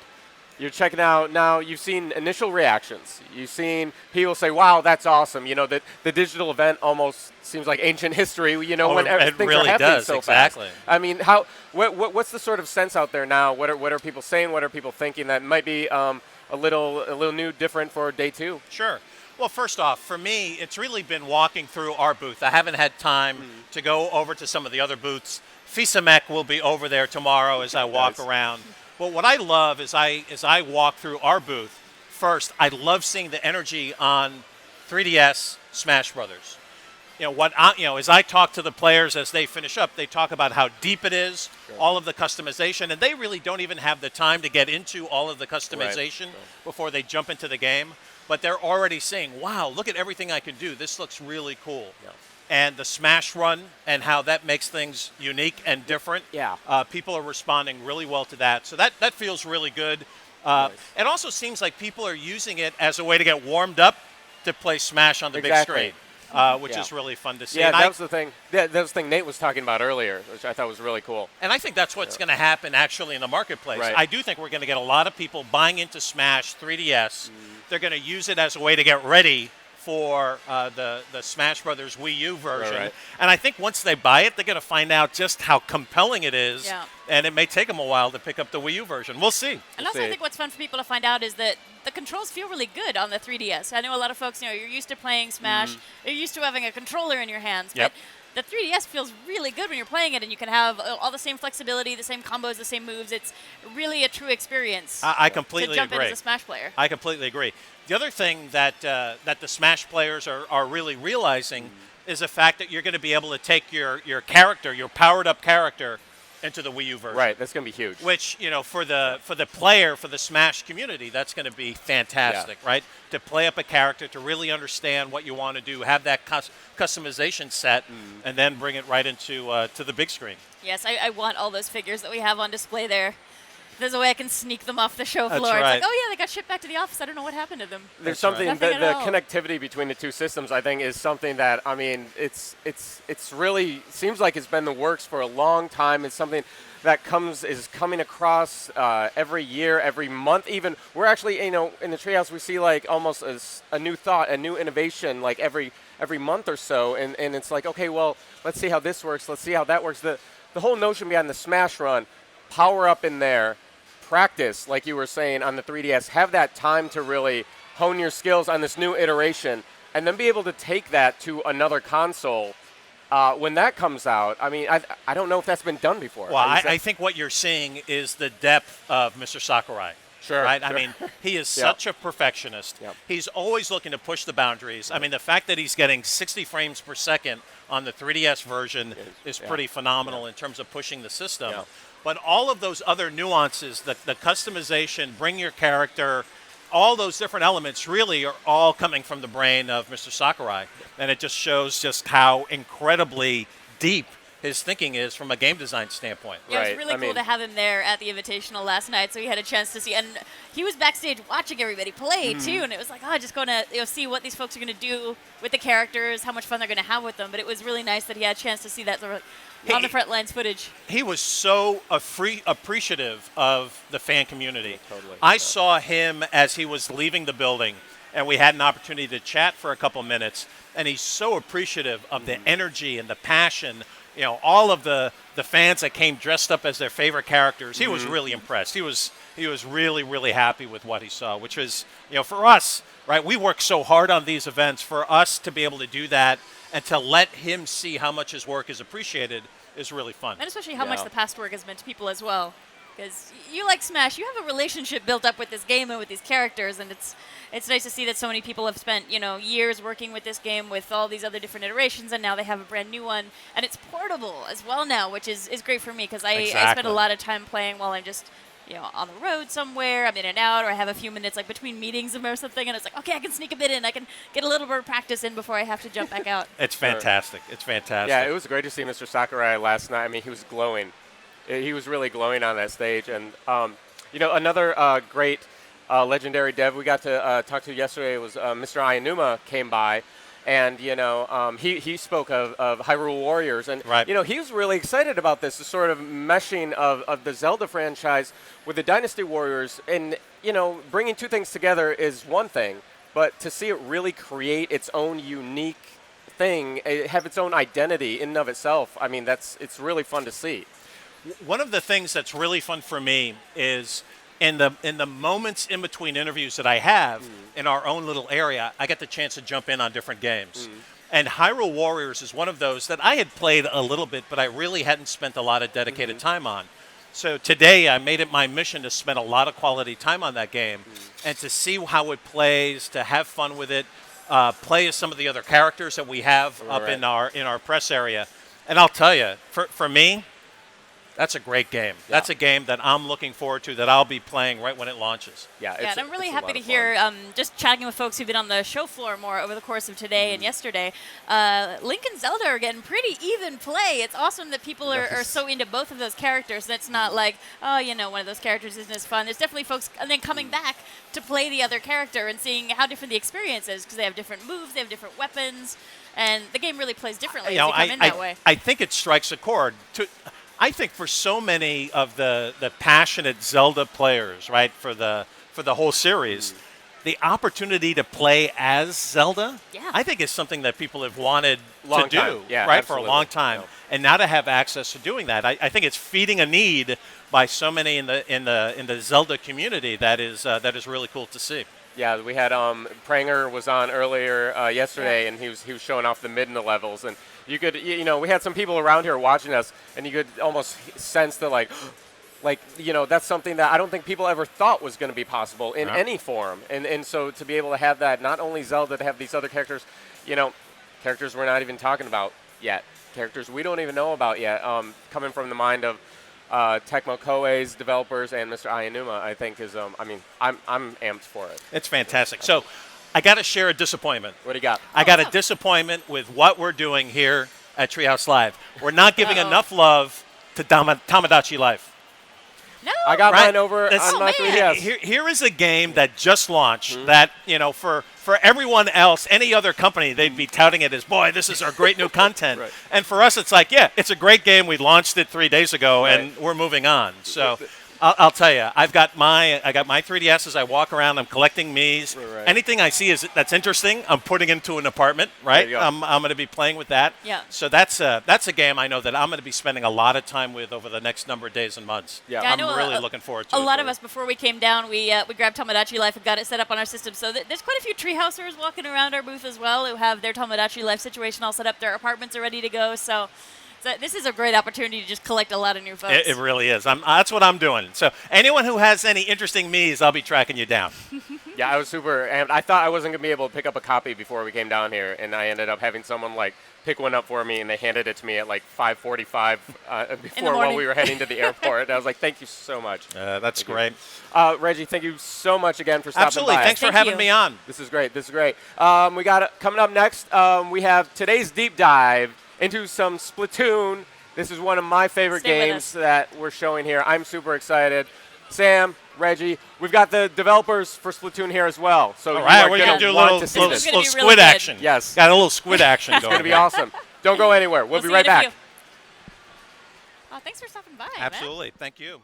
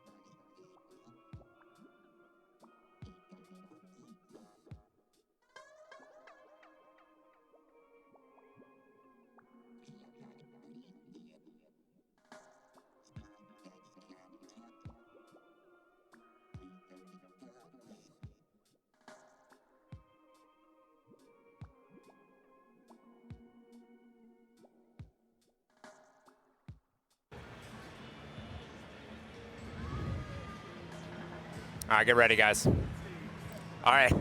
All right. Okay. We are live. We are live. Hey, welcome back to Nintendo Treehouse Live at E3. Nate is back up on the Splatoon deck, but with some very, very special guests. I'm here with Rob Tunstall, who will be translating for development staff, Mr. Nogami, Mr. Sakaguchi, and Mr. Sato. And I was hoping, just to start off, maybe you guys could talk a little bit about your roles in the game, and then maybe just a little bit about the game itself for those people who haven't already tuned in to Splatoon.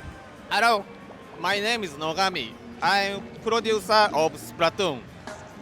Hi, I'm Sakaguchi, director. Hi, I'm Sato, lead programmer. はい。じゃあ、簡単にこのゲームを説明しますと、このゲームは4対4の2つのチームに分かれて、インクを発射して陣地を塗って、その陣地の広さで勝敗を決するっていうゲームです。So if I were to explain this game simply, I'd say that it's a game where you compete in 2 4-on-4 teams, spraying ink around, trying to cover as much territory as possible, and the team that covers the most territory wins. Yes, that's it. But, well, why don't we get into some details about it? I think, and you guys, correct me if I'm wrong, but I think the best way to do this is I'll just jump in, do a really brief tutorial on how the controls work, and then maybe we could turn it over to somebody a little bit more competent, like maybe Mr. Sato after that. Yeah, I'll jump in. Yeah, definitely. All right, so this will probably be pretty familiar to anybody who's been tuning into this stream from early on because they can't get me off this station. I tend to come up here and hang out next to Splatoon a lot. But for anybody who hasn't seen the other streams, let me just really briefly go over how this works. So gamepad is your map. It shows you in real time where the ink is, and when you come up, you basically want to just start spraying ink everywhere. Very simple controls. You move around with the L stick, move your view around with the R stick, and this is the most important button you have, the R trigger. Spray everywhere. Now, note that with the L button, I go down and I turn into ink form. You don't see me in the ink, but check this out. All right, that's me in squid form. Obviously, I'm very, very visible. I need a little bit of cover. And here, I move much faster. So we talked about the controlling turf. The most important bit of this is not only spraying the ground so that you can control it, and as you can see on the lower screen, controlling the map to win, but also it makes your movement around the map much easier when you're squidding. All right. I'm gonna cruise up here. Now, normally there'd be people mobbing this area, but I've told everybody to stand down because otherwise I'm just gonna get murdered out here. Cruise around. You can see, look at my mobility when I'm a squid. All right. Super weapon as you load it up. Oh, and actually, I think my gyro controls are off. I'm trying to show some, hey, can you switch to gyro on the fly? Yeah.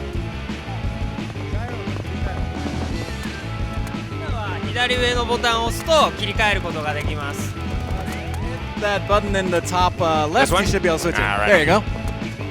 Motion controls on. So this, as you can see, if you don't want to play with motion controls, you don't have to. But I got to say, and I don't know if you guys could tell when I was just doing that, I kind of sucked at it. And to be honest, I really need the fine control of the gyro. Just slight wrist motions are making me move this thing around.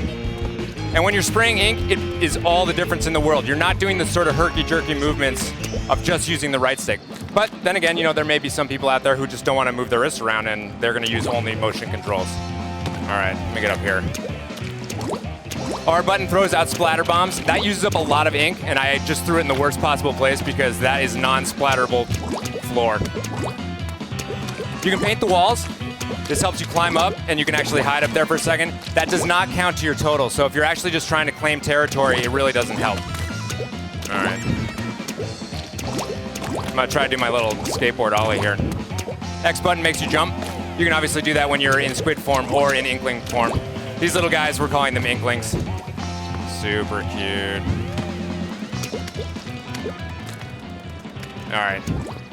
Also, another benefit of being a squid is that you can move through grates. Vertical grates, grates that are on the ground. It's the only way that you can get through it is by splattering the ground with more and more ink. All right. All right, I'm clearly not going to be competent enough at this. So for an actual round, I want to bring in Mr. Sato, who I believe is pretty unmatched in the Splatoon world. Mr. Sato-san? Mr. Sato is the best player in the world currently. Yes. Well, he says he was until Monday, but maybe not anymore. So Mr. Sato is going to be probably showing us some pretty advanced moves that we can comment as we're going on. But as we do, I also want to just take the opportunity. We don't have that much time with these guys. I want to pick their brains a little bit about stuff that I certainly wasn't able to get into when we were talking about it earlier. First of all, I want to hear about how they were inspired to create these characters and this game mode.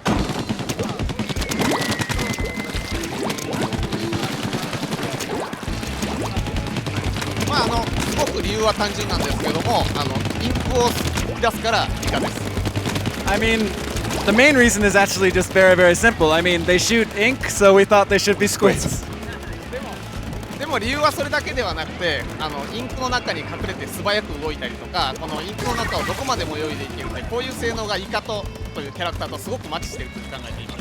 But there's more to it than that. I mean, just the fact that, they're able to swim very quickly throughout the ink and they're able to, traverse a great deal of ground through it quickly. All of those kind of abilities that we gave to the player really matched the idea of having the characters be squids. 小さいところで言えば、なぜタコでないかというと、マップのアイコンがイカだと矢印で分かりやすいんです。And this is a small point, but someone might ask, well, why aren't they octopuses? Well, squids have a nice arrow shape, so when you see the icon on the map, you can tell what direction they're going in. Yeah, that actually reminds me. I mean, one of the things that I was talking about yesterday that I love about this game is that the squid aesthetic is everywhere. We just talked about with the arrow, but also like the little tentacle shapes on the loading screen. I really love how they've carried it all the way through. Yeah, that's right. And he's got some on his shirt. Where are we giving? Oh man. プレイするまではなんでイカなんだろうってみんな思うと思うんですが、一度プレイしてもらえたら、お、これはもうイカしかないとみんなに思ってもらえると思います。Yeah. I mean, I think before people play this game, they're probably thinking, why are they squids? But I think anytime someone actually picks up this game and plays it, they realize, oh, squids, it has to be squids. Yeah, of course. And we just ロケットを噴射して発射飛び出すっていう動きもイカならではだと思います。 Yeah, and I think you just saw him do a big kind of squid jump, that kind of rocket shape, and I think that also, that's something that only really fits with a squid design. Yeah. 僕はこんなイカ見たことないですけど。I mean, I haven't actually ever seen a squid exactly like that in real life, but still. I bet they do that underwater, and when they shoot their ink out, it kind of propels them, yeah? Yeah, maybe. Yeah, maybe. They probably wouldn't get as much vertical height out of the water, but maybe. We'll suspend our disbelief. That is an important point, though. We talked a little bit about it yesterday, but the launching mechanic where you can launch right up to where your friends are or launch back to base at any given time is really, really crucial in this game, especially as you're watching in real time on your map, what's going on with the game balance, where the ink is being spread.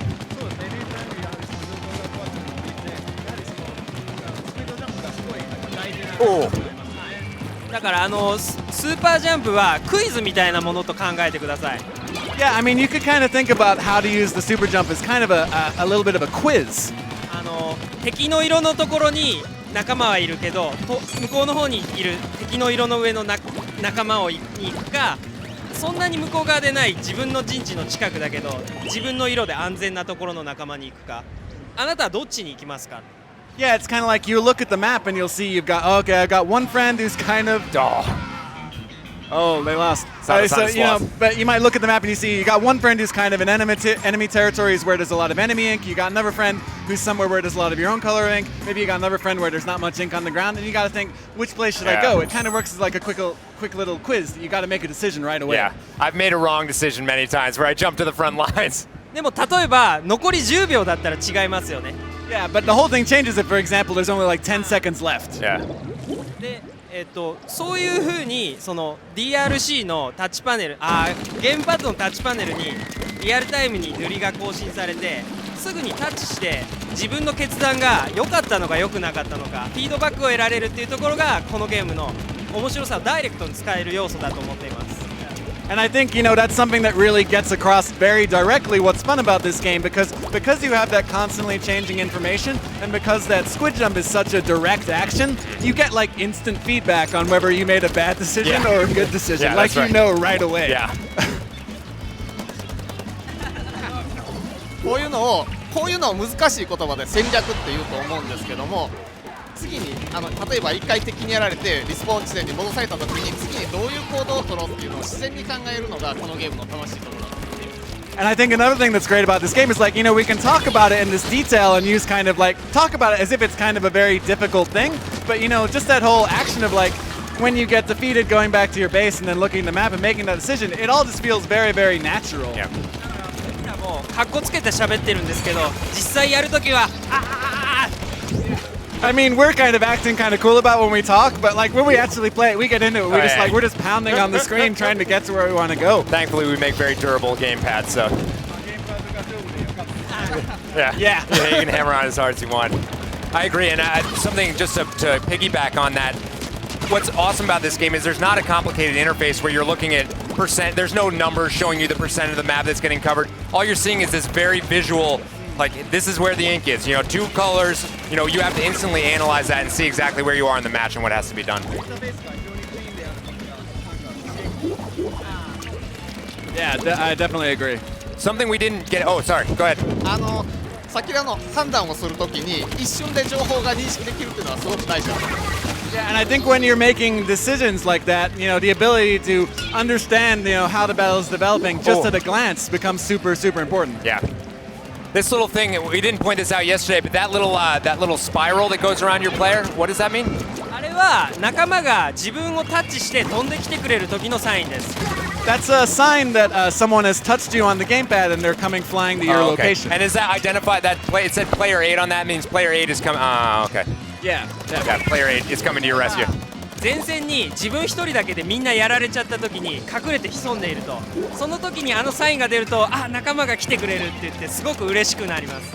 So let's say everyone else on your team is defeated. You're right up at the front lines. You're hiding in your own little patch of ink. That sign starts spinning around you. You realize, all my friends are coming. I'm about to get. You start to feel really good.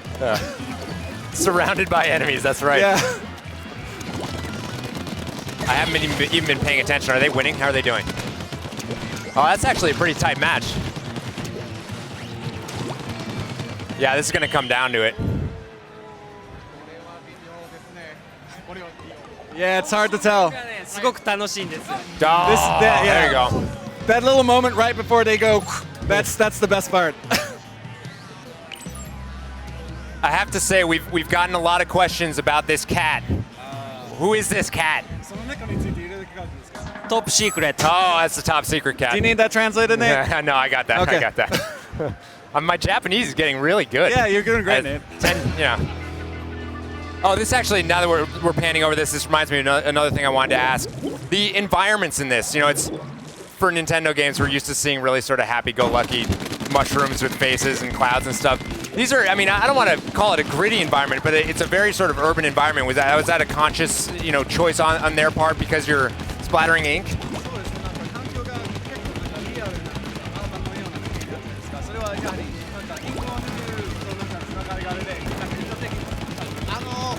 Well, このインクを塗るっていう遊び自体が簡単に言うと結構いたずらっぽい遊びだと思っています。I mean, just that kind of act of like spraying the ink around, it's kind of a little bit like, like graffiti or like vandalism, right? A little bit. 街中のこの一角をもう好きなようにペンキを打ちまけていいよって言ったらもうみんな喜んで打ちまける。Yeah, I mean, like if someone just came up to you in the street and was just like, "Hey, you can take this paint and throw it around however you like." It would be kind of awesome. I think everyone would like to do that. Sanctioned vandalism. That's. そういう手応えを出すためにはやっぱり自分たちがある程度見慣れた風景を塗ってる方がすごく手応えが出ると思ってこういう背景です。And so to bring about that same kind of feeling, we thought, well, we should probably make this some kind of setting that looks at least a little bit more familiar or more real. Yeah, it does. I every time I watch it, I see some other little detail, like there's little like chalk drawings of like kind of squids on the walls or like little logos everywhere. It's just very well realized. Yeah. この世界の人はきっとそういうことが大好きなんだ。Yeah, we think, definitely the people who inhabit this world, these guys, they definitely love what they're doing. ちなみにこのインクは多分3分ぐらい経ったら全部消えてしまうインクです。But for whatever reason, this is like special ink, I guess, that just disappears after 3 minutes. That's good. Yeah, it's very environmentally friendly. That's good. That's important.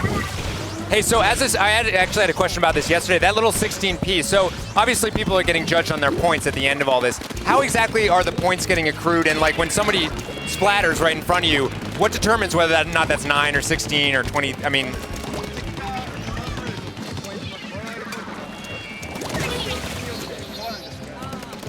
あれは敵を倒したポイントではなくて、敵をやっつけたことによって結果床が塗られたポイントなんです。なのでもともと自分の色の上の敵をやっつけてもポイントはあまり入らないです。So those points you get are not directly points that you get for defeating an enemy. It's actually because when you defeat an enemy, they explode in your own ink color. So, you know, the amount of ground that was either newly painted or painted over. Oh, that's what that number is. So for that reason, if you defeat someone on your own ink color, it doesn't really have an effect. You don't really get any points. But on there, okay. どれだけこの床を塗ったかっていうのが全ての基準です。So really, it all just comes back to how much of the ground did you cover in ink. You can see here Mr. Sato just jumped back to his base and is now just taking care of homekeeping. Oh, so that was a lot of points. Super weapon. 世界ナンバー1なんですかね、彼は。I wonder if he really is the world #1 anymore. Oh dear. 上手くなってきてますね、E3。Yeah, everyone here at E3 is really starting to get really good. Oh, got it. What's up? Win bonus. 音楽に関してなんですけど、これはこの世界の人たちが若者が聴いてるポップミュージックなんです。So I want to talk a little about the music you're hearing, but the way we think about it, you know, the music in this game is basically the popular music of that game world. That's what these Squid Kids listen to. I actually noticed some of them have headphones on, so they're probably jamming out to that. Yeah. これ放送を見てる人には音楽 BGM って聞こえるんですかね？And I wonder if the people at home, can they hear the music? Oh yeah, yeah. I think that their audio feed ought to be showing it. トレーラーのミュージックもそうなんですけど、すごくみんな気に入ってくれてて、僕らも喜んでます。I mean, this is true for the trailer music as well, but it seems like everyone's having a really great reaction to it. So you know, we're really, really happy. Yeah, I think we've used the upbeat music I think in the trailer, and that's mostly what you see here because everyone jumps right into the game. But the loading screen music while you're waiting for players to join is actually my favorite. It's sort of this like laid-back reggae beat. Yeah. The matching screen, right? Yeah. They're just sitting waiting at home, ready for the match to start, you know, chilling with some reggae. このそのトレーラーとかで入ってるその掛け声はその任天堂のこのスプラトゥーンの女性スタッフがみんなでこう出した声で、それをサンプリングして使っています。Oh, and you probably heard in the trailer music the voices yelling the title Splatoon. Yeah. But that's actually the female members of the development staff. That's their voices. All cheering. Oh, that's awesome. 男の声もちょっと混じってますけど。Oh, and well, there's a couple of male staff members in there too, I think. Doing falsetto? Splatoon! インクのべちゃべちゃする音にはめちゃめちゃこだわってサウンドのスタッフが作ってくれてます。And also the sound staff, they put so much effort into like the wet noises of the ink getting sprayed around. Yeah, I didn't mention it earlier, but it is awesome. You really feel like it's just goopy ink spraying everywhere. スライムをこう叩きつけた音を使ってます。Did you do experiments? So we created that sound by we basically got some slime and then we just like pounded it. Yeah. Oh my god. That's research. Hey, research. We gotta buy some slime. それぐらいこのインクを塗るっていうこのアクションの手応えにこだわってるんですよ。Yeah, that's just how, you know, particularly we've been about making sure that spraying ink feels good. Yeah, well, it definitely does. こうデコボコして見えると思うんですけども、これ一回塗ったところでももう一回塗るとまたデコボコが変わるんですよ。Okay, and you can probably see that the ink is kind of bumpy. It's got a texture, but depending on if it's like the first time that place has been inked or if it's like been inked over from a different color, it changes. でさらにこう塗ったインクの中をイカになって、it's more of it? で塗ったインクの中をイカになって進むとその跡が残ります。And you'll notice that you actually leave a little bit of a trail if you swim through it. Oh wow! 今作ってる製品版ではね、もっと良くなってますよ。Yeah, and that's all going to look better in the final product. Even better than that, man. That already looks really good. こういったようにサウンドのスタッフとかグラフィックのスタッフがとにかくこだわってこのアクションを気持ちよくしようと頑張ってますので、すごくいいものになっていると思っています。I think it's all very much thanks to, you know, the sound staff and the graphics staff. They're very focused on making sure that all of the actions just feel and look really, really great. Yeah. Splatter.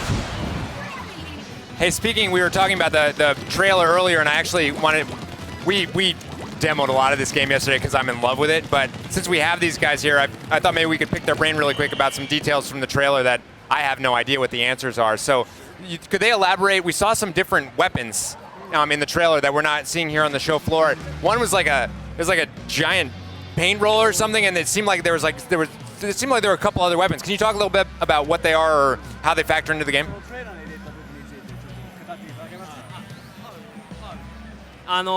今はみんな同じ武器を使ってるんですけど、ローラーみたいにこう床を近くをたくさん塗れる武器だったり、こうチャージして撃つ遠くを狙えるような武器、いろいろ用意しています。Yeah, so right now in the game we're playing, everyone's kind of using the same weapons, but we're also thinking of like this kind of big roller, kind of close quarters weapon that'll like spread a lot of ink around, and then a charge shot kind of weapon that can be used kind of like sniper. You know, it's for aiming for far off. That's me. That's me. プレイヤーはその日のステージと自分の取りたい戦略に合わせて武器を選べます。And we hope people will like, select the weapons they want to use based on one, the map they're playing, but also the strategy that they want to take. So is it that you select the weapon beforehand and then go in, or you find the weapon in the actual map? Yeah, you select it first. So you'll be like a sniper class or something like that. Oh, that's going to change the strategy quite a bit. We also saw a lot of different maps on the trailer, though, other than we're seeing here. Every time I saw one, I'm just like already analyzing like high ground and choke points, and like I need strategy. Oh. Yeah. トレーラーには4つマップを載せてましたけど、他にもマップはたくさん用意しています。So there were the 4 maps in the trailer, and then we're also planning on making a lot more. A lot more. この中にはイカでこう壁をどこまでも登っていくようなマップであったりとか、すごく高低差があって、このショットってこう重力で落ちるんで、それを生かした戦いができるようなマップも用意しています。Yeah, so one idea for, some maps we might make in the future is to have one that's very much based on, using that climbing ability, having lots of different walls. But another we have is the idea of like having a stage that has lots of different differences in elevation because we're shooting ink, it has an arc, like gravity really affects it. So if you have a stage that has lots of high platforms and lots of low areas, that's really going to change how you play that stage. Yeah. に関しては毎日そのレベルデザインのスタッフがテストして地形を変えてはテストして変えてはテストしてを行っていて日に日に良くなってます。でたまにそのテスト中に本気になりすぎて大声を上げて隣のチームに迷惑をかけてしまったりもあります。Yeah, so our level design teams are just play testing the new maps every day over and over, like play them once, remake them, play them again. Yeah. And sometimes they get so into it, they just start yelling so much, and actually we get complaints from the development team next door. Yeah. さっき敵がどういう風な動きをしてるとかがマップを見れば分かるって言ったんですけども、このメインの画面を見ててもそれがよく分かります。And we talked a little bit before about how if you look at the map screen, you can see, what the enemy is doing, but you can also get a good impression of that just from the main screen. Yeah. 相手の色でここまで塗られてるということは敵がここまで攻めてきてるということです。I mean, obviously, if you see your enemy's ink there, you know that they've made it that far and where they've been going. 相手のしぶきが上がっているということは相手がそこにいるということです。Yeah, if you see a trail, or if you see, their sign, their jump sign, you know that they're coming there. Yep. もしかすると相手のインクの中には相手が潜んでいるかもしれません。But you got to be careful because there might be an enemy hiding in, that ink color. In that little ink color. Yeah, I know. It's mind games, man. It's like I can't wrap my head around it. You got to think a lot. 全部自分の色のインクに塗られている部屋の中にちょっとだけ相手の色があったらちょっと怖くないですか？ So here's something that might be kind of scary. What if you walk into this room and it's entirely painted in your color, except there's one little patch in the middle? You start wondering. Yeah. ネイトさんはもう突っ込むと思うんですけど、僕は臆病なんで遠くから塗るんですけど、いつも敵がいない。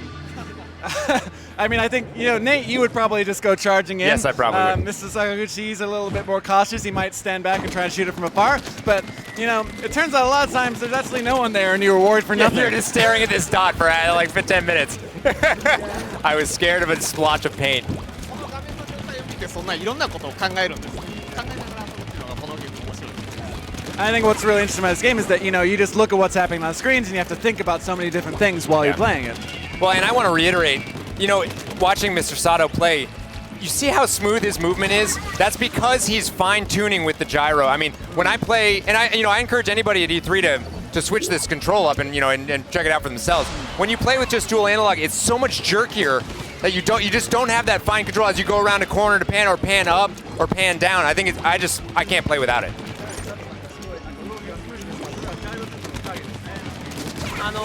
ちょっと誤解があったみたいなんですけど、ジャイロだけで操作するわけではありません。スティックとのハイブリッドです。And I think people may have been confused, and we already touched on this a little bit, but, you know, people were thinking that, oh, it's just controls of the gyro, but really it's a hybrid. Yeah. You know, you're using the right stick and totally. the gyros. Yeah, the big movements on the stick and then the fun. Yeah. 壁の上に敵がいるとしますね。この自分の目の前の壁の上に敵がいるとします。So let's say, you know, maybe there's a platform and a wall, and there's up on the platform there's an enemy there. Yeah. この時こういう風に塗った後、イカで壁を登るんですけど、その時にカメラをすごく上下に動かします。So if you were to like, you know, paint that wall and climb up it and then get to the top, you'd have to, you know, moving the camera very, you know, a lot in up and down, right? 下を向いてこうジャンプしながら下を打つみたいなアクション。これはジャイロセンサーがないとスティックとボタンではなかなか難しい操作だと思います。So one cool thing you can do is, you know, you scoot up that wall, you kind of jump out of the ink, and then you look down and you shoot the guy while you're coming down. Yeah, and that's something you can really only do because you got these precision gyro controls. Yeah, just like that. He just did it. Yeah. Zato-san is a プレイヤー pro. の性能とすごくマッチした操作系になってます。So it's definitely a control style that very much, you know, fits the abilities that you're given in this game. Yeah. Yeah, I think once you put your hands on it, it just feels second nature. ゲームでアピールしたいポイントはまずこのインクを塗るっていうアクションの気持ちよさ、それからルールの分かりやすさ、もう何が起こっているかっていうのを画面を見たらすぐ分かる。I mean, I think, you know, things that we really want to focus on, or the two main things we really want to focus on is just, one, how good it feels to shoot the ink around, and then two, how easy it is to understand what's happening, what the rules are. 最後にDR ゲームパッドを生かした快適な操作です。And then, you know, on top of that, you know, the controls that, you know, make really great use of the gamepad and how good those feel. But I can't believe I didn't notice the texture thing about ink that's been painted over the other ink. That's really awesome. Wonder who won. No way, that's blue. That's got to be blue. Yeah. Bad guys. That was pretty close, though. Too bad. You know, that actually just reminded me, and I'm glad I remembered to ask this before we ran out of time. The other thing I saw in the trailer that I haven't seen here, there was one moment where it was like a faucet from above. Like, what was that? That あれですよね。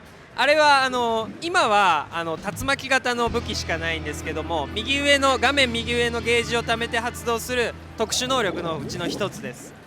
So, I mean, you've probably seen that kind of like tornado-like super weapon. Yeah, yeah. You know, the one that, you know, once that gauge builds up, you can press the right stick to use. Yeah, yeah, totally. スーパーウェポンは塗る能力に限らず仲間をサポートしたりとかタッチパネルを使ったアクションを必要としたりとかいろいろなものを用意する予定です。So, what you saw was one of the super weapons that we're preparing that you'll be able to switch in, but we're trying to think of lots of different things, you know, not just things that for attacking, things that could be used for, you know, helping out your teammates, things that could be used for moving around the map. So yeah, we're definitely thinking of lots of different options for that gauge and that super weapon. That one seemed pretty nasty. プレイヤーが自分の姿をカスタマイズすることができるんですけども、そのカスタマイズによってそういういろんな武器を選択することができるんですよ。And that's also part of, you know, the ability you're going to have to customize your player. You're going to be able to customize all sorts of things to them, and one of those things is going to be, you know, their loadout, the super weapon. So your pre-match is I'm going to take this super weapon, this main weapon, I'm going to go out. My appearance, goggles, headphones. Yeah. Can I pick my hairstyle, my tentacle hairstyle? Like I can have the pigtails or the top knot? そこは考えてる途中です。We're thinking about it. あれはチャームポイントなのでなかなかあそこを変えるのは難しいかもしれません。Yeah, I mean that's something that we really like about those characters. So yeah, changing it might be difficult. But no. I want to keep the tentacles, but like some of them have top knots and some of them have pigtails. You know, it's like, should I tie? You know.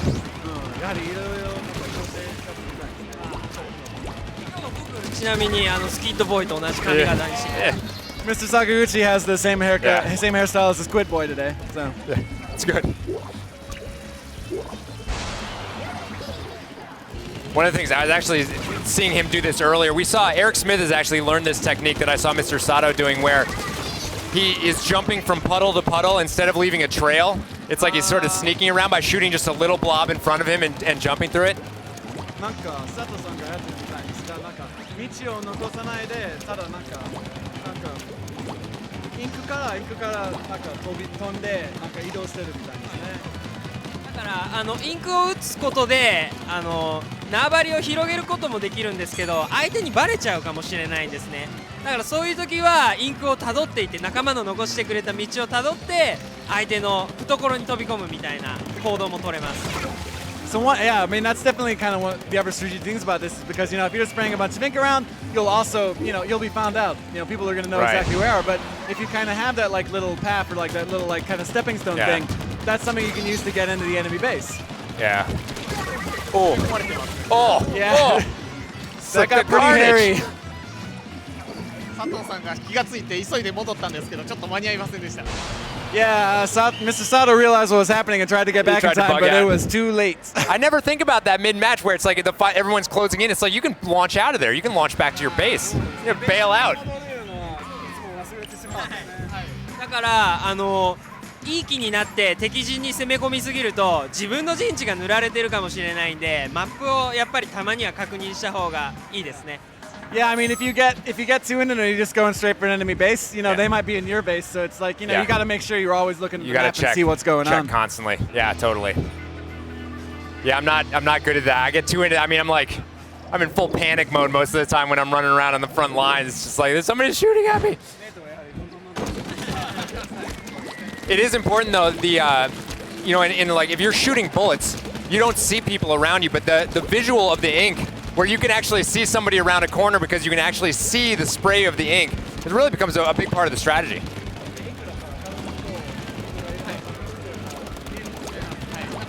みたいにお互いが攻めてきた時にも相手がどこまで来てるっていうのがもう相手の色が塗られてきてることで分かるんです。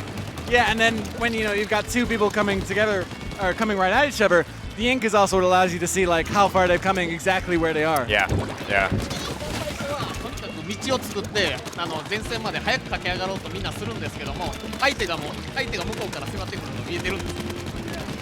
I mean, I think when most people start playing this game, the first thing they do is they think, all right, I'm going to create a path and get to the front as quickly as possible. But, your enemy can see exactly what you're doing, too. Yeah. この部屋の下を見たときにどっちが優勢かっていうのは一目で分かりますよね。And another great thing about the ink is like, when you saw you just came around the corner and like looked down into that big plaza, just at one look you can see, all right, who has control of this room? Yeah, totally. All right, well, we're just about out of time. I'm actually going to have to throw it back down there. I can't thank you guys enough for coming out here and giving us the hot details. Yeah. They can't believe it. Yeah, not only for showing us advanced techniques, but being able to get your insight on the trailer and give people a little bit more information is really, really crucial. Thank you very much. Thank you. Thank you. And we're going to go and show you some Monster Hunter 4 Ultimate after this, after a short break. So we'll see you on the other side. Thanks again, guys. Thank you. Thanks.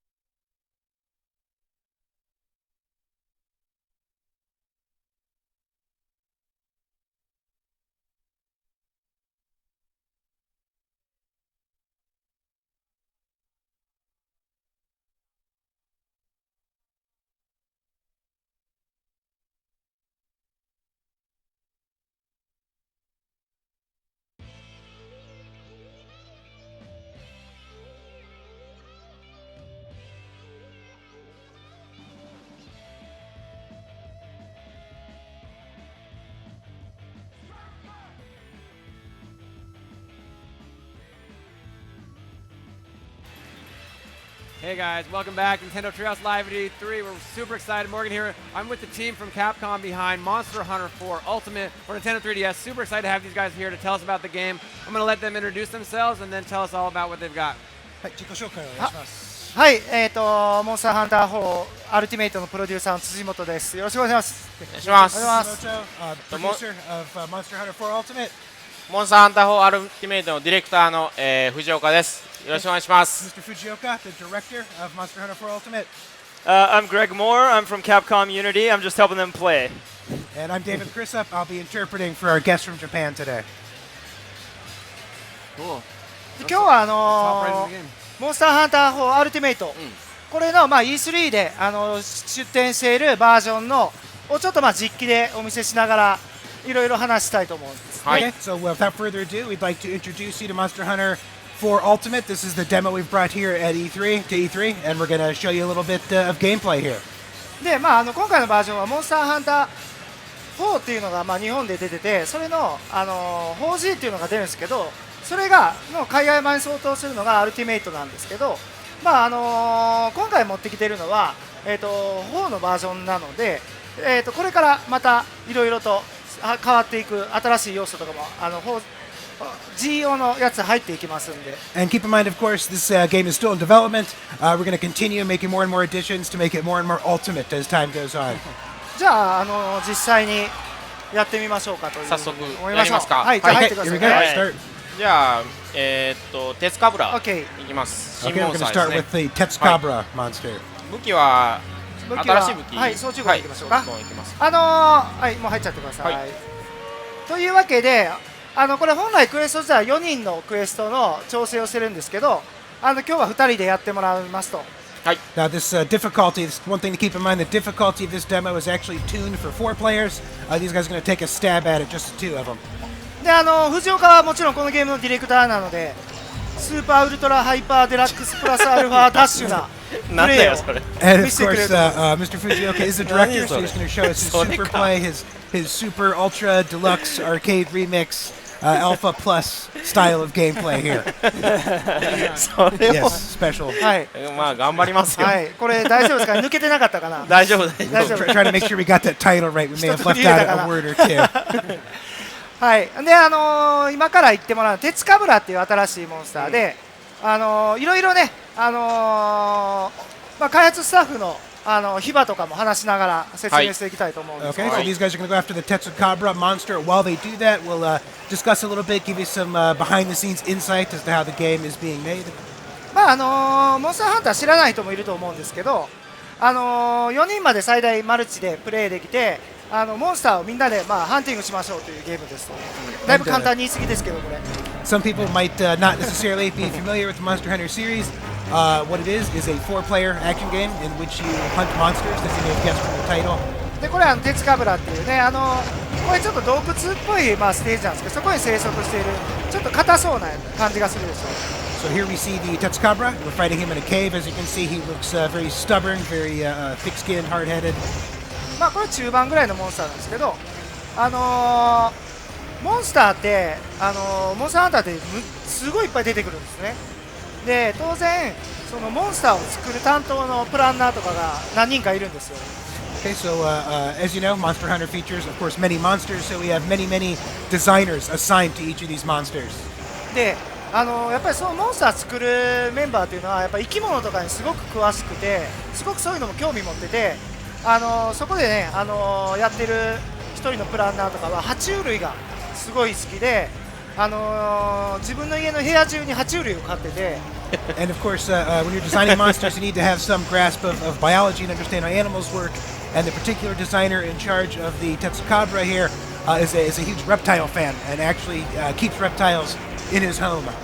その部屋がずっとね、温度を28度に保っておかないといけないので暑いんですよ。And in fact, he needs to keep his room over 80 degrees in order for these lizards to be comfortable. So he's always rather uncomfortable in his own home, unfortunately. そうなんですよね。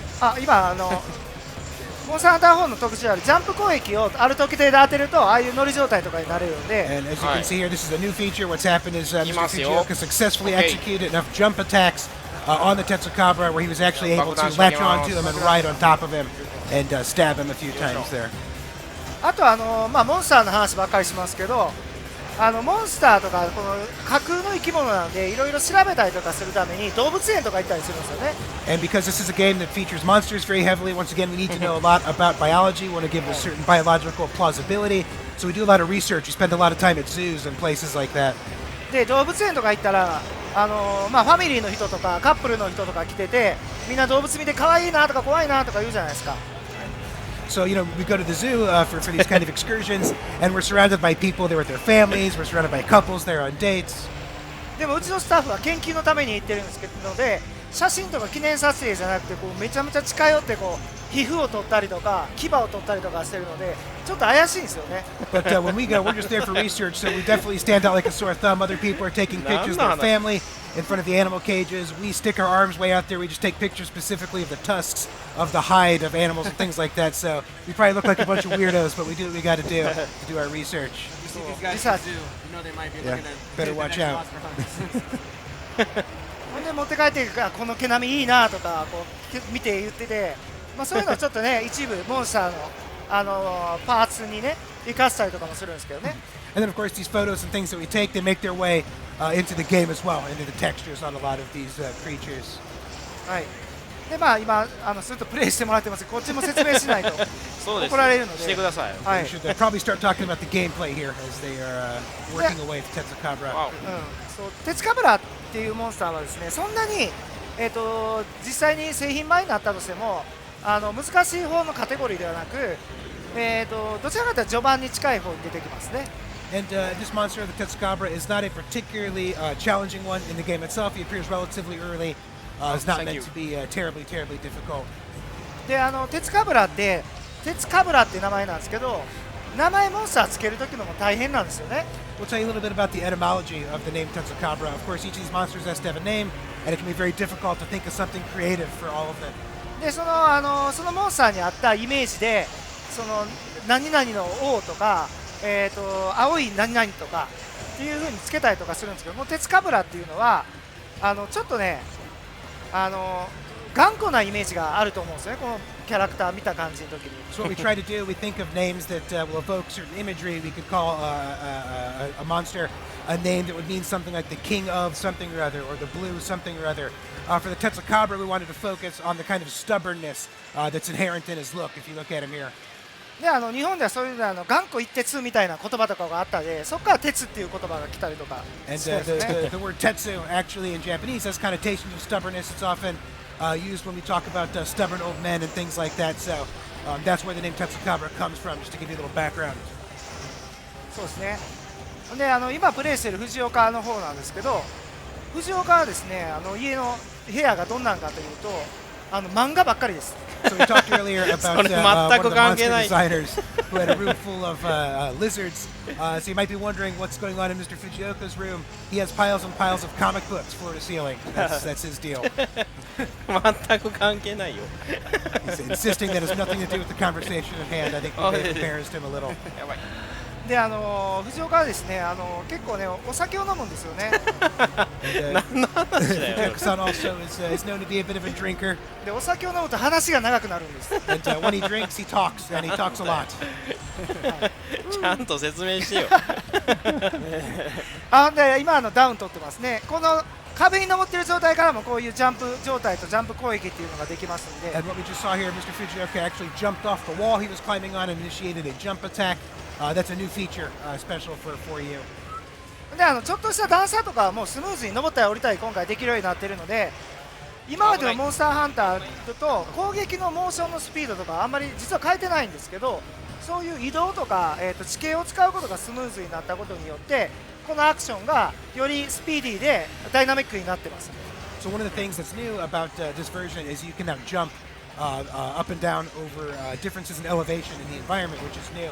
So even though we haven't actually changed the speed of your attack motions or anything like that, the game is going to feel a little quicker, it's going to feel a little speedier, just because everything is a little more smooth to pull off. はい。このようにですね、今腕に虫ついてるじゃないか、狩猟笛って狩猟笛じゃない、ごめんなさい。操虫根って虫をついてる、それを飛ばしてモンスターに当ててパワーアップエキスを持って帰らせてパワーアップしていって自分を強化しながらプレイするという。So I'll tell you a little bit about this weapon here that Mr. Fujioka is using. It's called the Insect Glaive.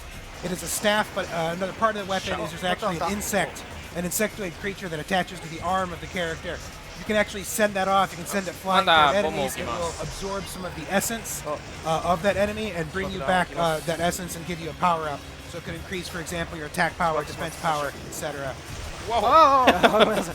バックしますね。バックダウンします。協力プレイなんで一緒に話し合いながらやってもらって。はい。ね。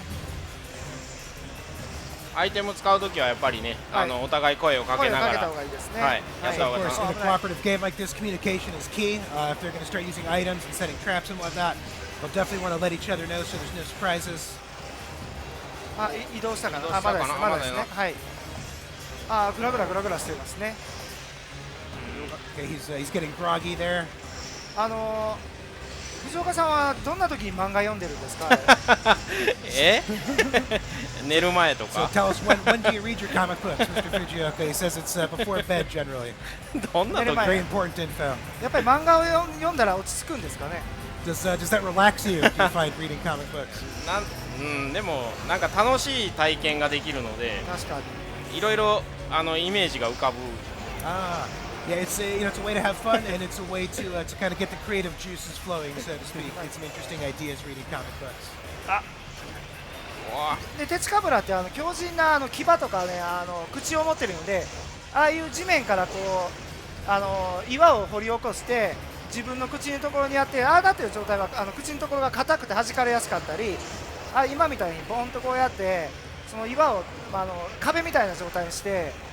プレイヤーを困らせたりしますね。What you'll notice here, the Tetsukabra, one of the features that really stands out are those giant fangs or tusks on his lower jaw. He uses that, as you can see here. He'll actually dig out boulders from the ground. He'll sometimes set them up as walls to defend himself. Sometimes he'll use it as a weapon, etc. So he definitely utilizes his environment to his advantage. It makes him a foe you want to keep your eye on. 移動しそうですね。And it looks like he's escaping to another area. 追いかけますよ。はい、追いかけましょう。 So we're going to chase him down. 追いかけましょう。罠仕掛けましょうか。罠を仕掛けましたね。じゃあ罠を仕掛けて。Putting down a trap. Set a trap there. これアイテムはですね、罠のアイテムとかあるんですけど、これはどの武器を使ってようが基本使えますんで。So there are a lot of items here, like you can see, like these traps and bombs and whatnot. These can be used universally by any character, regardless of what weapon you have. That defensive strategy. 今のとかって鉄かぶらがちょっとモーションバーンって足やったじゃないですか。あれは日本でいうお相撲さんがこう四股を踏んでるような感覚ですよね。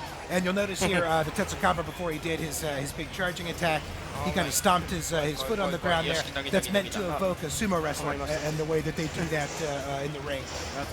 そういうのもやっぱ重量感とかを出すために取り入れたりしますよね。And what that does, that kind of adds a sense of weight and a sense of gravity to the character, since he's a large, heavy character. でいろいろその架空の架空の生き物なので、本当にいろんなことを研究してたりとか、よく聞かれるんですけど、鳴き声とかどうしてるのかとかでもよく聞かれるんですよね。So we mentioned earlier the amount of research we do to get the biology plausible and believable about these creatures. Another question that often comes up is what do we do about the voices and the sounds that these creatures make? でこれもいろいろやってて、例えばですね、実際の動物の声をボイス収録してきて、それを加工して使ったりすることもあるんですよね。There's a lot of things we do up to and including actually using a microphone to record the actual voices of real animals, and then we use those in the game sometimes. Wow, やばい。あとはスタッフの声のモンスターもいます。And we actually have a few staff members who have lent their spectacular voice talents to the monster cast of Monster Hunter. はい。スタッフがガオーって言ってそれを加工していって。So we actually have them kind of shout, and then we'll use some effects and things to make it sound more monstrous, if you will. そうですよね。すごい上手いんですよ。なんか上手いやつがいるんですよね。なんか動物みたいな声出してはる。A lot of these guys are actually quite good. They really do sound like animals. でなぜかその子はその声を出すときになんか気合を入れるためになんか絶対この上半身は服を脱いでなぜかボイスを取るんですよ。And this particular guy, in order to kind of get pumped up and get the most out of his vocal cords, he actually removes his shirt before he records his animal voices. That's just his thing. Don't know what his deal is. まあ一応そのスタッフの名誉のために言っておくとやっぱ絹ずれの音が入ってしまうのでなるべくこう服を着ずにボイス収録をするっていうのはなんかまあサウンドの中では結構当たり前でみんなはい。Actually, to explain the real reason behind that, that's actually fairly common in voice recording. You don't want the sound of your clothing rustling near the microphone, so it's actually not that weird. だからまあその収録の現場見るとちょっと怪しいんですけど。ちょっと怪しいですね。It might look weird to an observer who's watching a shirtless man shrieking into a microphone. いい音を取るためのいい音を取るためのテクニックだと。そうです。And that actually does help the quality of the final sound. 遊んでるわけではないです。He's not just goofing off. He just takes his job very seriously. In fact. 危ない。乗りました。乗りましたね。ナイス。でこれ乗ってる時はですねあまり攻撃しすぎちゃって乗ってない人が攻撃しすぎちゃってそのモンスターがダウンしちゃったら乗り状態が解けちゃうのでそこはねここはあまり攻撃しない方がいいっちゃいいです。And you'll notice here that Greg is riding atop the Tetsukabra there, and Mr. Fujioka is just kind of sitting it out at the sidelines. It's very deliberate. It's a strategic choice. If he were to go in and try and do some damage as well, he could knock the monster out of that state. Greg could fall off. He could miss out on a chance to do a lot of damage. So oftentimes it behooves you, it's in your best interest to just kind of sit back, let the other guy with you or the other people in the party do some damage while you just sit back and potentially heal yourself and do things like that. Get ready for the next battle. これオトモ一人プレイの時はオトモアイルっていうサポートキャラクターが2匹猫っぽいちょっと可愛いキャラクターがついてきてサポートしてくれますので。And of course, this game does have a full-featured single-player mode. If you were to play single-player, you wouldn't be by yourself. You would in fact be accompanied by 2 AI-controlled feline characters. And right when we were saying that, Fujioka-san bit it here. でまあこれ藤岡のとこの2人の名誉のために言っておきますけど、これ4人用の設定の。And just so that these guys can save face here, once again to reiterate. This demo is tuned for 4 players, so they were doing the work of 4 players. So it's to be expected that they might not succeed every time. We'll cut them a little slack. じゃあもう時間もあれなんで時間許す限りゴアマガラを行きますか。Okay. わかりました。 We don't have a whole lot of time here, but we do want to show off the Gore Magala, which is another great new monster featured in 4U. 武器はどうします？じゃあ得意なランスでいいですよ。はい。じゃあ僕はランスが得意。はい。ランス。Mr. Fujioka is going with the lance, which is apparently his go-to weapon. これはもうね藤岡が得意な武器を使いますので。スーパーウルトラハイパーデラックスプラスアルファダッシュなプレーを。And of course, since this is his favorite weapon, you can definitely expect some super ultra hyper arcade remix HD plus alpha style gameplay here coming up. No question. 見せてくれます。わかりました。じゃあスーパーウルトランダラダッシュダッシュをすればいいですか？ Okay, so now that's deteriorated into super ultra blah blah blah blah blah blah. But he's going to do it. 頑張ろう。はい。このランスもちょっと変わっ前からある武器なんですけどトライ U から3U で So the lance has been present. It was present in 3U, which was the last game, but it has changed a bit to accommodate the new gameplay in 4U. 武器なんですけど、ちょっとこの 4U になってまたちょっとね追加行動とかも入ってたりとかしますんで。Yes, once again, because there are new things you can do in this game, each weapon has been changed to accommodate for that. Hopefully, he'll be able to show us some of these new things. であれなんですよね、さっきオトモアイルっていうキャラクターがサポートしてくれるっていう話をしたと思うんですけど。So just to rewind a little bit, we were talking about these feline companion characters that join you in single player. でトライ U とかはチャチャとカヤンバがサポートキャラクターでついてきてくれると思うんですね。Now there was a support character in 3U as well. でゲームも僕と藤岡一緒にプロジェクトで作ってて、実は初めチャチャとカヤンバはあんな可愛いキャラクターじゃなかったんですよね。そうです。So these guys of course worked on 3U as well, and when they first started working on that game, those characters weren't all that cute. These partner characters went out with you. 初めの方の企画ではあれはね、おじさんがついてきたんです。In fact, the original plan, believe it or not, I don't know who thought this was a good idea, but it was supposed to be a little old man that would follow you around and help you. でやっぱりおじさんじゃちょっとやっぱり絵にならないねっていうことで、可愛いキャラクターのチャチャカヤンバに。Aesthetically, that may not have been the best choice, and that's how he ended up with Cha-Cha and the other character. しかもハンターを引退したおじさん。そうなんですよね。And in fact, he was supposed to be a retired hunter, storyline-wise. That was his old man's deal. まあそういう設定の時もあったりとかしたんですけど、まあ at one time that was the plan, but as we all know, that did not come to fruition, and they went with something decidedly more cute and cuddly for 3U. 見事にボツになりましたね。はい。でごめんなさい、ゴアマガラの説明もしないといけないんですけど。Okay, let's talk a little bit about the Gormagala itself. このモンスターはですね、この 4U での中でもすごく重要なポジションのモンスターです。The Gormagala is a very important monster in Monster Hunter 4 Ultimate. Plays a storyline role as well as the role of just a big monster. でモンスターハンター 4U というのはですね、シングルモードでのストーリーっていうのも結構いっぱい充実させて入れてるんですけど、そこのストーリーにも大きく絡んでくるのがこのゴアマガラ。Yes, once again, there is a full-fledged story mode for single players who want to enjoy the story. In that storyline, the Gormagala plays a very significant role. もういかにもですね、ちょっと謎めいた感じのデザインになってると思いますけど、まあ謎があるんです。And the character is meant to evoke kind of a mysterious sort of look, and that's very deliberate because he is part of the central mystery of the story mode. はい。じゃあちょっとどんどんやりましょう。移動しましたね。移動しますね。There he goes. He is attempting to flee. So our intrepid hunters are going to chase him down to the next area.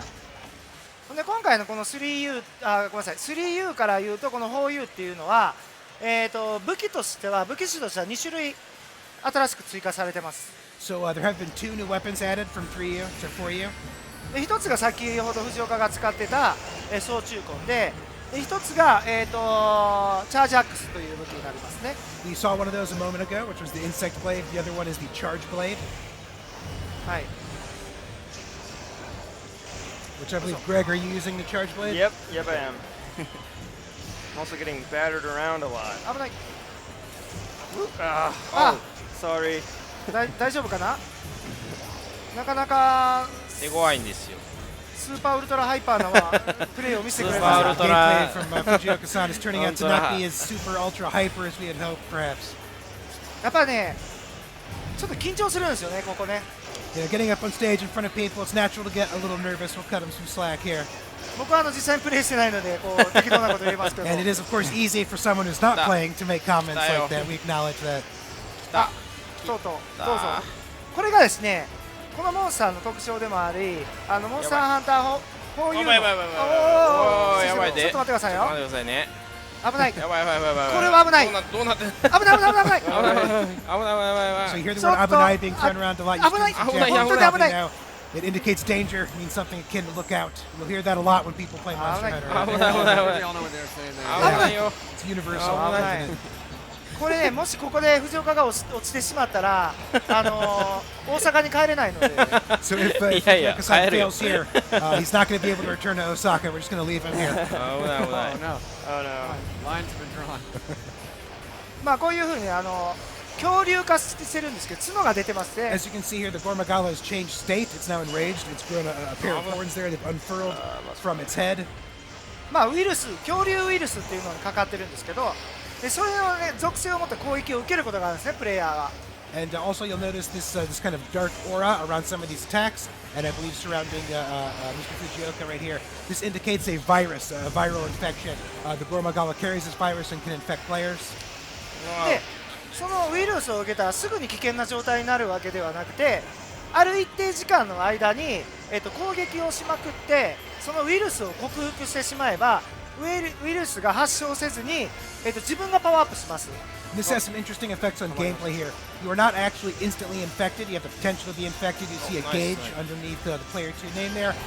If you can inflict enough damage on the Gormagala before that maxes out, you can actually clear yourself of the virus, and in fact, you get a power-up benefit instead. で、あれですね。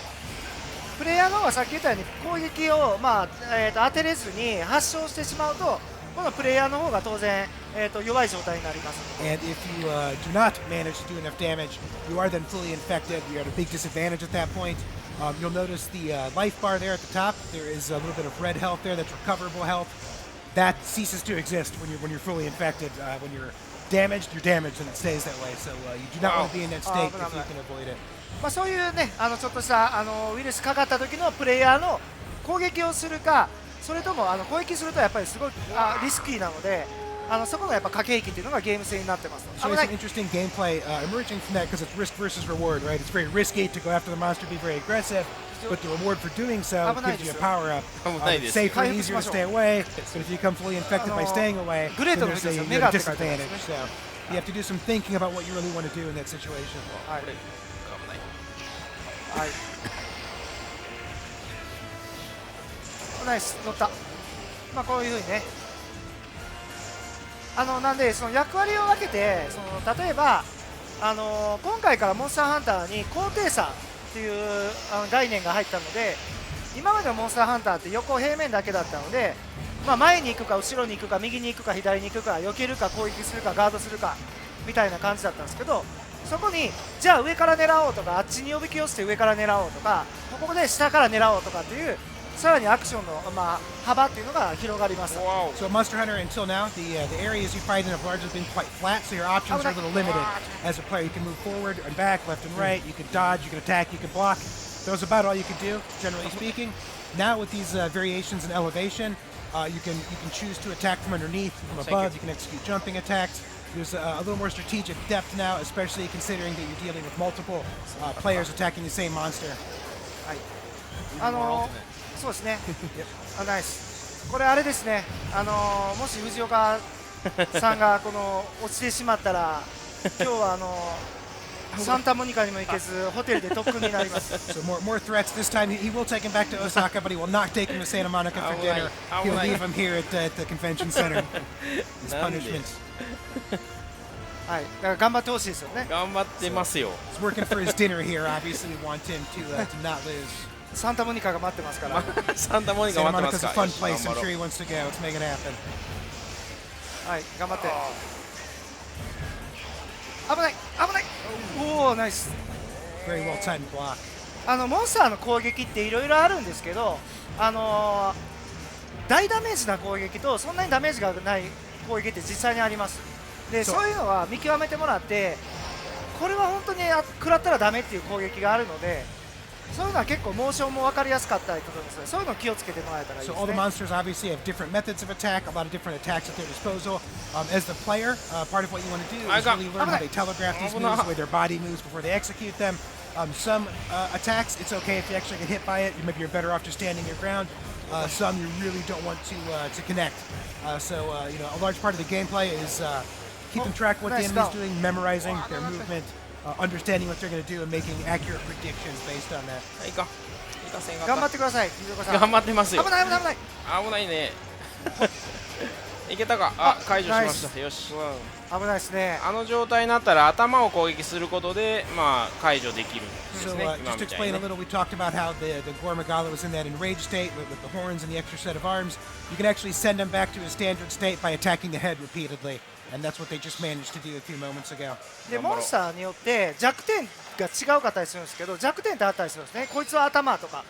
そういうの時は頭とかを攻撃してるとよりダメージが効率よく入るんですね。And of course, each of these monsters has their own weak point. So, for example, some monsters are particularly vulnerable to damage on their head, some in other areas. So, once again, important part of the gameplay, knowing your enemy. That's one of my favorite things about the series. Is just that you can't just hop in there and hack and slash. You have to approach each monster in Not some that way. kind of game. It's just as interesting as the way the monsters look is how to approach them. Yes. It's a lot like a fighting game in that sense. It's about reading your opponent and making you got to predictions. strategy. Yeah. で今ね、ゴアマガラが口からちょっとよだれみたいに出してると思うんですけど、これモンスター側が疲れてる状態なので、動きが遅くなったら今までボッて吐いてた攻撃が吐けなくなったりとかするチャンスです、これは。And one other state that the monster's in now, you can see he's kind of drooling a little bit. That indicates a fatigue state. His stamina is low. That makes him a little vulnerable. Certain attacks he cannot perform in that state. I love it. We're getting a little short on time here, so I don't know if you have one last thought maybe or. 最後になんかファンに向けてメッセージかなんかありますか？はい。今日プレイしているモンスターハンター 4U ですけど、北米の皆様にもお届けできるよう今頑張って作ってますので、でモンスターハンターで一番こだわってますハンティングのアクションの部分、ここをすごくやっぱ進化させてますので、ぜひこの機会プレイしてもらえたらと思います。Well, thank you very much for watching. Monster Hunter 4U features all sorts of new features. It features a very evolved set of actions you can perform as hunters. So we hope you look forward to it. Thanks again. Yeah, thank you guys so much for being here. I want to just, it was you guys at the end just grinding it out, battling those monsters, just two of you. We learned some amazing stuff. I mean, I'm not going to be able to think about a Monster Hunter again, I think, without thinking about the attention to detail you guys put in. We learned things like we've got a dev team guy with a department full of lizards, and you guys are at the zoo researching these things. We got guys with their shirts off making these noises, and it's just amazing to hear you guys talk about the game and the love you put into it. So we really appreciate you being here. And we're going to take a quick break, and then we're going to be back to wrap things up for the day and let you guys know a little bit about what you're going to see here tomorrow. Thank you, guys. Monster Hunter 4 Ultimate. They're going to be making it even more ultimate until it comes out early next year. Thank you, guys. Thank you.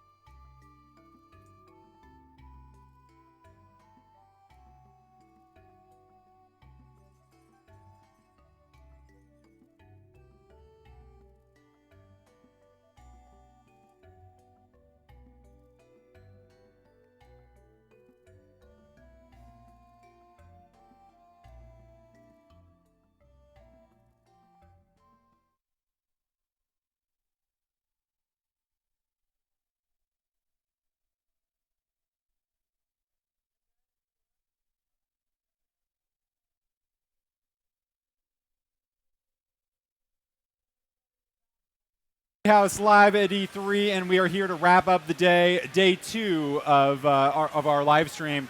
What an amazing day it has been! Just like so much amazing content, so many amazing games. A lot of fun. You know, some of my favorite demos were today, actually. Yeah. What do you guys think? Well, Ed, what was your favorite demo? I mean, I love Fantasy Life. I've been all over it for a while now, and I'm really excited about that. You know,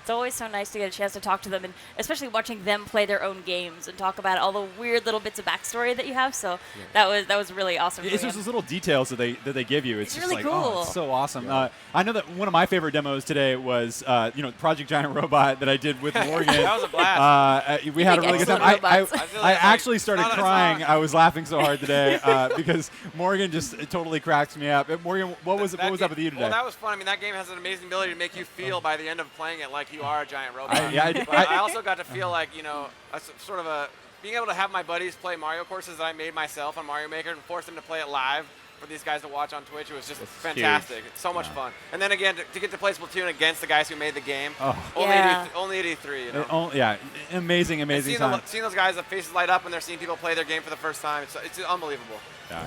And the fan reaction has been amazing. I mean, that was big day, but we have a really big day tomorrow. I gotta tease a little bit for tomorrow. Tomorrow's gonna be a really big day. Tonight, the game that you were gonna hear about for the very first time, a brand new franchise for Nintendo. You were gonna hear about that tonight. Tomorrow, you were gonna see it, and you were gonna see it right here. And we are not just, showing the game. It's gonna be pretty in depth. It's not a 10-minute demo. No. It's not a 15-minute demo. 20-minute. We are going all the way on this game. We're diving in. And we're diving in. Deep. And we're gonna show you guys all about it right here tomorrow, and really excited for you guys to check that out for the very first time. On top of that, we're gonna have a couple games that haven't yet made it onto Nintendo Treehouse live at E3, and we're gonna be checking in on a couple other games, but some new looks, some new angles, checking stuff out. So really excited for tomorrow, and I can't wait to see all of you guys back here again. So thanks again. You guys did an excellent job today. Thank you for joining us today. It was fun. Great. Have an amazing time here at E3 2014. Catch you guys tomorrow, bright and early. See you then. See ya. Bye, everybody. Thank you. Bye. Nice job, you guys.